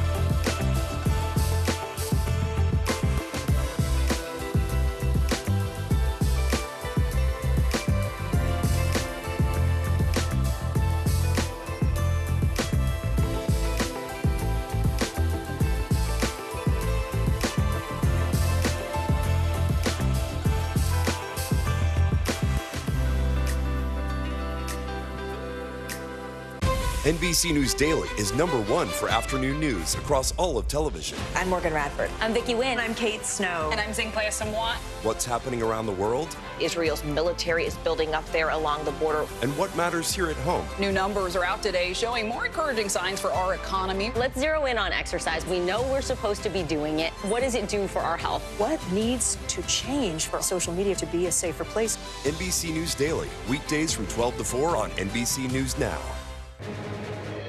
This is an NBC News special report. Here's Lester Holt. Good day from New York. We're coming on the air with breaking news and a historic moment in Washington. Just minutes from now, Vice President Kamala Harris set to deliver her concession speech at Howard University, her alma mater, after NBC News projected her opponent, President-elect Donald Trump, will return to the White House. The vice president's remarks will come after she did not speak at what was supposed to be a celebratory event for her campaign last night before Mr. Trump took a commanding lead in the Electoral College, with battleground Wisconsin putting him over the 270 electoral votes needed to win the presidency. Her remarks will also cap her historically brief 107-day campaign, which began after President Biden dropped out of the race. NBC News also learning that Harris and Biden called the president-elect to congratulate him earlier today and discuss the importance of a peaceful transfer of power. While we await the vice president to come before the cameras, our senior White House correspondent Gabe Gutierrez is covering the vice president at Howard University. Gabe, what can we expect? Hi there, Lester. Well, as we await the vice president's remarks right behind me, we can tell you that this is the first time that we will see her publicly since yesterday afternoon when she was at DNC headquarters at a phone bank. But I was here yesterday, Lester, and I can tell you the mood here very different than it was yesterday, at least earlier in the night. We saw just such a deflated crowd here as the returns started to come in. Now, we can tell you that the vice president was at her residence throughout the day and that she was working on her speech. Interestingly, Biden aide tells me that she really didn't have this type of concession speech fully ready. She had expected instead to have a type of speech where she would tell her supporters to hold on because her campaign really expected this election results process to drag on for several days. But we understand that she did talk to former President Trump earlier today. She talked to him about the importance of a peaceful transfer of power and also the importance for him to be a president for all people, for all Americans. Now, also, President Biden also called former President Trump. We're told that he invited the former president, now president-elect, to the White House, but we're still awaiting details on that, on when that might happen. The staff is still working it out right now. Lester, I can tell you there's some cheering behind me. Again, any moment now, Vice President Harris is expected to come out here and deliver her remarks. As you said, very significant location, her alma mater. This is also the place where she announced her bid for president back in 2019. And she has also told interviewers that this location is very meaningful to her because it was the first time she ever ran for elected office when she was a freshman here at Howard University, and she ran for a representative here at the university. But again, we're waiting for those remarks, Lester, after a very disappointing day for Democrats. All right, Gabe, we'll ask you to stand by. Yeah, we saw them making last-minute looking arrangements there on the stage, so we expect the vice president in just a few minutes. In the meantime, let me bring in Meet the Press moderator Kristen Welker, our senior national correspondent Tom Yamas, and our senior Washington correspondent Hallie Jackson. Tom, let me start with you. Yeah. When I left you guys in the wee hours of the morning, we were still counting to see if it would be a sweep of the battleground states. What's the latest count? We're still waiting, but as we're watching this and waiting for Vice President Harris to come out, the news has gotten worse for her. Obviously, the ultimate news, she's not going to the White House, but now we've learned NBC News has projected both Wisconsin and Michigan have also gone into Trump's column. He has taken down the blue wall once again. He is the only presidential candidate who's a Republican to take down the blue wall. He's done it twice since 1988. In modern historical times, we have not seen anything like this. So the news right now getting worse for her. We're still waiting on Arizona and Nevada as the vote is still being counted there. All right, Kristen, let me bring you into the conversation. We woke up in a different world today. This news is now being absorbed. People trying to tea leaf into the future. What are you hearing? Well, we woke up to a political realignment. We saw that former President Donald Trump, now President-elect Donald Trump, had this incredibly decisive victory in which he expanded his reach and his support among key groups, Latino voters, women voters. In fact, President Biden did better with women voters than Vice President Kamala Harris did. We also saw him expand his reach into some blue areas, some blue counties, Lester, here in New York, in New Jersey, in Illinois. Things that are frankly being viewed as a wake-up call to the Democratic Party this morning. I have been talking to my sources who say that there needs to be a reckoning within the Democratic Party, that they need to take a hard look at these results and a hard look at why they did not resonate with voters, why their message did not speak to these key voters, working class voters, voters of all different backgrounds, racial backgrounds, and they need to rethink how they are messaging, particularly when it comes to issues like the economy and immigration. And Hallie, as you flip around the channels today, hear all these discussions about what did he really mean, things that promises he made that have been disquieting for many people. What do we know? It looks as though, based on everything that he has said publicly, his second term is likely to start as his first term did. Controversially, he has said on day one he will implement mass deportations. There's an estimated 11 million undocumented immigrants in this country. Doesn't say, and has been pressed for specifics. How do you pay for that? Probably billions of dollars. Who actually does it? Who actually executes these deportations? That's not clear.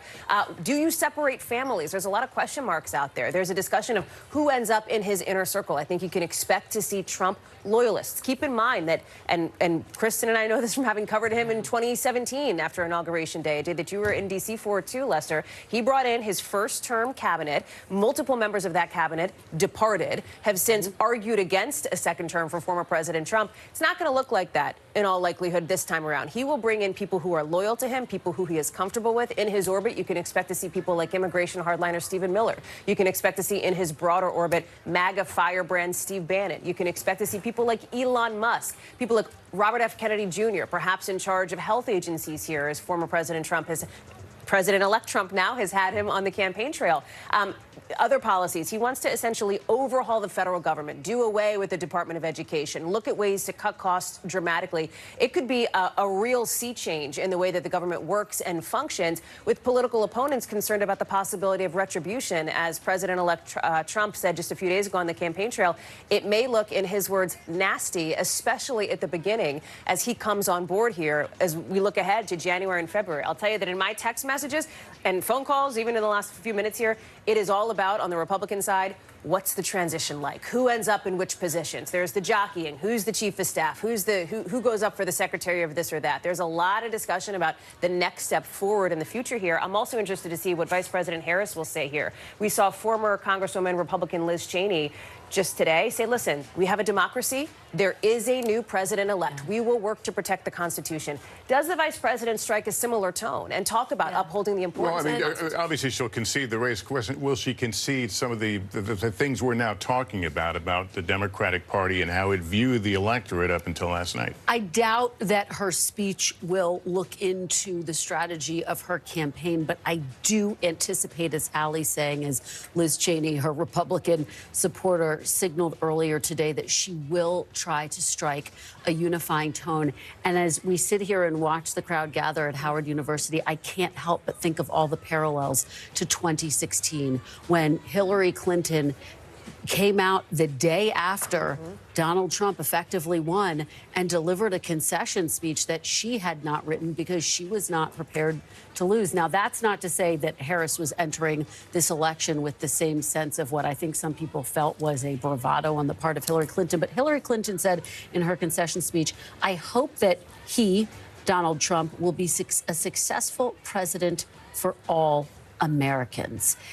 Hillary Clinton very notably struck a unifying tone in her remarks. And so it was such an important moment for the country when she did that. It was such a stark contrast with 2020, when former President Donald Trump did not concede. He still has not conceded.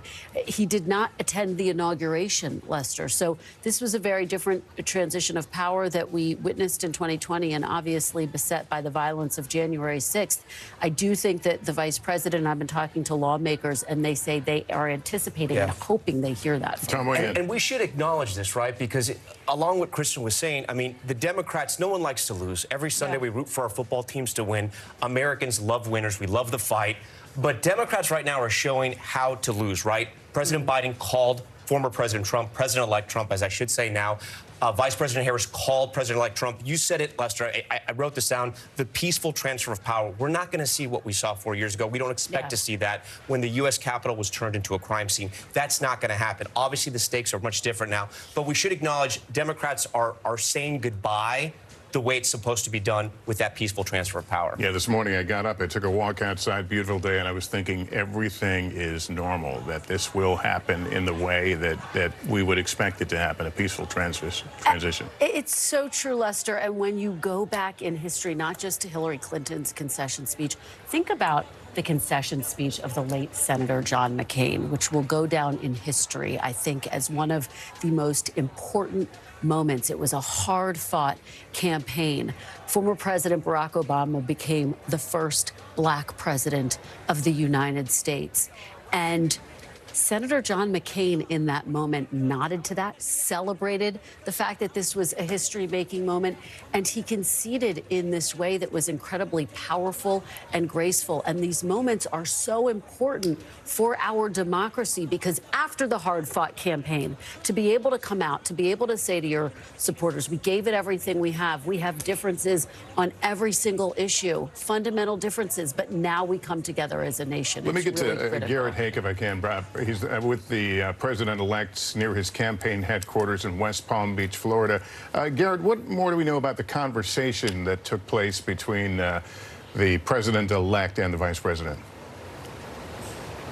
Well, very little, candidly, Lester. We know that it was the vice president who initiated that call sometime early this afternoon. I think there was a lot of expectation in Trump world about when that call would occur. Once the writing was on the wall late last night, a senior Trump campaign official told me they saw the memo that came out last night from the Harris campaign chair urging their supporters to go home and get some rest as a white flag last night, and that they were waiting for this call for some time. One of them suggesting to me that if the shoe been on the other foot and had it been Trump not making a call to concede until well into the next day, they could imagine that the coverage, the reaction from the country would have been quite different. We also learned, of course, about the phone call with President Biden, that invitation to come to the White House. It's important to remember these three individuals here, the vice president, the president-elect, and President Biden, have almost no actual personal history together. Remember, the entirety of Vice President Harris and Donald Trump's personal relationship, to the degree they have one, was the time they spent together on the debate stage. The two had never met before, hadn't talked subsequently since.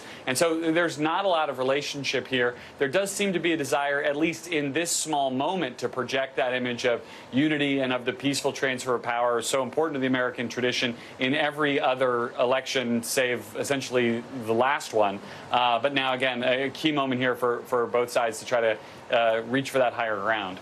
Yeah, mostly serious faces as we look at outside Howard University, where we expect to hear from the vice president, her concession speech any minute now. As we wait, let me bring in Simone Sanders, co-host of MSNBC's The Weekend, former chief spokesperson to Vice President Harris. Simone, have you been in contact with the vice president's team at all? Lester, I think I will just say that I've spoke to people that know, and in general, who not necessarily people who are staff, but people who are very aware of and familiar with just kind of how the tone and tenor is for the vice president, for the president, for folks at the White House right now, and where I think what you will expect to hear from the vice president is a thankfulness for the supporters and the people that came out to support her last night, who are there today, standing there and all across the country, but also just a sense that the coalition that she built and the time that she did it, she doesn't regret, and she means what she said about the country, about democracy. I don't know if it will particularly be a long speech, but the folks around the vice president and people close to the campaign, they do feel like that she ran her race and she left it all on the field. And I have to say, as someone that watched this from the outside in, I do think that the vice president specifically, she was a warrior here and definitely ran through the tape. What we will see in the weeks and months to come when we get the voter data and whatnot is exactly why that was not enough. But I definitely think she gave it her all. Yes, Simone, it's notable. She didn't talk a lot about, being a woman, the historic nature of being a African-American, a South Asian woman. But there will be young women who will be watching this speech today. Do you believe she'll have a message for them, those who feel this crushing disappointment that once again the glass ceiling remains intact? Yes, I think she might. Again, I don't know specifically about her remarks, from my understanding, are very close hold. So I have not seen a version of the remarks and have not spoken to anyone, frankly, that would have seen them. But in knowing the vice president, she has spoken extensively during the time that I worked for her and when I no longer worked for her, but in the times that I'd seen her and whatnot, about the place that she has in history. She understands that. She also understands what it means for not just young women across the country, but young men. When they see her, she uniquely understands that. So there are people that are crushed by this not win, by this loss, frankly, and I think she's going to speak to them. The woman I will just note at the podium right now is Opal Vadhan. Opal has been with the vice president since the first year in office, and she always sets the remarks out. So Kamala Harris is not far behind. So the remarks are on the podium, so we expect to see her. While we wait, and we may have to break away, but Mark Lauder is the former director of strategic communications for Trump's 2020 campaign.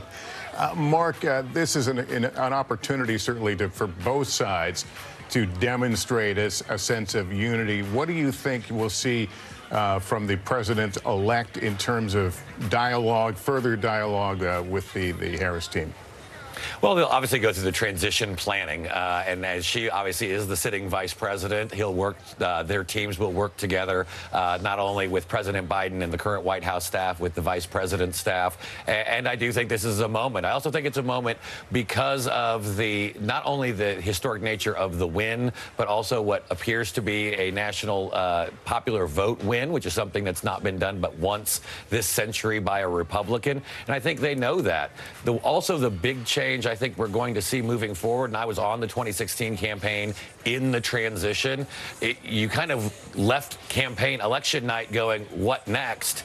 Well, they know what next, because so many people, whether it was a Jason Miller, whether it was a Dan Scavino, so many of those senior advisors to the president-elect in his campaign in 24 were also there in 2016. So they know what to do, and they also know you've got one term to get it done. And I do believe the mandate from the America First movement is we don't want just talk. We want you to actually do the things that you promised to do. Okay, Mark, thanks. We'll ask you to stand by as well as we look at the camera there pointed at the podium. We expect to see the vice president momentarily. There comes the still photographer to take the official photographs here. While we do that, Hallie, you're watching along with me.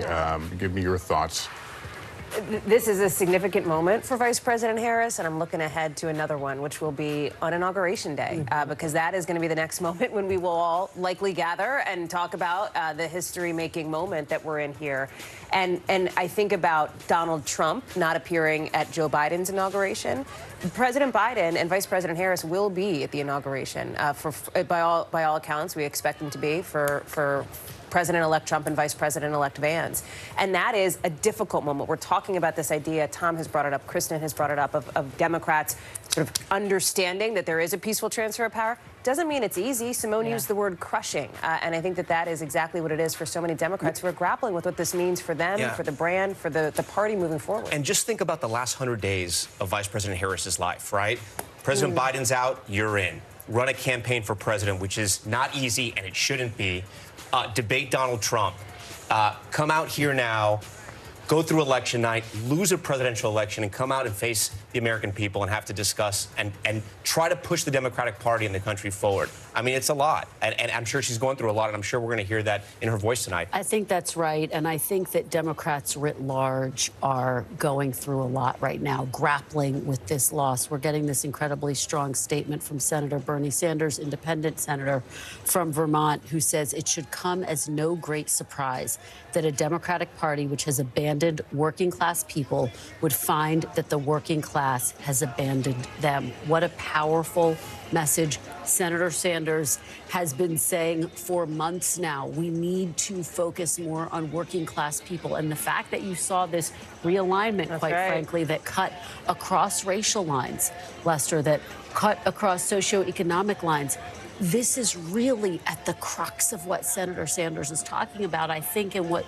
so many Democrats now are going to grapple with. I think there's also going to be a postmortem about what Tom is talking about, the timing of this, the timing of when President Biden decided to step down. We're already hearing rumblings within Democratic circles of why didn't he step aside sooner? Why didn't he allow her that runway to have a real We expect to hear from him in the coming day here, and I'm wondering how far that will go in terms of creating a picture here of unity even afterward, because you know there's going to be a lot of finger pointing, a lot of man, we shoulda, we coulda. Absolutely. And it's one of the aspects of all of this that is so unprecedented.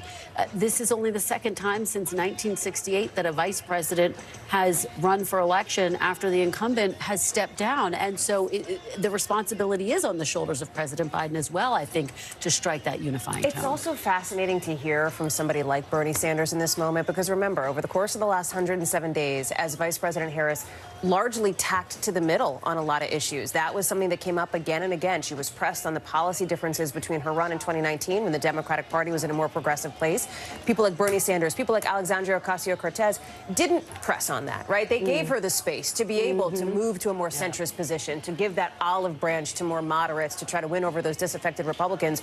Boy, with that statement from Bernie Sanders, that's done. That's over. And I think that's a real indication of the grappling inside the Democratic Party that's going to unfold. As, by the way, former House Speaker Nancy Pelosi, who is a hand in so much of this behind the scenes, is here in the audience now at Howard for the speech. Well, as that camera pan, you see the grim faces there. The crowd has been told about 5 minutes or so. We'll, of course, stay here as we await the vice president to come out and make her concession speech. Gabe Gutierrez is there on the campus.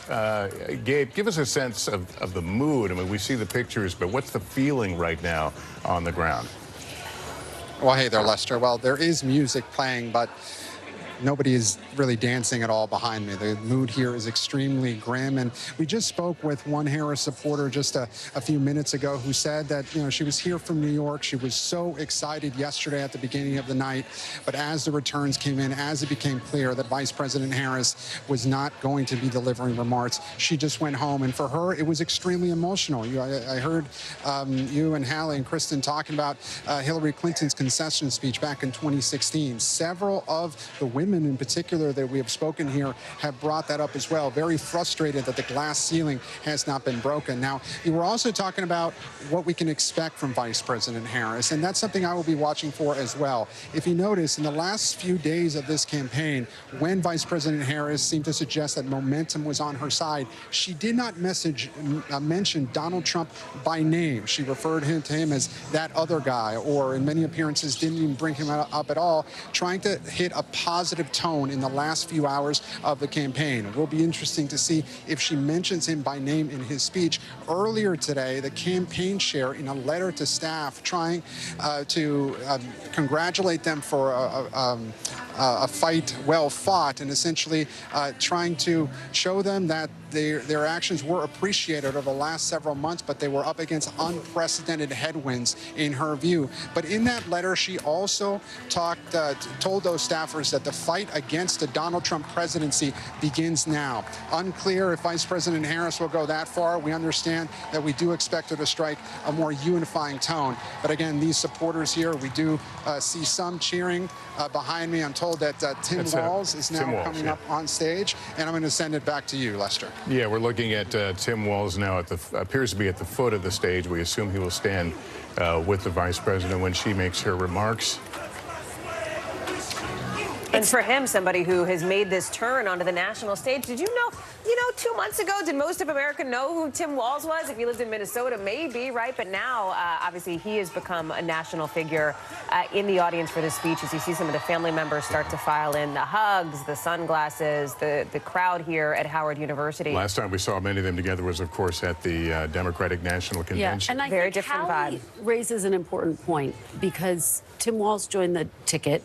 I think many Americans didn't know who Tim Walz was. And you didn't see the sort of traditional media blitz that you would expect from him. All right, it's not clear more Americans are familiar with the him. vice president has just been announced. We expect to see her in just any second now as she will approach the podium. Again, her family, her running mate there. Here is Vice President Kamala Harris.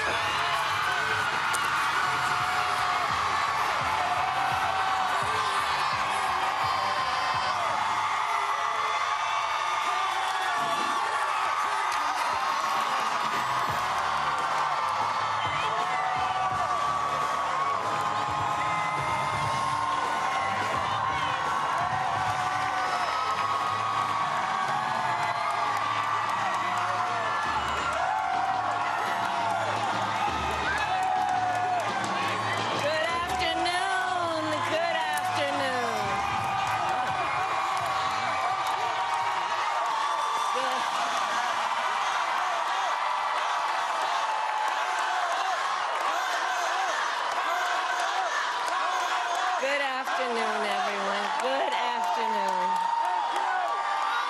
Good afternoon. Good afternoon. Thank you all. Thank you, thank you. Thank you, thank you. So let me say, and I love you back. And I love you back. So let me say, my heart is full today. My heart is full today, full of gratitude for the trust you have placed in me, full of love for our country, and full of resolve. The outcome of this election is not what we wanted, not what we fought for, not what we voted for, but hear me when I say, the light of America's promise will always burn bright. As long as we never give up and as long as we keep fighting.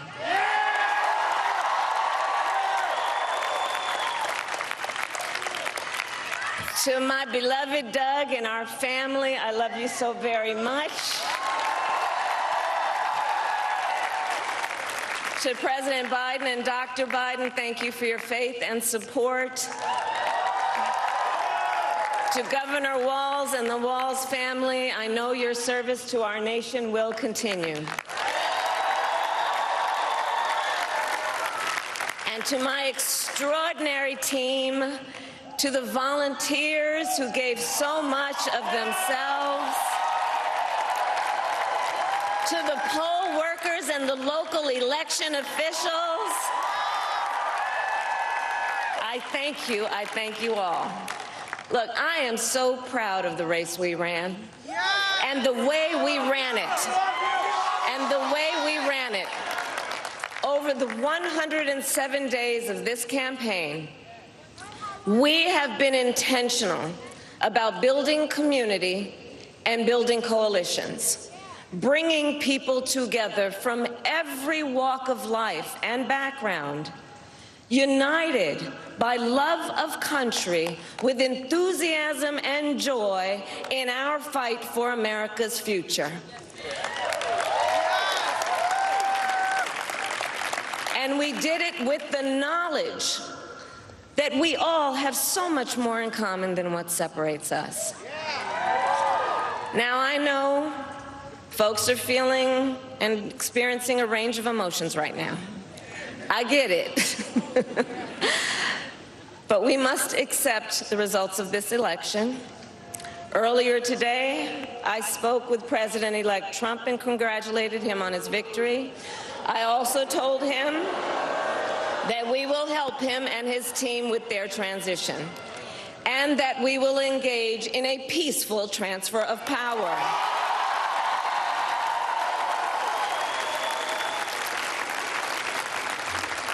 A fundamental principle of American democracy is that when we lose an election, we accept the results. That principle, as much as any other, distinguishes democracy from monarchy or tyranny. and anyone who seeks the public trust must honor it. At the same time, in our nation, we owe loyalty not to a president or a party, but to the Constitution of the United States.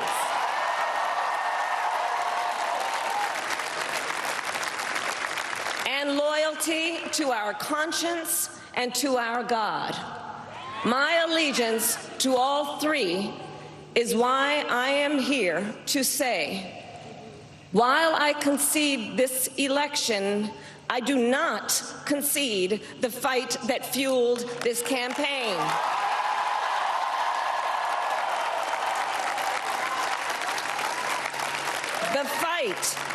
The fight for freedom, for opportunity, for fairness, and the dignity of all people. A fight for the ideals at the heart of our nation, the ideals that reflect America at our best. That is a fight I will never give up.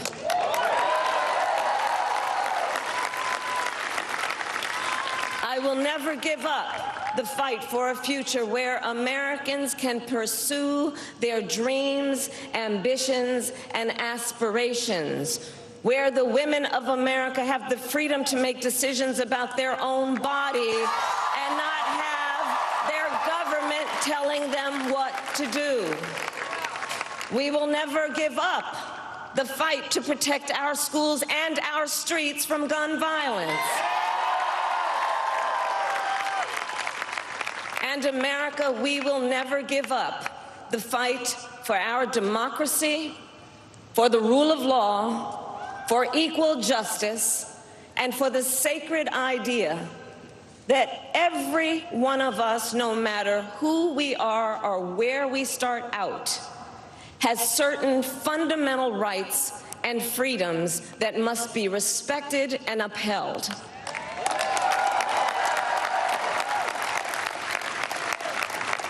And we will continue to wage this fight in the voting booth, in the courts, and in the public square.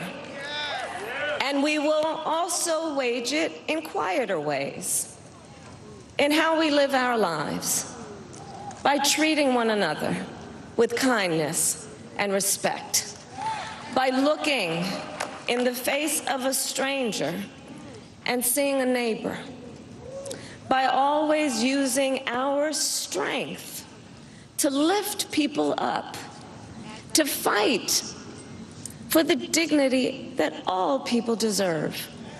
The fight for our freedom will take hard work, but like I always say, we like hard work.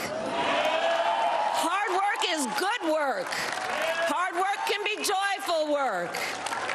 And the fight for our country is always worth it. It is always worth it.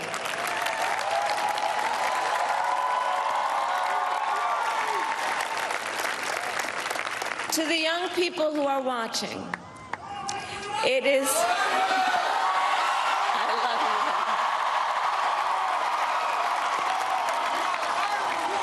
To the young people who are watching, it is okay to feel sad and disappointed, but please know it's going to be okay.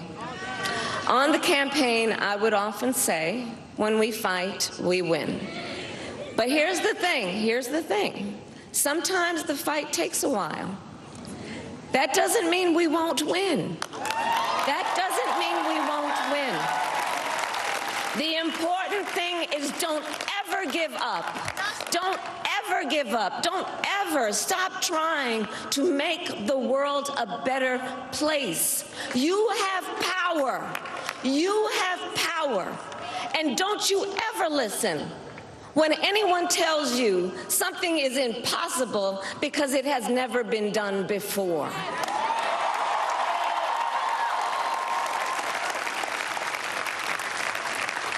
You have the capacity to do extraordinary good in the world.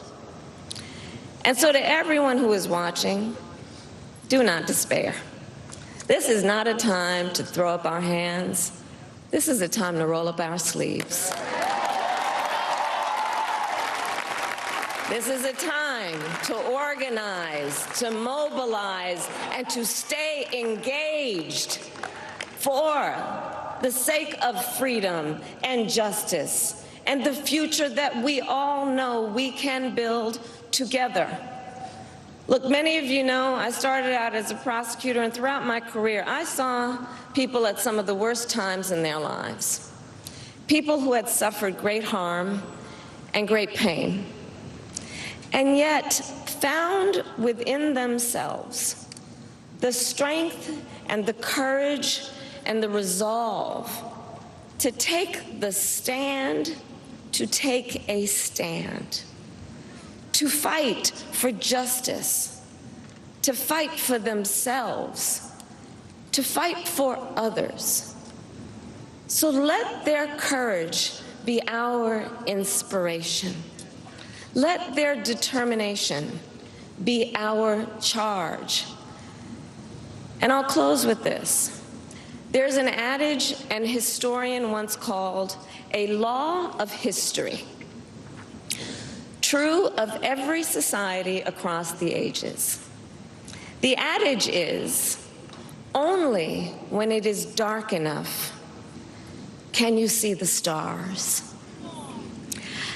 I know many people feel like we are entering a dark time, but for the benefit of us all, I hope that is not the case. But here's the thing, America, if it is, let us fill the sky with the light of a brilliant, brilliant billion of stars. The light of optimism, of faith, of truth, and service.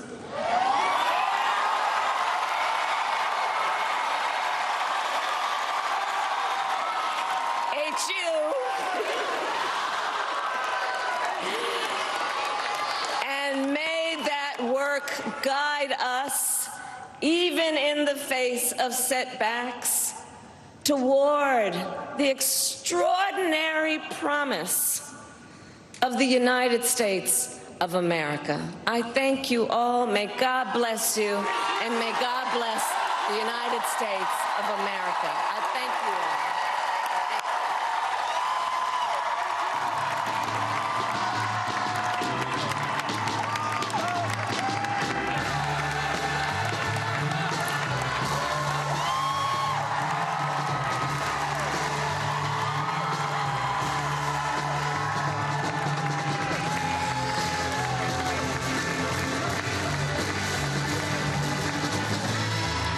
President Kamala Harris, her husband Doug Emhoff, at the conclusion of about a 15-minute speech, the vice president saying that she does concede the race to Donald Trump, but she says, I do not concede the fight that fueled this campaign, which includes a dignity for all people. If this was a speech, I'll addressing the panel here at large and I'll get you guys to weigh in, this was a speech that did not signal someone who was going to fade away.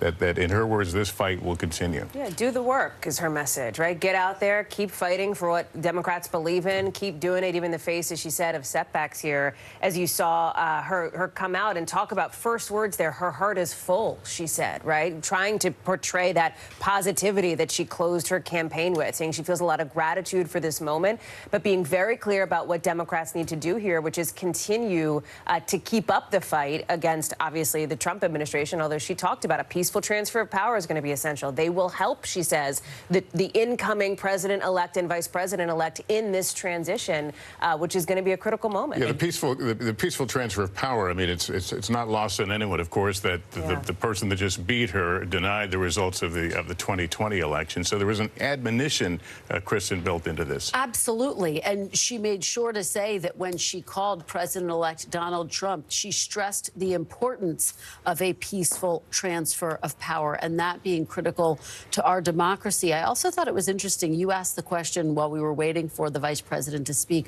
How would she look back on this campaign? What would she say about the race that she ran? She said, I'm proud of the race we ran and the way we ran it. Really defending the fact that she was, as you just heard her say, fighting for something larger, freedom, opportunity, fairness, dignity of all people. You're absolutely right, sounds like someone who does not plan to fade away and would not be surprised if we saw her on the campaign trail in 4 years. And Lester, on that point, two thoughts. First, I wonder if there are Democrats out there wondering where was this Kamala Harris for those 100 days. We wish we would have seen more of that candidate right there who delivered that speech. That's number one. Number two, we know who the head of the Republican Party is, right? It's President-elect Donald Trump. We know who the heir apparent is. It's J.D. Vance, the vice president-elect. Who's the head of the Democratic Party right now? It is no longer President Biden. It's unclear if it's Vice President Harris. Who's going to step up now for the Democrats? Because one of the victories that President Biden had was that he was able to hold off that red wave in 2022. They're facing a red tsunami now. So which Democrat's going to stand up to that red tsunami and change votes? Is it Hakeem Jeffries? I don't know. Maybe it's an outsider. Maybe the Democrats have to go outside their party like the Republicans did. We don't know. We saw Governor Walz fighting back tears at one point, along with her family. Obviously, a very emotional moment. It was incredibly emotional, and I think Tom raises a really interesting question, and it speaks to how this process all unfolded. The fact that there was no primary. President Biden stepped down after that really tough debate performance, and Vice President Kamala Harris was able to essentially solidify support within the Democratic Party around her. There are some within the Democratic Party who will question whether President Biden should have stepped aside sooner, whether they should have held a mini primary process. Could that have made the vice president a stronger candidate, for example? A lot of questions, but this moment, I think, about reflection and, again, where we began this conversation about unity, about reminding the country that in this democracy, a peaceful transfer of power is critical to this. I wonder if there will be critics who will look at that speech, though, and see that maybe it went a little too far and it was perhaps a little too strong. Well, she, in what sense? You think just the idea that... I'm talking just the fact that she talked about the peaceful transfer of power, which you would expect her to, but under the circumstances. No, that's a good point. One of the things that stood out to me to this end, Lester, is the idea that she talked about the coalition that she feels her campaign brought together, when in reality, we saw Donald Trump build a coalition that got him the popular vote for the first time since he's ever run for president. Something like, I'll defer to you on the board here, I haven't checked the popular vote in an hour, but 71+ million people across America backed President-elect Trump and not Vice President Harris. So to your point, Lester, I think that comes into play here. I also think about the timeline here, that this grappling process for Democrats is going to take a while. And what may be determinative to some degree is going to be control of the House of Representatives. If Democrats are able to establish a bulwark against what they see as the sort of agenda that they do not believe in from the Republican-controlled Senate and the Republican-controlled White House, that gives them an opportunity to, in some ways, push back, to not concede the fight, as the vice president put it in her speech. If the House goes into Republican hands, it is very difficult to see, what Democrats do from here. And then the other piece of this, I do sense to some degree kind of a level of exhaustion among some rank-and-file Democrats who have spent the last 8 years in the so-called resistance here against former President Trump, had pinned some hopes here on Vice President Harris as she came into the race late into the summer, and who may be just having a moment of reeling a bit. But to Tom's point, who will take over? So it's a good question. I am not so convinced that we'll see Kamala Harris in 4 years. That might be a tough one, I think, for Democrats here. I do think you have up-and-comers inside the party, including some who are on her short list for the vice presidency. Governor Josh Shapiro. I look at Shapiro. I look at Governor Wes Moore of Maryland as somebody else. I look at Governor Gretchen Whitmer of Michigan and some of these critical states here, right? Pennsylvania, Michigan, and beyond, as the people who are going to potentially be heir apparents here. Governor Gavin Newsom of California has made himself a national figure in so many ways here. That feels like the generation of Democrats that are coming up here.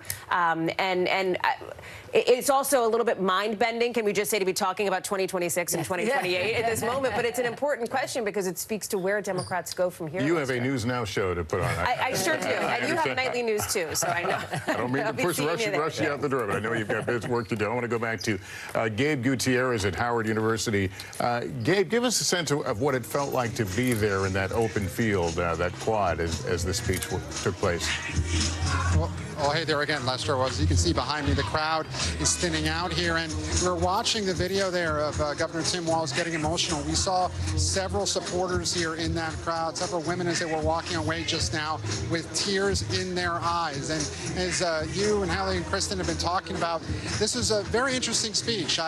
Before it, wanted to see how much she would mention former President Trump. She mentioned him just once when she was talking about her phone call with the former president. When his name came up, the crowd booed, but then immediately applauded a few seconds later when she talked about that peaceful transfer of power. Now, Lester, this wasn't so much of a concession speech as it was a call to action, at least in future elections. And it should be interesting to see, as you guys have been talking about, how this plays out within the Democratic Party. But as her campaign chair had said earlier in the day, there is a sense among the Harris campaign that they are already looking forward to the next fight. So in that sense, the speech was not unifying. Still, it was unifying around the idea of a peaceful transfer of power. I think something to look forward to next, Lester, is tomorrow. President Biden is set to deliver remarks here to talk about what's next in the transition. We also understand, as I mentioned earlier, that he did speak with former President Trump earlier today,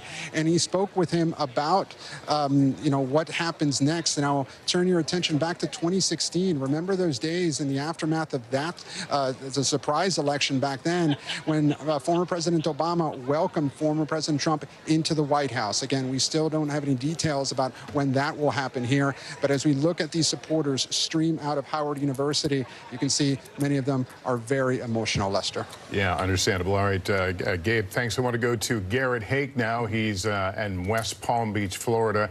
I could assume that they were watching here, Gabe. I'm sorry, Garrett.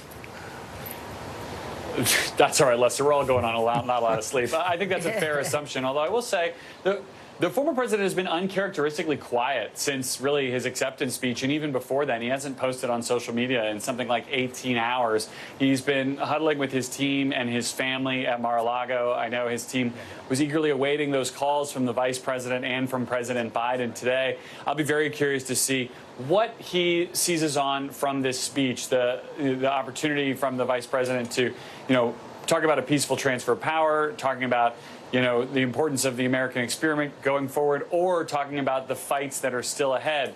I will just say that in listening to your conversation there at the table, I do think there is absolutely no question about the future of the Republican Party right now. And I think we're just still kind of grappling with the degree to which this is Donald Trump's party now and into the foreseeable future. Look at the primary rivals of him who have come back into the camp over the last couple days and even over the last couple of hours. Mike Pence, Trump's former vice president, who's, was turned on by Trump supporters on January 6th to the tune of people calling for his hanging, posting on X just a few minutes ago his congratulations to President-elect Trump and to J.D. Vance, saying his prayers and support will be with them. Donald Trump is going to ride into Washington with the backing of a united Republican Party. Still a question of whether they'll have the House, but certainly the Senate, and there will be a lot that he can do, although in a fairly short amount of time. I was talking to one longtime Republican, a major donor today, who remarked that, because he comes in as a lame duck, because of the midterms, which will come up in 2 years, Trump will basically have one legislative session, and not to be too nerdy about it, probably one reconciliation bill, one Republican-only bill in that first year to try to get so many of his big priorities loaded up and done in a very short period of time. We're looking at a very busy Washington in early 2025 in this second Trump era. Lester? Okay, Garrett, thanks very much. And Tom Yamas is no doubt seeing numbers in his sleep. He draws maps in his sleep now after the duty at the at the big board. Every vote counts, and you're right? still counting. We're still counting. Every vote counts. That's what I was trying to get to. Out there. Maine has we're projecting that Kamala Harris is going to win 3 of the 4 Maine electoral votes there. One of the congressional districts is going to go towards former President Trump. Again, Maine, like Nebraska, it separates the way they give electoral votes, popular vote, and then congressional districts as well. As we look at the map here, still waiting on Nevada, still waiting on Arizona and Alaska, it looks like on the map there. But again, a lot of the battlegrounds, a majority of the battlegrounds in the Trump column. Speaking of Trump, Lester, I had a flashback when we were talking about 2016 there.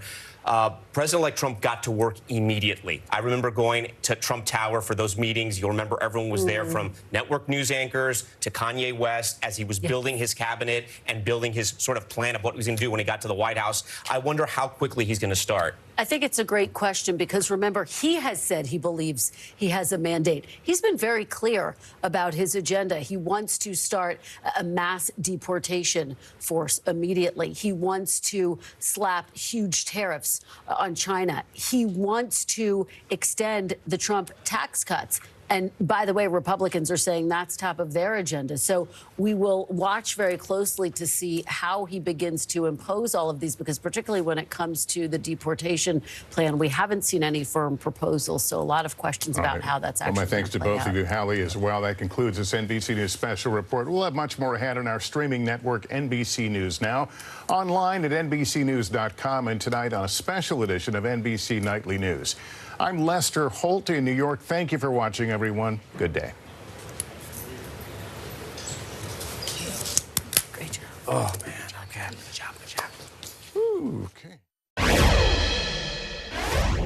And thank you for joining us for an abbreviated edition of Meet the Press Now. I'm Ryan Nobles, and we're going to talk more about the developments over the past 24 hours in the 2024 election. Joining me now from West Palm Beach is NBC's Vaughn Hilliard, who's, of course, covering the now president-elect Donald Trump. Monica Elba has the latest from the Harris campaign. And with me on set here in New York is NBC News Capitol Hill correspondent Ali Vitale and NBC senior political editor Mark Murray. So, Monica, let's start with you, because we did just hear from the vice president. When did the campaign realize that this race was not going to turn in their favor? Well, certainly overnight, Ryan, there was a realization of the fact that her path to 270 had quite quickly vanished and evaporated. They had maintained there were a couple of pathways to 270 that then became basically just the blue wall.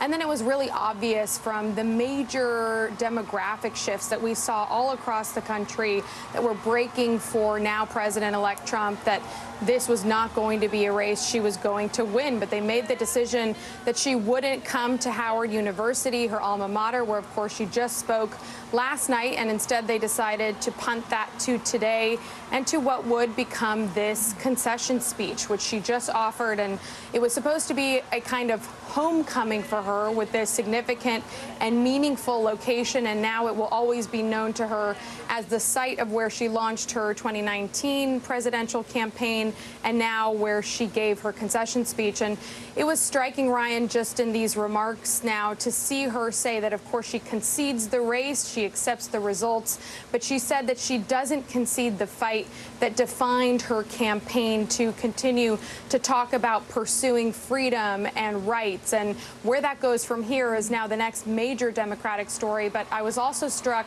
as somebody who was in the room covering Hillary Clinton, the former 2016 Democratic nominee's concession speech 8 years ago, by some of the parallels that we saw here, just in terms of the length of the speech, identical, both 12 minutes. Some of the lines were the very same, wearing what appeared to be a purple suit, much like then Secretary Clinton did as well, to try to project this moment of unity in the country and to try to call for this peaceful transfer of power. But you also did see beyond that a call to action from the vice president, trying to really urge her supporters. She said it's not really the time to get sad and to despair. It's the time to actually roll up our sleeves, in her words, she said, and get to work. So now it really becomes about how that action takes place, whether she is the person to lead that, how that all works. And then we'll look to President Biden, who is also expected to address the nation and the election results tomorrow from here at the White House, and offer a similar message, again, trying to really stress this difference in tone and contrast from what we saw in 2020, when there wasn't a peaceful transfer of power and when Donald Trump did not invite Joe Biden to come to the White House. We know that President Biden has invited now President-elect Trump to come visit him in the Oval Office. We'll see if that happens in the coming days. And he has also pledged, Ryan, to attend his inauguration in January. Okay. All right. Monica Alba from the White House. Thank you for that. Let's now get the view from Trump world. Vaughn Hilliard is in West Palm Beach. What's happening inside Trump world right now, Vaughn? This has been a whirlwind 24 hours for them, I'm sure. Right, and it's actually been relative quiet from Donald Trump himself and his campaign. There are no public events here at this point in time for him or his operation here. We did get a statement here from his campaign after he received a phone call from Vice President Harris.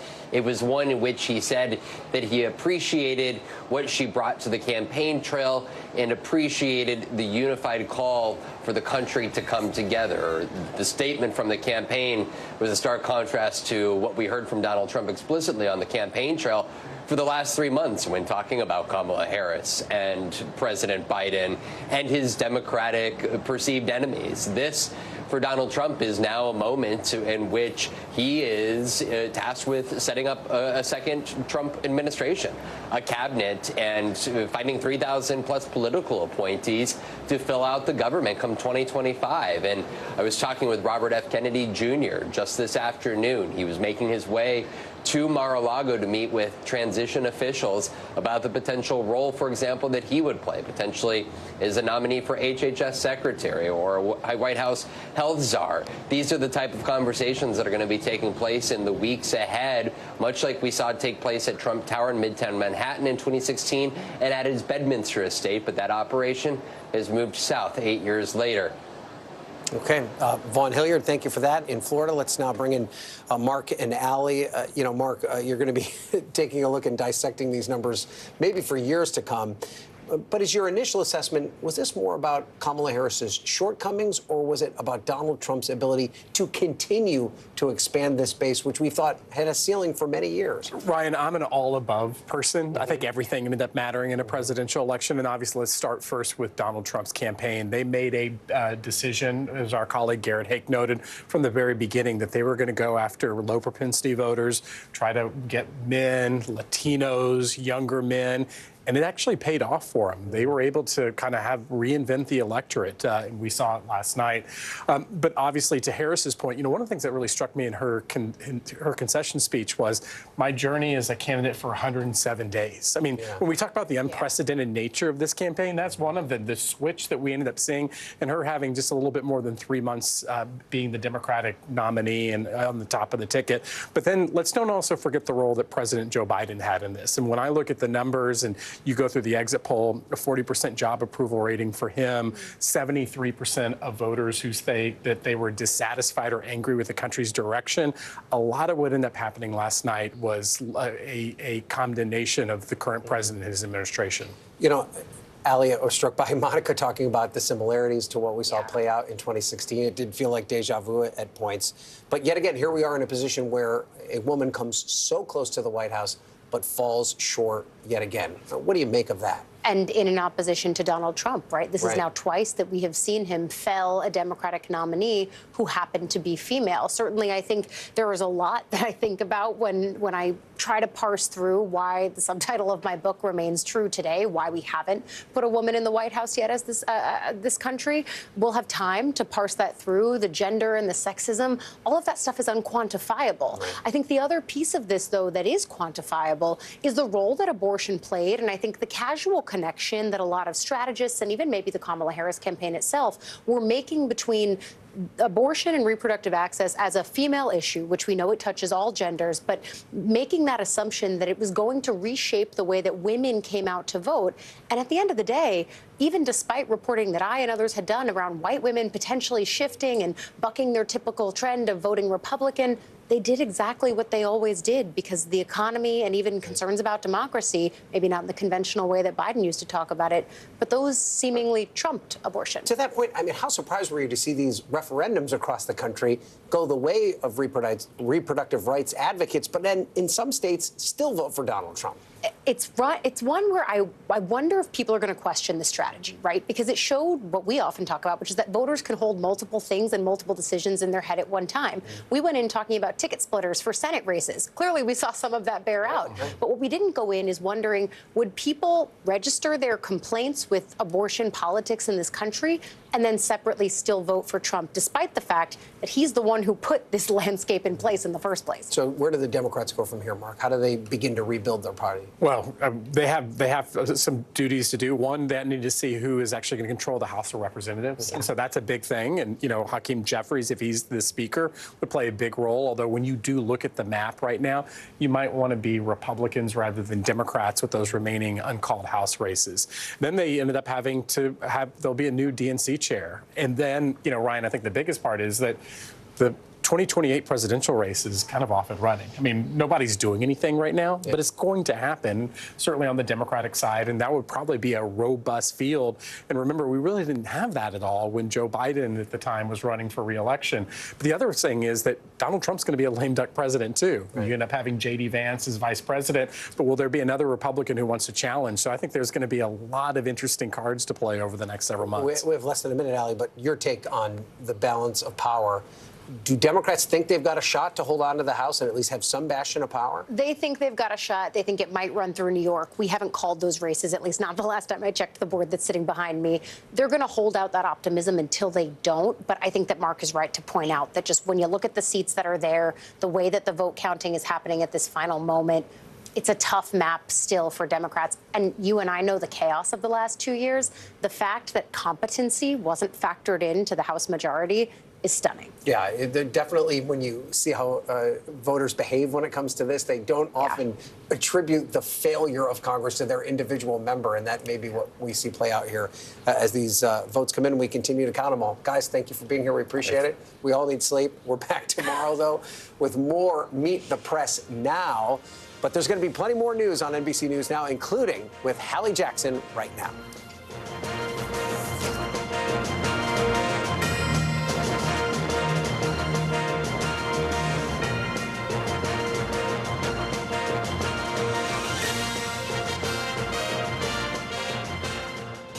We are coming on the air just moments after you saw Vice President Harris concede the election, but not the fight, as she said, reaching out to the man who won, now President-elect Donald Trump, calling for a peaceful transfer of power as the president-elect prepares to act on what he called a powerful mandate. And as we're watching Wall Street at the close, record highs on his election. Plus, over in Congress, the fight is not over, with Republicans and Democrats locked in some pretty tight races to determine control of the House of Representatives. We'll talk about the timeline on that front and what the Senate margins mean. And Latino voters delivering for President-elect Trump, why this once reliably blue demographic made a big shift to the right. And Robert F. Kennedy Jr. telling NBC News exclusively what kind of public health role he could play in the second Trump administration, what he says has got to go. Then the other well-known person who stands to gain big time from a second Trump term, you know who we're talking about, Elon Musk.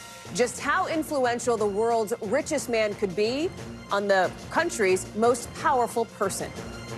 Hey there, I'm...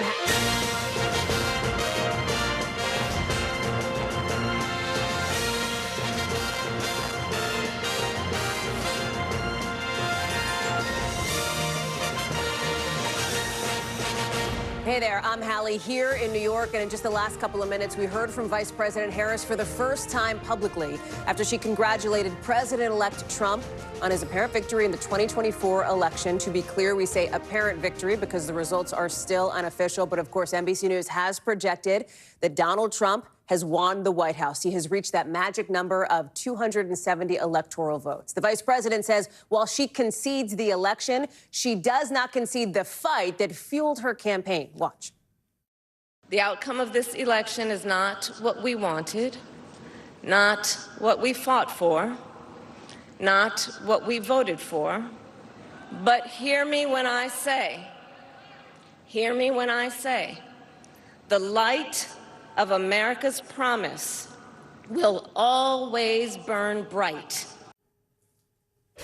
On the other side of the aisle, the 45th and now soon to be 47th president, coming off of a win that he says gives him, in his words, an unprecedented and powerful mandate in one of the most unprecedented political comebacks in modern history. You see him here, 291 electoral votes. We've told you about those 7 battleground states that would decide the election. So far, the ones that NBC News has projected, the ones that we've called, look at that. All those states have gone for President-elect Trump, formerly former President Trump, that whole Midwest blue wall as well. There's 2 we haven't called yet. Arizona, that's the only border state among the battleground battlegrounds. And Nevada, we are still waiting for a vote to come in there. It's the only state among this group that Mr. Trump lost twice before. You know we're going to let you know as soon as we can make some calls there.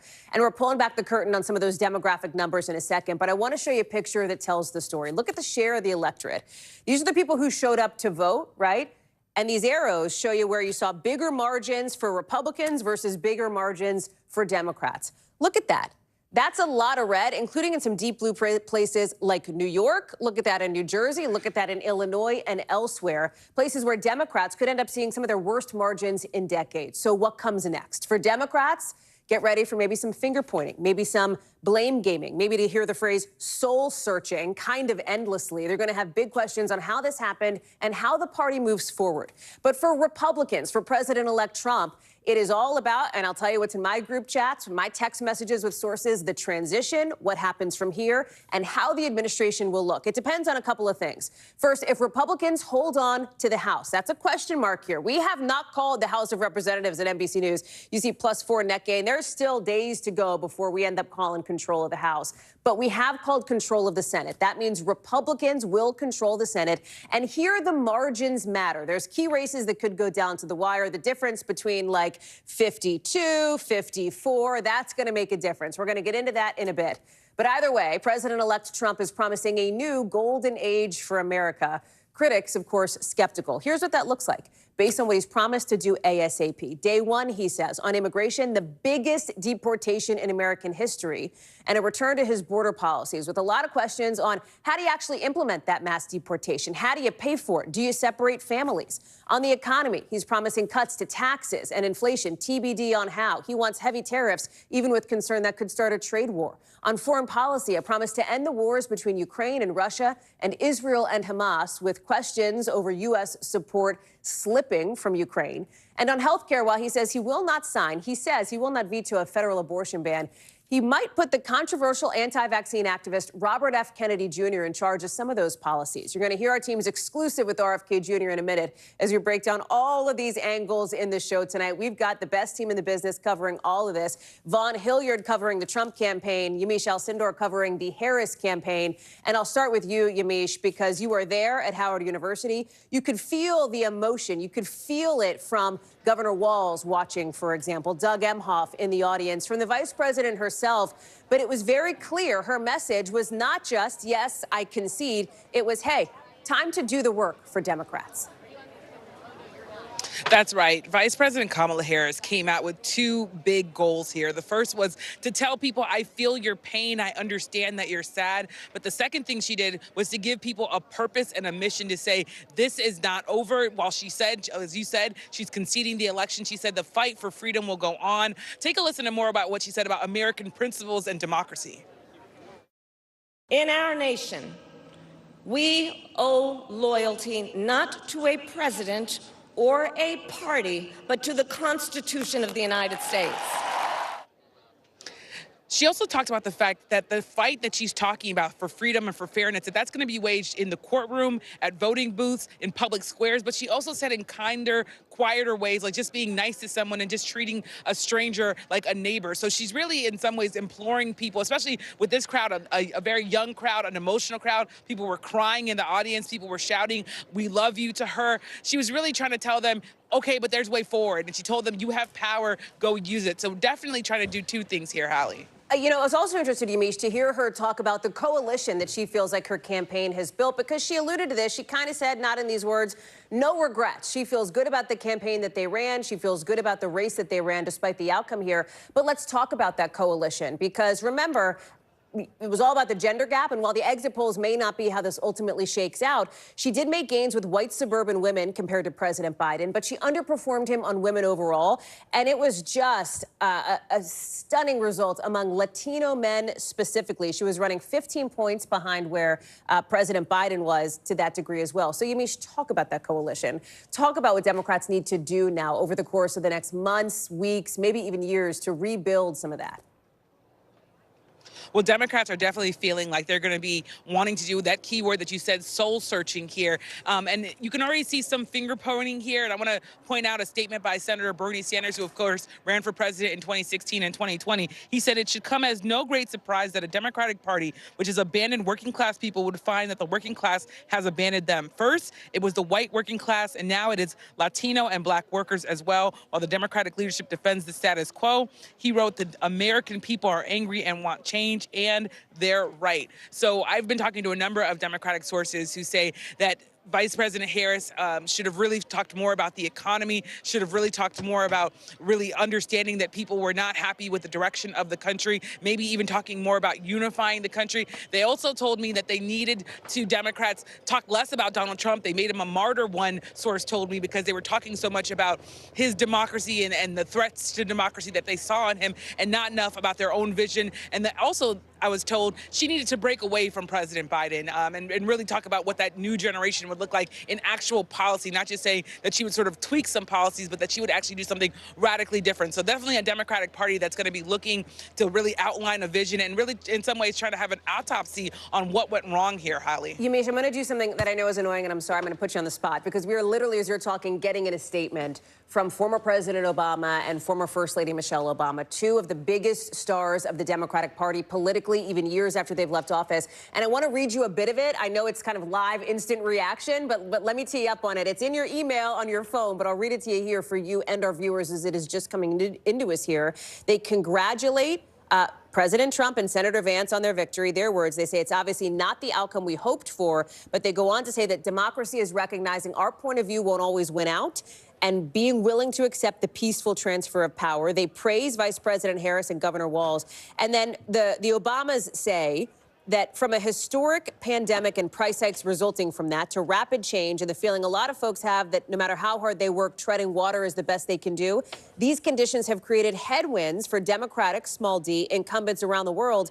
And last night showed that America is not immune. They go on to say that in a country as big and diverse as ours, we won't always see eye to eye on anything. But that requires us to extend good faith and grace even to people with whom we deeply disagree. In so many ways, Yamiche, they are echoing the message from Vice President Harris here. Extend that olive branch even when you don't want to necessarily to those on the other side of the aisle. That's right. And it's interesting to hear what the Obamas are saying, because there are two things happening there. The first is that they're underscoring that there will be a peaceful transfer of power. In her call today with Vice President Harris and President-elect Trump, the Vice President underscored that she believed in a peaceful transfer of power, that she's going to do that. Sources are telling me she's going to go to inauguration, that that's the plan as of now, and that she really wants to help out in any way she can. I'm also being told, though, that the Obamas, there's some real frustration there because people said that they did not do enough, particularly former First Lady Michelle Obama. I had someone tell me today, why wasn't Michelle doing more? Why wasn't Barack Obama doing more to even also push maybe President Biden off the ticket before it was so late? So while there is, of course, they are the stars, they're very popular in the Democratic Party, I'm hearing from some sources that they also are there's some concerns around the involvement of the Obamas here. Yamiche, thank you so much for being with us there live for us back home in Washington. Let me go down to South Florida, where Vaughn Hilliard is posted up at Mar-a-Lago, or just outside Mar-a-Lago, I should say. We're going to talk about policy plans in a second, day one, what the first 100 days look like, Vaughn. But let me start with some new reporting that our team has put together on what the inner circle may look like. Who's up for cabinet positions? Who's up for some of these inner circle slots? Because unlike the first go-round, when the former president-elect was new to Washington, bringing in some of those more establishment, let's say, Republicans, more mainstream conservatives, he has remade the GOP in his image, and it is all but certain that his cabinet will look MAGA just like he is. Right, and I was talking to one of the co-chairs of his transition team, Howard Lutnick, just before the election, and he told me that they were keen on finding cabinet officials, administration officials who Donald Trump had a history with, who he personally knew, that he didn't want to come back into Washington and the White House with individuals he was really meeting for the first or second time. And that's where you see some of the names from our NBC reporting showing, for example, at Secretary of State under consideration, Robert O'Brien, who served in one point as his national security advisor during his first term, but also the likes of potentially Senator Marco Rubio serving as Secretary of State. And for the position of Secretary of Defense of the Pentagon, Pentagon. Two of the names being considered are Senator Tom Cotton of Arkansas, as well as a congressman from Florida here, Michael Waltz. Of course, folks have become very familiar over the last few years with Doug Burgum, the governor of North Dakota, who ran for president and then became a close ally of Donald Trump, looking potentially at an Interior Department secretary position. At Chief of Staff, Susie Wiles, who has been his campaign manager for the last 2 years, could potentially fill that role. So that is exactly, we're not even 24 hours out, but right now, understanding that there's got to be a White House to put into play in Washington, D.C. in just over 2 months, those are the conversations that are taking place here in Florida right now. So let's talk about that, because Nikki Haley, right, his top primary opponent, whose voters, the Vice President Harris tried to court, on her radio show today said something interesting not too long ago. Watch.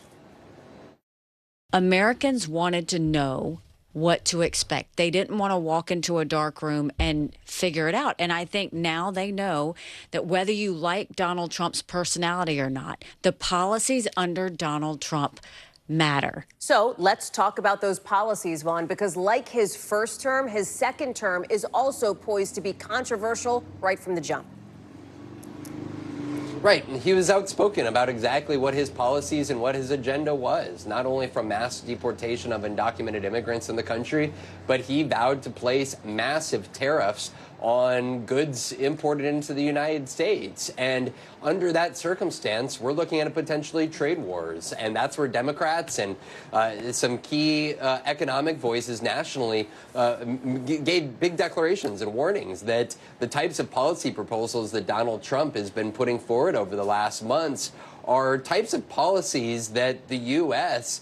and the economy have not really ever bared in decades. And yet Donald Trump made the promise that that was what was going to make him different. He wanted to try to force manufacturing to increase here domestically, and we should expect a greater use of the executive office from Donald Trump come January of 2025. Vaughn Hilliard, thank you very much. I'm going to ask you to stay right by your camera because you spoke exclusively with RFK Jr.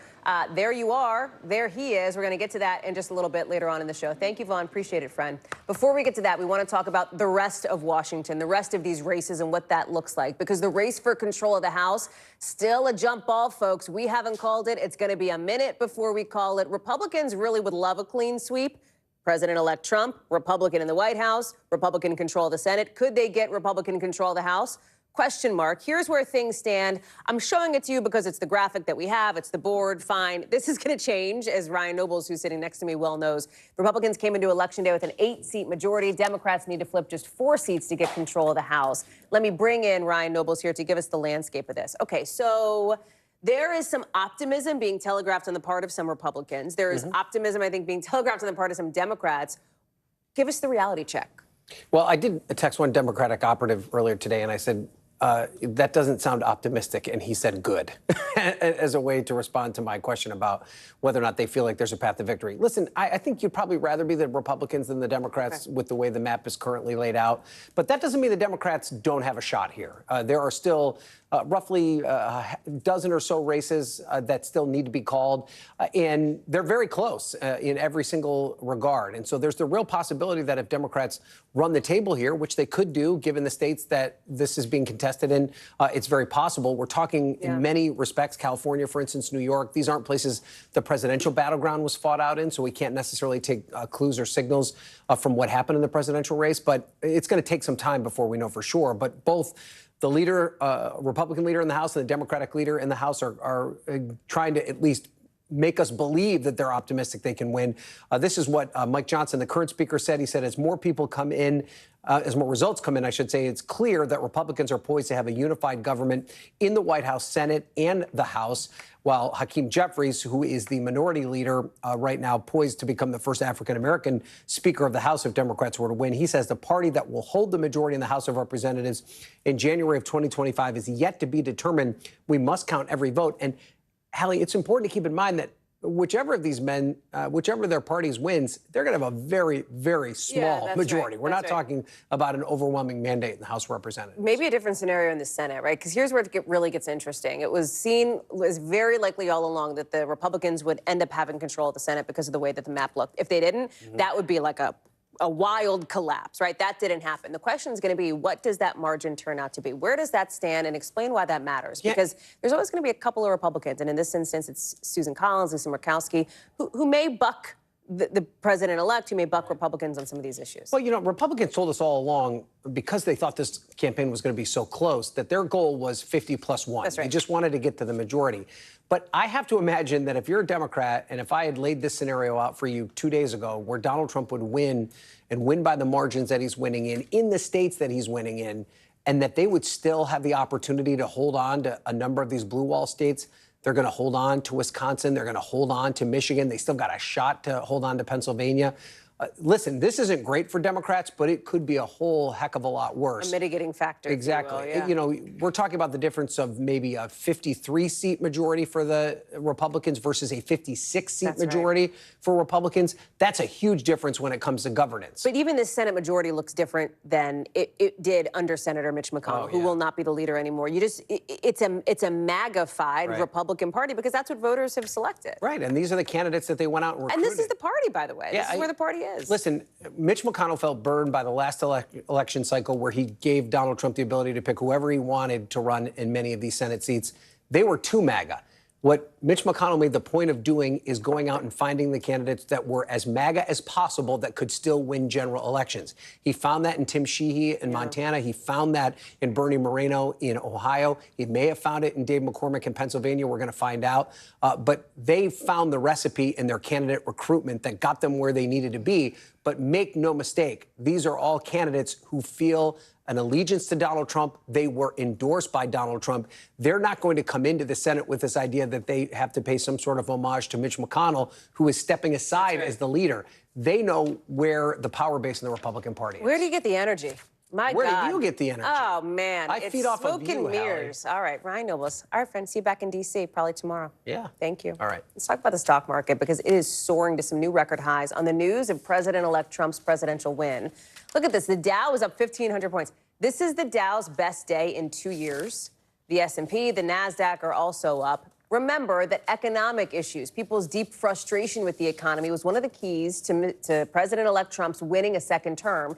Exit polls show 67% of voters say the economy is not so good or poor. Even with that perception, President-elect Trump is going to inherit an economy it's pretty darn good, right? Job market is strong, unemployment is low, inflation is down overall. Of course, the basic cost of living things, the money that people pay for eggs, for gas, for rent, that's still up. That doesn't feel so good to folks. Brian Chung is joining us now. Okay, Brian, talk us through it, because there are some economic proposals out there that former President-elect Trump, you're going to have to give me a beat to get used to saying President-elect Trump instead of former President Trump, as we've said for 4 years, that President-elect Trump has said he will do. Tariffs, no tax on tips. What does it all mean? And look, here's the thing, is that most of the playbook looks very similar to 2020 when you talk about just, you know, the overall, or about 2016, when you talk about tax cuts for both individuals and also corporations. You also think about other types of policies, like, for example, tariffs. He went after China extremely aggressively in his first term. He also is proposing a 20% blanket tariff on anything coming in from any other country. That would be a major deal. You also talk about exempting taxes on tips, Social Security, overtime. We'll see if he actually follows through on those. And then he wants to build homes on federal lands to alleviate some of the rising home prices. But Hallie, one other thing on this full screen that I don't have on there that I want to show you at the big board is SALT tax deductions. I think this is a really big one specifically in New Jersey as well. Stop. You can't just say on this show SALT tax deductions without and expect, explaining what it is. State and local tax deductions. Act like you've been here. You've been on the show. Come on. Okay, so basically, if you live in a high-cost area where your home values are really high, well, you want to deduct the largest amount that you can on the value of that property. But if you're capped at let's say, for example, $100,000, well, that's a big issue. So take a look at a state like New Jersey, right? That New York metro area, extremely expensive. Take a look at Harris, right? She's up by about 5%. But if we zoom in, take a look at Morris County. And I bring this up because this is my home county, but it's a big deal. Trump won by 4 points in this district. Again, this is only an hour outside of New York City. But you look at 2020, Biden won this area by 4%. Now, Trump is saying on the campaign trail very visibly that he wants to make sure that he lifts the SALT tax deduction. That could be a big thing in these states like New Jersey, where you didn't think it was going to be a big story, but it did end up becoming one in 2020. Wasn't the SALT tax deduction part of his tax overhaul plan back in... Well, he was the one that put the SALT cap in place. Yeah. Interestingly. Brian Chung, thank you very much. Appreciate that. One of the biggest headlines coming out tonight is this big swing among Latino voters, right, away from the Democratic Party towards President-elect Trump, specifically with Latino men. This is according to our national exit polls.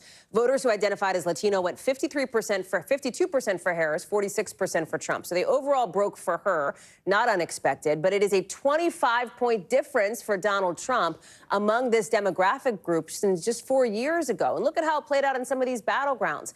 In Michigan, you see President-elect Trump winning 58% of Latinos. That's up 14% from 4 years prior. That's in Nevada. You see, we're going to show you here 48%, which is up from 4 years prior. And in Pennsylvania, he's getting something like 42%, again, a double-digit increase. This is so interesting. It is staggering. NBC's Stephanie Gosk is joining us now. And where it's especially interesting, Steph, is in Pennsylvania, which has a large Latino population out of all these key battlegrounds here. You're digging into the Latino swing. Talk to me about what you're hearing and what you're seeing on the ground. Digging into the Latino swing. It almost sounds like a dance move, Hallie. You gotta bear with me, girl. I'm trying. I'm doing my damn best, Steph, okay? But listen, let's talk about what's behind these numbers, and they are pretty startling. I mean, when you think about the fact that Latino men, according to our exit polls, backed President Trump by 54%, a majority over how they backed Kamala Harris. That is remarkable, and there are a few things afoot. I went to Reading, Pennsylvania, which is part of Berks County. It's about an hour and a half from here. It's working class Latinos. It's the most populous Latino population in Pennsylvania. 69% of the people who live there are Latino. And what's happened to them over the last 4 years? And you've talked about it a little bit with Brian there in the economy and how it has affected working class people. They're going through all those same struggles. So when Trump has been on the trail trying to hitch all those numbers onto Kamala Harris, it didn't just appeal to working class white voters. It appealed to a broader base of working class people, including Latinos. What's also happening as well, because I spoke to the county commissioner there in Berks County, who interestingly is half Pennsylvania Dutch, half Puerto Rican. He said that there's also something going on culturally as well. Listen to what he had to say about how Latinos in his community are getting involved in politics. Before, it was frowned upon for many Latinos, from their family members and friends, to say, I'm a Republican or I'm going to vote Republican. And that has been changing. Many people now are saying, you know what? I don't care. I want to change. I'm a Republican. Because when you look at really, in general, the values of the Hispanic population, they're more similar to what the values are of the Republican Party. What he's saying really there, Hallie, is that for a lot of the Latino voters who identify as Republicans, they're finding their voice and they exerted their influence in this election. Stephanie Gosk, live for us there in Pennsylvania. Steph, great to see you. Thank you very much. Tonight, where voters are standing on the issue of abortion is coming into clearer focus. Abortion rights initiatives, so ballot initiatives to protect abortion access, passing in 7 states. You see them here, passing measures to both expand access and lock abortion rights into their state constitutions. But that's happening at the same time, you saw it on the map, that people voted down similar measures in Nebraska, South Dakota, and Florida. Priscilla Thompson is joining us now from Arizona. This is one of those places that had a ballot initiative in place. And one of the things that the Trump campaign felt fairly confident on was that they would see people who are essentially ticket splitters on this, people who would back former President Trump, now President-elect Trump, at the top of the ticket, but also back abortion access as well, of course, despite Republicans' position on this and those restrictive abortion bans in other battlegrounds. Yeah, and when you look at the numbers, that is certainly what happened. Obviously, for supporters of Vice President Harris, this is seen as their win of the night here in Arizona on what was otherwise a pretty disappointing night for those hoping that she would be elected president. But what's interesting is that we're here on the campus at Arizona State University as we look at the exit polling that shows how young people, first-time voters, overwhelmingly supported President-elect Donald Trump. And what's interesting is, as I've talked to students who supported Harris or supported Trump, abortion access is something that has come up in both of those conversations, but in very different ways. Take a listen. I like that he didn't actually plan to ban abortion. He just brought it back to the states, and it's a state level issue now, and not just a federal level. It was really great as a woman to see that at least the people in Arizona are supporting women. Maybe they're not voting for Kamala Harris, but at least we won that little tiny bit of freedom that we've been trying to get since Roe v. Wade was overturned. And to your point about ticket splitters, Hallie, that right to an abortion right now is winning by more than 60% of the vote, and that is outpacing both Donald Trump and Vice President Harris right now. Hallie? So what comes next for abortion advocates in states where some of these measures failed? Yeah, they say that the fight is not over and that this still shows that they are mobilizing voters. And what's interesting is that in 7 states, we did see it pass, including in Missouri, where they undid the stricter abortion ban that had been put in place at the state level. But there were also 3 states that did not see success, and that's in Florida, where a majority of voters did approve additional abortion access, but it wasn't enough to hit that 60% threshold. And also notably in Nebraska, where there were dueling ballot measures, one that would expand access and one that would codify it at 12 weeks. And I just want to give you the numbers on that. 55% supported codifying it at 12 weeks and 49% supported expanding access. So it was very close there. And this is the first time since Roe's been overturned that we have seen opponents to access do something like put a dueling measure on the ballot. And clearly they had success there. But advocates who want to expand access say the point is it's still mobilizing voters, and so they will continue to take this fight state by state. And again, when you look at the numbers, this access to abortion and voting yes on that outpacing Harris in all of the states where it was on the ballot and all of those states that passed it. Hallie? Priscilla Thompson, thank you very much. Good to see you there live for us in Arizona. Appreciate it. Coming up, RFK Jr. already laying out his vision for his possible role in the next Trump administration. You see him there with Vaughn Hilliard. We'll talk about what changes Kennedy says may be coming. Plus, a huge brush fire down in Southern California, forcing a lot of people out of their homes. We're going to explain what's making it so hard to fight. Look at that.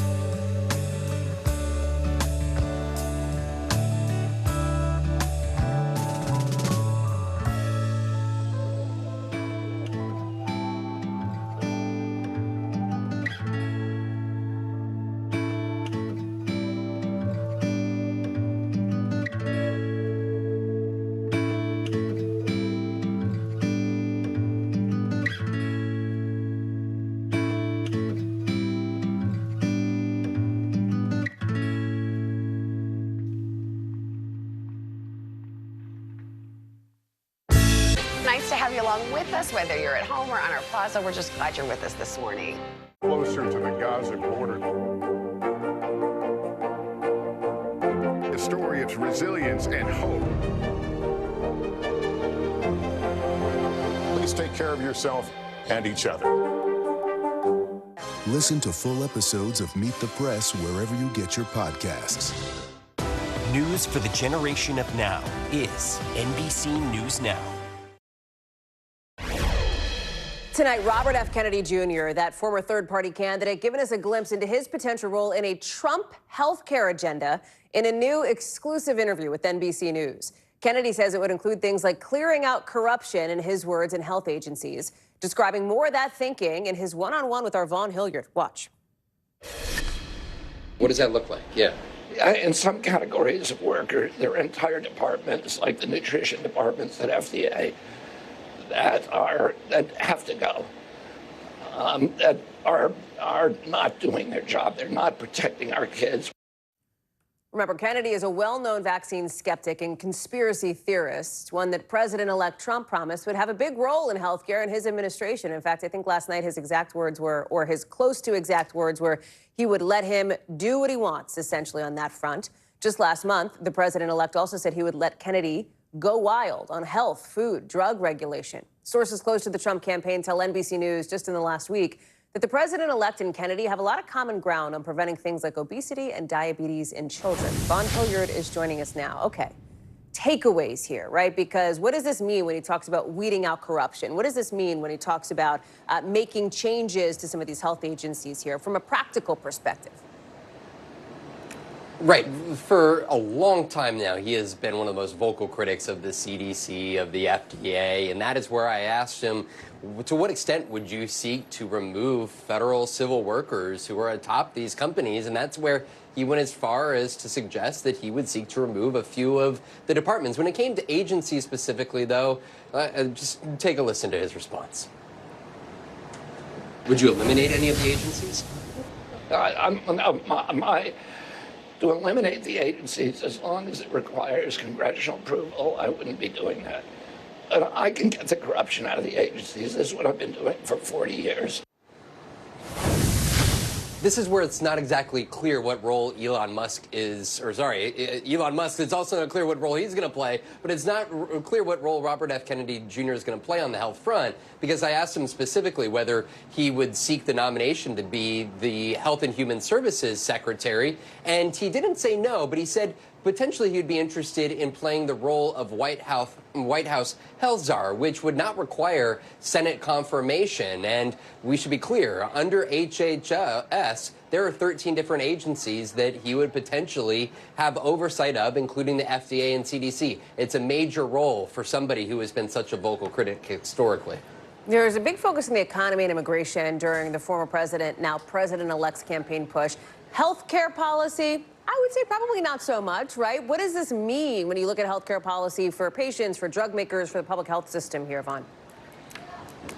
Right. Well, let's just start with vaccines here. Of course, during the COVID pandemic, it was Donald Trump with Operation Warp Speed was an advocate for getting the vaccines out to the American public. And at that very same time, it was Robert F. Kennedy who was, again, one of the most vocal critics. He was pushing back against the authorization for emergency use of the various COVID vaccines in 2021. I want to let you listen, though, to me asking him if he were in charge of U.S. healthcare policy here in the United States, would there be other vaccines that he would seek to remove from the U.S. market? Take a listen.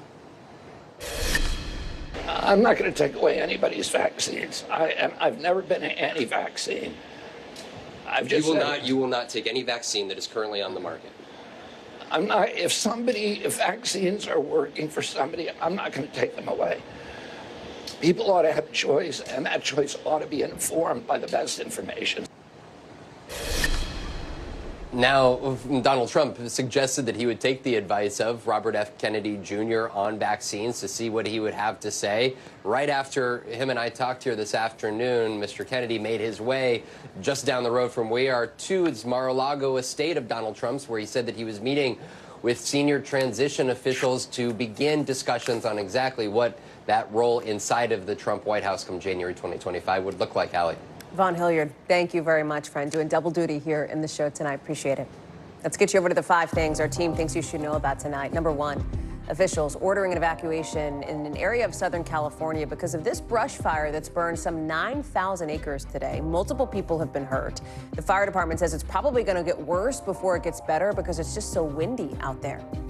Number 2, Karen Reed's attorneys today calling on the highest court in Massachusetts to drop 2 of the 3 charges against her. Remember, Reed's been accused of hitting her boyfriend, police officer boyfriend, with her car and then leaving him to die in a snowstorm. It could take months for the court to put out its ruling. Reed's trial is set for January after her last one ended in a mistrial, but both sides have asked for it to be delayed until the spring. Number 3, a new study shows work-related stress is linked to a higher risk of poor heart health. Researchers say they see it even in people who don't have any pre-existing heart disease.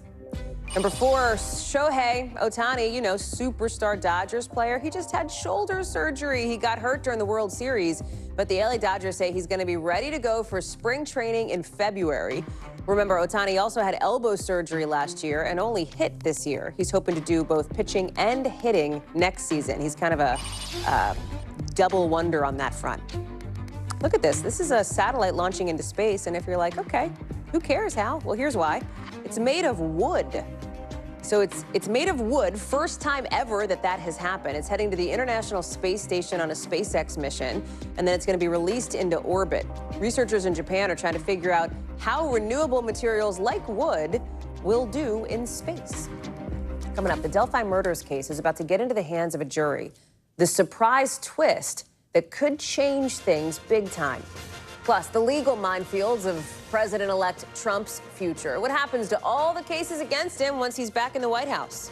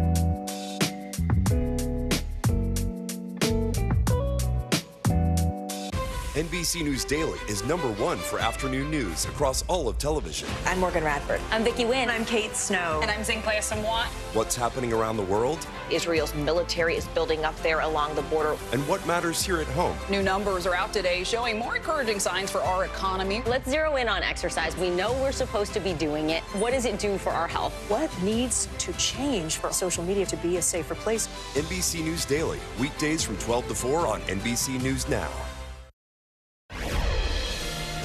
The Justice Department now says it's looking at how to wind down the criminal cases against former President Trump, now President-elect Trump, before he takes office again in January, according to 2 sources exclusively talking with NBC News. It's part of what is, let's call it what it is, an extraordinary moment here in political history. The first time ever that America has had somebody convicted of felony charges now winning a presidential election.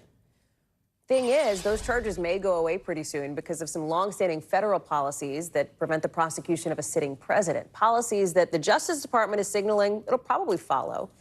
Even still, as of right now, as if November wasn't enough already, in just a couple of weeks, President-elect Trump is supposed to face sentencing in the state criminal case against him. Let's say that again. The president-elect of the United States will face sentencing in a criminal case against him in just a couple of weeks. And the attorney general in the state of New York is promising to keep that case alive. Watch. As the Attorney General of this great state, it is my job to protect and defend the rights of New Yorkers and the rule of law. And I will not shrink from that responsibility. We bring in our senior legal correspondent, Laura Jarrett, who is joining us now. And so I think it is worth noting here, right? This is for all the ways that the American democratic process worked as it presumably should, of course, on election night. This is an extraordinary outcome that you have somebody who is facing these kinds of legal challenges, who has been convicted of felony charges, who is set to be sentenced like 3 weeks after Election Day, is going back to the White House now.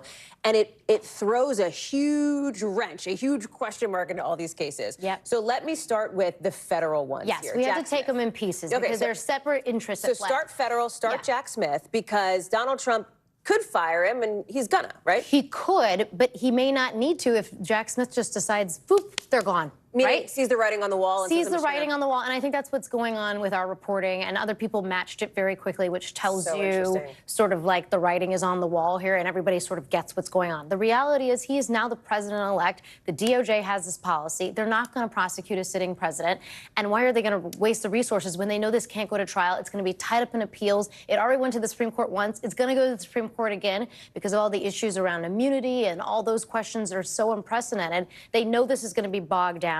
They know it's over. Will we know when it's over? In other words, will Jack Smith, if they Yes. drop this, will he come out and say something publicly, or somebody Yes, we will have docket alerts set up so that if they file Got it. anything, and it may be that his team, the Trump team, is the first mover. I talked to sources today that said the Trump team is dead set to make sure all of these cases go away as soon as possible, including the federal cases. So it may be we see a motion to dismiss. Jack Smith's response to it saying, hey, we're going to drop this. Let me take the New York case next and the Georgia case after that. But New York, that's the one where he's getting sentenced on November 26th. Yes, and this is a real wild card Yeah. because as of right now, the judge doesn't have anything to do other than the sentence. And so someone's going to have to tee this up for him. The judge can't just say, hey, I recognize he's now the president-elect. I'm going to wipe away the sentence. Somebody's going to have to bring to his attention, Judge Merchan, you have this decision to make. And Won't so the Trump team do that? Yes, I Okay. think at some point they will. Maybe they write him a letter, maybe they file something, but someone has to tee this up for the judge, and then the judge is going to have a decision to make because it was always a long shot that he was going to put him behind bars for this. It was low-level felonies,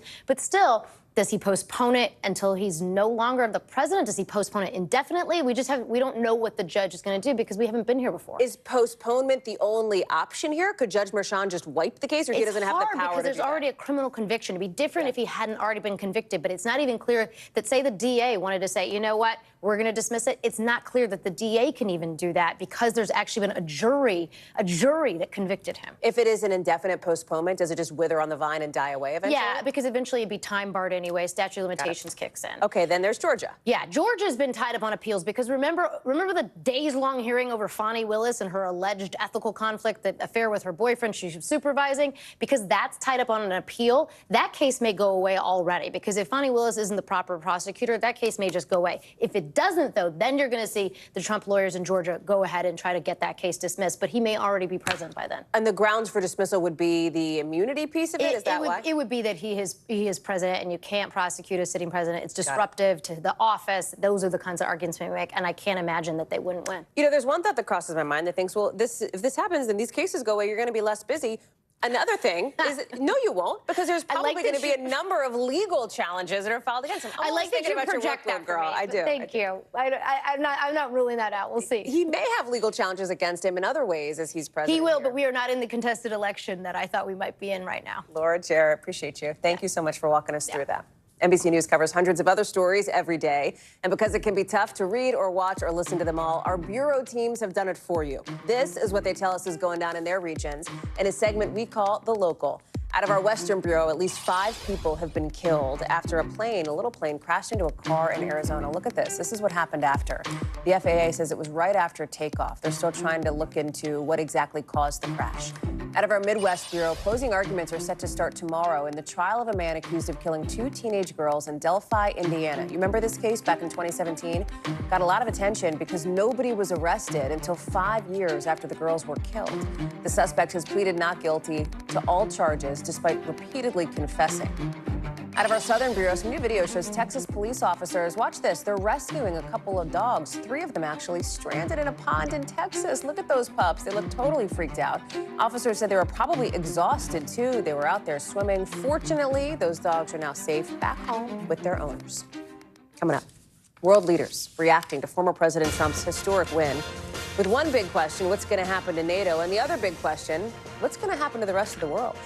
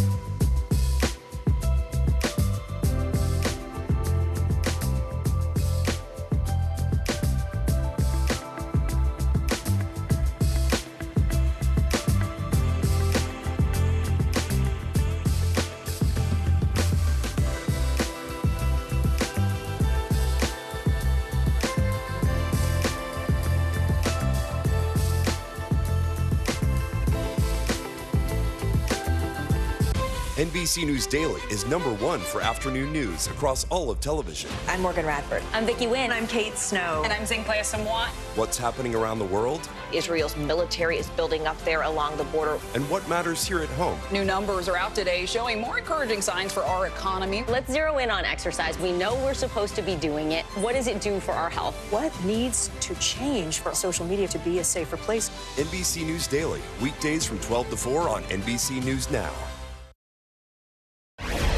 One of the things that we've been seeing over the course of the day, as it is really day one for President-elect Donald Trump now, not even the first full day, world leaders are reaching out. They're congratulating him, including Israeli Prime Minister Benjamin Netanyahu, tweeting that Mr. Trump's win is history's greatest comeback. The Ukrainian president, Volodymyr Zelensky, calling President-elect Trump's win impressive, adding Ukraine relies on continued strong bipartisan support in the United States. You can read between the lines, hint, hint, nudge, nudge from him there. Richard Engel is joining us now, our chief foreign correspondent.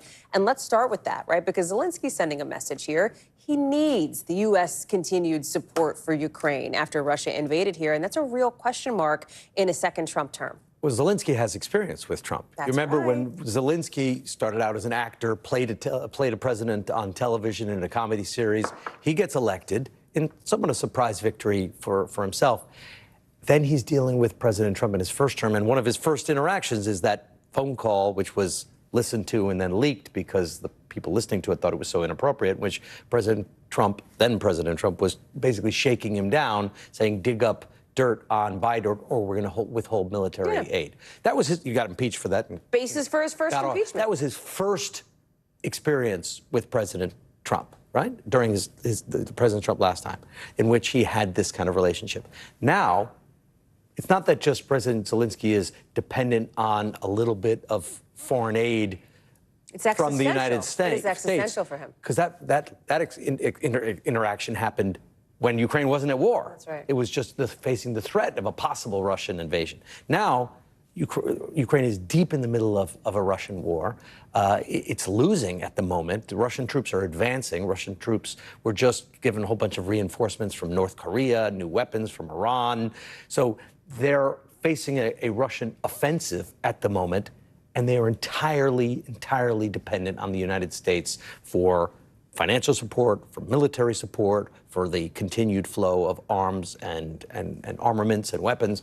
So he's in a very weak position. So not surprising the first thing he says is, "Oh, let's talk." He was just here in the United States, meeting with President Trump, presenting him his a so-called victory plan. So he's now wants to make nice. President-elect Trump says he will end the wars on his first day in office or his first time in office. And there's, I think, some people who read into that when it comes to the Everybody Russian reads invasion into it of one Ukraine. way. Well, right, which is I'm going to cut off this aid to Ukraine That's right. in order to force Ukraine to make some sort of deal. And deal being lose some land. Lose some land. But let's also be realistic about what's been happening in Ukraine. The war has been deadlocked for the last 2 years. So it's not that this current policy was working particularly well. This current policy was somewhat cruel.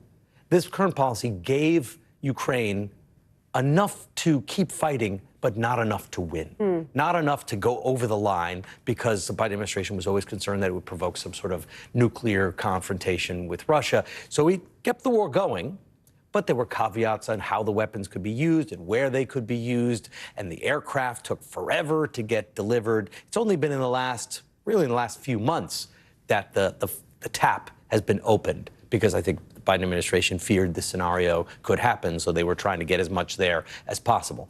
But the war, as Zelensky has known it, the war as the Ukrainian people have known it, is probably coming to an end now. The other war that we look at is the one in the Middle East, of course. And I think about the relationship that I covered for years, covering that White House, that you covered so much as our international correspondent, the relationship between Donald Trump and Benjamin Netanyahu, and what this means for Israel's war in Gaza. Well, Netanyahu is having a fantastic day. This is a big something he'd been hoping for. Most analysts expect. He didn't want to sign a ceasefire deal. He had a terrible relationship with President Biden that was quite open, and now there have been several leaks and books that have been written explaining how terrible that relationship really was. But he was hoping that President Trump would come. And when President Trump was in office last time, he and Prime Minister Netanyahu had a fantastic relationship. Yeah. It was Trump who moved the U.S. Embassy to Jerusalem, gave more concessions to the Golan Heights and the Abraham Accords. And what does Netanyahu want to do now?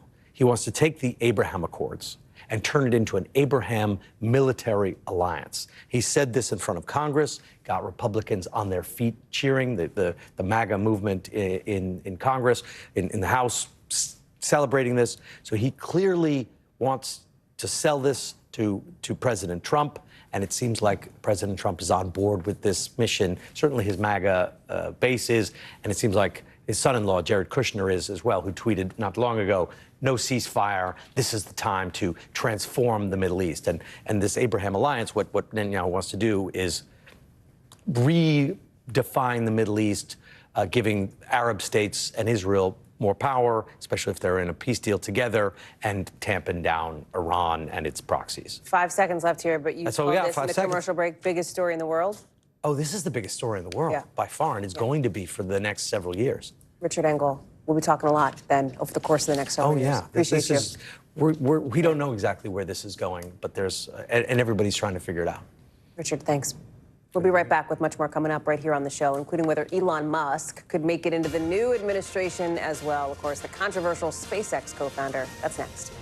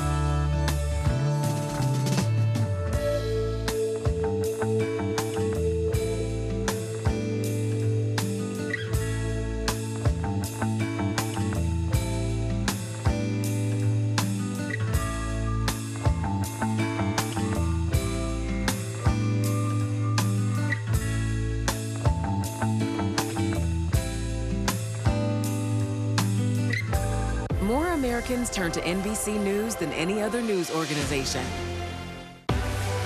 What's the message that you're trying to get out to young people? Know what is in the drug supply. We've got important news this hour about your money. Mental health, big picture, why is it so tough right now? News for the generation of now is NBC News Now. Listen to full episodes of Meet the Press wherever you get your podcasts.